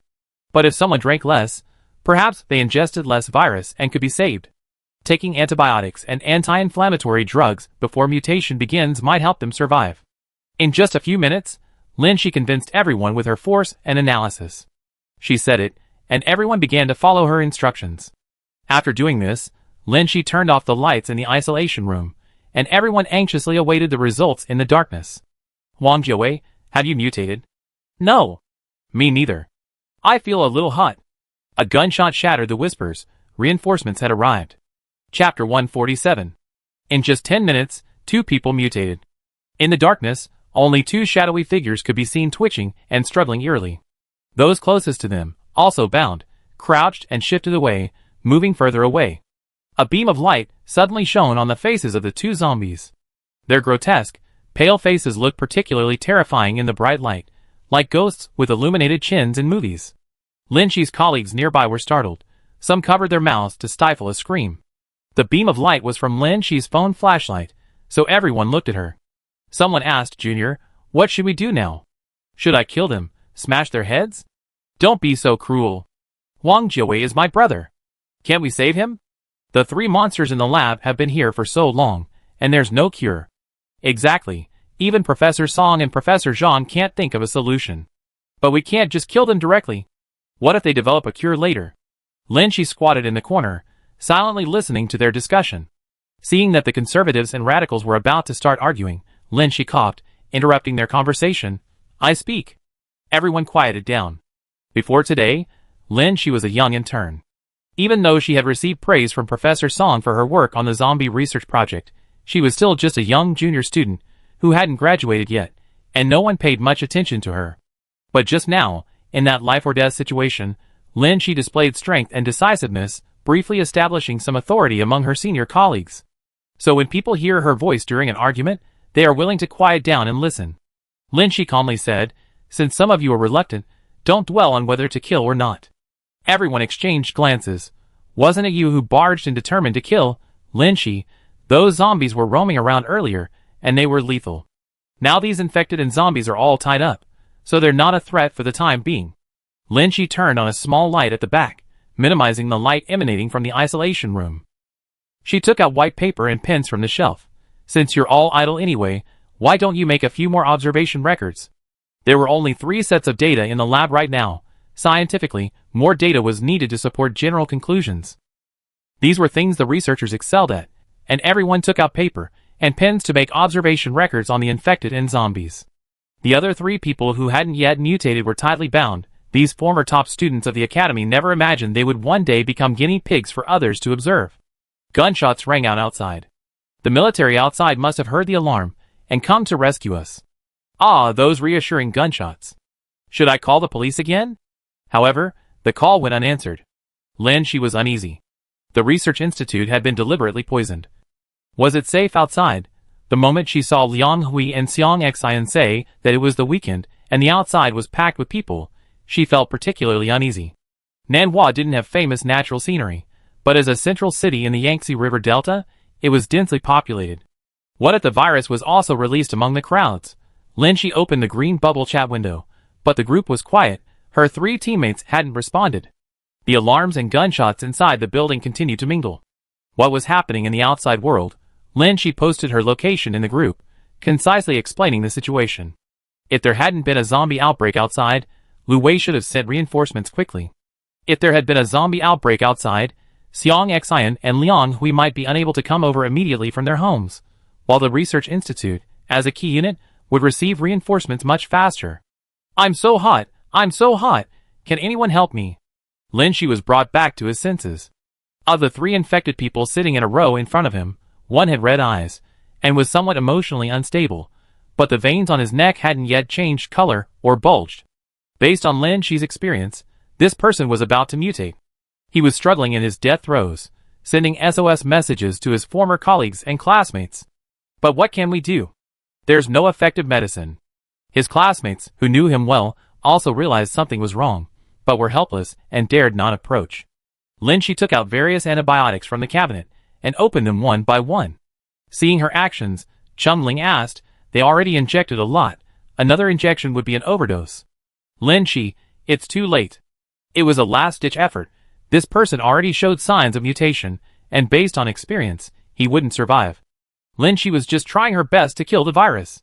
Meanwhile, her senior sister, who had just admitted to drinking a little milk, anxiously said, I'm not afraid of side effects. Give him the injection quickly. Give him the injection quickly. Lin Shi, you haven't shown any abnormalities yet. I give him the injection first. Another person was about to mutate, and the others were keeping a distance, taking notes, and dared not approach. Even with her nimble hands, Lin Shi couldn't inject 3 people at the same time.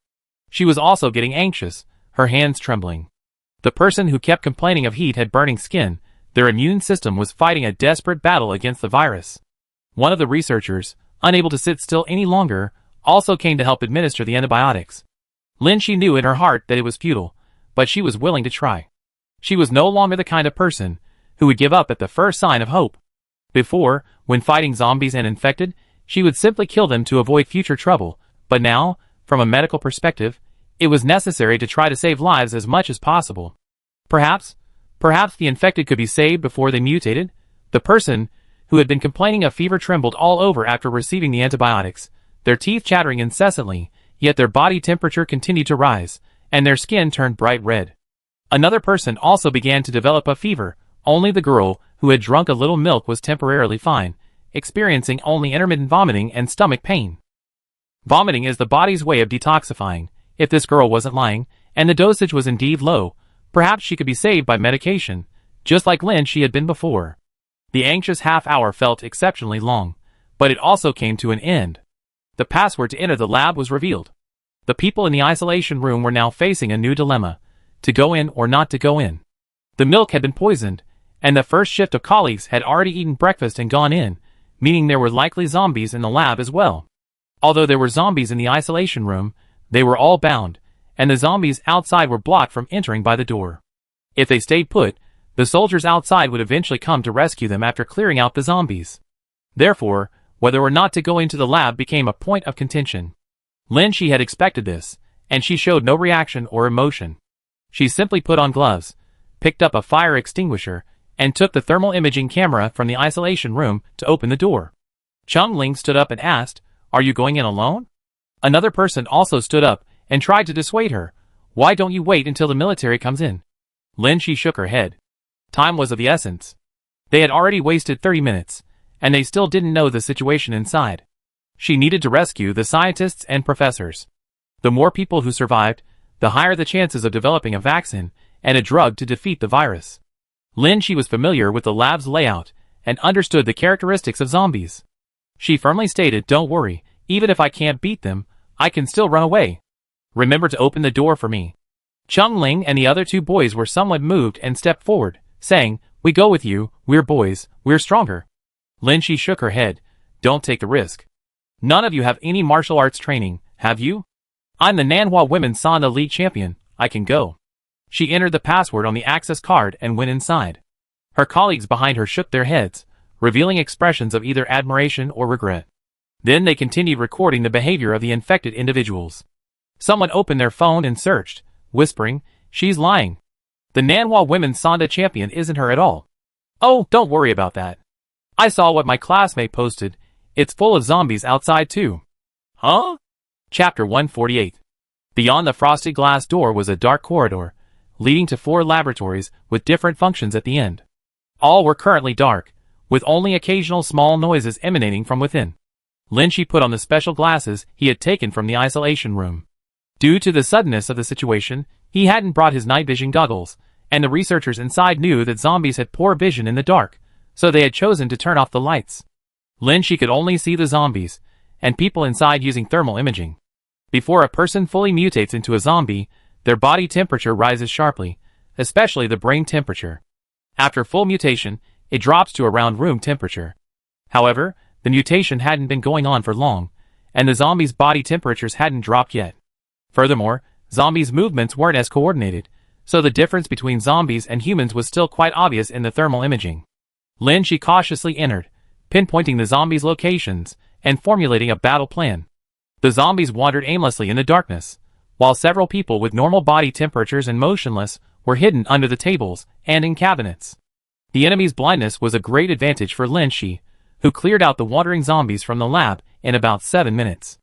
The lab lights came on, but the people hiding still dared not show their faces. Lin she whispered, "The zombies are all dead, come out." People from under the tables, in the cabinets, and on top of the air conditioners all came down. Lin she glanced at the crowd and saw that Song Hung was still alive, along with a scientist and several colleagues. Thankfully, about half of the core members of the research team were still alive. Looking at the zombies scattered on the ground, someone asked incredulously, "You killed all of these?" Lin she nodded. Song Hung said with relief, "I knew leaving you in the lab was the right thing to do." Lin she, there are still some surviving senior students, and a few newly mutated zombies in the isolation room. Teacher, I go open the door and tell them. Song Hung, the senior students were locked up with the zombies, but they didn't turn into zombies? Lin she, everyone tied up the infected and made observation records during their infection period. Song Hung nodded, both relieved and fearful. What happened? Those 3 zombies were all locked up properly. How did so many people suddenly mutate? Lin she looked at the group of people and hesitated to speak for the time being. She knocked on the door of the isolation room to get it open, and Song Hung followed.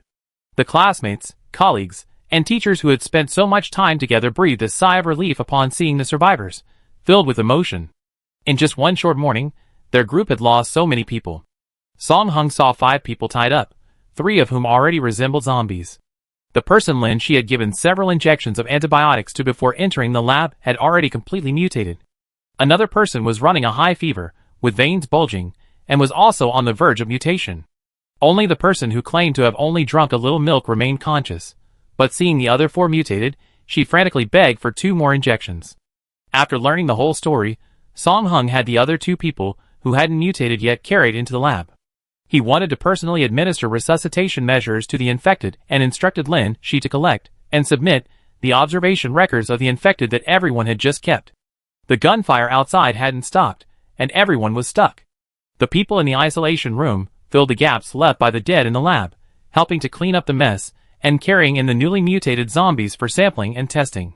Lin Shi received a message from Lu Wei, who said the situation outside was bad, and most people were busy clearing zombies and rescuing civilians. Lin Shi briefly explained the poisoning incident at the research institute, and that Lu Wei had to come personally. Without Lu Wei's arrival, even if the guards outside could be trusted, Lin Shi's words might not be taken seriously. Moreover, the research institute had suffered such a serious incident, maliciously poisoned. Lin Shi looked at the busy figures in the laboratory. These familiar faces, after surviving a calamity, wore expressions of weariness, anxiety, or relief like someone who had survived a disaster. Who was the poisoner? What was their motive? Was they still in the laboratory? Lin Shi felt as if she had entered a real-life werewolf game. Daylight had arrived, and the murderer and the innocent were mixed together awaiting judgment. She stood guard at the frosted glass door of the isolation room. About 15 minutes later, a voice came from outside. Is anyone still alive inside? Lin Shi asked for the person's name and number. The person wasn't Lu Wei, but someone Lu Wei had said he could trust. After they entered, they announced that the zombies inside the research institute had been cleared, and it was temporarily safe. Everyone breathed a sigh of relief upon seeing the military personnel. They had only been confined to a relatively safe room behind a glass door. The fact that the zombies outside had been cleared out was a relief. Song Hung and his team continued their research, but some, exhausted from working the night shift and still waiting for their turn, wanted to rest. They informed their supervisors that they needed to change shifts and attempted to leave. Others reported to their supervisors, "There's been a large-scale zombie outbreak outside. My parents are still at home, I need to go back and check on them." About half the team tried to leave for various reasons. Some were already past their workday, and given the chaos outside, it was understandable that they were worried about their families. Song Hung waved his hand in agreement. The military was only responsible for security within the institute. As long as security checks and information verification were completed, they wouldn't interfere with the entry and exit of laboratory personnel. Seeing someone about to step over the threshold of the isolation room, Lin Shi said sternly, "No. No one can leave." Everyone looked at her in surprise, some protesting. "You think you can just say no and that's it?" "Exactly, even though you saved everyone, you can't control them." Lin Shi explained to her mentor and the military, "We already confirmed through observation that the milk was poisoned, causing the mutation. This matter hasn't been fully investigated yet, so no one can leave." Chapter 149. When trust collapses, everyone around becomes a suspect. Outside the laboratory, the military diligently clears the bodies from the building, safeguarding the lab's security. Inside the lab, under Song Heng's command, the team carries the feverish infected patient number 4 into the imaging room. For the first time, humanity witnesses the rapid brain degeneration under the instruments. Of the 5 infected patients, 4 have mutated within a single morning. The girl who consumed a small amount of milk tested weakly positive for the virus, but perhaps due to a low viral load and timely medication, her skin showed no signs of brain infection, suggesting she might be out of danger. Song Hung excitedly inquired about the medication used, but it was merely common antibiotics. While effective against small amounts of virus, high viral concentrations, like those of infected patient number 4, would still lead to mutation regardless of the amount of antibiotics administered. In the lab, some are engrossed in intense research, some mourn their deceased colleagues, and others anxiously call their families. Lu Wei's men arrived 40 minutes later, and Lin Shi breathed a sigh of relief at the arrival of his ally. According to Lu Wei, a large-scale zombie outbreak had also occurred outside. Because it was the weekend and many people were wandering the streets, if an individual mutated, the unsuspecting citizens would have little chance to react and escape in time. This situation was similar to the initial zombie outbreak in Nanhua, where a large-scale infection occurred in a short period due to the dense population. The mutation of researchers at the research institute was caused by a targeted poisoning. but poisoning the public would be much more difficult and costly.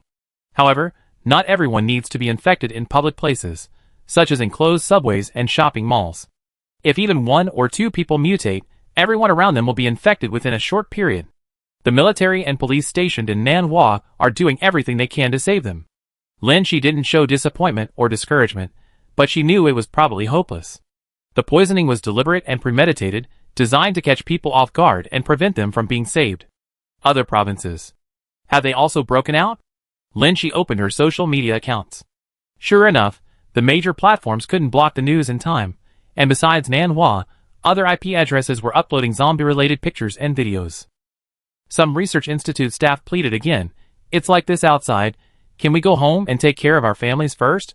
Lin Shi replied, "It's like this outside, it's difficult for you to get home safely alone. Let your families self-isolate at home first, and all staff here need to cooperate with the screening." Seeing Lin Shi's familiarity with the military officers, and considering Lin Shi's previous martial arts skills, Song Hung couldn't help but ask, "Little Lin, are you a spy?" A large number of armed forces were deployed to the city to assist residents in evacuation. Lu Wei stayed behind to clear the scene and protect the safety of the remaining researchers.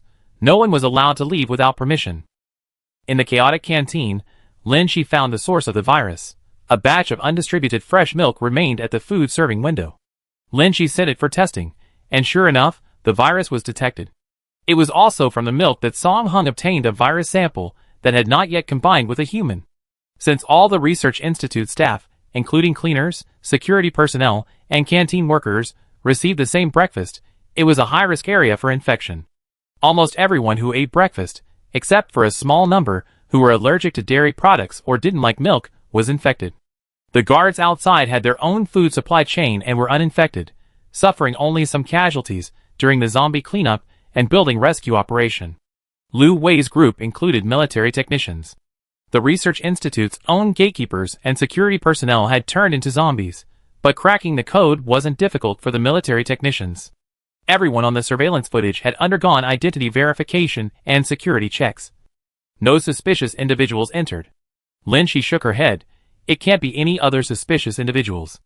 I think the person who poisoned it must be someone working in biological pathogen research, someone who knows this virus very well, and most likely someone from the research institute. The zombie virus is currently unknown to humanity, so the poisoner is likely a very high-ranking scientist." Lu Wei looked at the people coming and going on the videotape, but there are quite a few researchers who left normally after get-off work and those who were just turned into zombies and cleared out. It's difficult to compare identities and check them one by one now. Overnight, only the lab staff remained in the building. There were also some survivors hiding in enclosed spaces upstairs, but simple questioning and investigation revealed nothing. The Nanhua Biological Research Institute is different from ordinary institutions. Its canteen is of a higher standard. The canteen is not outsourced, but is managed by the institute itself. However, the staff there were all hired externally, and now they all been turned into zombies and cleared out, making it impossible to trace their origins. The chilled milk was also delivered from outside. From production to packaging to distribution, it was kept at low temperatures, which is conducive to virus survival. Many people handled these processes, and any link could potentially have been compromised. Lin Shi, with things in such a chaotic state outside, many related personnel are already dead. We can't trace the source anymore. Lu Wei's expression was grave, clearly realizing this as well. I originally thought there was still a month before a large-scale outbreak, and before that. He shook his head. A vaccine wouldn't be developed so quickly, at least, neither of them, the two reborn individuals, had ever heard of a vaccine being developed before, which was precisely the direction Lin Shi was working on. Lin Shi, because they want to prevent us from tracing the source. I suddenly understand something. Lu Wei looked at her, waiting for her to continue. Lin Shi, the time you and Liang Hui died prematurely at Hongwen Hospital, it delayed the large-scale zombie outbreak, buying some living space for Nanhua. About a month later, the zombies were cleared out. Relevant departments sent people to collect virus samples and investigate, and shortly after, the virus broke out on a large scale. But in this life, we prepared in advance and captured the zombie pathogen immediately. Yesterday I heard that the virus investigation at Hongwen Hospital was almost complete, and today there was a large-scale outbreak. Lu Wei pondered. In the previous life, you killed an infected person at Hongwen Hospital and were embroiled in a lawsuit. The forensic doctor didn't have the responsibility to identify the virus, only looking at the fatal wound. It wasn't until I contacted scientists to test the virus that people began researching the zombie virus, and then the zombies broke out on a large scale again. Lynchie nodded. Once we started researching the virus, their goal was to disrupt our operations with a large-scale poisoning campaign, causing a massive zombie outbreak, paralyzing the city, disrupting the virus tracing, and even directly killing researchers, making it impossible to find the truth. That was their objective. Perhaps the poisoner initially only intended to target Hongwen Hospital, a densely populated public place, but their plan was thwarted. To ensure the plan wasn't disrupted, they carried out multiple poisonings a second time. They themselves don't even need many teammates. As long as the virus is placed in food and water, it can survive for a period of time unless it's subjected to high-temperature sterilization. Lynchie, although it's difficult, let's try to trace the source of the milk. In case. Lu Wei nodded. Lynchie didn't continue. In case they have a chance to be reborn, they can start by catching the poisoner. Chapter 150. In the following days, dozens of cities were paralyzed. These were almost all densely populated metropolises. The outbreak was sudden, resulting in heavy civilian casualties. Due to the widespread zombie outbreak, resources were limited to supporting other cities, leaving each city struggling to clear the zombies and rescue its own citizens. The Nanhua Biological Research Institute, as the earliest institution to research the zombie virus, received close attention from relevant departments, and armed forces were stationed there. A very small number of remaining researchers left the institute to go home and share the hardship with their families. They were more concerned about their family's safety than the uncertain research results, making it difficult to contribute to the research. Song Hung expressed understanding and simply released them. Virus research was at a standstill. The virus culture and typing results were not yet complete, let alone the development of a specific drug or vaccine. Humanity sometimes needs a long time to conquer a virus, just as medicine has yet to develop a vaccine against deadly viruses like AIDS and Ebola. Lynchie wasn't in a hurry. His only option now was to do everything in his power to survive and find a way out. Lu Wei couldn't stay at the research institute indefinitely. While ensuring the institute had sufficient manpower, he had to carry out the mission of clearing zombies and rescuing civilians in Nanhua. In this life, everyone had a clear role and division of labor.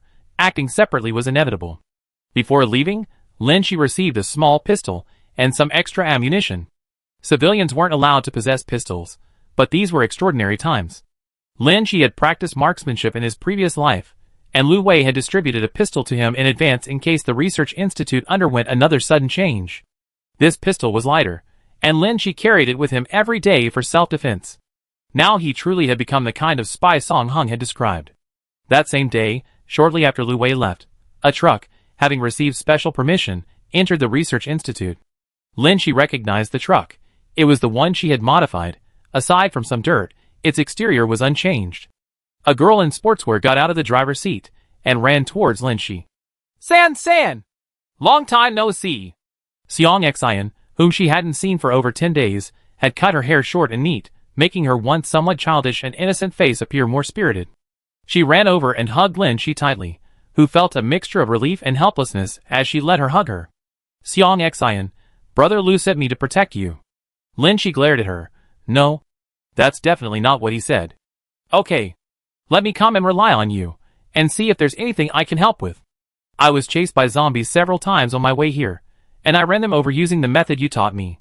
Both Seong Xian and Lin, she had learned truck driving beforehand. Lynchie, just like in her previous life, taught her a unique skill: sudden braking and acceleration, injuring and crushing the pursuing zombies. Seong Xian explained the situation outside. She had been preparing to fight the zombies since May 20th, but she hadn't expected Xiongda, Xiong and San to resolve the apocalypse so quickly. The martial arts skills she had learned from Lin, she over the years hadn't been needed. She had only chatted with San a few days ago, and now the world outside had changed so drastically. Carrying a truckload of supplies and equipment that Lynchie had prepared in advance. Since no one cared about trucks entering the city after the zombie outbreak, violating traffic laws, he informed his teammates and came to Lynchie's aid. Where's Liang Hui? He went to the city to fight zombies with Brother Lu. Although I really wanted to go, Brother Lu said I should come here instead. And just like that, I missed my chance to get a gun. Shoo! Lynchie lowered her voice.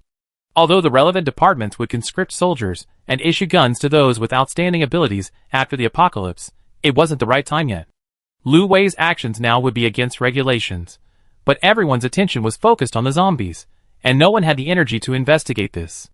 In this life, Xiang Xian had practiced Sanda, Chinese kickboxing, early on under Lin Shi's advanced prophetic guidance, but her inner drive was insufficient. Hearing the apocalypse prophecy, and actually experiencing the apocalypse had different mindsets. Even with Sanda practice, she wouldn't fight as desperately as Lin Shi. She had the ability, but currently lacked combat experience, and wasn't suitable for the front lines. Furthermore, Lin Shi lacked a trustworthy assistant. Coming here is indeed more suitable. Lin Shi entrusted Xiang Xian with an important task. A moment later, Xiang Xian sat in the kitchen, her eyes fixed on all the food and water. Regardless of the cooking method, everything had to be heated to 100 degrees Celsius before being distributed. Xiang Xian realized that she initially followed Zhang San to save the world, but why was she now a kitchen manager?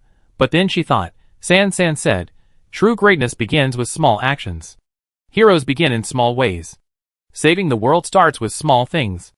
Under the protection of armed forces and strict food supervision, the Research Institute didn't have any more problems. Lin Shi even considered that the poisoner might not be at the Research Institute anymore, either having already left or been exposed. He didn't come that day. He was determined to have all the Research Institute staff ingest high concentrations of the virus, turning them into zombies. Even without drinking the milk, it would be difficult to survive surrounded by a horde of zombies under such circumstances. Who would willingly place themselves in the center of danger? The military intervened in the virus investigation, but because almost all relevant personnel were dead, the city was paralyzed, and much information couldn't be gathered, making it impossible to find the culprit who poisoned the milk. Due to the simultaneous outbreak of zombies in major cities, each region was preoccupied with its own problems, and had no spare capacity to help neighboring cities. Relevant departments could only use limited manpower to clear the zombies. Zombies and civilians coexisted in densely built-up cities, making it impossible to use heavy weapons, and carrying out rescue missions was extremely difficult. This increased the difficulty of the cleanup operation. Furthermore, the loss of teammates during the cleanup not only weakens the enemy's fighting strength, but also strengthens it. It's like a 5v5 game where the death of a teammate doesn't turn it into a 4v5, but rather a 4v6. Many citizens traveling in Nanhua or far from home perished. Those who died didn't just die, they became new enemies. Nanhua urgently established several temporary shelters, similar to the large stadium Lin Shi visited in his previous life, but these were ultimately not a long-term solution. Citizens sheltering at home also needed supplies. The Research Institute, as a key unit, currently had relatively sufficient supplies. However, Lin Shi was familiar with the post-apocalyptic process. Water and power outages were inevitable. Chapter 151. June 8, 2025. 14 days after the large-scale zombie outbreak at the Research Institute, the area under the Institute's jurisdiction experienced a power outage due to the failure of power stations and lack of maintenance. However, the Research Institute has its own emergency power generation system. If other departments halt their research projects, the available electricity is only sufficient for virus research projects and daily survival. The Biological Research Institute, as the hope for conquering the virus, has maintained a continuous supply of food and water. After suffering a near-devastating blow, the Nanhua Biological Research Institute suffered countless casualties, and Song Hung became the highest-ranking person in charge of the entire project. Due to the zombie outbreak in various locations, other biological research institutes are also conducting virus research. Virginity typing and other data were shared with research institutes across the country a week ago, and a large meeting was held to discuss countermeasures. Lin Shi's task during this period was to assist in researching and learning about existing virus-related findings. Having learned from the previous poisoning incident at the Research Institute, the military has taken full control of security measures, and so far, there have been no problems. Xiang Xian had some free time again. Seeing Lin Shi studying after get-off work, she even considered starting her own medical career instead of following San San's example of saving the world. But the sight of those incomprehensible academic papers gave her a headache. While feeling frustrated, she secretly lamented the immense price Lin Shi had paid for saving the world. But didn't you say there were spies in the Research Institute? Who can guarantee that other research institutes don't? Won't it cause problems if you release your experimental data so easily? Lin Shi, studying late into the night, replied in a spare moment, "It's just basic data on the virus. Releasing it won't have any impact. It's like AIDS. Ordinary people can find information about the virus online, but we haven't developed a cure or vaccine for so many years. Even if we don't announce it, other research institutes will analyze it sooner or later. Let's all work together to find a solution. Okay, can't forceful suppression really eliminate the zombies? Seong Xian finished her push-ups and started practicing punches in the air. The truck she brought was placed in a hidden spot by Lin Shi and is currently crammed into Lin Shi's dormitory. At least, in my experience, it hasn't been eliminated. Because the zombies are mutating. Lin Shi suddenly turned to look at Seong Xian, remembering the Changsheng factory in Seong Xian's hometown of Xinchuan. The hardened zombies there were difficult to kill with either hand-to-hand combat or guns, but there were many survivors in the factory, so they couldn't directly bombard it with high-temperature cannons. At this time, the zombie outbreak has just begun, so they shouldn't have had time to mutate. If they get to Xinchuan and deal with the Changsheng factory directly, it will save them a lot of trouble later. Seong Xian and Liang Hui have no memory of the Changsheng factory, so Lin Shi sent a message to Lu Wei separately. Besides his own preparations, Lu Wei also. Due to special conditions imposed by the military, the power was not cut off. His reply was that he couldn't spare any manpower at the moment. Nanhua was currently in chaos, with endless zombies and refugees to rescue. Lu Wei had the responsibility given his position.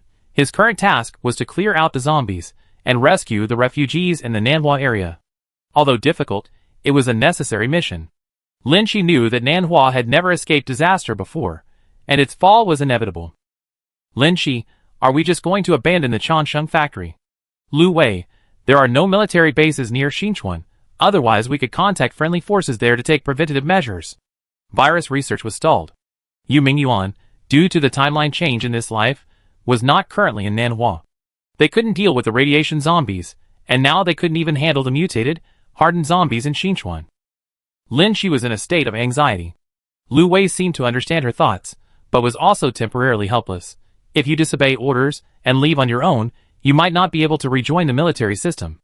As reborn individuals, they possessed information, but lacked power. They needed higher authority and prestige to rally forces.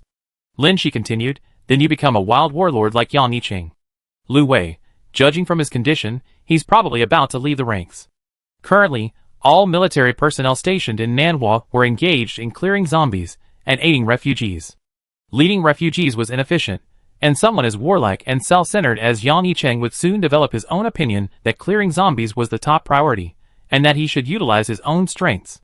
Therefore, the Yang Yicheng Lin Shi knew could fight zombies, but his attitude towards the weak was. Both Lu Wei and Lin Shi were temporarily unable to leave Nanhua due to their duties, but Liang Hui and Seong Xian. Lin Shi turned her head and glanced at the bed. Seong Xian, who was quietly video calling with her headphones on, suddenly felt a gaze entrusted with a heavy responsibility. Her expression remained unchanged, but her eyes slowly turned to Lin Shi. Seong Xian beckoned to Lin Shi, turning her phone screen towards her. The screen was dimly lit, but two blurry faces were vaguely visible, Seong Xian's parents. Seong Xian said very softly, I'm with Lin Shi now. We're at the research institute. It's very safe here, and there are armed forces stationed there, so you can rest assured. On the screen, Seong Xian's parents were saying something anxiously, but Seong Xian's voice wasn't amplified through her headphones. However, Lin Shi could imagine their words. Seong Xian's parents had always cared for and protected her. Now that zombies were everywhere, and Nanhua was a severely affected area, the elderly couple must be extremely worried. Sure enough, Seong Xian, anxious but holding her tongue, said, Don't you dare come out. The house you're in now is very safe, and we have plenty of supplies, enough for you until the base is built. Be careful during this time, don't open the door to anyone, and don't be so kind as to hand out supplies to attract attention. How was I supposed to know there would be a base? There's already a military base over there, and I heard that a base is going to be built there soon. You guys go first. Me? I'm going to save. Oh, I obediently go into the shelter, don't worry. They finished the call very quietly, but as her roommate, Lin Shi heard everything clearly. After hanging up, Seong Xian stretched and tried to hug Lin Shi. Thank goodness, you reminded me, my parents were tricked into going to the vicinity of the base address you mentioned beforehand. I didn't say I was going to save the world, otherwise they would have definitely tried to find me overnight. Lin Shi nodded. This matched her understanding of Seong Xian's parents. The fleeting thought that crossed Seong Xian and Liang Hui's mind dispelled their idea of going to the Changsheng factory. They were already short-handed. Who could guarantee the safety of a journey to such a distant place? And once they arrived, how would they manage the large population and the now unknown state of the Changsheng factory? Chapter 152. The military escorted a special zombie. The zombie was transported to the research institute in a sealed box.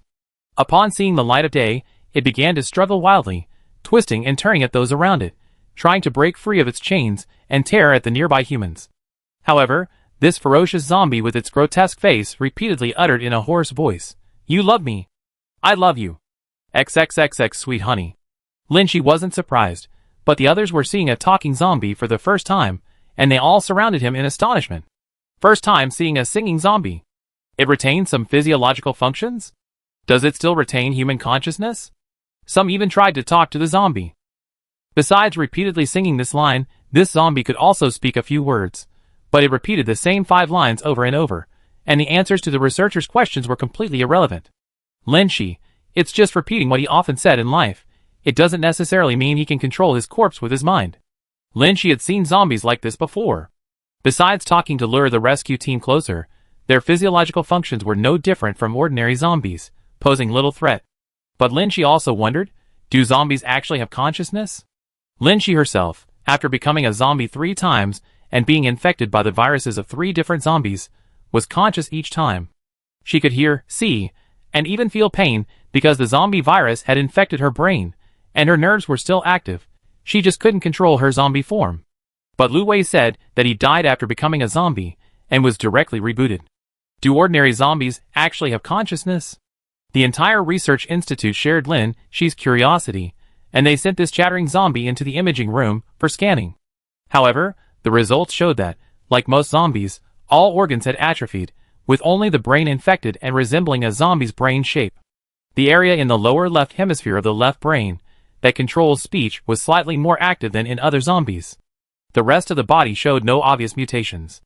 After discussion, Song Hung concluded that this talking zombie could not yet be considered a mutated zombie, as its internal structure was largely the same as other zombies. The infection in its brain might not have been complete, or it might contain some special substances. Song Hung planned to study the zombie's left brain, extracting the virus and left brain tissue to study the infection status. Perhaps this zombie possessed some special antibodies. Lin Shi was still preoccupied with the enemy she couldn't face in her previous life, the hardened zombie. If they brought that zombie over for research, they should be able to scan out a different skeleton.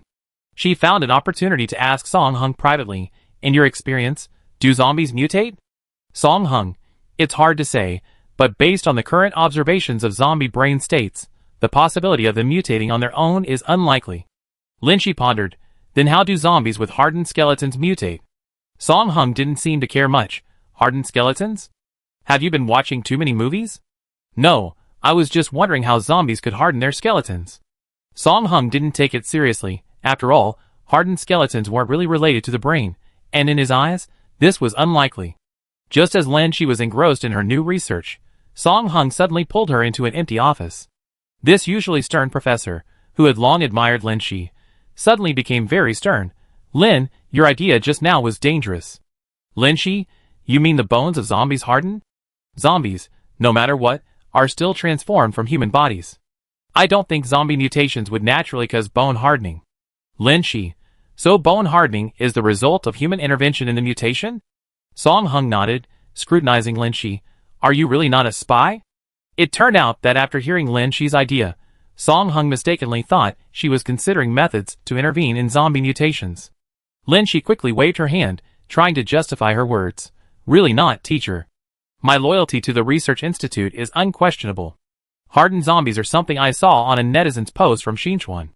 The zombies there are hard to headshot. Their bones seem to be hardened. Song Hung looked at her suspiciously, then seemed to believe her. In his eyes, Lin Shi was once a very diligent student without much talent. She studied hard and had a research spirit.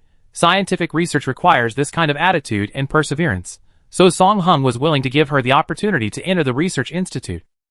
Until the zombie outbreak, this previously unknown female student suddenly revealed her talent and fighting skills. Not only was she skilled in martial arts and brave in fighting zombies, but her analysis of them was also insightful. Song Heng's admiration for Lin Shi increased accordingly. Furthermore, the research institute suddenly suffered a poisoning attack that killed many experts, and Lin Shi's surviving students filled the vacancies in the research group. However, the poisoning in the lab also caused Song Hung to have other thoughts. Even though he remained dedicated to his research, he harbored some suspicion and wariness towards his colleagues. Lin Shi was the first to discover the zombies in the hospital, and later in the research institute. It was she who proposed the milk infection and protected everyone. Theoretically, she was the least suspicious person. However, her question about how hardened skeletal zombies mutated revealed a hint of malice, making Song Hung wonder if Lin Shi's actions were a case of the pot calling the kettle black. But he quickly dismissed this thought. Firstly, although he hadn't been mentoring Lin Shi for long, he couldn't sense any ill intent from her, and there were military forces stationed outside. Secondly, he was Lin Shi's mentor. If she had done these bad things, he, as her teacher, wouldn't escape punishment either. Thirdly, he couldn't fight her. He better continue his research with Fu Xi and Zi Xiao as usual.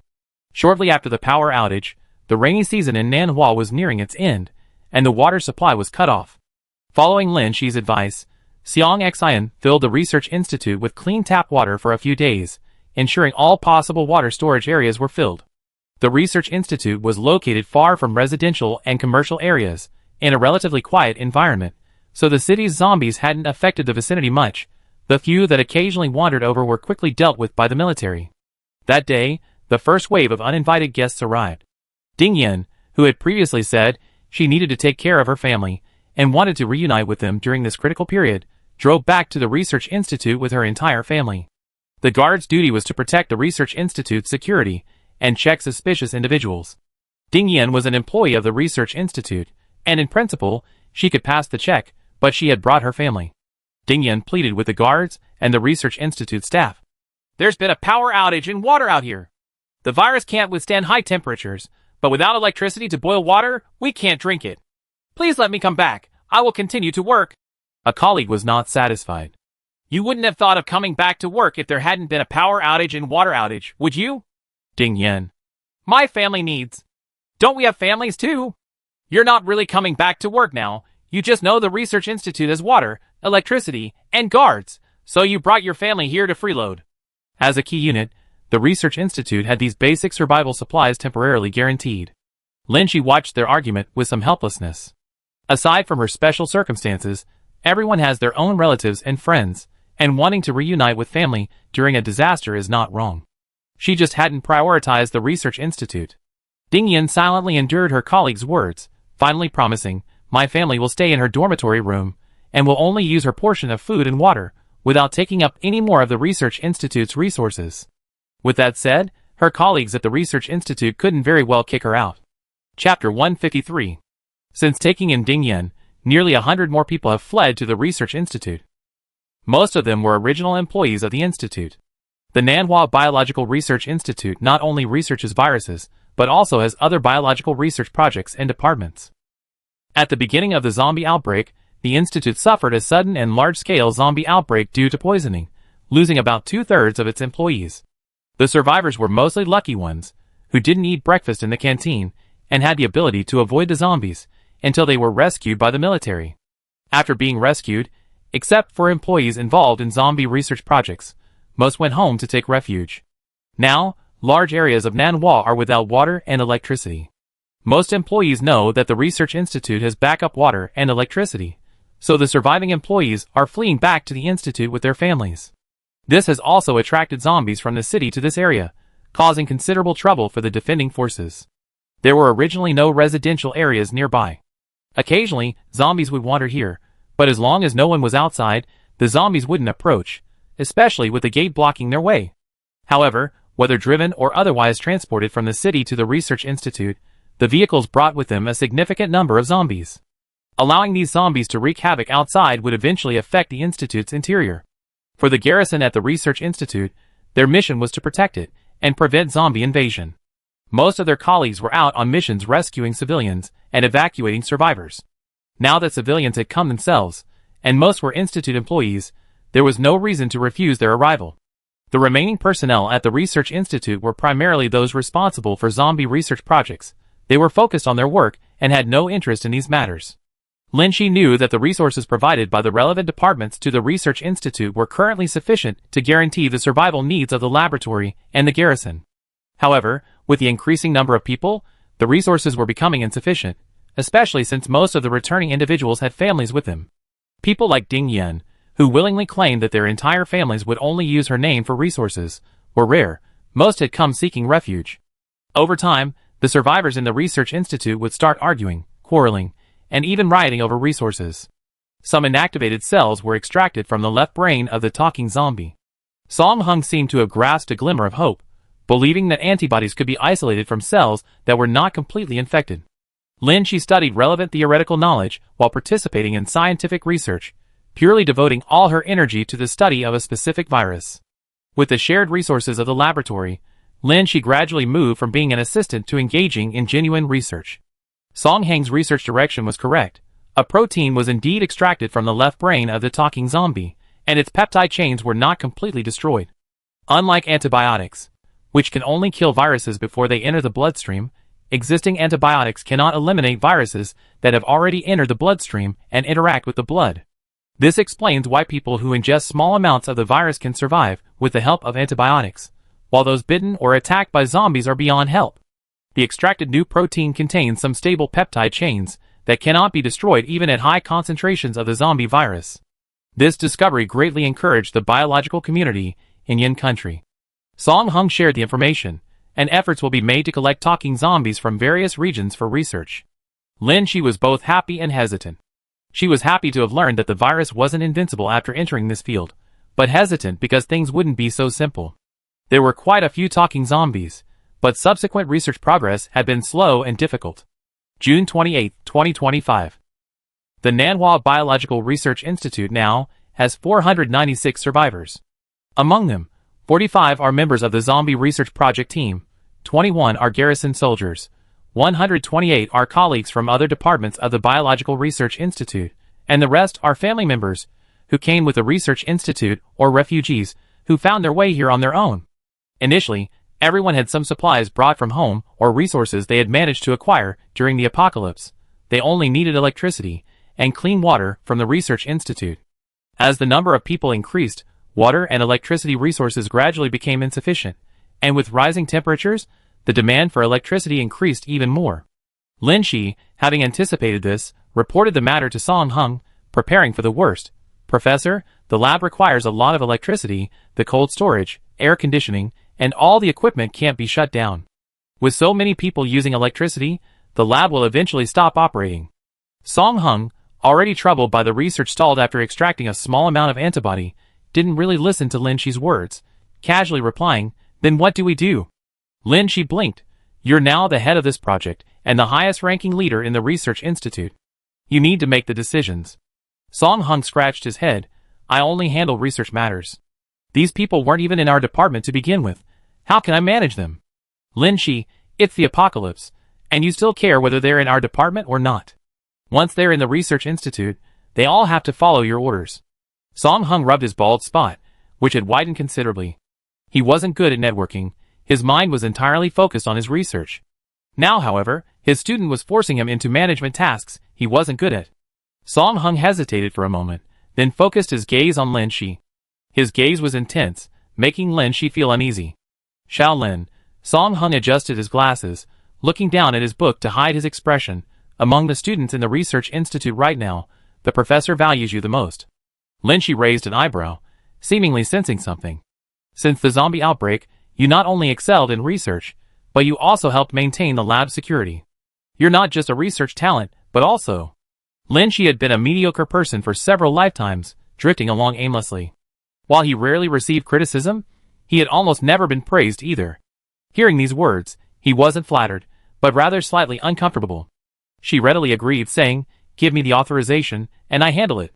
Song Hung printed out an authorization letter with satisfaction. Lin Shi took the authorization letter from the highest-ranking leader of the Research Institute to the military for negotiations. With instructions from her superior, Lu Wei, and authorization from the Research Institute, her subsequent actions would be much easier. As she walked, Lin Shi thought to herself, "Who said Song Hung is just a rigid old man who only knows how to do research and is clueless about interpersonal relationships? Isn't he quite shrewd and capable of management?" Chapter 154. All told, only 66 people in the entire Research Institute were truly engaged in work. The rest, even former colleagues from different departments, were now unemployed due to the suspension of all projects. To rationally plan the shelter's resources, everyone needed to be managed, like a shelter or base, otherwise, chaos would inevitably ensue due to survival issues. Lin Shi told her only acquaintance in the military about the large number of refugees being housed there, hoping to see if the research institute, given its semi-concerned nature, could obtain more resources or guards, treating it as a shelter. Then she convened a meeting with her former colleagues from the research institute. Being too young, and still a graduate student before the zombie outbreak, her words carried little weight. She couldn't intimidate everyone with a martial arts demonstration or a gun, so she brought out the existing guard leader and Song Hung to oversee things.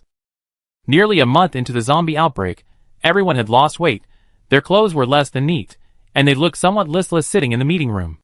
Lin Shi, wearing a lab coat that was no longer pristine white, stood tall and proud before the conference room. Clearing his throat and forcing a composed demeanor, he began to speak. Given the current number of survivors at the research institute, our water, electricity, and food reserves will soon be insufficient. Please don't take offense at what I'm about to say. The institute's existing armed forces and resources are all earmarked for zombie virus research projects. We hadn't originally anticipated taking in so many refugees. Upon hearing this, the expressions on everyone's faces changed. Some lowered their heads in embarrassment, some showed disdain for Lin Shi's words, and others remained indifferent. A few people whispered among themselves, "What does that mean? Is she trying to kick out unrelated people? Who does she think she is? A trainee who hasn't even graduated yet, daring to order us seniors around? Forget it, forget it. Their project is humanity's hope right now. It's already unfair for us to freeload here. Let's not make a fuss about this. How can we just let it go? Isn't the Research Institute's mission to protect life and promote future development? We're barely surviving. How can we talk about the future?" Lin Shi only said the first part, calmly watching their whispers, neither impatient nor forcefully stopping them. Her first part of her words didn't imply kicking anyone out, nor were they particularly harsh. After a brief period of quiet discussion, the people below became curious about what she was going to say next, and soon everyone quieted down. Lin Shi continued, neither humble nor arrogant. Given the actual situation at the Research Institute, the Institute has made the following decisions. First, all resources will be allocated to the biological laboratories on a limited basis, as the virus research projects there are related to people's survival. Existing water and electricity will only be available to outsiders, after ensuring sufficient energy supply for the laboratories. Rest assured, there is a considerable surplus. With proper planning, everyone's survival can be guaranteed. Therefore, we will allocate water and electricity accordingly, ensuring that each person receives enough clean water daily to maintain a normal standard of living. Second, regarding food. Previously, food was distributed per person to former colleagues at the Research Institute. Their families, however, were not entitled to this distribution, often resulting in entire families relying on a single ration to maintain a low quality of life. With the addition of refugees who arrived later, we cannot distribute food indiscriminately. Upon hearing this, everyone sensed the disdain in his voice, and was about to speak when Lin Shi said in a deep voice, "To ensure everyone's survival and the operation of the laboratory, everyone except the researchers involved in the zombie virus research needs to earn their own food resources. Colleagues from the original Biodiversity Research Department and the Plant and Animal Research Department, please take the lead in planting. Your original department laboratories have many surviving plants, including some vegetables, which you can lead everyone in planting. The Nanhua Biological Research Institute not only researches viruses and pharmaceuticals, but also has some basic bioengineering and plant and animal research laboratories, which contain some plant specimens and seeds. Recently, some staff members have already started cultivating bean sprouts and other food items." Lin Shi continued, "During this critical period, the Research Institute's green belts can be cleared and planted. All unemployed personnel can move around discreetly at night. Most crops need time to grow. During this period, everyone needs to find food outside. Those who are strong and able-bodied should form teams and go out to find supplies." The discussion continued. The previous planting arrangement was understandable. Everyone was idle anyway, and joining the planting work might yield more food. The Research Institute's green areas are limited. Even if you add them all up, you don't need so many people to plant them. But going out to find resources is a dangerous mission. They all went through great hardships to escape to the Research Institute, and were rescued by the garrison. Now, asking them to go out again to find supplies is risky. One wrong move, and they'd be devoured by zombies. Few dare to go.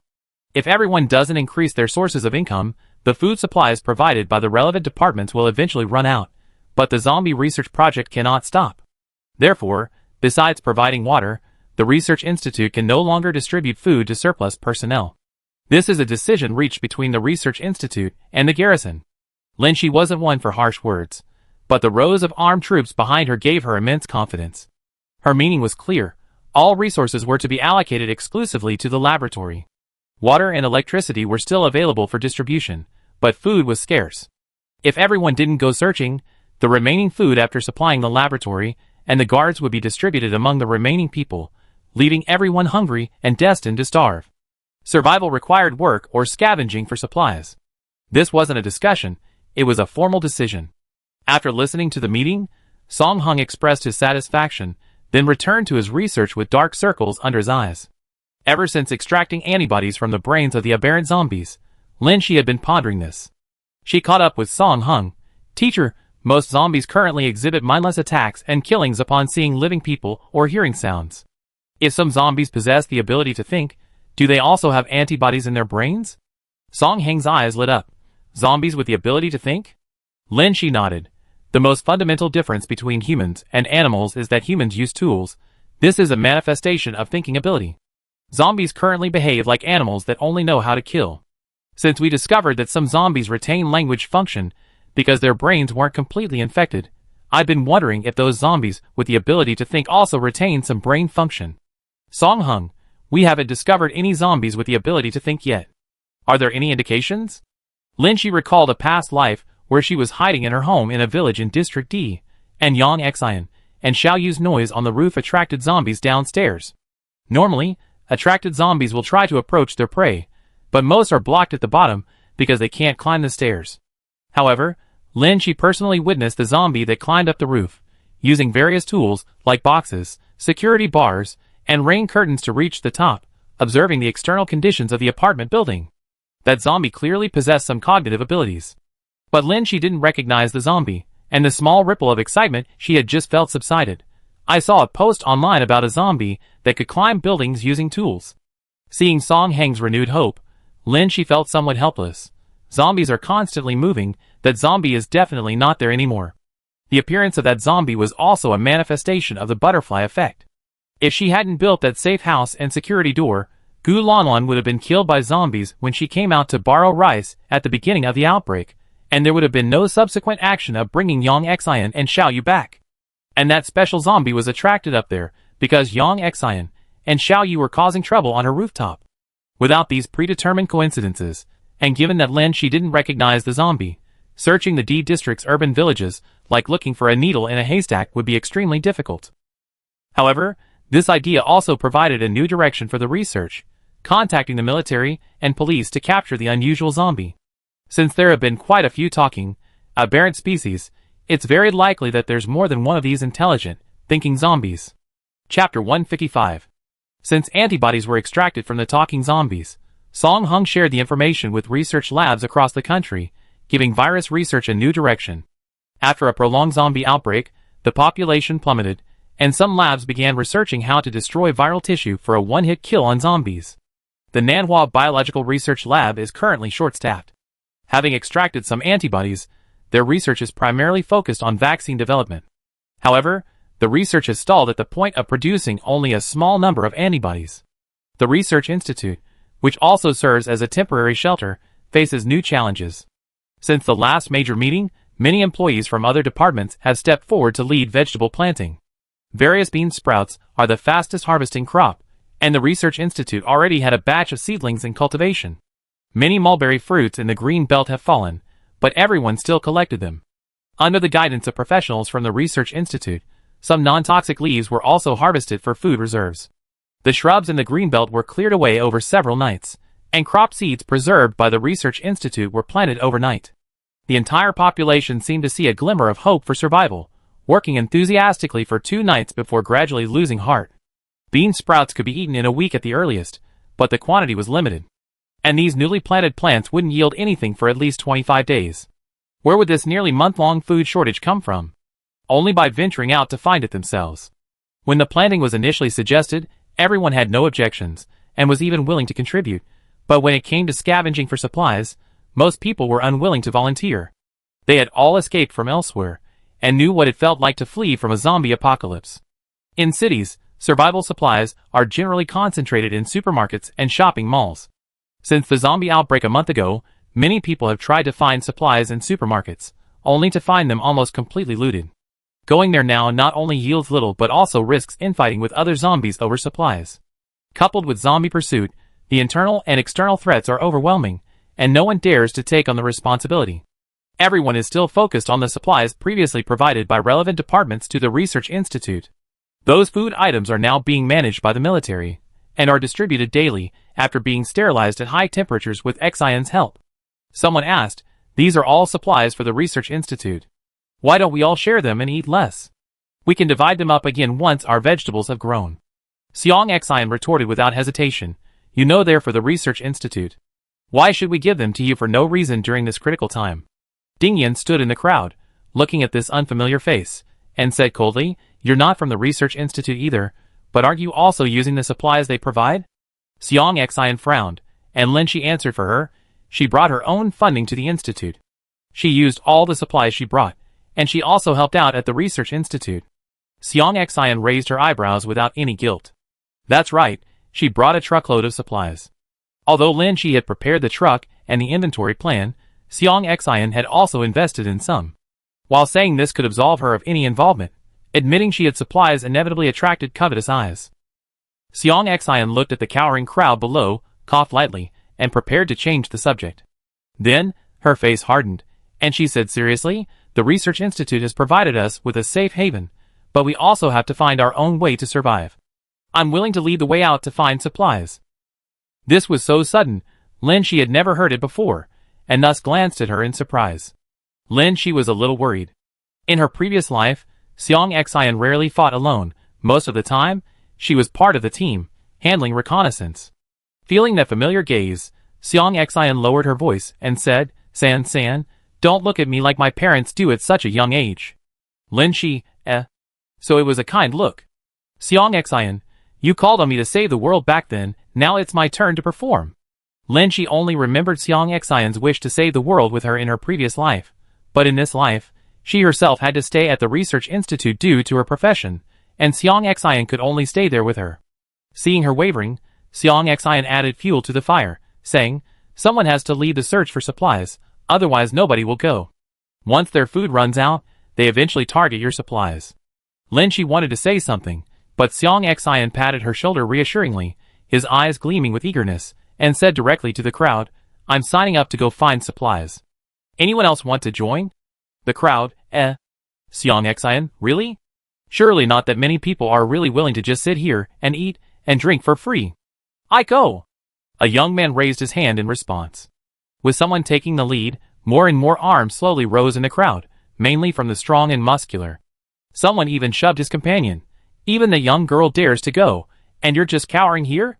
The companion being shoved stammered, "My dad went to the supermarket to find food and got attacked by zombies.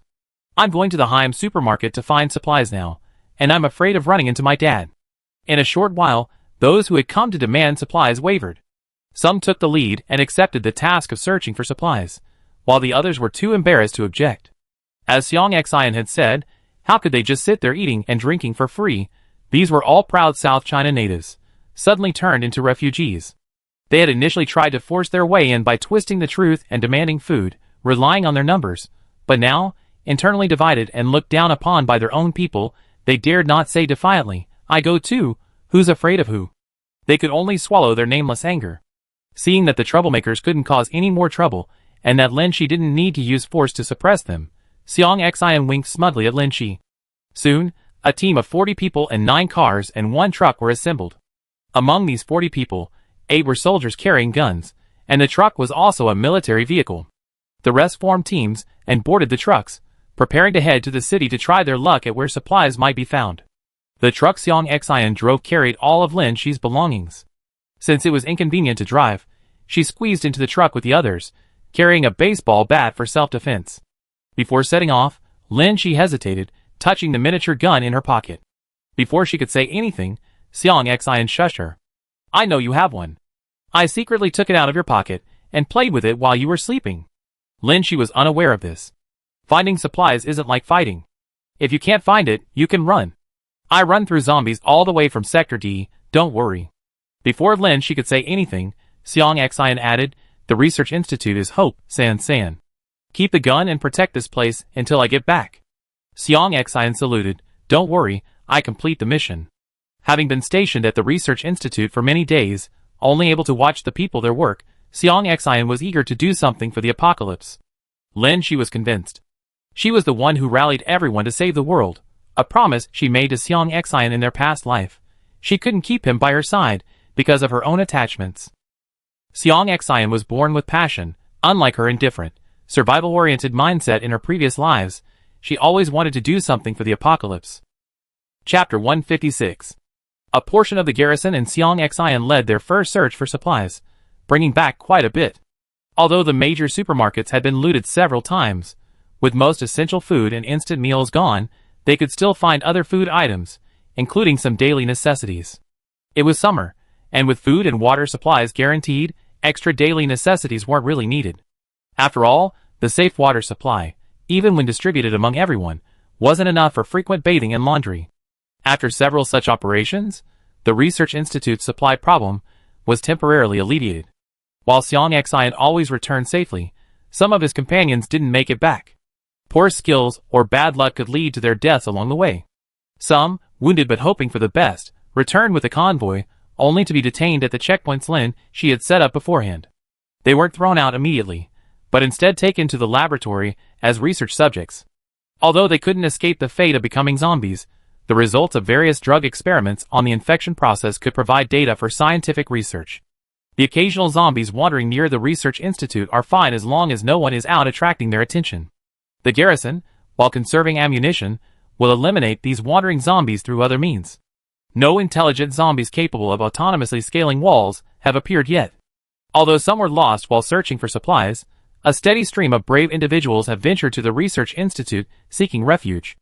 It's said that there are almost no living people left in the city's residential areas.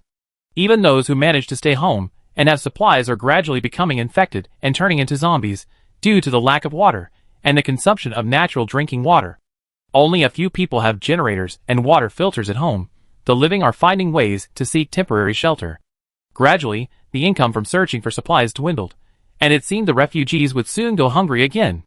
Besides participating in scientific research, Lin Shi was also entrusted with important responsibilities by Song Heng, handling these administrative affairs.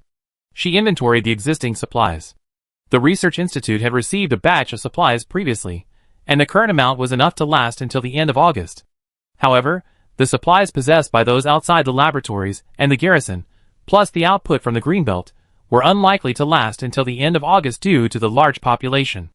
According to intelligence revealed by Lu Wei and Lin Shi's experience, some large shelters would open at the end of August, the precursors to the underground base. The underground base was too large to be completed all at once. The refugees housed there would be allocated supplies and accommodations while also participating in the base's construction. At that time, the large number of refugees here would have a new place to go. However, to prevent riots, the relevant departments had not yet announced this information. The refugees remaining in various locations could only anxiously stay in the shelters, seeing no hope, living each day in a daze. Lin Shi hadn't been aware of the Research Institute's information in his previous lives, but he figured these key projects would likely be moved to the underground base, ensuring a steady supply of research materials. Currently, the lab's water and electricity supply was adequate, but some materials were gradually running out. After a nearly fruitless search for supplies, Lin Shi called Xiang Xian back for a private talk. Don't go looking for supplies anymore. Xiang Xian, what about those people outside? I heard they're barely scraping by. Lin Shi, that's precisely why we need to prepare in advance. Xiang Xian, what are we preparing for? Lin Shi, gather those influential people over there to discuss entering emergency management mode. Everyone will eat only once every 3 to 5 days, and we preserve the food. Thanks to Lin Shi's advanced preparations, Xiang Xian had hardly ever gone hungry. Hearing this plan for the first time, she was somewhat surprised. Eating only once every 5 days? That'd be hard to manage, won't it? Lin Shi, only this way can they barely survive until the end of August. Xiang Xian also saw Lu Wei's message in the group chat. Although she knew the reason for this, she couldn't help but worry. Eating only once every 5 days for over 400 people outside, that food probably won't last until the end of August. We haven't had much success searching for supplies lately, and some people have already taken precautions, secretly hoarding supplies they find outside for their own use. They used to search for supplies as a group, traveling together and looking out for each other to ensure safety, so supplies were usually collected and distributed. Now that supplies are scarce, people are inevitably becoming selfish. Lin Shi, so they're very likely to clash over food. Captain Qian and I have discussed it. From now on, all troops will be stationed only around the experimental building. Don't interact with them either. Scout the building and report any issues to Captain Qian or me. When people are sheltering in the same place, and the zombies no longer pose a threat, they fight over the limited resources. The current situation at the Research Institute is strikingly similar to the apartment building entrances Lin Shi installed in the D District urban village. Zombies can't get in from outside, but inside, people are killing and cannibalizing each other for survival resources. With no supplies available outside, Lin Shi can't control the lives of hundreds of people. He can only try his best to keep the lab running. If a conflict breaks out outside over supplies, Lin Shi has never been good at handling such matters, and the garrison might intervene. But scrambling for food is a matter of life and death. The survivors might not care about the guards unless they open fire to intimidate them, which is unlikely, as the guards' duty is to defend the laboratory from incoming zombies. In the event of a fight, the laboratory building would inevitably be affected, especially since they know there are supplies there. The truckload of supplies Lin Shi brought, aside from what Xiang Xian had used recently, still had a lot left. These were her personal supplies, prepared in advance to keep the laboratory running in case of emergency, but certainly not enough to feed several hundred people right now. She wanted to save the world, but saving the world with just this one truckload of supplies wouldn't be enough to save everyone. It would only bring more trouble. Xiang Xian excels at reconnaissance and overall coordination, making her the most suitable person to observe the situation and cooperate with the guards. Having received her new mission, Xiang Xian finally felt a sense of purpose again. Holding the electronic screen that displayed surveillance footage of the Research Institute's key entrances and exits, she saluted with unwavering conviction. Mission accomplished. Just like how she had provided intelligence to Lin Shi many times in her previous life. As Lin Shi had predicted, over the next week, those outside the lab, besides receiving clean water daily, gradually ran out of food. The combined food supplies in the collective accounts, including those from the Greenbelt, were meager. Lin Shi had instructed Xiang Xian to secretly suggest to the leaders there that the food be centrally managed and distributed every 5 days to ensure everyone could last for a while. However, when the problem arose, someone suggested dividing it equally among everyone, with each person keeping their own portion and using it sparingly. Given the limited total food supply, everyone agreed to the latter, thinking it best to keep their own portion, as who knew if the person managing the food would secretly pocket some? The consequence of this was that most people anticipated the food shortage and began stealing, robbing, and even fighting in advance. Only in large numbers were there some moral constraints, and no one dared to commit murder or robbery in public. Chapter 157. After Lin Shi explained his ideas to Song Hung and the garrison commander Qian Zitao, the Research Institute's experimental group held a short meeting and urgently changed their layout within 2 days. These researchers, wholeheartedly devoted to their research, enjoyed logistical support even after the apocalypse, unaware of the potential dangers outside, and simply followed orders. Over the next 2 nights, they quietly cleared out empty rooms in the experimental building. Now, except for research on the zombie virus, all projects had stopped, leaving many labs available. Then they moved their personal belongings from their dormitories into the labs. Unless there were unforeseen circumstances, they would remain in the experimental building. Lin Shi's task was to completely isolate the experimental building from the refugees outside.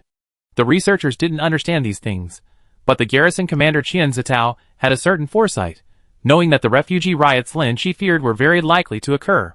But they were soldiers, and they had an innate protective instinct towards refugees. They couldn't simply ignore them. Qian Zitao moved half of the garrison and weapons into the laboratory, reducing the protected area, while leaving a portion to guard key checkpoints throughout the Research Institute and be ready to handle any disputes involving the refugees. Several hundred refugees were crammed into other buildings within the Research Institute, and several disputes had already arisen over food theft. Because of the presence of the Institute's native inhabitants and garrison troops, victims often reported the thefts, but when these complaints were investigated, the thieves simply claimed the supplies had already been eaten, displaying a smug "what can you do to me" attitude. In peacetime, Stealing a bag of biscuits usually resulted in a verbal reprimand. Now, without proper law enforcement, and with food scarce, a bag of biscuits is worth far more than usual. Allowing this situation to continue unresolved will only exacerbate the chaos. Lin Shi then convened a short meeting through Song Hung to explain the situation outside. The research project had made no progress in a month, and everyone was trapped in the high-pressure and monotonous environment of the lab. Being pulled out to hold a meeting for the refugees outside had mixed feelings. Some were indifferent. We already moved into the lab building. Let them make a scene. Just ignore them, right? Others were impatient. It's so troublesome. We shouldn't have let so many people in for refuge in the first place. Still others pleaded. My family is in that building too, asking if we have enough food here. Could we share some with them? This was immediately interrupted. Give them your own share. My relatives aren't here. Don't skimp on mine.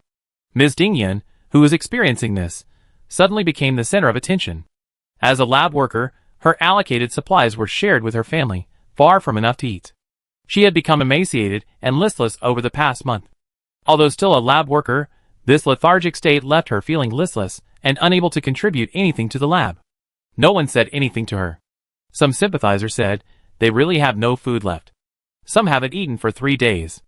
If we have a lot of food stored, let's share some to help them. We can't just watch them starve to death. We don't even know how much food we have stored. Who knows when the next supply will be issued? The relevant departments haven't contacted us for a long time. Everyone should just take care of themselves.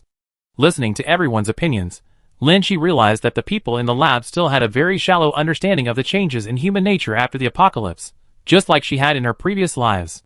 Seeing her remain silent, Song Hung stroked his now widening bald patch, his eyes filled with exhaustion. Shaolin, what do you think? Lin Shi had been waiting for Song Heng's approval, and stood up as soon as he asked the question. Everyone was used to this young junior's management skills, and they all quieted down when she stood up. Lin Shi, our remaining supplies are running low. I roughly calculated that they can last until the end of August. But this only applies to the lab and the garrison. There are about 400 people outside without designated supply personnel. Even if everyone agrees to provide supplies, it won't fill the gap. Then what do we do? I heard it's already very difficult to find supplies outside. Several times we went out to look for supplies, but came up empty-handed. Are we just going to let them die if we don't provide them? Haven't you heard? Giving supplies won't fill the gap. We might as well save them for ourselves. Lin Shi glanced at the person who said this, and everyone's gaze followed. The person, thinking they were about to be reprimanded, silently lowered their head. Unexpectedly, Lin Shi said, these supplies aren't meant for us, they were originally intended for our lab. Our food wasn't saved from them. This is a matter of sovereignty. The Research Institute took in refugees and provided them with accommodation. The Research Institute isn't a refuge, it has neither the obligation nor the capacity to care for so many refugees. Hearing this, the man breathed a sigh of relief and said leisurely, that's right, we have no obligation to take care of them. Lin Shi coughed lightly, but I suggest we take care of them. Under everyone's complicated gazes, Lin Shi clicked on several video clips on the conference room's large screen. Clip 1.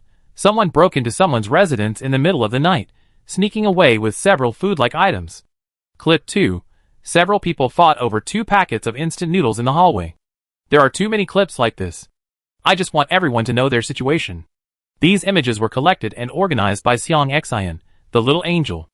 After watching the clips, someone said, so what? They can only cause trouble over there. They can't steal from us. Exactly. You just said it yourself, our food sovereignty is in our hands. We also have armed guards protecting us here. No matter what they do, they can't affect us. Lin Shi clicked on the next clip. The footage was moving, clearly taken by a drone outside the window. The scene freezes on a window, from which voices can be heard. A. There are supplies in the lab. I heard they're even getting 3 meals a day now. B. Damn it. We eat 1 meal every 3 days. Why are those people getting 3 meals a day? A. Isn't it because they can research a vaccine? They're humanity's hope. C. Research a vaccine? Ha. It's been 2 months since they caught the zombies. Have you heard anything about any research results? A. How can there be results so quickly? Look at AIDS. It's been discovered for so many years. Have they developed any effective vaccines? B. If you ask me, researching a zombie vaccine is impossible. No matter how much time they have, they won't develop one. C. Exactly. If they can't develop a vaccine, those researchers are just like us, ultimately useless. They don't deserve so many supplies. They should share them with everyone. The drone's view remained fixed on the tightly closed window. The discussion inside was very quiet, but the differences in tone and timbre revealed it to be a small group of people talking. This footage was captured by Seong Xian during a drone patrol. After listening to the discussion, the people in the meeting room showed expressions of either anger or helplessness. Those who could enter the Nanhua Biological Research Institute were all top students with advanced degrees. They excelled in all aspects as students, and entering the research institute usually earned them more respect. This was the first time they had faced such direct rejection. Some might think, what do they know? Scientific research is never a quick process, especially against such a powerful zombie virus. How could they possibly achieve results in just 2 months? But precisely because of this, they knew all too well how difficult this path would be. As they said, some viruses have remained unsolved for centuries. They didn't know how long it would take to conquer the zombie virus, but regardless of hope, they could only persevere. But when faced with doubt and disdain, anger and disappointment were inevitable. Lin Shi turned off the screen and said solemnly, "I'm not showing this to incite your emotions. What I want to tell you is that without food, these refugees won't be able to hold on." Someone asked, "But taking care of them isn't our research institute's responsibility?" Lin Shi shook his head. "It's indeed not our responsibility, but we're currently in the same area as them. Just ignore them. We're in the lab building, protected by the guards. No matter how much they cause trouble, it won't affect us." Do they think they dare steal from the research institute? In their view, the research institute held a dominant position. These refugees belonged to one group, scrambling for resources among themselves, but daring not to touch the research institute. Lin Shi stared intently at them. Like in her previous lives, many people believe that as long as they live their own lives well, they don't need to worry about others. But in reality, it's difficult to avoid being affected by an environment. In the end, whoever has the resources becomes the target of everyone's attacks. There are precedents like the dog food factory and the Changsheng factory. Those who were once in high positions lost their social standing in the apocalypse, and others could easily overthrow them through force or sheer numbers. These 400-plus refugees, though seemingly disunited now, who knows what they might do when faced with a food crisis? Lin Shi, they won't survive without food. At that point, who cares about the research institute or who's in charge? Life comes first. Status and sovereignty are meaningless. She analyzed step by step. Some people are already saying the research institute is useless. In some people's eyes, if we can't develop a vaccine, we're just like them, refugees, the same as humanity as a whole. They're using this thinking to justify their scrambling for supplies. Chung Ling, but there are guards in the lab building, they can't break in, right? Lin Shi, the guards' duty is to attack zombies and protect the lab. These people come for food, as long as they don't vandalize the lab. Without food, they can't survive anyway, and they might very well unite to plunder the lab's supplies. Would the guards shoot them for that? Lin Shi thought not. Besides, no one can predict how the others will react after firing a shot at someone starving and instigating a riot. Will they be intimidated or enraged? She continued her analysis. Even if we can suppress them, what if these people, resentful of not getting food, risk their lives to drag us down with them? Someone suggested, they can't even get into the lab building. Lin Shi, they don't even need to get into the lab building. They might smash the doors, breach the research institute's defenses, or create a huge commotion that attracts zombies. Can our small place withstand that? Someone skeptical. That's an exaggeration. Who would do that? Lin Shi, they're about to die. Of course they gamble.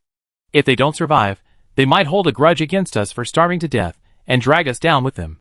Chung Ling, however, was more in favor. I agree. In extreme situations, many people develop a desire for revenge against society. Song Hung, who had been struggling to see her way out, finally spoke up. Xiao Lin, you always seem to anticipate these situations, whether it's zombies or people. It's like you know the apocalypse very well. Lin Shi gave a helpless, bitter smile. Song Hung added, so these things are counting on you. I didn't call everyone here just to vent. Just tell me what you want to do. Lin Shi sighed again. Who said Song Hung only knew how to study and lacked emotional intelligence? He was a master at subtly shifting blame and manipulating his subordinates. He dumped the mess of managing the research institute on her, and in turn, as a substitute. But she was indeed more experienced than the others. With her current skills and knowledge, she couldn't offer much help in the lab. She could only exert her influence in this matter. Lin Shi looked at the group of senior students. My idea is that we need to nip this in the bud before their emotions explode. leading to infighting or a united uprising. The only solution is to provide supplies. These supplies belong to everyone. I can't make the decision alone, so it depends on everyone's opinion. The issue circled back to the beginning. Before anyone could ask, Lin Shi explained directly, I'm not talking about directly distributing supplies. Giving them directly makes it hard for them to appreciate them. They still take it for granted. Right now, not many people have any objections. Most are quite honest. We need to first clarify our stance. We won't stand idly by, we provide some assistance. Make it clear that we are the leaders here, and we will offer help. Most people will be grateful. Then, the supplies can't be given away for nothing. We need to assign them some work, whether it's useful for survival or not. The important thing is that everyone receives a small food reward based on their labor, establishing a rule, so they won't have other ideas. The amount of food reward will be controlled, it won't be much, but enough to ensure they don't starve. This method maintains control over food and is acceptable to most people. Those who want something for nothing or cause trouble won't have the opportunity to incite everyone to unite. A moment of silence fell over the meeting room. Some nodded, others questioned. But no one objected. Lin Shi's words made sense. They had no obligation to manage those 400+ people, but ignoring them meant risking a riot. After a few minutes, with no one raising objections, Lin Shi continued, this means everyone will have to conserve their food rations. You might only have one full meal a day. Lin Shi added a pie-in-the-sky promise. Just hold on until the underground base opens, and the relevant departments come to support you. The meeting agenda was approved by a majority vote. Chapter 158. Lin Shi's decision was remarkably prescient. After 3 days of fasting, with the assistance of the garrison, the Research Institute issued a notice informing the more than 400 refugees outside the experimental building that the Institute was aware of the food shortage. The Institute would conserve its existing rations to support them and stay with them, while also requesting their support and cooperation. Lin Shi had someone specially hired from the Institute's publicity department, who had returned from the refugee crisis, to write this notice. The reward was a chocolate bar. Finding work for so many refugees was difficult, and Lin Shi couldn't do it personally. He gathered everyone to brainstorm, rewarding them with a small loaf of bread for every 2 jobs they came up with. Other colleagues at the Research Institute, you started implementing a reward system for us too? Despite this remark, everyone was dedicated to maintaining this temporary shelter. So, the following main tasks were assigned. 1. Farming. The crops in the green belt grew slowly, but required supervision and care. This task was not strenuous, and was ongoing. The reward was 1/6 of a compressed biscuit every evening. 2. Go out to search for supplies. The probability of finding supplies has greatly decreased. Although the supplies found are supposed to be handed over to the collective, the issue of hoarding is largely overlooked. If no supplies are found, half a compressed biscuit can be earned for each outing. If no supplies are found, the loot is given to family members. 3. Go out to search for gasoline. Lin Shi anticipates that sooner or later everyone will need to relocate to the shelter, requiring a large reserve of gasoline.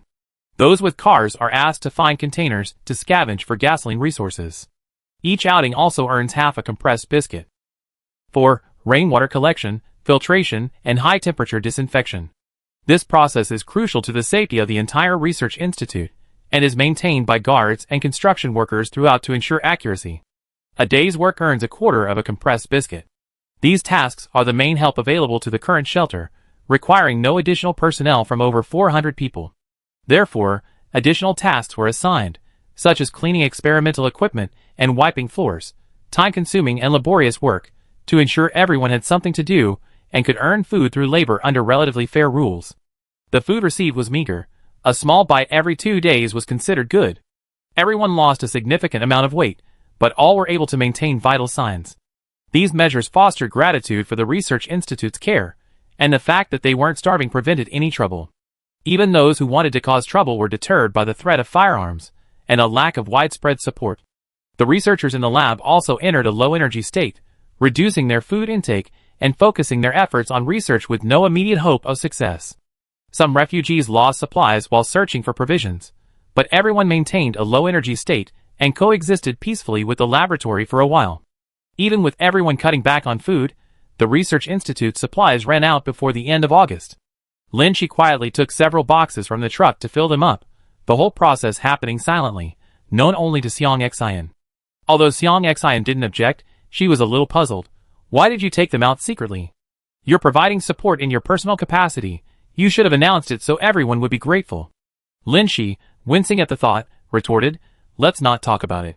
It wouldn't be good if everyone started blaming us. Xiang Xian shook her head and squeezed Lin Shi's arm. They had lived with everyone, and even with a truckload of supplies, they hadn't secretly eaten extra meals. Now, they were all thin, their muscles more defined after losing a layer of fat. At this rate, your muscles will be wasted too, and your martial arts skills will deteriorate. Xiang Xian opened a pack of protein bars and stuffed it into Lin Shi's mouth. September 1, 2025. On what should have been the start of the school year, the temperature remained high. Everyone was listless after a month of dieting. Those in the lab could barely muster any energy, while the refugees outside were emaciated and barely alive, clinging to life. Seeing this, Lin Shi worried whether everyone would have the strength to escape if the underground base opened. With the food supplies depleted, Lin Shi replenished half of the supplies in the truck. It was a drop in the ocean. With no reinforcements, the supplies in the trucks alone wouldn't last long for nearly 500 people. She started to get restless and messaged Lu Wei to inquire about the situation at the base. Also that night, the research institute, which had been peaceful for 3 months, experienced a change. The change wasn't discovered by Lin Shi until dawn. The experimental building was operating normally again, but there was no movement from the refugees' side. No one came out to work or ask for food. Lin Shi was puzzled and had Xiang Xian use a drone to patrol the area. This patrol revealed that the windows of the administration building, which had previously become refugee accommodations, were covered with human faces.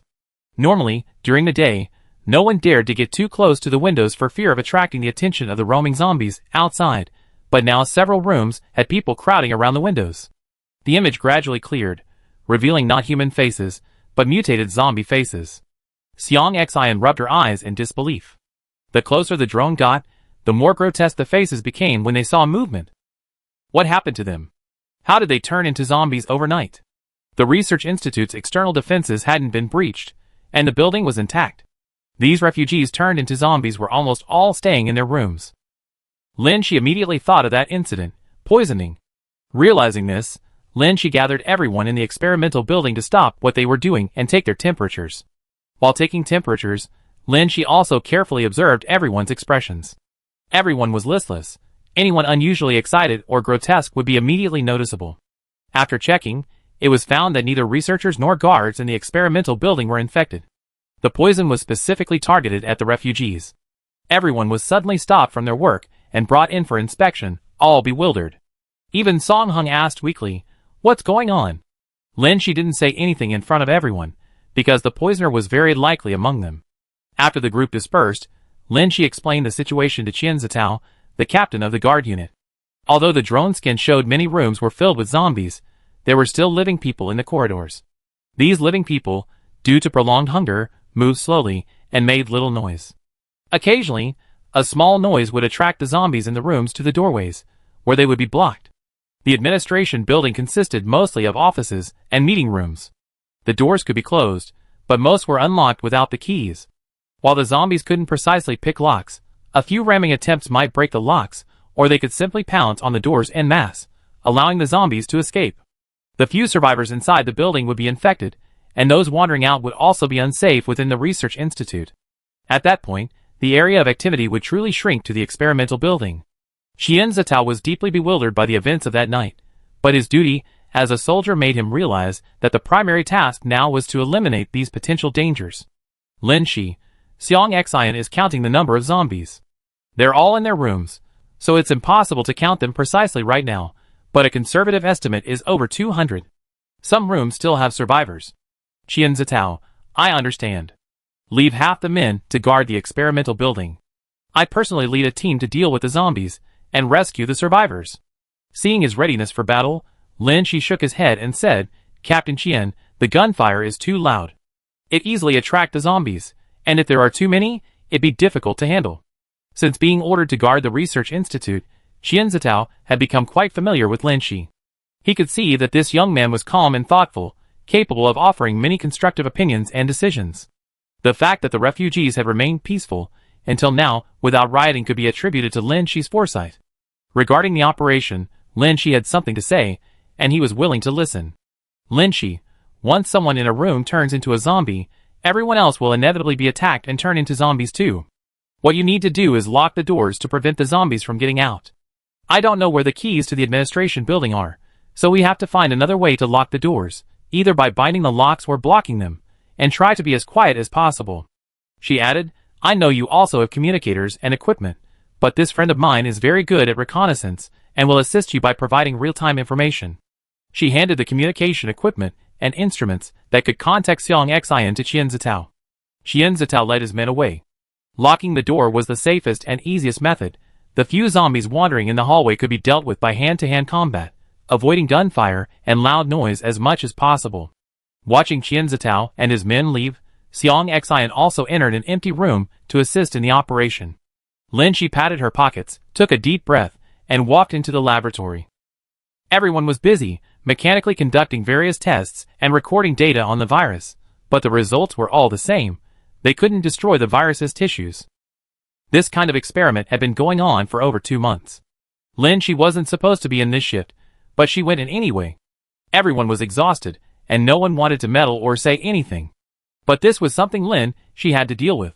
She didn't interrupt everyone's work, walked straight to Ding Yan's side, and said coldly, You're the one who poisoned it. Ding Yan's hand, which was taking notes, paused. She looked up, revealing a dry, lifeless face. She seemed slow to react, pausing for a moment before forcing a weak smile and saying, What are you talking about? Lin Shi, the research institute was poisoned overnight, and over 200 zombies appeared. Upon hearing this, everyone gathered around to ask what had happened. They were all protected in this experimental building and unaware of the incident in the administration building. Someone realized what was going on. So you had us take temperatures this morning to check for infected individuals? Lin Shi nodded. Ding Yan, I only found out now, I didn't poison it. Lin Shi, you did? Whispers arose. What does that mean? Ding Yan poisoned the research institute? Then why did she come back? Which poisoning incident are you talking about? These questions made Ding Yan slightly panicked. She hurriedly defended herself, Junior sister, although you're now all-powerful in the research institute, you can't frame people. Lin Shi stared at her intently. I have surveillance cameras. Ding Yan, impossible, the surveillance cameras are already. She suddenly paused, and everyone's gazes pierced her like knives. Lin Shi, yes, the lab surveillance cameras weren't working last night due to a power outage, but I have private surveillance cameras in the lab. Ding Yan looked at her in disbelief. Ever since the research institute was first poisoned, Lin Shi had been on guard. The truck Xiang Xian brought had a lot of spare supplies and equipment, including surveillance cameras. She secretly installed additional cameras in several key areas of the laboratory building as a precaution. She hadn't actually seen the specific footage of Ding Yan stealing and administering the poison, but judging from Ding Yan's reaction, she had already reached a conclusion. She analyzed it for everyone. Those people in the administration building were infected overnight, and they were infected while confined to their rooms, so it definitely wasn't due to an attack by external zombies, but poisoning. Although the research institute lacks food, it has generators and water filters, so the supply of purified water is not insufficient. No one would drink natural rainwater, and the virus content in natural rainwater is not high. It would take several days of fever for them to biotransform into zombies. Those people turned into zombies overnight. They must have ingested a high concentration of the virus. Besides the initial poisoner, the lab has also extracted a considerable amount of zombie virus for research. Only people in the lab have the opportunity to come into contact with the virus. Her surveillance didn't capture Ding Yan stealing and administering the poison. She must have secretly taken it while working, and no one visited the lab at night. Lin Shi suspected Ding Yan because she had seen Ding Yan and Li Yuxiang getting along very well. Li Yuxiang was an employee of another department within the research institute. After the zombie outbreak, he had been in home quarantine for a while, only coming to the institute with his family to seek refuge when the water and electricity were cut off. Li Yuxiang wasn't in the virus research group, but he was still an employee of the research institute and had previously stepped forward to help manage the refugees, contributing significantly. This included distributing reward supplies. The water was controlled by the military. The only thing that could be poisoned was food.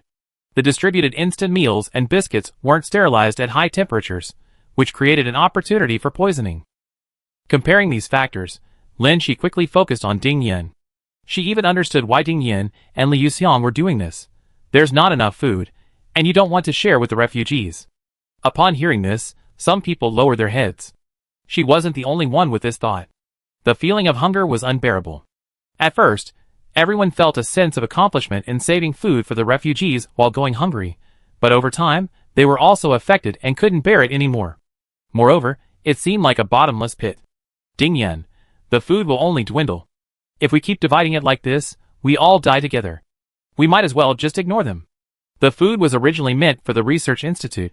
We can live longer if we keep it. Half the people lowered their heads, seemingly agreeing with Ding Yan's words, and from this perspective, they didn't condemn her for poisoning them. Song Hung sighed, but you can't just turn everyone into zombies. Ding Yan, if they're alive, you're afraid they riot. We can't kill all of them. Turning them into zombies and locking them in rooms is a kind of euthanasia, isn't it? Chung Ling frowned at her. How many times have you done this? The culprit who poisoned the research institute the first time hasn't been caught yet, and you. Ding Yan vehemently denied it. The first time wasn't me. I was at the research institute myself then.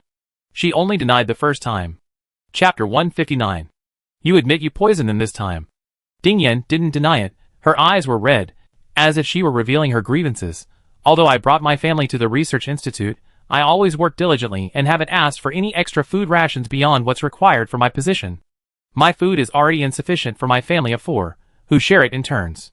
Now, you're only getting 1 full meal a day each to save refugees, and your surplus food is almost gone. We really can't hold on any longer, and Li Yuxiang feels the same way. She desperately sought validation. As long as we don't share with those outsiders, we can hold on to the food for a while. Don't you want to live? Even if you didn't bring your families, leaving the food would allow you to live longer. Although her thoughts reflected the true feelings of some couldn't help but question her. But what you've done is equivalent to killing over 200 people. Ding Yan sneered. Though initially weak, her voice hardened with emotion. Murder? These people managed to escape here alive. Do you think they haven't killed anyone? Many people killed each other in the city to grab supplies. What's so strange about that? Song Hung was disappointed to discover the poisoner was a student. Even so, you shouldn't be the one judging me. Ding Yan turned her face away. What do you plan to do with me now? Her original plan was to turn the refugees into zombies and lock them in the administration building, using the remaining supplies for the lab staff. This would give her more food, leaving more for her family. She thought a conversation with her colleague Li Yuxiang from the research institute, who was in a similar situation, would suffice. Now that she's been discovered and faces condemnation, there are no police or courts here, and no one can do anything to her. Song Hung moved his lips, but said nothing, his gaze fixed on Lin Shi. Lin Shi glared at him, silently protesting, You want me to do this too? Song Heng's gaze returned her words, Good girl, you're a capable person. Lin Shi took a breath, then put down what she was tightly clutching in her pocket. We don't have law enforcement power, we can't judge you or kill you. But given that your actions have killed so many people, the Research Institute will expel those who have committed misconduct. From today onwards, you and Li Yuxiang will not be able to obtain laboratory resources. Ding Yan murmured, analyzing the consequences of this ruling. Then what about my family? They used your resource quota. Now that you lost your status, they definitely won't either. Ding Yan glared at her. That's sending them to their deaths. What's the difference between what you did and what I did? Direct poisoning and indirect starvation are both ways to kill people. My family is innocent. Even if I lose my status, they can still be considered refugees. Lin Shi looked at her without speaking. Ding Yan suddenly realized that she had just dealt with over 200 refugees. What right did she have to classify her own family as refugees to fight for their interests? Realizing she was in a dead end, that no one would speak up for her, Ding Yan desperately wiped away her tears, her fingertips brushing against her lips. Lin Shi noticed this gesture and asked the crowd, What do you all think of this proposal? Having witnessed a farce, any sympathy or goodwill towards Ding Yan had been shattered by her heinous act of killing over 200 people. Moreover, she was a poisoner. If she could poison refugees for resources, who could guarantee she wouldn't poison others? If they kept her alive, she might just sacrifice the lab when food became scarcer. Thinking this way, some even thought Lin Shi's methods were too lenient. This kind of person should be killed outright. There might be no police, but there were soldiers, or at least she should be handed over to the military. Just as they were thinking Lin Shi's leniency in not dealing with Ding Yan directly, Lin Shi, right under their noses, reached into his pocket, his action seemingly hesitant. Then, as if suddenly making up his mind, he pulled out something. A silver metallic gleam flashed, and before they could even see it clearly, there was a thud, and Ding Yan fell to the ground. The echo restored their hearing, and they realized Lin Shi had just been holding a gun. The researchers and the guards had lived together for a long time and were used to seeing guns, but they hadn't expected Lin Shi to have one, and unlike ordinary combat guns, this was clearly a pistol. They suddenly remembered how, when the research institute fell, Lin Shi had swiftly killed over a dozen zombies and several infected. This person actually had a gun. They all agreed with Song Heng's earlier thought. Was this person really not a spy? Just as everyone was about to take a closer look at Lin Shi's gun, Lin Shi put her hand back in her pocket. Someone said, "Didn't you say you wouldn't kill her?" "It was just a feint. I didn't want to kill her." Lin Shi kept her hands firmly in her pockets, shaking her head.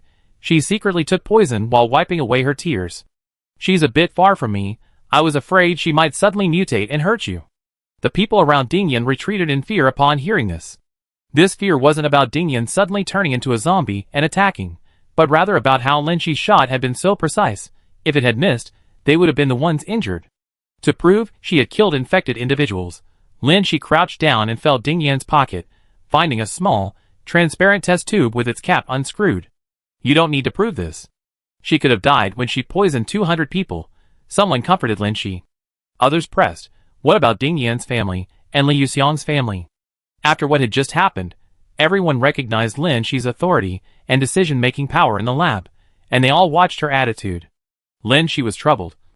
This kind of thing was more headache-inducing than surviving the apocalypse. She wasn't a law enforcement officer, yet she had to worry about all this. In principle, Dingyan and Li Yuxiang deserved to die. Their families were innocent. Their families had used supplies allocated to them as research institute staff, which were now unusable, and would be allocated to the refugee group. Refugees still had a chance to receive supplies. But this was too unfair to those refugees who had died overnight. The perpetrators' families still benefited. It's still unknown whether these family members were involved or instigated. Lin Shi then thought, Dingyan's unilateral sentencing of the refugee to death was wrong, but her judgment of Dingyan's family in this way was also inappropriate. However, the research institute's supplies were currently subsidized by her personally, and in principle, who she could give them to was up to her own wishes. She just didn't want everyone to know she had a truckload of supplies. No, it's only half a truckload now. What a headache, this kind of thing that invites resentment. Lin Shi caught a glimpse of Song Heng, who was rubbing his head and disappearing into the crowd, and grabbed his arm. "Professor, Dingyan was about to mutate, so I had no choice but to kill her. Now that the matter is resolved, you are the most respected person in our laboratory, and we will follow your instructions from now on." Chapter 160. September 3, 2025. The Research Institute received orders to relocate to the Dawn base, escorted by local armed personnel, with additional military support from Sector E.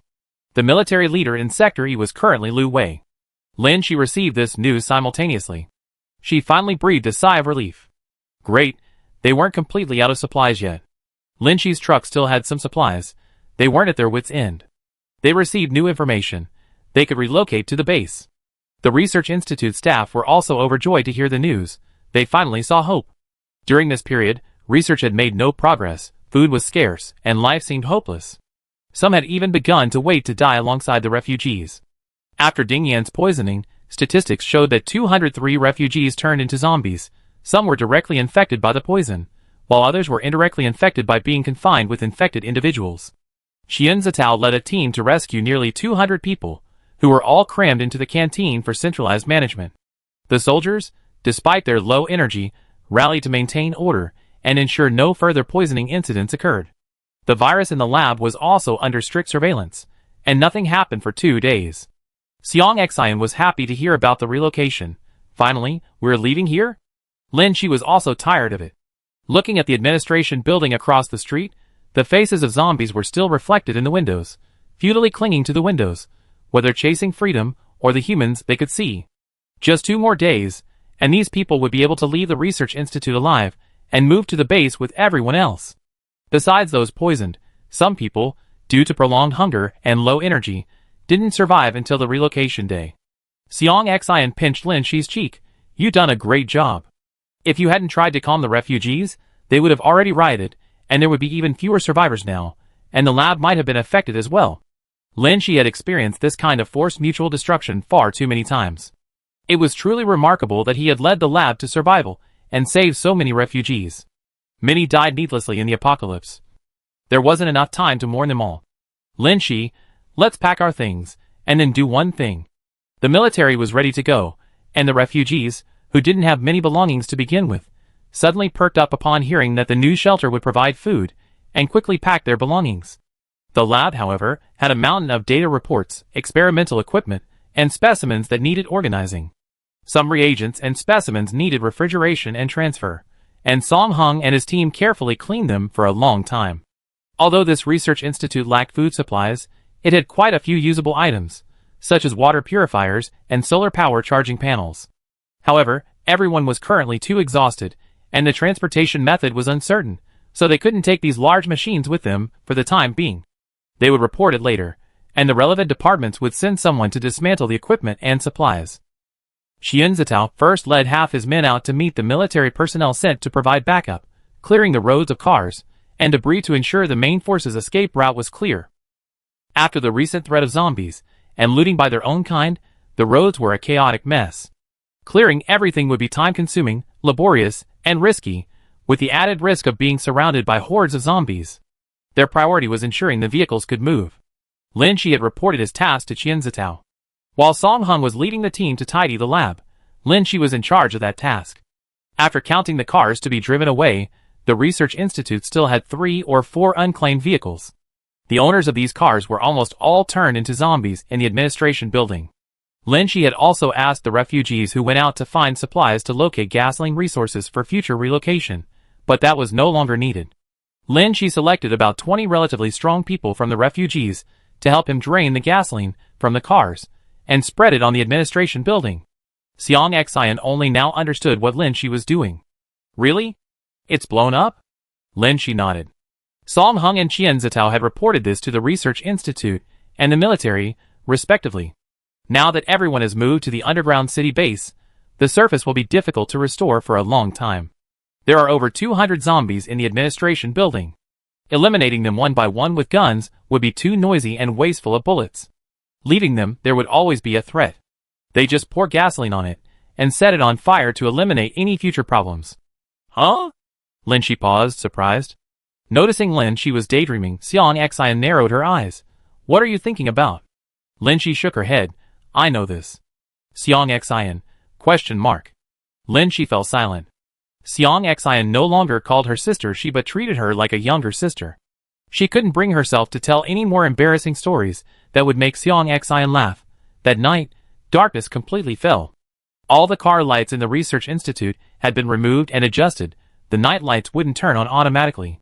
The refugees, those with cars, drove, those without, huddled together for seats, already prepared, waiting for the military vehicles to clear the way before following. The convoy of over 60 cars stretched for more than 400 meters, taking a long time to complete. The entire convoy was quite long and narrow. Although the roads had been cleared, they weren't wide. If they encountered a horde of zombies, they would have to fend for themselves. Therefore, everyone chose to set off quietly at night. About 20 minutes after the first armored truck carrying all the cars left, news came from ahead that military trucks carrying researchers and laboratory equipment were departing. Finally, a military truck was left to cover the rear. Lin Shi and Xiang Xian got into their own truck. They had a separate mission, to blow up the administration building. This action would cause a huge commotion and fire, which wasn't safe, so they had to wait until the convoy ahead was far enough away. Qian Zitao stayed behind to cover the rear, very worried about the two of them. But Lin Shi pleaded, the migration is fraught with danger. The convoy can't be without you. Our truck has been modified. I'm confident we can get out of here successfully. Driving trucks through hordes of zombies was something Lin Shi and her 3 companions often did in her previous life, and now that it was just her and Xiang Xian, they weren't afraid. Watching the convoy disappear from the drone's view, Xiang Xian retrieved her equipment and exchanged a glance with Lin Shi. A little while longer. Okay. Let's eat alone for a bit before we flee. Okay. I already prepared. Okay. 10 minutes later, Lin Shi, full of anticipation, held a small bowl. Xiang Xian confidently pulled out a thermos and shared her elaborate meal with Lin Shi. Barely cooked white porridge. Lin Shi's gaze lingered on the flowing brown rice. Didn't I tell you not to cook porridge in a thermos? She sighed softly. Seeing how expectant you are, I thought there was something delicious. Xiang Xian, my mom said that if you've been hungry for too long, you can't eat too much at once. Have some porridge to tide you over first. Although they had this truckload of supplies, and had used almost half of it, they had always eaten the same things as everyone else, and had been starving for the past month. Even the most unpalatable white porridge looked much better now, and Lin Shi drank a large bowlful. About 20 minutes later, the building burst into flames with a loud bang. Zombies swarmed around, and a truck sped away through the fire. Chapter 161. The kanji quickly restored Lin Shi's blood sugar, making her unusually excited when she escaped. Perhaps it was because she had been under too much pressure at the research institute. Leaving the temporary shelter gave her a false sense of freedom. The building exploded and caught fire, becoming a prominent landmark in the darkness, drawing the surrounding zombies towards the raging flames. These zombies saw the truck illuminated by the firelight and, attracted by the movement, followed it. Then, they were blown away, crushed, and then blown again. The modified truck drove fearlessly across the road. Due to the intense driving just now, the cab was now littered with crumpled feathers. Lin Shi controlled her mind to avoid looking at the crumpled feathers. They were all snacks and candies that had fallen from the cracks and crevices in the corners. "I told you." She was interrupted halfway through by Xiang Xian's cheerful laugh. "The back of the truck is full of practical supplies. When I drove here, there was no one in the driver's cab, so I secretly stuffed some in." The food in the truck was mainly practical supplies, with compressed biscuits and various nutritional supplements making up the majority. Even instant noodles seemed a bit bulky to Lin Shi, so snacks were out of the question. But Xiang Xian still managed to fill every unused space in the driver's cab with snacks. She unwrapped a lollipop and held it to Lin Shi's lips. The sweet aroma filled her nostrils, and Lin Shi, unable to resist, was won over. Xiang Xian turned on some music. Unlike the energetic anime songs she usually liked, the well-insulated truck was blasting heavy metal, which, combined with the scene of corpses flying everywhere, was particularly exciting. After a while, once the truck had left the zombie territory, Xiang Xian turned off the music and commented, "Your driving skills are still the best." When Xiang Xian drove his truck to Lin Shi's aid earlier, he had also swarmed through many zombies, but nothing was as thrilling as what they were experiencing now. The firelight and music added an unseen sense of glory, making it incredibly exciting. Lin Shi, however, gripped the steering wheel tightly, afraid to relax. Driving a truck like this was something he hadn't done in his past life. He hadn't driven in about 9 years, and his skills were rusty. When they left the zombie horde, they were still 20 kilometers from the rendezvous point. Without lights and in poor road conditions, it would take at least half an hour to drive there. After the initial excitement wore off, Xiang Xian picked up his night vision binoculars to check the road conditions. He would ram into any zombies he could find, but those he couldn't hit, he simply let go of. After all, firing a gun at night would be too noisy. They weren't there to clear out zombies. The two worked together for a while. After about 20 minutes, they could hardly see any zombies along the way, and the road began to clear. Lin Shi knew they were getting closer to the rendezvous point. Xiang Xian put away her binoculars and checked her phone. "Brother Lu and Xiong Er are asking us where we are in the group chat. They're probably checking on us now that the research institute and the refugees have arrived." Lin Shi glanced at the navigation. About 5 minutes. In 5 minutes, there will be a temporary safe point, and someone will be there to meet them. The meeting point is a temporary shelter, the center of which is a converted prison. There's a large stadium about 2 kilometers away from this prison, making it relatively easy to form a short-range defensive line, and the stadium can accommodate many refugees. According to Lu Wei, 2 groups of refugees were already en route when they finally freed up space to receive the refugees from the research institute. Xiang Xian spotted a guard using night vision goggles to survey the situation through his night vision binoculars. The guard had been informed of the situation beforehand and allowed the vehicle to pass after verifying the license plate. However, after entering the first checkpoint, the vehicle and the driver had to undergo security checks. The vehicle check was essentially a car wash. Lin Shi's truck had ravaged so many zombies along the way, its surface was covered in rotting flesh and limbs carrying the virus, which would be cleaned by specialists. There were no large scanners inside, and knowing they were from a research institute, no one would bother to check their privacy. The vehicle check was completed simply. Liang Hui, whom Xiang Xian hadn't seen in a long time, had lost some weight, but he looked less carefree and more energetic. He had been with Lu Wei, assisting the military, and had also been somewhat infected. After helping them out of the car, Liang Hui led the way while whispering, "Brother Lu sent me to pick you up." Xiang Xian remarked, "Your temporary shelter is quite good, the coordination is excellent." She was referring to the people clearing the truck. Liang Hui explained, "This is one of the shelter's tasks." Refugees can obtain supplies through this kind of labor. Lin Shi and Xiang Xian nodded. It was largely similar to the base's operating model. Lin Shi had used the same method at the Research Institute's temporary shelter, except here there were more supplies, and the refugees received higher rewards for their labor. Liang Hui coughed lightly. You need to undergo a physical examination. There will be female inspectors. I wait for you outside. He glanced at Lin Shi and made a gun gesture. Lin Shi had a gun. While it was possible to pick up weapons dropped on the battlefield, those were combat guns.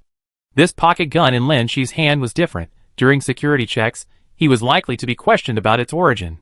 Since the relevant departments haven't started recruiting from the public yet, possessing firearms privately is always questionable. Lin Shi secretly handed over the gun when no one was looking. The security checkpoint has two procedures, which Lin Shi is very familiar with. She also works on this at the Research Institute. The first step is to measure body temperature. The second step is to strip naked for a wound inspection. If there are any problems in these two steps, they will be questioned and then taken to an isolation room for a blood test. The virus test strips are a small achievement that Song Hung and his team developed some time ago. They have already shared them with various places to find materials to make more, facilitating future security checks at bases and shelters. Lin Shi and Xiang Xian had no problems with either of these procedures, and were quickly allowed to pass. Lin Shi asked, have all the people from the Research Institute settled in? Liang Hui nodded. They're still settling in. Brother Lu is still on night patrol. If you're tired, go to sleep first. See you tomorrow. Lin Shi, are we still staying with the Research Institute?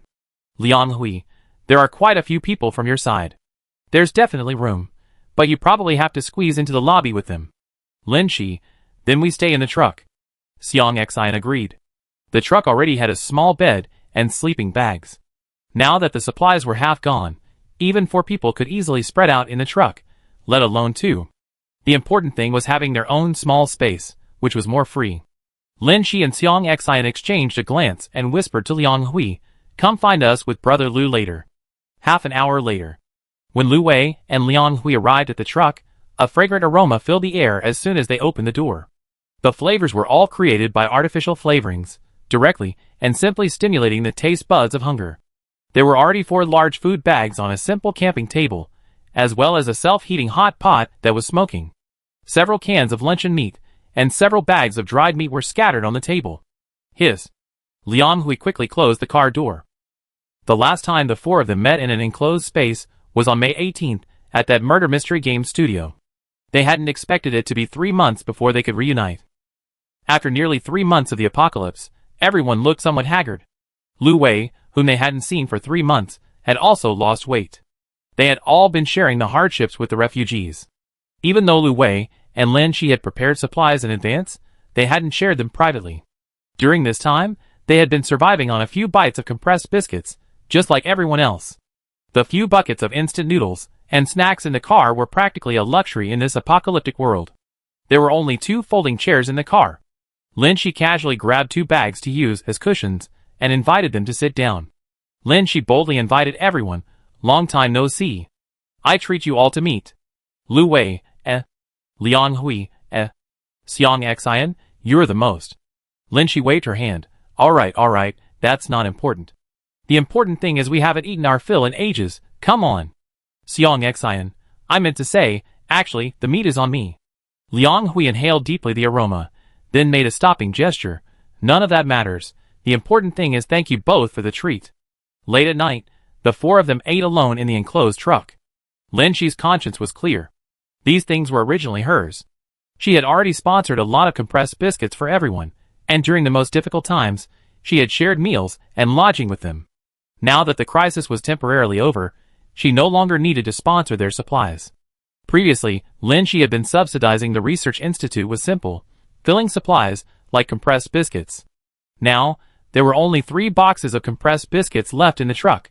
The rest were mostly instant noodles, self-heating rice, and canned food, gooder quality but not as practical as compressed biscuits. Instant noodles and self-heating rice are both high-oil, high-sugar foods. Normally, they'd be considered junk food, low in nutrition and high in calories, but now they're perfect for quickly replenishing energy and satisfying the taste buds. After months of hunger and a dulled sense of taste, no one cared about appearances. Everyone ate a whole large bowl of instant noodles. The self-heating hot pot in the center of the table looked a little lonely. Liang Hui carefully ate some meat. I didn't expect you guys to even have this. So extravagant. Lin Shi didn't say anything. Xiang Xian, speaking with authority, declared, this is the only instance. There won't be any more. Lin Shi, not really. Actually, my family has a lot of supplies. Xiang Xian, it's just that I said I wanted to pack more mini hot pots, but you said they took up too much space, so you moved them back and filled them all with compressed biscuits. Lin Shi shrugged, that's true. It's a good thing we packed a lot of compressed biscuits, otherwise we might not have made it this time. Having finally tasted meat, Xiang Xian still felt a little regretful, but she understood, that's true. One self-heating hot pot space can hold 10 packs of compressed biscuits, enough for each person. Eating just one bite a day can feed several more people. She didn't forget to praise Lin Shi, asking Lu Wei, San has privately sponsored a lot of supplies, and helped those refugees escape their predicament. Will the relevant departments give her any reward later? Lin Shi quickly waved her hand, we're here to save the world, not for these superficial things. Lu Wei was a little embarrassed by the question, This isn't my responsibility for now. Lin Shi, really not? Liang Hui, ha ha ha. Lin Shi, okay. After a night of binge eating, the four of them were a little too lazy to move. The temporary shelter was now in rest time. Lu Wei and Liang Hui had finished their tasks for the day, and Lin Shi and Xiang Xian had just escaped from the research institute, finally able to breathe a sigh of relief. No one was sleepy, but everyone lazily found places to lean against and rest, chatting idly. Lin Shi remembered the hot pot Xiang Xian had been talking about. It's not far from Sector D. If we have the chance, we can go back and take some more supplies. They're just sitting idle at home anyway. If no one broke in and took them. Lin Shi rented half of her house in this life to Xiang Xian. Although they had made some adjustments to the interior when they lived together, the exterior remained unchanged. No safety renovations had been done, and the doors hadn't been replaced. It was still the same old, dilapidated place. Since no one had lived there since the zombie outbreak, probably no one had noticed. Before, her house attracted attention. People frequently came to demand things or even robbed her because they knew she had supplies. Now that the old house had been empty for a few days, it might still be intact inside. Lin Shi always liked to have multiple backup plans.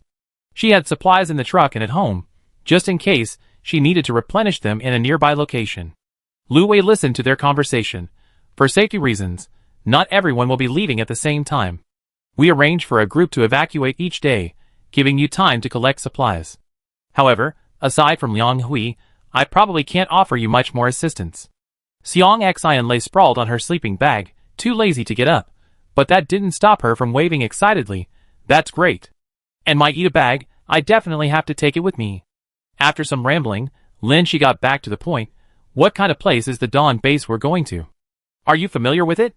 This question was directed at Lu Wei. Lu Wei, I briefly stayed there in 2 lifetimes, and haven't encountered any problems yet. Dawn base is the closest base to Nanhua. In their previous lives, Lin Shi, Lu Wei, and the other 3 caused trouble in Nanhua and offended Yumingyuan, so they deliberately avoided Nanhua and sought refuge at the Dawn base near Xinchuan. This time, however, they don't need to go far.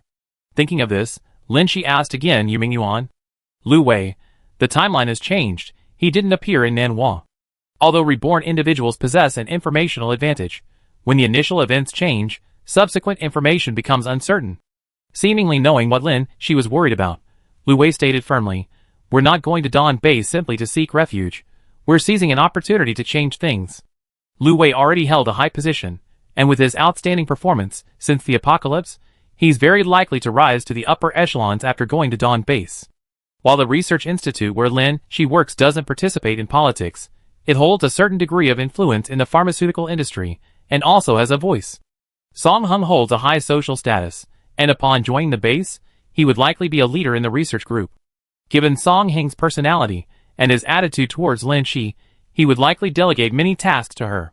In short, they have a higher starting point at the base than before, and more capabilities to accomplish. Chapter 162. When Lin Shi woke up, a leg was stretched across her waist, and Xiang Xian was squeezed next to her on the narrow bed, both covered with the same blanket. There was a noise on the floor. Lin Shi looked down and saw Liang Hui, who was tied to a sleeping bag, scratching his head in confusion. Seeing Lin Shi sitting up on the bed, Liang Hui's eyes widened in terror. he exclaimed dramatically. Holy crap. How did I get here? He had eaten too much last night and fallen asleep right there.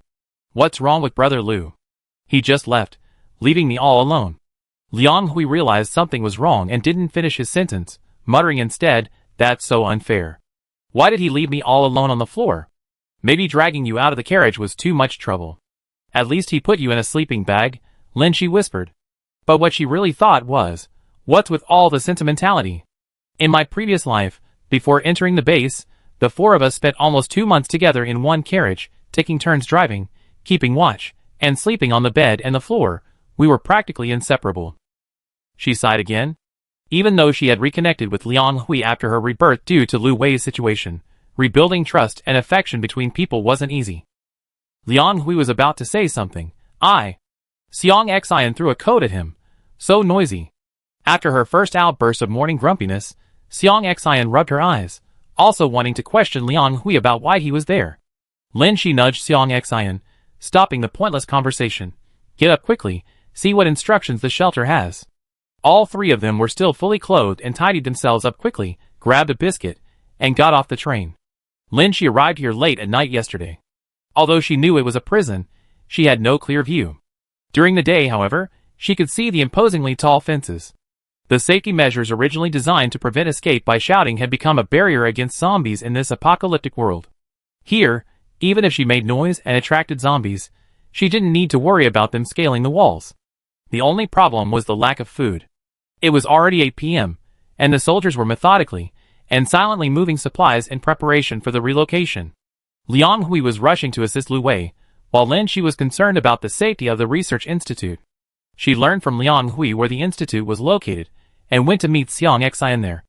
Normally, at this time, the shift change would have just ended, and the night shift staff observing the real-time changes in the experiments would have just finished their shifts, with the day shift colleagues taking over. But yesterday, the entire research institute was relocating, and all projects had stopped. Everyone was resting in the shelter, and had just woken up. When Lin Shi found Song Hung, he and a group of senior students were squatting in the cell eating dry, hard buns. This was probably everyone's first time eating prison food, and it had been a long time since they woken up to a meal right away, so everyone ate with extra care. Upon seeing Lin Shi and Xiang Xian, someone breathed a sigh of relief, finding them some steamed buns while saying with satisfaction, "We didn't hear from you until after the security check yesterday. The teacher was worried for a long time, and just now, Captain Lu and I were asking about you." Unable to find any new steamed buns, the group conscientiously broke off pieces and shared some with them. They had relied on each other for a while at the research institute, and Lin Shi and Xiang Xian had taken on a lot of the work of protecting the institute, so everyone was willing to do so. Lin Shi and Xiang Xian, who had already secretly finished their delicious meal in the train carriage, paused when they saw the large white steamed buns, both feeling a pang of guilt. "We already received ours." Lin Shi handed the bread pieces back, changing the subject. "How did everyone's rest yesterday?" "It was much safer in Orange Village. Having moved to a military-controlled safe zone and received food supplies, everyone was much more relaxed and even had the energy to joke around." "Lin Shi, this is a prison. It's different from Orange Village." For example, in her previous life, she had only served time in Orange Village, not yet officially sentenced to prison. They chatted for a while, mentioning their departure that night, escorted by the military to Dawn Base. Lin Shi took the opportunity to ask Song Hung for leave, saying she had something to do, and would be going to the base a few days later. Song Hung glared at her. "I told you you were a spy." This time Lin Shi didn't deny it, saying mysteriously, "That's true. A spy's identity must be kept secret. Please don't say anything more." The best way to effectively resolve others' teasing or rumors is to admit it directly. Song Hung hadn't expected her to admit it so readily, and was instead somewhat skeptical, his eyes gleaming as if asking, "Really? Is that so?" Things didn't go as smoothly as Lin Shi had imagined. She had just greeted Lu Wei and Song Hung separately, and when she tried to sneak back to Sector D, her operation was thwarted. After seeing Song Hung, she couldn't return to her truck for a while, but instead stayed in the cell, like most of the researchers, awaiting instructions.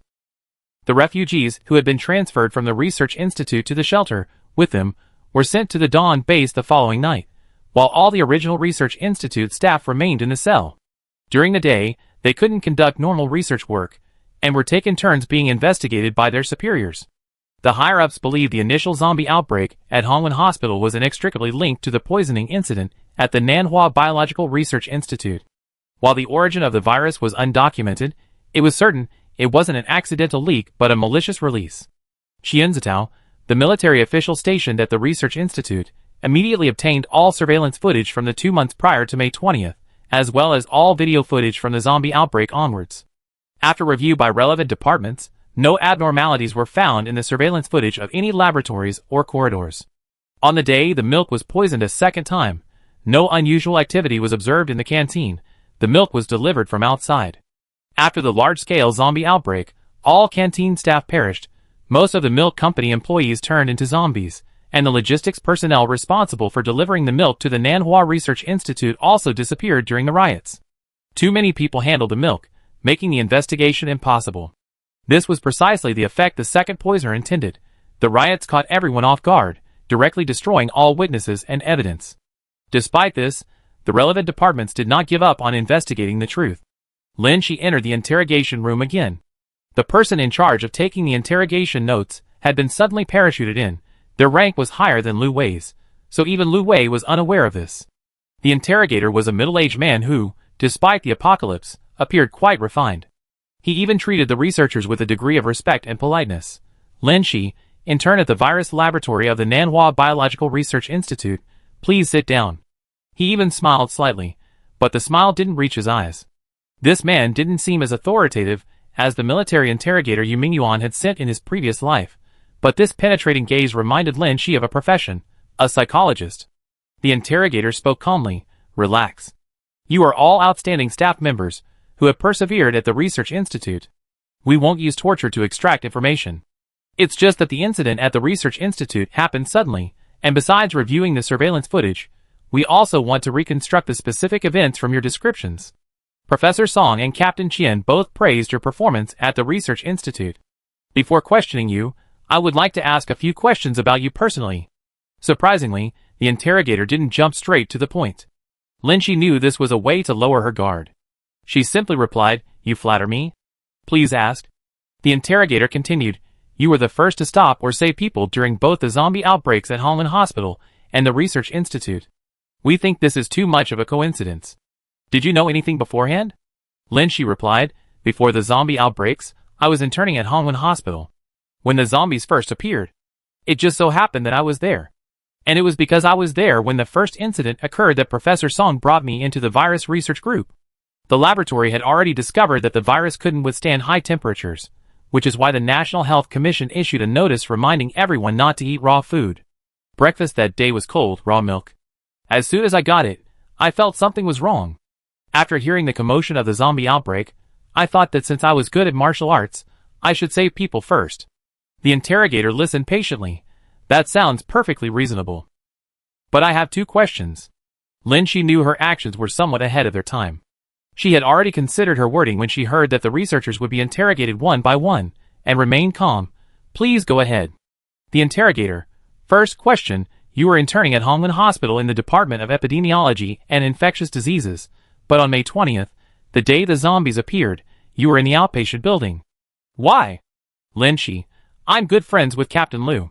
He told me he might be having a brain problem and needed to see a doctor. I didn't have any work scheduled that day, so as a friend, I went to say hello." Knowing Liu was obvious, and Lin Shi was already nervous about how to explain having a gun. "Oh, is that so?" The interrogator seemed unconvinced, but not particularly concerned. "According to the Research Institute's cafeteria surveillance footage, after the zombie outbreak, you rushed towards the lab, shouting, 'Everyone who just drank the milk, go take anti-inflammatory drugs.' You determined the milk contained the virus by the temperature, but at the time, the Research Institute hadn't announced that antibiotics and anti-inflammatory drugs could be used when the viral load was low. How did you predict that?" Both questions indicated Lin Shi had a precognitive ability regarding the virus. This signal was dangerous because only the poisoner or the person who created the virus would know its characteristics before anyone else. Lin Shi smiled calmly, even confidently, and countered, "Although I don't know your specific position, I imagine we're in different fields, and you might not be familiar with our profession. I studied pathogenic biology. While the zombie virus is an unknown virus, many viruses and bacteria share similar characteristics. Insufficient viral load won't cause widespread infection, but it can trigger some inflammation, which can be relieved with anti-inflammatory drugs. In that situation, everyone was probably already infected, but I was in a hurry to save my teacher and couldn't worry about so many people, so that's the only explanation I could give. Seeing her speak fluently without any hesitation or nervousness, the interrogator seemed almost convinced. He continued with a slight smile, "Those were just two of my personal questions. Another one I'd like to ask is that your personal skills are exceptional. After the zombie outbreak, you single-handedly killed countless zombies and infected people, saving everyone in the lab. People in the research institute often jokingly call you a spy. Could you tell me about your skills?" Lin Shi, I think you probably did a background check. I lost both my parents at a young age and lived alone, so I'm quite concerned about safety. I'm also interested in Sanda, Chinese kickboxing, and studied it for a few years. Interrogator, according to the staff at the martial arts gym you frequent, you only paid to use the space and hire sparring partners, but we couldn't find any record of you learning Sanda at the gym. Lin Shi, it's the information age now. I can learn online at home. That's true. The interrogator nodded. Are you friends with Xiang Xian? Lin Shi, yes, my house is quite big, so I rent it out. I cover the rent. Xiang Xian is my roommate. The interrogator adjusted his glasses. According to our observations, you and Xiang Xian have a modified truck. You used some professional drone equipment at the research institute, and you secretly provided them with a lot of compressed biscuits. May I ask how you managed to prepare these supplies in advance? Having learned from the previous life where revealing one's reincarnation caused trouble, Lin Shi didn't want to bring up the reincarnation aspect for now. The person in front of him was a stranger, and no one knew which side the interrogator was on, or what verdict they would make against a reincarnated person. Lin Shi decided to secretly pin it all on the little oddball. Xiang Xian is an anime enthusiast and often tinkers with interesting things, so she has all sorts of equipment. But she's a freelance cartoonist with an unstable income, so she planned to open an online store to supplement her income. Those supplies were for the online store's reserves. The interrogator smiled enigmatically. That's quite a coincidence. All of this provided considerable convenience for your later life. Lin Shi understood the implication, but she was tired of explaining. She had said all she could. Believe it or not, it was up to her. She shrugged and agreed, yes, thankfully we have these things. The interrogator asked a few more standard questions. For example, were there any unusual events at the research institute in May? Who had acted suspiciously? These were questions usually asked of every researcher. Lin Shi shook her head at each question. You know, I'm just a junior intern. I mainly work at home and hospital, and occasionally Professor Song brings me to the research institute to assist. Seeing that there were no more questions to ask, and the interrogator was still smiling at her, Lin Shi took a deep breath. You're asking me these questions on behalf of the military, so you must know my background. The relevant departments have also reviewed the research institute's surveillance footage, and know I haven't acted suspiciously, otherwise, I wouldn't be sitting here like this. The interrogator was somewhat helpless. Subjective will guide's behavior. From your actions, everything seems to be beneficial to the research institute, but asking these details is also an important part of our work. Lin Shi expressed her understanding. Leaving the interrogation room, Lin Shi saw Lu Wei, Xiang Xian, and Liang Hui waiting for her. Xiang Xian eagerly asked, "Why did you take so long? What did you ask?" Lu Wei was also curious. The higher-ups know we know each other, so they told me to avoid suspicion. Your interrogation. Lin Shi could handle unfamiliar interrogators with ease, but facing trusted partners, especially a quirky person she had just passed the buck to, and a teammate she called mentally ill, Lin Shi felt a little embarrassed. Chapter 163. The questioning and investigation lasted for 2 days. No suspicious activity was found among the remaining staff of the research institute, including all personnel in the virus research lab and other departments. They were to be transferred to the base under military protection. Lin Shi and Xiang Xian stayed behind temporarily. Before leaving, Song Hung patted Lin Shi on the shoulder. Be careful out there. We wait for you at the base. The usually stern and serious mentor suddenly seemed very human after the apocalypse, which touched Lin Shi. Before she could express her emotions, Song Hung added, the lab can't do without you. Come back to work soon. Lin Shi, Before leaving, Song Hung also quietly told her, when the higher-ups questioned me, we didn't mention you had a gun. We didn't reveal that you were a spy. Go and make your way in the world. Lin Shi felt a chill run down her spine. This old man genuinely considered her a spy. After the research institute leaves, The remaining armed forces will gradually withdraw. Before the withdrawal, some cleanup work will be done. This temporary shelter, based at the prison, will gradually be abandoned, but some protective measures will be retained so that any survivors stranded there will have a place to stay. Lin Shi had informed Lu Wei that she was going to District D. Besides Xiang Xian, Lu Wei also assigned Liang Hui to assist. After all, District D is an old urban area with poorly defended buildings and a dense population, making zombie clearing difficult. Therefore, it remains a high-risk area. After the truck drove some distance from the shelter, several zombies attracted by the truck's noise began to appear on the street. Liang Hui, sitting in the back seat, grinned. Brother Lu always makes me protect the little girls. This is the first time I had the privilege of sitting in the back and not doing anything. Hee, thank you both for your care. Xiang Xian, sitting in the passenger seat, observed the roadside situation through binoculars, glancing at him as she said, You can't even beat San San, who needs your protection, right, San San? Lin Shi gripped the steering wheel intently. Before the zombie outbreak, all three of them were members of a martial arts gym. Lin Shi often sought out Xiang Xian and Liang Hui for sparring. Liang Hui had previously been unable to beat her, but he always had a chivalrous attitude towards girls, so he didn't spar with much effort, and his true skill level was unknown. However, his ability to fight zombies and his marksmanship were quite good, which was why Lu Wei had always insisted on having him as a partner. Lin Shi nodded perfunctorily to Xiang Xian. Xiang Xian asked again, What were you talking about earlier about protecting the little girl? Liang Hui sighed, folding his hands behind his head. Brother Lu is a player. A player, huh? Liang Hui exaggeratedly feigned distress. I secretly checked his messages. He has several apocalyptic survival groups. Our group is just one of many. Xiang Xian, what does that have to do with the little girl? Liang Hui, there are girls like you who can fight, but they can't drive trucks. Lin Shi sat quietly listening. She had only ventured out into the world twice in her life. In this life, she had gathered them together to escape and save the world. Lu Wei had been wandering for several lifetimes. If he were to gather his former companions as well, there would indeed be several groups. She was just one of the passers-by in several lifetimes. When she came to her senses, Liang Hui and Xiang Xian were engaged in an exaggerated pushing and pulling motion. Let me hang out with the two older sisters. Get lost, you old hag, stop pretending to be young. San San and I are the only beauties. The journey was smooth, and the two playfully bickered, their noise irritating Lin Shi. Hold on tight. As they entered an open section of road, Lin Shi reminded them, then shifted into reverse and slammed on the gas. The people in the car were initially jolted forward by inertia, pulled back by the seatbelts, then swayed violently. This jolting was caused by the zombies under the wheels. The truck reversed, revealing a pile of zombies it had just run over. A few hadn't been crushed by the head, their limbs still wriggling. Hey! Liang Hui, in this life, hadn't experienced this before and, like in his previous life, was extremely uncomfortable, almost vomiting. Lin Shi calmly reminded him, one more time.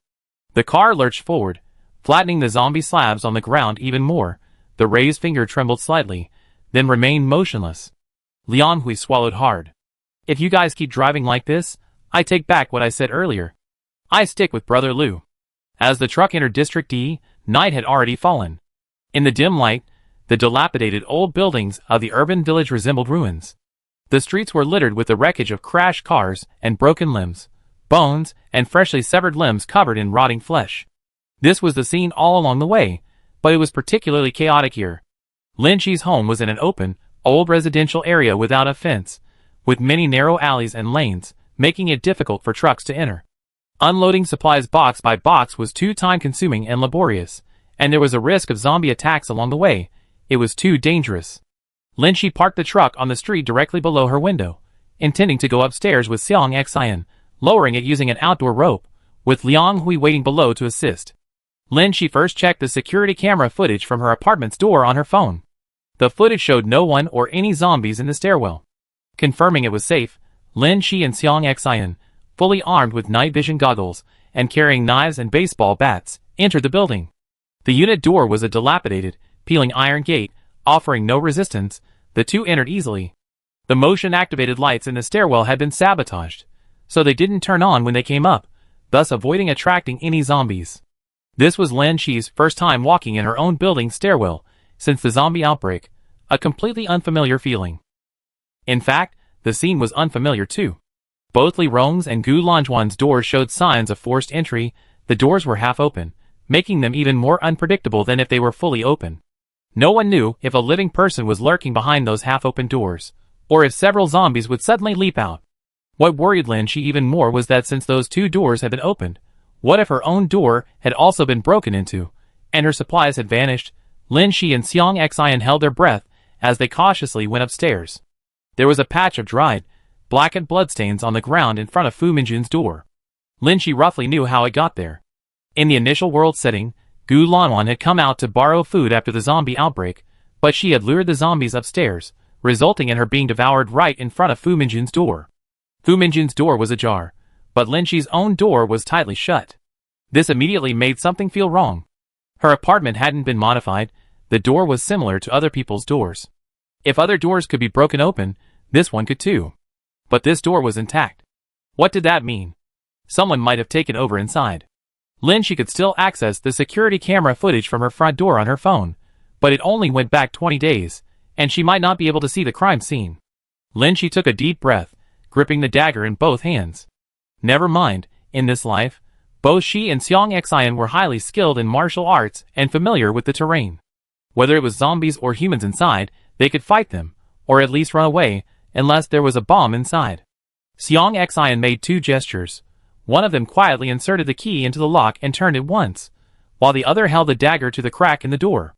The door opened slightly, and a stench of farts mixed with cigarette smoke wafted out. Okay. There's someone alive. Xiang Xian frowned, covered her nose, and gripped her baseball bat tightly. Through her earpiece, Liang Hui whispered, "How's it going over there? Did they get in?" However, both of them were tense, and no one answered. The living room and dining room were a mess, littered with food wrappers, empty water bottles, and a used self-heating hot pot piled on the coffee table. A fat, human-shaped figure lay motionless in the garbage. But judging from the distinct stench of farts, a smell clearly different from the stench of a corpse, the person on the floor was alive.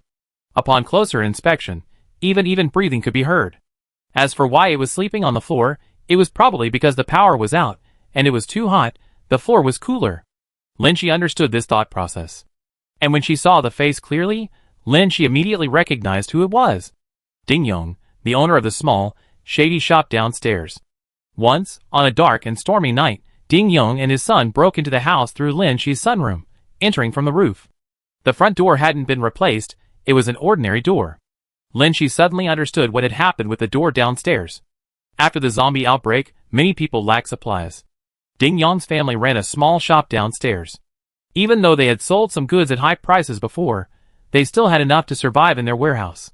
It wasn't until the water and electricity were cut off and clean water became scarce that Ding Yong went out to scavenge the building. Scavenge alone is quite difficult.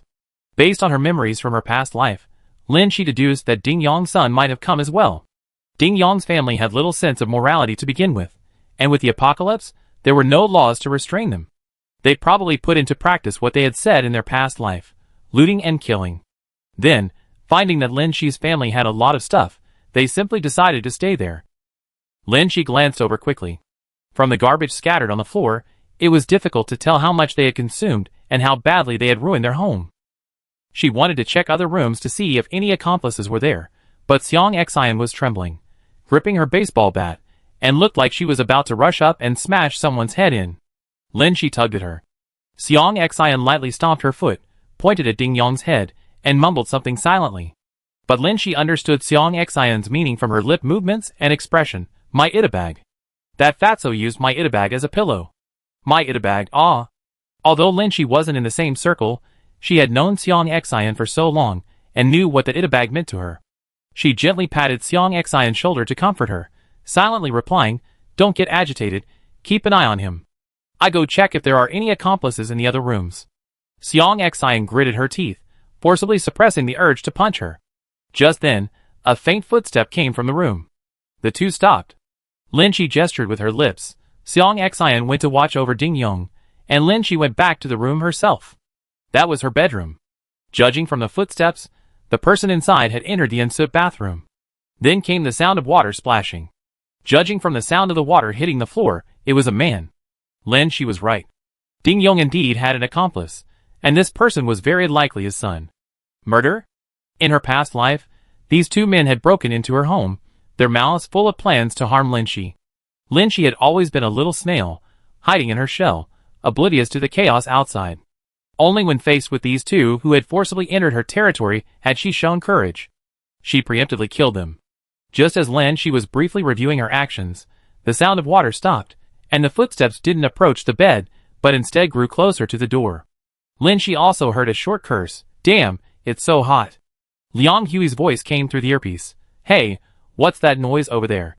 A terrifying noise, Linshi whispered. As she spoke, Ding Yong's son had already reached the doorway and confronted Linshi. Linshi had barely finished speaking when her dagger stabbed out. Ding Yong's son wasn't wearing night vision goggles, so his eyesight wasn't very good. He could only see a blurry black shadow in the darkness. The blade flashed past, and he quickly retreated, narrowly avoiding the attack. He immediately switched from defense to offense, kicking Linshi. The two men began fighting, making a series of thuds as they hit the wall and cabinets. Dad! Ding Yong's son shouted. Outside, Ding Yong, who had been sleeping soundly on the floor, suddenly rolled over, revealing a flattened sore spot. Xiang Xian watched Linshi and Ding Yong's son fight, both anxious and conflicted. I never killed anyone before. No, you flattened my sore spot. I'm going to kill you, and then go help San San. Ah, but this motive for murder isn't strong enough. San San, what do we do? What do we do? Linshi, Sometimes she protects Xiang Xian too much. Liang Hui's voice came through the earpiece. What's going on over there? Do you need help? Linshi replied distractedly. Then knock him out. Xiang Xian. He's like he's dead asleep. He's unconscious even without being knocked out. Linshi, then come over and knock this one out. Ding Yong's son, Zhou Xian, had already taken out a dumbbell from the room and threw it at Linshi's head, which she easily dodged. With this action, Linshi no longer hesitated to draw her knife. Her grudge with them in her past life ended with Linshi killing in self-defense. In this life, their grudge was that they had taken Linshi's house and supplies. But such people must have taken many lives, and they had just attempted murder. Having made up her mind, Linshi stopped fighting and directly stabbed the man in the head, ending the battle. Xiang Xian was squatting in the living room, having just pulled out her Ita bag. She tenderly squeezed the doll inside, then, disgusted by the pickled stench, moved it away. But she still didn't directly strike Ding Yong's head with the baseball bat. Linshi shook her head, but understood. I go upstairs to check and inventory the supplies. You can worry about it slowly. Unless Ding Yong made the first move, Xiang Xian couldn't truly bring herself to kill him. Even if her Ita bag became flat and smelly from sleeping on it, it wouldn't work. Linshi checked the entire house. There were no other accomplices. Many of the supplies in the house had been wasted. The two burly men had consumed a lot of bottled water and self-heating rice and hot pot, while things like compressed biscuits hadn't been used much. They only picked out the good food first. Fortunately, the bottled water in the truck was mostly untouched and enough for now. They just needed to take the food. Linshi greeted Liang Hui and found a rope to slowly lower the usable supplies downstairs. Chapter 164. Because the two people who accidentally broke down the door consumed a significant amount of supplies, the amount Linshi had intermittently passed down wasn't enough to fill the truck. So Linshi picked up some more clothes, and Xiang Xian also took some emotional support and personal belongings. The supplies could be hoisted down from upstairs, but the people had to carefully walk down the stairwell to reach the truck parked on the other side. There were a few wandering zombies downstairs. Since both of them were carrying bags and weren't very agile, fighting these zombies wouldn't be a problem, but making a big commotion and attracting more zombies would be troublesome. Linshi and Xiang Xian just wanted to get back to the truck as quickly as possible. But just then, Linshi's vision turned red, and a flash of light entered her eyes. It was extremely bright and startling. A red dot moved across Linshi's face, almost grazing a zombie's face. It was an infrared laser pointer. Linshi and Xiang Xian were somewhat annoyed, but the laser pointer stopped shining after attracting their attention, seemingly afraid of drawing the zombies' attention. Linshi and Xiang Xian discreetly glanced around.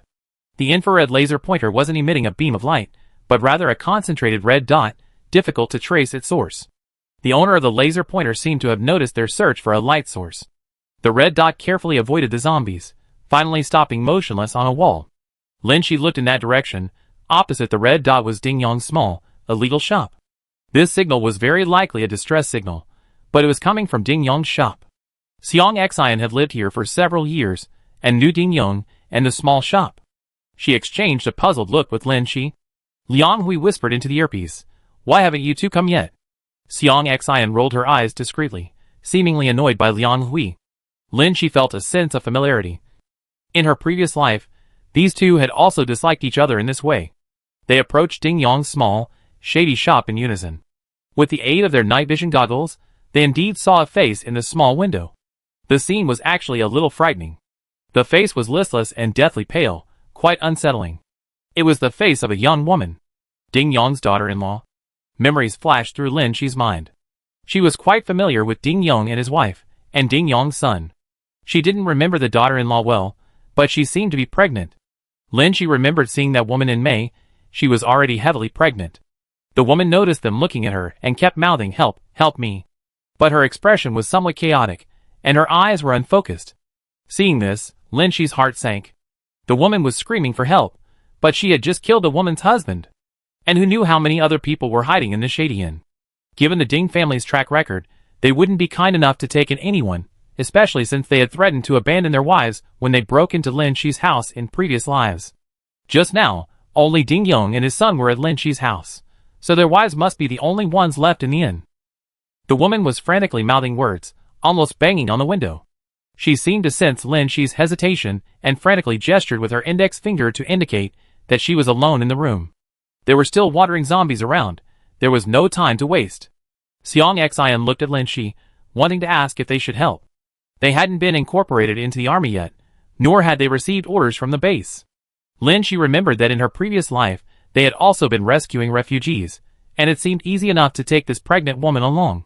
But this person. Just to be safe, Lin Shi and Xiang Xian quietly placed their backpacks on the ground, grabbed their weapons, and worked together to clear out the visible zombies in the vicinity.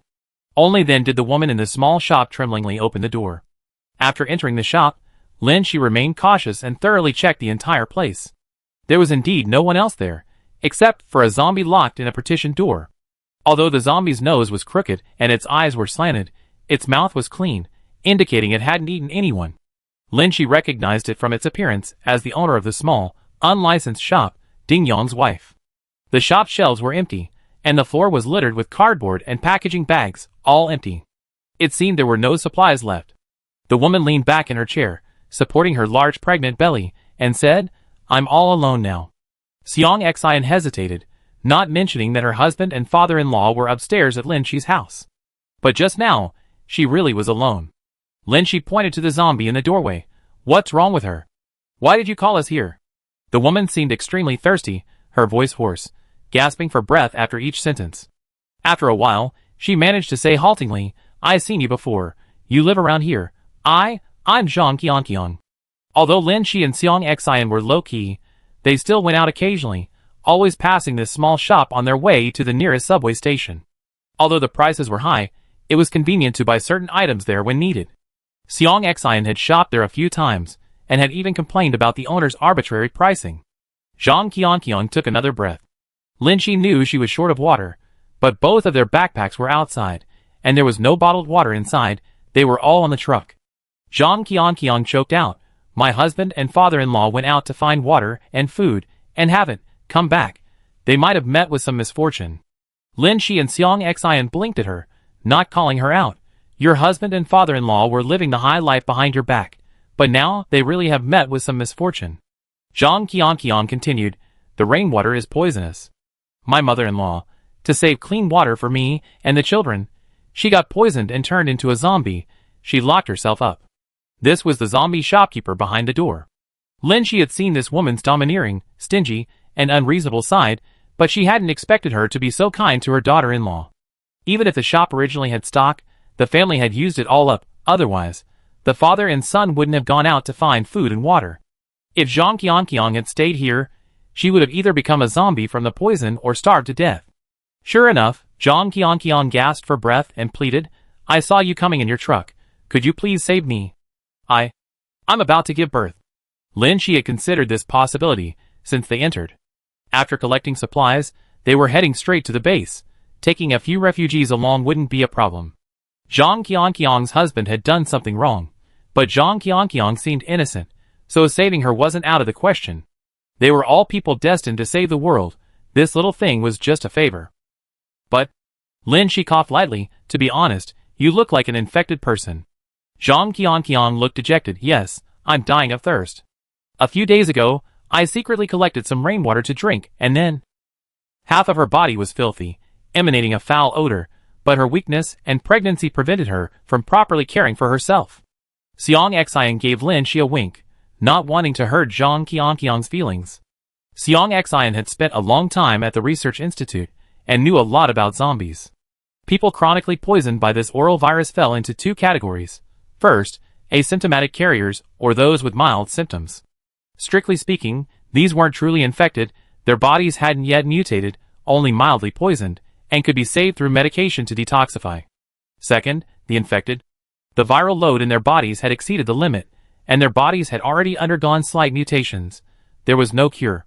When Zhang Qianqiang pressed herself against the window and looked at Lin Shi had already discerned from the subtle changes in her appearance and expression that Zhang Qianqiang was infected. But for this woman, who was about to become a mother, Lin Shi couldn't bring herself to say, "You're beyond saving." She said, "I can take you to the base, but I have one condition. If you arrive safely at the base still conscious, you must cooperate with the lab research. The lab has data on infected individuals mutating into zombies, but currently there's no data on pregnant women. If Zhang Qianqiang survives to reach the base, Lin Shi and Song Hung will try to save her and check on the condition of the infected fetus. If Zhang Qianqiang has already mutated, she will be sent directly to the lab." The research institute previously hypothesized that the zombie virus is known to be transmissible through blood. Similarly, HIV and syphilis, which are also transmissible through blood, can be transmitted from pregnant women to their fetuses. The zombie virus could also be transmissible, but there are no real cases to support this hypothesis. This is also an important part of the research project. Zhang Qianqiang was stunned, somewhat excited but very weak, and said, "What will you do to my child?" Lin Shi, research. "Don't worry, if you and your child can recover, we will do our best to save you, but we need your cooperation in the research." Zhang Qianqiang's eyes darkened, her heart struggling. Lin Shi and Xiang Xian waited patiently, while Liang Hui, who heard the conversation through the earpiece, remained silent. After a while, Zhang Qianqiang resignedly said, "Okay, I go with you. I won't survive if I stay. Without water, electricity, food, and anyone to care for her, it would be difficult for her to survive." Lin Shi nodded, frowning somewhat reluctantly. "Can I change your clothes before we go?" Zhang Qianqiang had probably had a fever and diarrhea for several days, was unable to care for herself, and her clothes were covered in filth. Zhang Qianqiang, head down, said, "My clothes are in the next room, there are zombies. I can't go." Xiang Xian shook her baseball bat. "It's okay, I get them for you." Dealing with one zombie wasn't a big deal. After Xiang Xian retrieved the clothes, Zhang Qianqiang asked her to get paper and pen from the inner room. She wanted to leave a note for her husband, in case he came back and knew where she was. Lin Shi and Xiang Xian remained silent. About 10 minutes later, Lin Shi and Xiang Xian each supported one of Zhang Qianqiang's arms as they walked towards the truck. Liang Hui had already opened the door and cleared away the two wandering zombies to meet them. This time, Liang Hui drove. Xiang Xian observed the road conditions, and Lin Shi and Zhang Qianqiang sat in the back seat. Zhang Qianqiang leaned weakly against the seat. Lin Shi took out a pair of rubber gloves and put them on her, explaining, "You have signs of infection. For our safety, it's better to cover your hands." She retrieved clean bottled water and bread from the back seat to give Zhang Qianqiang some energy, then put a mask on her in case she suddenly mutated and became difficult to manage in the vehicle. While putting on gloves, Lin Shi felt Zhang Qianqiang's body heat. Lin Shi knew from her medical studies that pregnant women's body temperature was naturally higher than normal, but not significantly higher. Lin Shi asked Zhang Qianqiang, "I have some potentially useful medication. Do you want to take some?" Zhang Qianqiang's eyes reddened, her face showing hesitation. I can't take the medicine." Lin Shi, "As a medical student, my advice is to take it. The longer the mother's body remains normal, the more likely you are to survive until the baby is born." But she left the choice to Zhang Qianqiang, who hesitated for a moment before taking the medicine. "Let's go!" Lin Shi put a mask on Zhang Qianqiang and then instructed the two energetic people in the front seat, "Don't run over any zombies later, there's a pregnant woman in the car." After saying that, Lin Shi took out her phone and sent a message to Song Hung explaining the situation. Lin Shi saw Lu Wei asking about the situation in the burning Doomsday Terminator 4-person group chat again. Lin Shi subconsciously remembered Liang Hui saying that Lu Wei had several such groups, and it must have taken a lot of effort to follow each one. Lu Wei was better than her in many ways, and this communication ability was one of them. While Lin Shi was staring blankly at the chat window for a while, Xiang Xian had already reported in the group chat that they were setting off. Because they had reported in advance, both the Research Institute and Lu Wei's group, who had arrived at the base first, submitted applications to the base. Lin Shi's car, carrying an infected person, also entered the base, but was taken directly to the laboratory through a special passage. Zhang Qianqiang's condition was not good, the medication was barely effective, and she was already delirious when she was brought to the lab. Lin Shi, Xiang Xian, and Liang Hui went through the base security checks, while Lu Wei patrolled the city entrance and greeted them. Xiang Xian and Liang Hui had no other plans. While waiting for accommodations, they chatted at the checkpoint and assisted Lu Wei. Lin Shi, however, was in a hurry to get to the lab, rushing towards the Research Institute.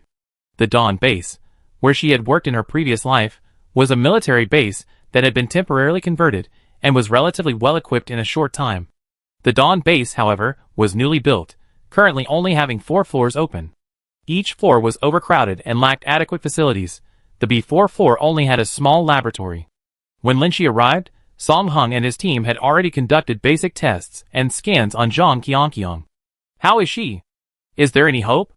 Chung Ling shook his head. The scan shows that the brain of the fetus in her womb has basically mutated.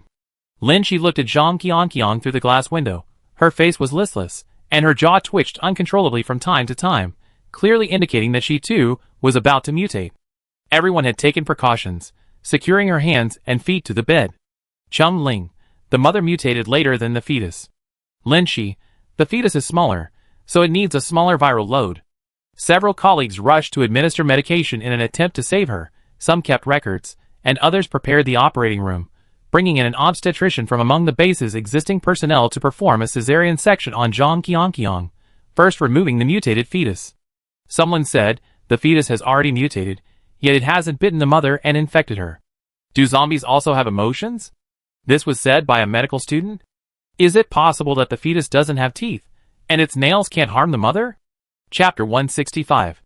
Zhang Qianqiang's condition was already very poor when she began her cesarean section. She was listless, her eyes were glazed, and her varicose veins were very noticeable. Infection was imminent. Even with a bite shield and gloves, she was firmly secured to the bed. All the doctors who went in wore the same protective suits used for operating on HIV patients. Given the base's current shortage of supplies, these protective suits were limited, and a single cesarean section didn't require so many people. Lin Shi and other junior staff members without official titles in the virus lab were left outside. About 30 minutes later, the door to the makeshift operating room opened, and a doctor, after undergoing strict disinfection, emerged carrying a box. The moment the door opened, a faint cry reached their ears. Dozens of researchers outside discussed amongst themselves and eagerly crowded around. Why is the crying still normal? Wasn't the fetus's brain supposed to be extensively infected? I'm a little afraid to look, an infant zombie. Lin Shi squeezed forward in the crowd and saw a small head in the box. It was a pale-skinned infant, but unlike the baby's Lin Shi remembered, this infant wasn't plump and round. Its limbs were shriveled, its cheeks stiff, and its slightly parted lips emitted a cry. The cry was no different from a normal infant's, and its 2 shriveled lips parted, pulling out several streams of dark yellow mucus. Song Hung gently pried open the infant's eyes. They were pale, without eyeballs, and the skin on its head was ulcerated and sore, with a faint brown, wriggling brain visible below. A little zombie indirectly infected by its mother. Song Hung led a group of researchers to the adjacent laboratory to conduct various tests on the infant. The temporary laboratory was too small, and with everyone crowding in, there was no room for Lin Shi to stand. Lin Shi glanced at the operating room, where Zhang Qianqiang had just undergone surgery. Only a young nurse stood trembling beside her. Zhang Qianqiang had been anesthetized, and after the C-section, the doctors treated her like a living person, stitching up her wound. A young nurse was left to care for her afterward. But now, Zhang Qianqiang's bound limbs were twitching slightly, her eyebrows and eyelashes were twitching wildly, and some of the bulging veins on her body had turned black. Normally, she shouldn't be able to move while still under anesthesia. However, the zombie virus was too potent, The anesthetic was almost useless. Otherwise, the zombies outside would have been wiped out long ago with a single tranquilizer dart. The young nurse, seeing these obvious signs of mutation, dared not approach Zhang Qiangqiang even though she was bound. She stepped forward and took a piece of white paper from the nearest worktable to record Zhang Qiangqiang's mutation process. The electrocardiogram monitor was still connected. She could simply record the data. With someone accompanying her, the young nurse became bolder and tried to cover Zhang Qiangqiang with a blanket. She whispered, "Get her a pair of pants. If she mutates later, send her straight to the lab." The nurse, who had finally mentally prepared herself, was startled again by She's words, "mutates later," and hesitated, holding the hospital pants. After recording the data, She took the pants from the nurse. These zombie binding locks were brought from the Nanhua Biological Research Institute, and She was very familiar with their operation, quickly putting the pants on and locking them back. When locking the second leg, Zhang Qiangqiang's limb suddenly stiffened, as if cramping uncontrollably. She had to grip hard to lock them back in place. Thinking that Zhang Qiangqiang had already mutated, She was surprised to hear her voice the next second, "Save me and the baby." Her mouth, covered by a mask, kept moving, but her open eyes were already green, and her bound limbs twisted and turned, trying to break free. The nurse was both frightened and bewildered. What's going on? Has she turned into a zombie? She has. She noted on the record sheet, "Can speak." The baby's crying earlier was also a manifestation of being able to speak. The mother also retained some language function. She wondered if there was any connection. She had seen a few talking zombies, but not this many. "Zhang Qiangqiang? Can you hear me?" Hearing a voice, Zhang Qiangqiang twisted violently, her limbs bound, her abdomen thrusting upwards in an attempt to get up, but she failed and lay back down on the bed with a muffled thud. The blanket was pushed to the floor. Thankfully, She had put pants on her earlier, otherwise she would have been a zombie with her head exposed. Zhang Qiangqiang, her face contorted in a grimace, weakly replied, "Help, help." She seemed unable to respond to She's question, merely mechanically repeating phrases she used to say in life, just like other talking zombies. When She went next door with the record sheet, the baby's cries still echoed. The baby's withered face was contorted in a grimace, but due to its limited abilities, it couldn't harm anyone. Relevant staff had already collected samples for testing. They had just moved to the base, and many instruments hadn't been installed yet. Everyone was busy, and the area around Song Hung was much quieter.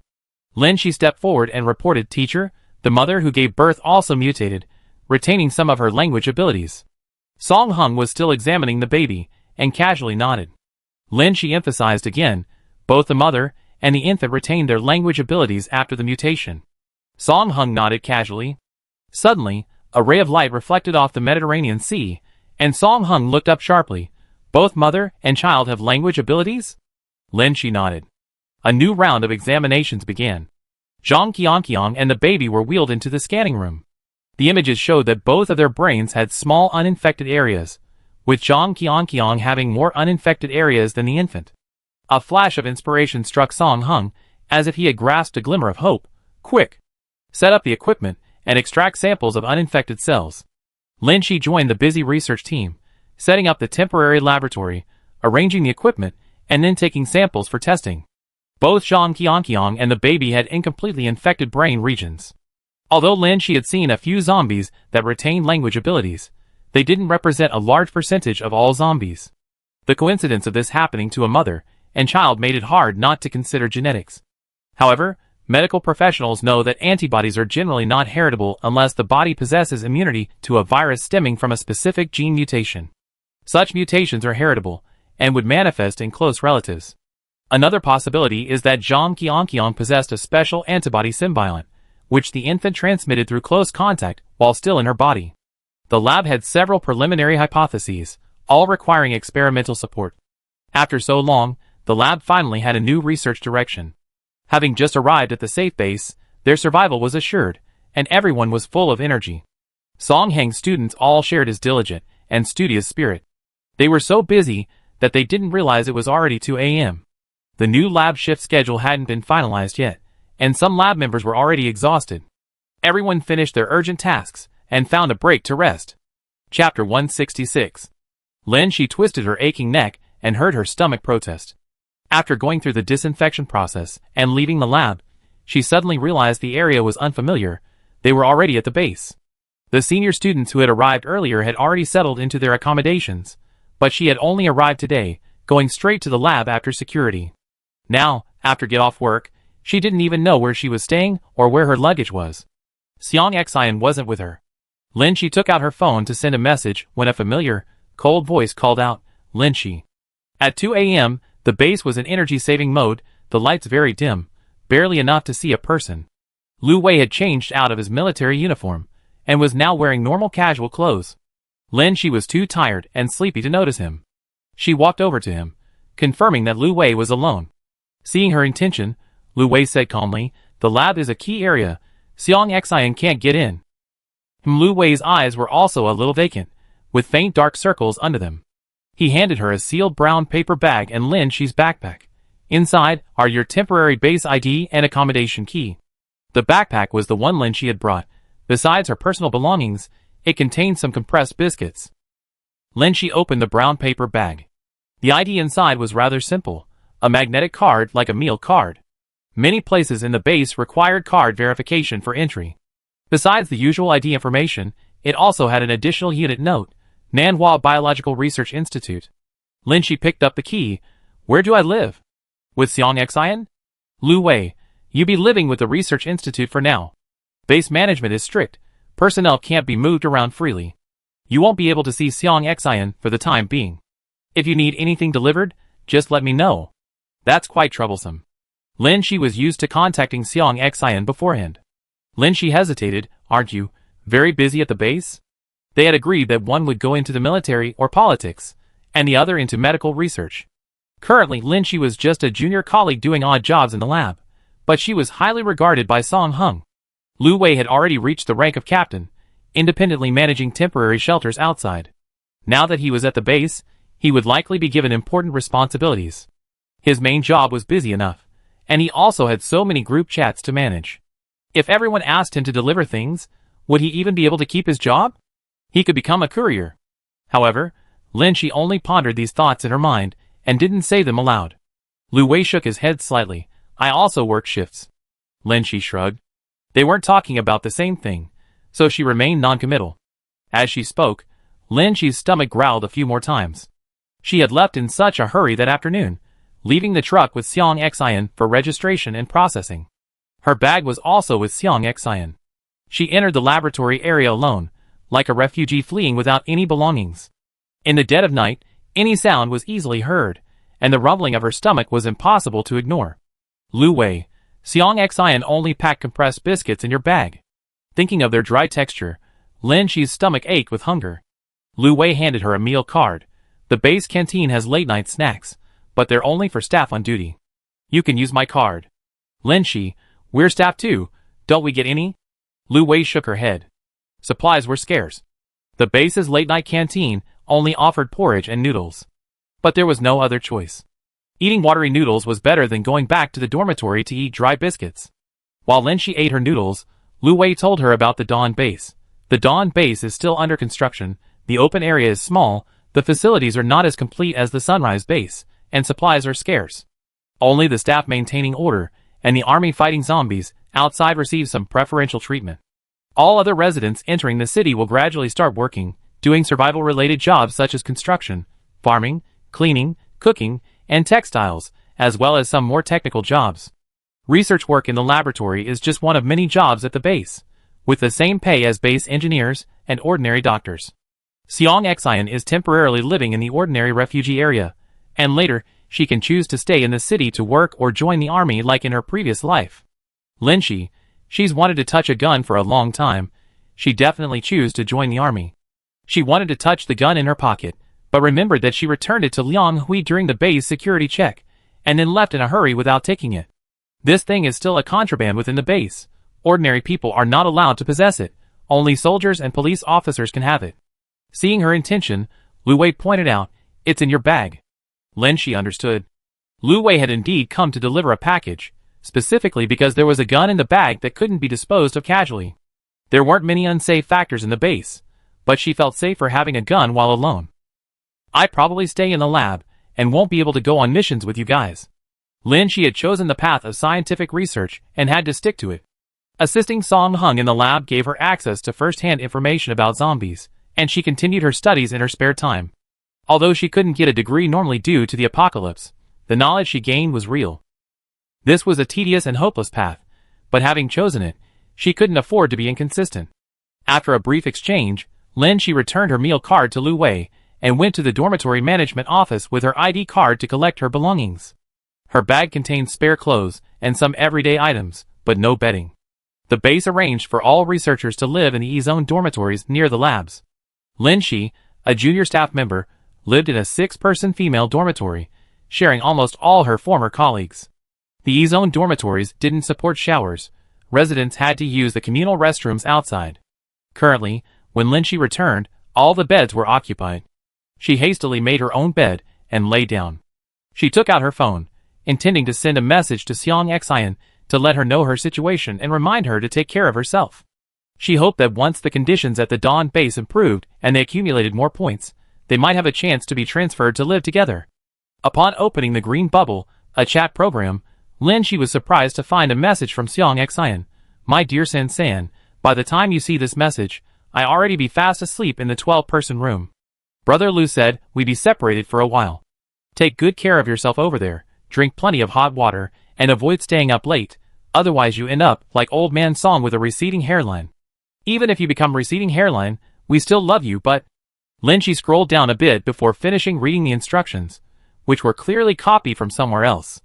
Chapter 167. November 7, 2025. Today is the beginning of winter, but the temperature in the sealed underground base remains between 10 and 20 degrees Celsius, with slight variations depending on the number of people and their functions on each floor. In the 2 months since entering the Dawn base, the base has successively taken in a large number of refugees. The 4 floors that were originally open are now overcrowded. Relevant departments have been continuously transporting reserve food from the granaries, solving the food problem, but accommodation is still insufficient. The ordinary refugee area has expanded to the point where 16 people live in one room. However, a larger population also has advantages. Most people have devoted themselves to base construction work, and 4 more floors have now been opened. The base management has already replanned the currently open 8 floors. Since the Research Institute moved here, only the virus laboratory has been retained. Most other biological research departments have been reassigned to the base's agricultural and health departments. Song Heng's team was not the only virus researcher to move to the Dawn base. Several other research teams have joined the Dawn base later to study viruses together. The current virus lab, comprising 82 people including top scientists and junior staff like Lin Shi, has moved to floor B7. To isolate them from ordinary residents, all lab personnel live in the nearby dormitory area and are not allowed to freely enter other areas.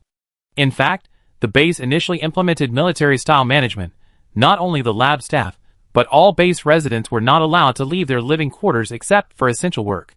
For nearly 2 months, Lin Shi hadn't seen Xiang Xian, staying with her female colleagues in the lab, though she and Xiang Xian could still communicate by phone. Water and electricity at the base are redeemed using points on meal cards. Living in the dormitory, Lin Shi didn't bring her own supplies. Scientific research is considered high-paying work at the base, and the points earned by junior staff, like Lin Shi, are enough to cover basic living expenses. Charging a phone is easy, but getting water for a shower is not. In the safe base, the self-defense gun Lu Wei gave him became a hot potato. Accommodation is communal, and showers are done in public bathrooms, making it very difficult to hide the gun. Fortunately, Lu Wei is well informed and explained that the militarized management system, designed for the base's current inadequate facilities and large population, will be changed later, and corresponding living and commercial areas will be opened. Once a few more floors of residential buildings are built, Lin Shi can use points to redeem a double room to share with Xiang Xian. Just like in his previous life, Xiang Xian participated in emergency conscription. Although Lu Wei, as the base's military superior, couldn't promote him exceptionally, after a period of training and passing the assessment, he could be included in his unit and participate in external activities with Liang Hui. That's the advantage of having company. The moment Xiang Xian received her service pistol, she excitedly shared the news with Lin Shi, adding a friendly reminder, "If my parents ask about you, don't tell them I'm in the army. I only told them I was at the Dawn base, not that I was participating in military activities." The older generation would still worry. The 3 of them once again went to the outer city to fight zombies, find resources, and rescue refugees. Lin Shi left the group to stay in the lab. After entering the base, Song Hung immersed himself in virus research. The base had a dedicated management department, unlike the previous research institute's temporary shelter, which required people to handle various emergencies. Lin Shi's role became less prominent. She was just one of many junior staff members in his team. Small amounts of intact peptide chains were extracted from Zhang Qiangqiang and the infant zombie's body. These peptide chains were different from those extracted from the talking zombies, but none contained complete antibodies. The only thing everyone noticed was that the infant zombies hadn't consumed any energy in the past 2 months, yet they hadn't died or grown. Their mutated brains controlled their nerves, and the infants waved their limbs and occasionally cried. This indicated that without external intervention, the zombies wouldn't change. The zombies outside needed to be cleared out manually. The research on the antibody stalled again. Song Heng's team had made almost no progress in 2 months. Scientific research is never a quick process. Many experiments aim to disprove a hypothesis, let alone such difficult work as antibody research. But Song Hung insisted that the breakthrough in antibody research lay in some mutated zombies. After this news was reported, the base ordered the troops outside to capture some mutated zombies alive. Lu Weixiang and his team continued to monitor the situation outside. One ordinary noon, Lin Shi and 2 colleagues went to collect experimental equipment. Test tubes, gloves, and protective suits used in the laboratory were consumables. The base's factory hadn't been established yet, and these resources were old stock, making them scarce and not always available. Like today, when Lin Shi arrived at the supplies management office, there were already others in line. Besides Song Hung, there were 2 other renowned biologists, Zhou Yiheng and academician Cheng Xiaoyang, each with their own teams. The management staff recognized them, knowing they came from 3 different teams, and frankly asked, only 5 boxes of new test tubes arrived. How do you plan to distribute them? Aside from supplies allocated per person, the management office usually divided other experimental consumables into 3 equal portions, and sent them to the 3 different research teams. But now there were only 5 boxes. The management office didn't want to offend anyone, so they waited for Lin Shi's 3 groups to arrive, so they could leave the problem to them to solve. Seeing the 2 sides remain silent, seemingly deferring to each other, Lin Shi spoke first. Then let's divide them into 3 equal parts. Dividing the test tubes on the spot isn't very dignified, is it? The speaker was Zhou Yiheng, Gui Yanlin's prize student, who had already made a name for himself in the domestic biology community before the apocalypse. Yes, counting them one by one risks breaking them and contamination. Wang Yitong, a member of Cheng Shuyang's team, chimed in. The 2 women were speaking in unison, and Lin Shi realized their silence wasn't just for deferring to each other. She said coldly, then do you have a better way to divide them equally? Wang Yitong raised an eyebrow. Why divide them equally? Whichever lab needs them most urgently can get them first. Lin Shi looked at her. Wang Yitong continued, our lab's drug research is about to yield results, and now is a crucial moment. We desperately need this equipment. Zhou Yiheng coughed lightly. Our lab's project is also very important. Cheng Ling frowned. Which lab's project isn't important? Even if it's important, I haven't seen you produce any results. Zhou Yiheng retorted directly. In the 2 months since moving into the base, the 3 labs have been conducting their own research. Song Heng's research is focused on extracting antibodies to research antiviral vaccines. This is his specialty. The other 2 labs are researching drugs to destroy the virus. Wang Yitong, our lab just developed an anesthetic last month, which has a mild paralyzing effect on zombies. Zhou Yiheng, we developed a slow-acting poison. Lin Shi, however, couldn't name any of their lab's research results. Because vaccine research only has 2 outcomes, successful or unsuccessful. Judging from their posture, they had probably already decided in their minds who would receive the supplies, 2 boxes each, and 1 box for Lin Shi. Lin Shi still coldly questioned, so what? Wang Yitong rolled her eyes. So the supplies should be prioritized for our 2 labs first. Our project is more important.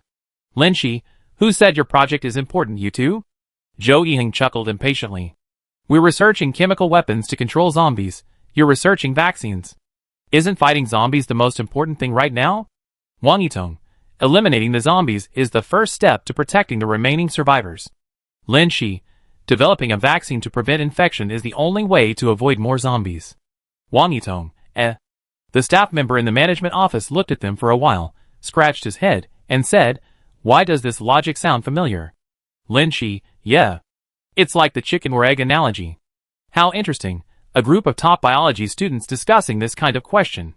Zhou Yiheng looked condescending, seemingly unwilling to say more. Wang Yitong persisted, no matter what, our lab has achieved results, and it's at a crucial moment. The professor originally told me to take 3 boxes, but since supplies are scarce, I take 2 first, and you can divide the rest. Zhou Yiheng, knowing she was planning to leave, glared at her, then said to Lin Shi, this junior sister, right? Let's put aside the project for now. Professor Guiyan Lin is older than Professor Song Hung, and even Professor Song Hung respectfully calls him senior. You should at least give way. First, they call her junior sister, then, they start arguing about seniority and acting like they're the oldest. In a 3-person argument, one person is always the one who's unstable. Lin Shi retorted, then why don't you ask her to step aside? Her professor is the youngest. Wang Yitong, huh? You? I already said we have experimental results, our anesthetic. Lin Shi didn't want to hear that explanation again and interrupted directly. I know, hitting a zombie can reduce its speed by 30% after 20 minutes, right? You guys probably haven't killed zombies before. If you're chased by a zombie for 20 minutes, you either have escaped its range, or you fight back, or be bitten to death. In real wilderness combat, you can't wait 20 minutes. Plus, there are individual differences. This 30% speed reduction effect is practically non-existent on some aberrant species. Seeing her lab's results being negated, Wang Yitong gritted her teeth. What do you know? Have you ever fought a zombie? This 30% speed reduction. 8% slowdown effect. Another female colleague brought by Lin Shi chimed in. Our junior sister Lin has actually fought zombies. When the zombie outbreak occurred at the research institute, Lin Shi killed 18 zombies by herself within 20 minutes. She then said to Guiyan Lin, the chemical agent you developed can slowly decompose the zombie virus. But even after using 3 doses, the zombies won't truly suffer brain death for a day. And as far as I know, the cost of 1 dose is not low. Guiyan Lin scoffed. So what? Do you dare look down on our achievements? I haven't looked down on any team's achievements. It's you who looked down on us, Lin Shi said calmly. Since the zombie outbreak, every team has focused on research and done their utmost to achieve the progress we have today. What I want to say is that none of our 3 teams have achieved complete results yet, and none of us are more noble than the others. While she was talking to Guiyan Lin, Wang Yitong and her colleague were exchanging words. She really killed 18 zombies? I think I heard about that. Song Hung has a superhero under him. I didn't expect it to be her. Should we still try to take it? What if she attacks someone? We can't beat her. I don't believe she dared hit anyone. Having lived so many lifetimes, Lin Shi was used to all sorts of rumors. In her previous life, she had even experienced cyberbullying and doxing. The term superhero held no effect on her. Instead, it reminded her of this incident. Lin Shi took her hands out of her pockets and made a rolling up gesture with her sleeves. Guiyan Lin, having also quieted down, overheard Wang Yitong and the others' conversation. Combined with the sleeve rolling gesture, everyone started imagining what it would be like for someone who could fight 18 zombies to actually hit someone. Wang Yitong, what? Does losing an argument mean you have to resort to violence? Lin Shi shrugged. Who said I was going to hit anyone? It's too hot, I'm just rolling up my sleeves. The 3 fell into a silent stalemate again. Lin Shi had already politely explained the reasons and fairly offered her opinion, a 3-way split. Sometimes, she really thought fists were quite effective. She sighed impatiently. If only we could have spent the time we wasted here in the lab. I don't want much, just a third. You can figure out the rest yourselves. Lin Shi waved his hand, glanced at the number on the box, did a quick calculation, and immediately started counting the test tubes with his 2 colleagues. Guiyan Lin and Wang Yitong exchanged a glance. Their sense of superiority stemmed from their lab's new achievements, so they had tacitly agreed to withhold Lin Shi's supplies. They were in the wrong to begin with, and now that they knew Lin Shi had the upper hand, they didn't dare to push their luck. Not wanting to disrupt the balance between them, they had no choice but to sit down and share the supplies with Lin Shi. On the way back, Zhao Jing, the colleague who had spoken up for Lin Shi earlier, said while carrying some things, Junior sister, actually we deliberately asked you to come this time. Lin Shi, does this happen often? Zhao Jing nodded. Look at our clothes and their clothes. Last time we came to collect lab coats, they took all the good ones. Cheng Ling, it's the same with supplies. If there are exactly 3 sets, that's fine, but if not, those 2 groups will take the lion's share. They always bring up their meager achievements, which are practically nothing. Zhao Jing, exactly, it's not like we haven't made any progress. It's just that you can't say you developed a 5% vaccine. There are only two possibilities. It resists the virus or it doesn't. Are we going to have people who are half zombies? She vaguely remembered her colleagues saying that because the base now had 3 labs operating in parallel, comparisons were gradually being made. The other 2 labs had made some progress, but Song Heng's team hadn't yet shown any significant results. The 3 leading professors appeared amicable on the surface, but the team members below them had a hierarchy of disdain. They wouldn't show anything to Song Heng, only withholding supplies from the clerks, who came to collect them from Song Heng's side when resources were unevenly distributed. But Song Heng was the type to become completely absorbed in his research and oblivious to everything else, ignoring it all. Chapter 168. November 25, 2025. The base received a hardened zombie. According to Song Heng, there were no such zombies near the Dawn base. It was captured by the Dawn base near Xinchuan. For research purposes, the Dawn base shared zombie resources and remotely delivered one for research. This was the place where Lin Shi had perished in his previous life. Lu Wei had communicated with the Dawn base about the hardened zombie situation beforehand, so the team sent to Xinchuan by the Dawn base in this life was prepared, resulting in fewer casualties and the capture of several hardened zombies alive. The hardened zombie, tightly bound hand and foot, sat blocking the laboratory entrance. All 3 teams wanted to study the hardened zombie, but only one of this aberrant species had been transferred. Who should study it first? A similar argument to the last time over test tubes occurred, only this time it was the 3 professors arguing directly, with the juniors standing by, their faces flushed. The hardened zombie, sitting in its cage, rolled its eyes, looking at one side and then the other. Lin Shi looked at the chaos, her head throbbing with pain. She was never good at arguing, and Song Heng was even worse. If she could resolve the zombie issue through hand-to-hand combat, she'd be happy to do it. What's going on here? A familiar, clear female voice rang out. Lin Shi turned around. It was Xiang Xian. She was wearing a neat military uniform, with short, jet-black hair, and looked remarkably upright and spirited. A person should be looked at with new eyes after 3 days' absence. Xiang Xian was a completely different person. Seeing Lin Shi's smiling face made Lin Shi realize that this was still the same Xiang Xian. The two hadn't seen each other since entering the base, keeping in touch via phone. This time, Xiang Xian's lips couldn't help but curl into a smile, and she quickly ran to Lin Shi. This zombie was brought here by our team. Lin Shi smiled and praised, amazing. Xiang Xian happily introduced, I joined the army with Brother Lu now, I'm a soldier. She raised her hand to salute Lin Shi, who instinctively expected the hand to clench into a fist over her heart, followed by the familiar, jarring slogan. But it wasn't like that at all. Xiang Xian raised her hand, palm together, index finger pointing to her temple, giving a perfectly standard salute. This greatly surprised Lin Shi, but she was still pleased, and couldn't help but raise her hand to pat Xiang Xian's hair in praise. The next moment, Xiang Xian turned to look at the scientists and professors arguing heatedly. What are you all doing? Lin Shi sighed helplessly, fighting over ownership of this zombie. Need help? Although puzzled, Xiang Xian patted Lin Shi's back. Now I can protect you. She was excited. Lin Shi paused, her hand poised to pat Xiang Xian on the head in praise. Good, good, the child has grown up, become successful. In this life, there was never a Xiang Xian following Lin Shi around calling her sister Shi, only a Xiang Xian trying to act as an older sister. Song Heng had worked his way up at the Nanhua Biological Research Institute for most of his life, but unexpectedly, after joining the lab, he was subtly suppressed by the other 2 teams. Although everyone was doing scientific research and contributing to humanity, an invisible hierarchy of contempt still existed. Academics always valued results. While the other 2 labs hadn't developed a cure for the zombie virus, they had made some small progress.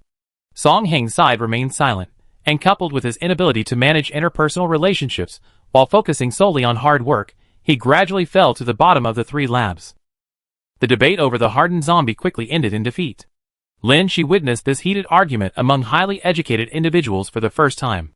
If the zombie hadn't been so hardened and indestructible, the 3 laboratories would likely have dismembered it and distributed the pieces among themselves for research. If it had been dismembered, Song Heng would probably have received 2 pieces, and the other 2 professors would each receive 3. That was Lin Shi's prediction. Of course, the zombie wasn't dismembered, it was still studied in rotation. The first step was a scan in the imaging room. Nearly 100 staff members crowded in, making it impossible to stand.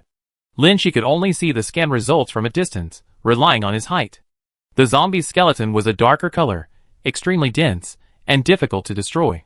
Then, each laboratory sent people to collect samples to take back to their respective labs for research.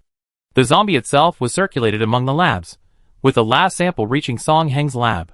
The virus in the hardened zombie's brain was the same as that of a normal zombie, but its body contained many elements absent in humans, and its bones had a much higher calcium content than ordinary humans. Looking at the lab data, Song Heng asked Lin Shi, "Is this the hardened zombie you mentioned before?"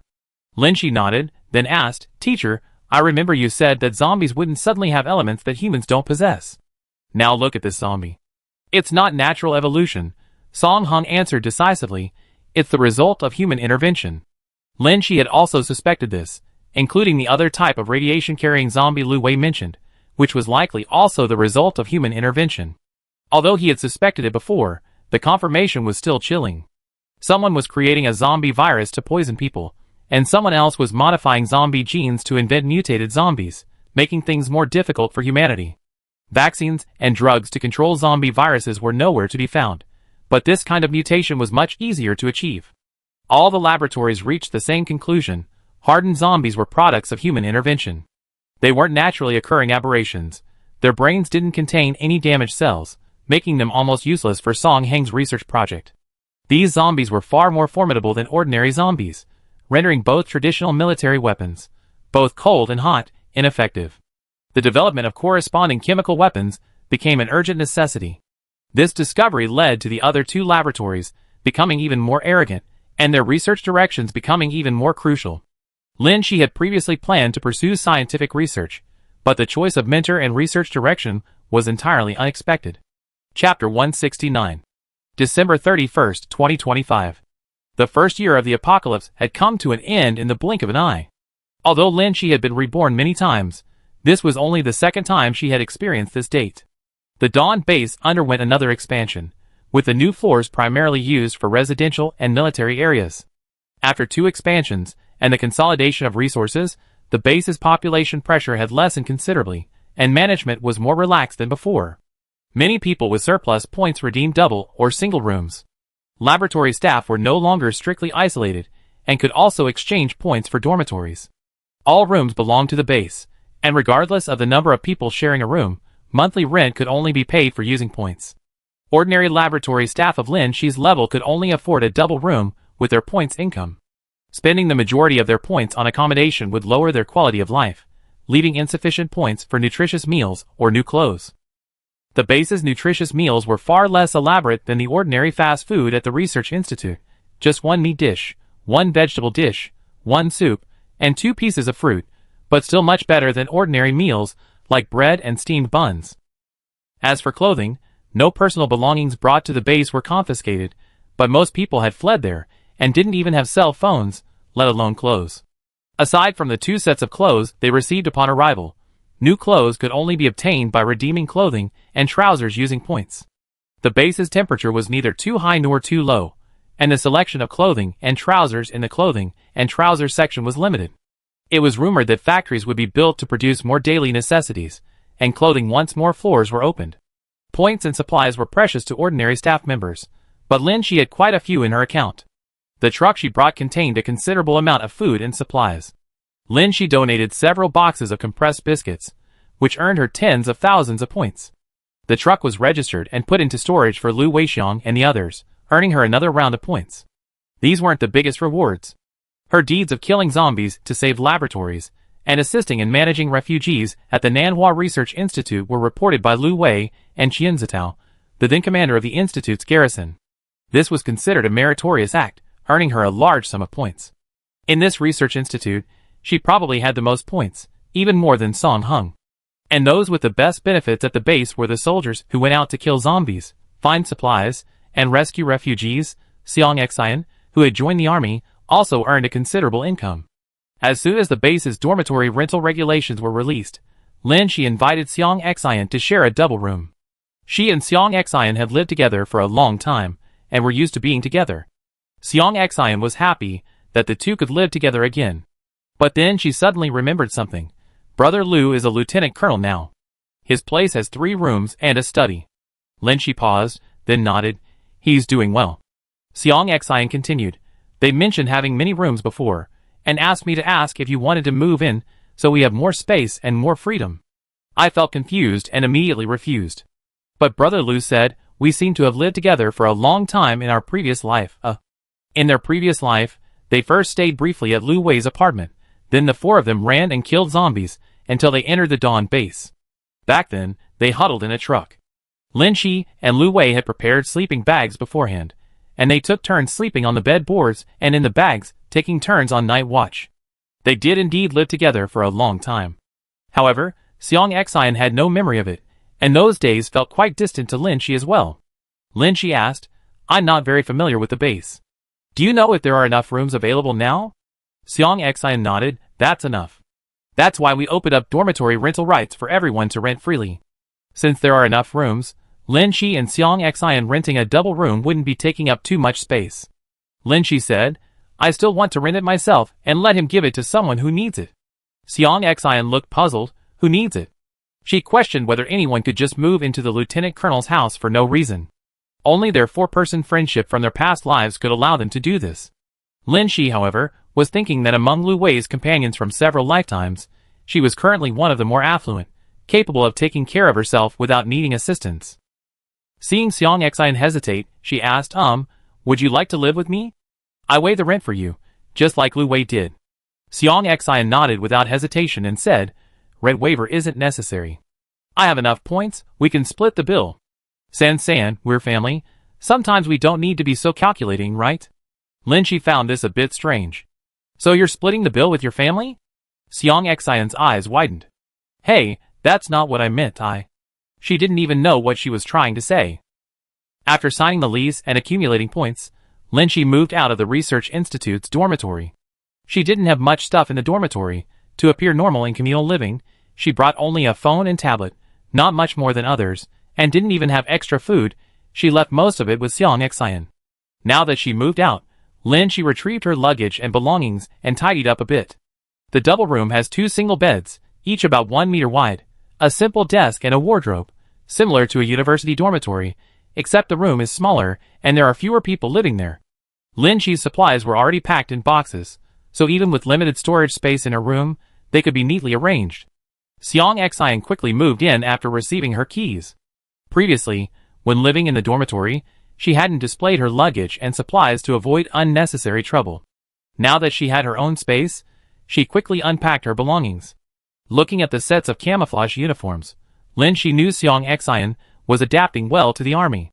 As she unpacked, Xiang Xian recounted the changes since they separated, sometimes excitedly describing thrilling adventures, sometimes dejectedly talking about people she couldn't save. Her tone became much warmer when mentioning Xiongda and Xiong'er, praising their skills and marksmanship, and calling them Brother Lu like Liang Hui did. Lin Shi listened to these familiar experiences, only her presence was missing from the group. Xiang Xian had changed. In her past life, Xiang Xian had enlisted and fought alongside Lin Shi. In this life, she joined the army alone. Although Lu Wei took care of her, she made decisions on her own without Lin Shi's help, and she had become more independent. Only when the walls were covered with colorful posters did Lin Shi momentarily realize Xiang Xian was still the same Xiang Xian. Xiang Xian chattered on, and on until she was exhausted. She took a bottle of mineral water from her suitcase, unscrewed it, and drank it down before sighing, finally, I can use the supplies without worrying about being targeted. She then pulled out her few stashes of snacks to share with Lin Shi, a simple celebration of their move. San, it's been months. I feel like you changed a bit. Xiang Xian finally couldn't help but comment. What is it? Lin Shi raised an eyebrow slightly. It was clearly Xiang Xian who had changed. But it was definitely for the better. Xiang Xian, you look so bitter and resentful, and you become quieter. Lin Shi rubbed her throbbing temples. Maybe I'm just too tired. The work pressure is just too much. No progress in research leads to invisible competition and suppression from other labs. The atmosphere here is constantly tense.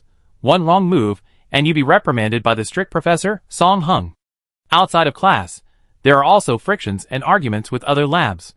Everyone was originally a high achiever, but now they're all crammed into this small space, lacking everything, constantly running around. The pressure, with nowhere to release it, manifests in these arguments, whether reasonable or not. And then there's the lack of hope. Lin Shi has been diligently working, while also studying hard. Now that she has her own space, she can freely use her electricity card to study late into the night and catch up on her progress. Xiang Xian muttered softly, "She doesn't contact us much either." Meanwhile, Lin Shi was already sitting at her desk reviewing downloaded literature. Chapter 170. September 1st, 2026. Over the past 6 months, ordinary zombies have been almost completely eliminated. Those remaining outside are hardened zombies. Even the ordinary hardened skeletal zombies have gradually evolved into hardened skin. Zombies that were previously impervious to bullets but could be burned to death are no longer extinguished by fire. Powerful, high-temperature artillery shells are now required. This means that eliminating zombies has become significantly more difficult, and the living environment outside the base has deteriorated to an unprecedented level. Even with water and electricity, ordinary people would find it difficult to survive surrounded by such destructive zombies. While artillery shells can eliminate hardened zombies, the wide blast radius of powerful shells could easily injure friendly forces. Furthermore, it's impractical to bombard the entire city from all directions. The cost is high and the damage is significant. People are pinning their hopes for eliminating zombies on biological laboratories. The laboratory remained in a state of constant, tense activity. The base placed high hopes on it, but Song Hung still hadn't developed a vaccine. The antibodies extracted from the various aberrant species were consistently incomplete. The Dawn base received several more research teams, but none made breakthroughs in either vaccine or chemical weapons research. While some laboratories developed short-acting drugs to suppress zombie activity, they consumed too many raw materials, and their effects were minimal, preventing them from being put into production for military use. During this period, the struggle between humans and zombies reached a temporary balance. People lived in the safety of underground bases, while zombies roamed the perimeter. Most survivors flocked to nearby bases. The virus concentration in the water circulation system had reached a certain level. Even survivors outside, without weapons for self-defense, generally had electricity to disinfect the water and could contact the base. Over the past 6 months, they had been gradually rescued and brought to the base. After a year of adjustment and development, the base has opened 16 floors, and the factories and schools are gradually becoming operational. On September 1st, a special day, the children in the base started school. The development of industry and agriculture has produced a batch of supplies for the base, and a small supermarket has opened. Once the reserves of vegetables and grains have increased, a farmer's market will open. People will soon be able to stop eating in the canteen. Those with sufficient points can buy kitchenware and cook at home. However, not many people do this. Even someone as well off as Lin Shi only lives in a double room, and cooking in such a small space makes it difficult for the smells to dissipate. Furthermore, Lin Shi simply doesn't have the energy to improve her quality of life. September 25th, 2026. Mid-Autumn Festival. The base, gradually getting back on track, has the resources to celebrate the festival. Everyone receives a small mooncake. Although the taste isn't great, it brings a little comfort to most of the refugees who have been fleeing and living in cramped conditions at the base. Lin Shi returns to her dormitory with 2 small mooncakes. One is part of the base's allowance for everyone, and the other is a perk for laboratory staff. The mooncakes arrived in several boxes, distributed to the entire lab, less than 1 per person, leading to another round of heated arguments stemming from the hierarchy of disdain. Lin Shi wasn't interested in mooncakes, but she still received another one. Carrying the 2 mooncakes home, she gave a self-deprecating bitter laugh. What's the point of fighting over them? My own homemade ones are much tastier. There are too many staff members in this lab. Sometimes it feels like a harem. If you have achievements, you're favored, and when you go to the Imperial Household Department to collect supplies, they treat you with arrogance. If you don't have achievements, you're like a downtrodden person. If there are enough supplies, fine. If not, they definitely cut your rations. It's euphemistically called allocating resources to those who need it more, and are more capable. Thinking of this, Lin Shi sighed. It's been so long since she slacked off watching The Legend of Jinhuan.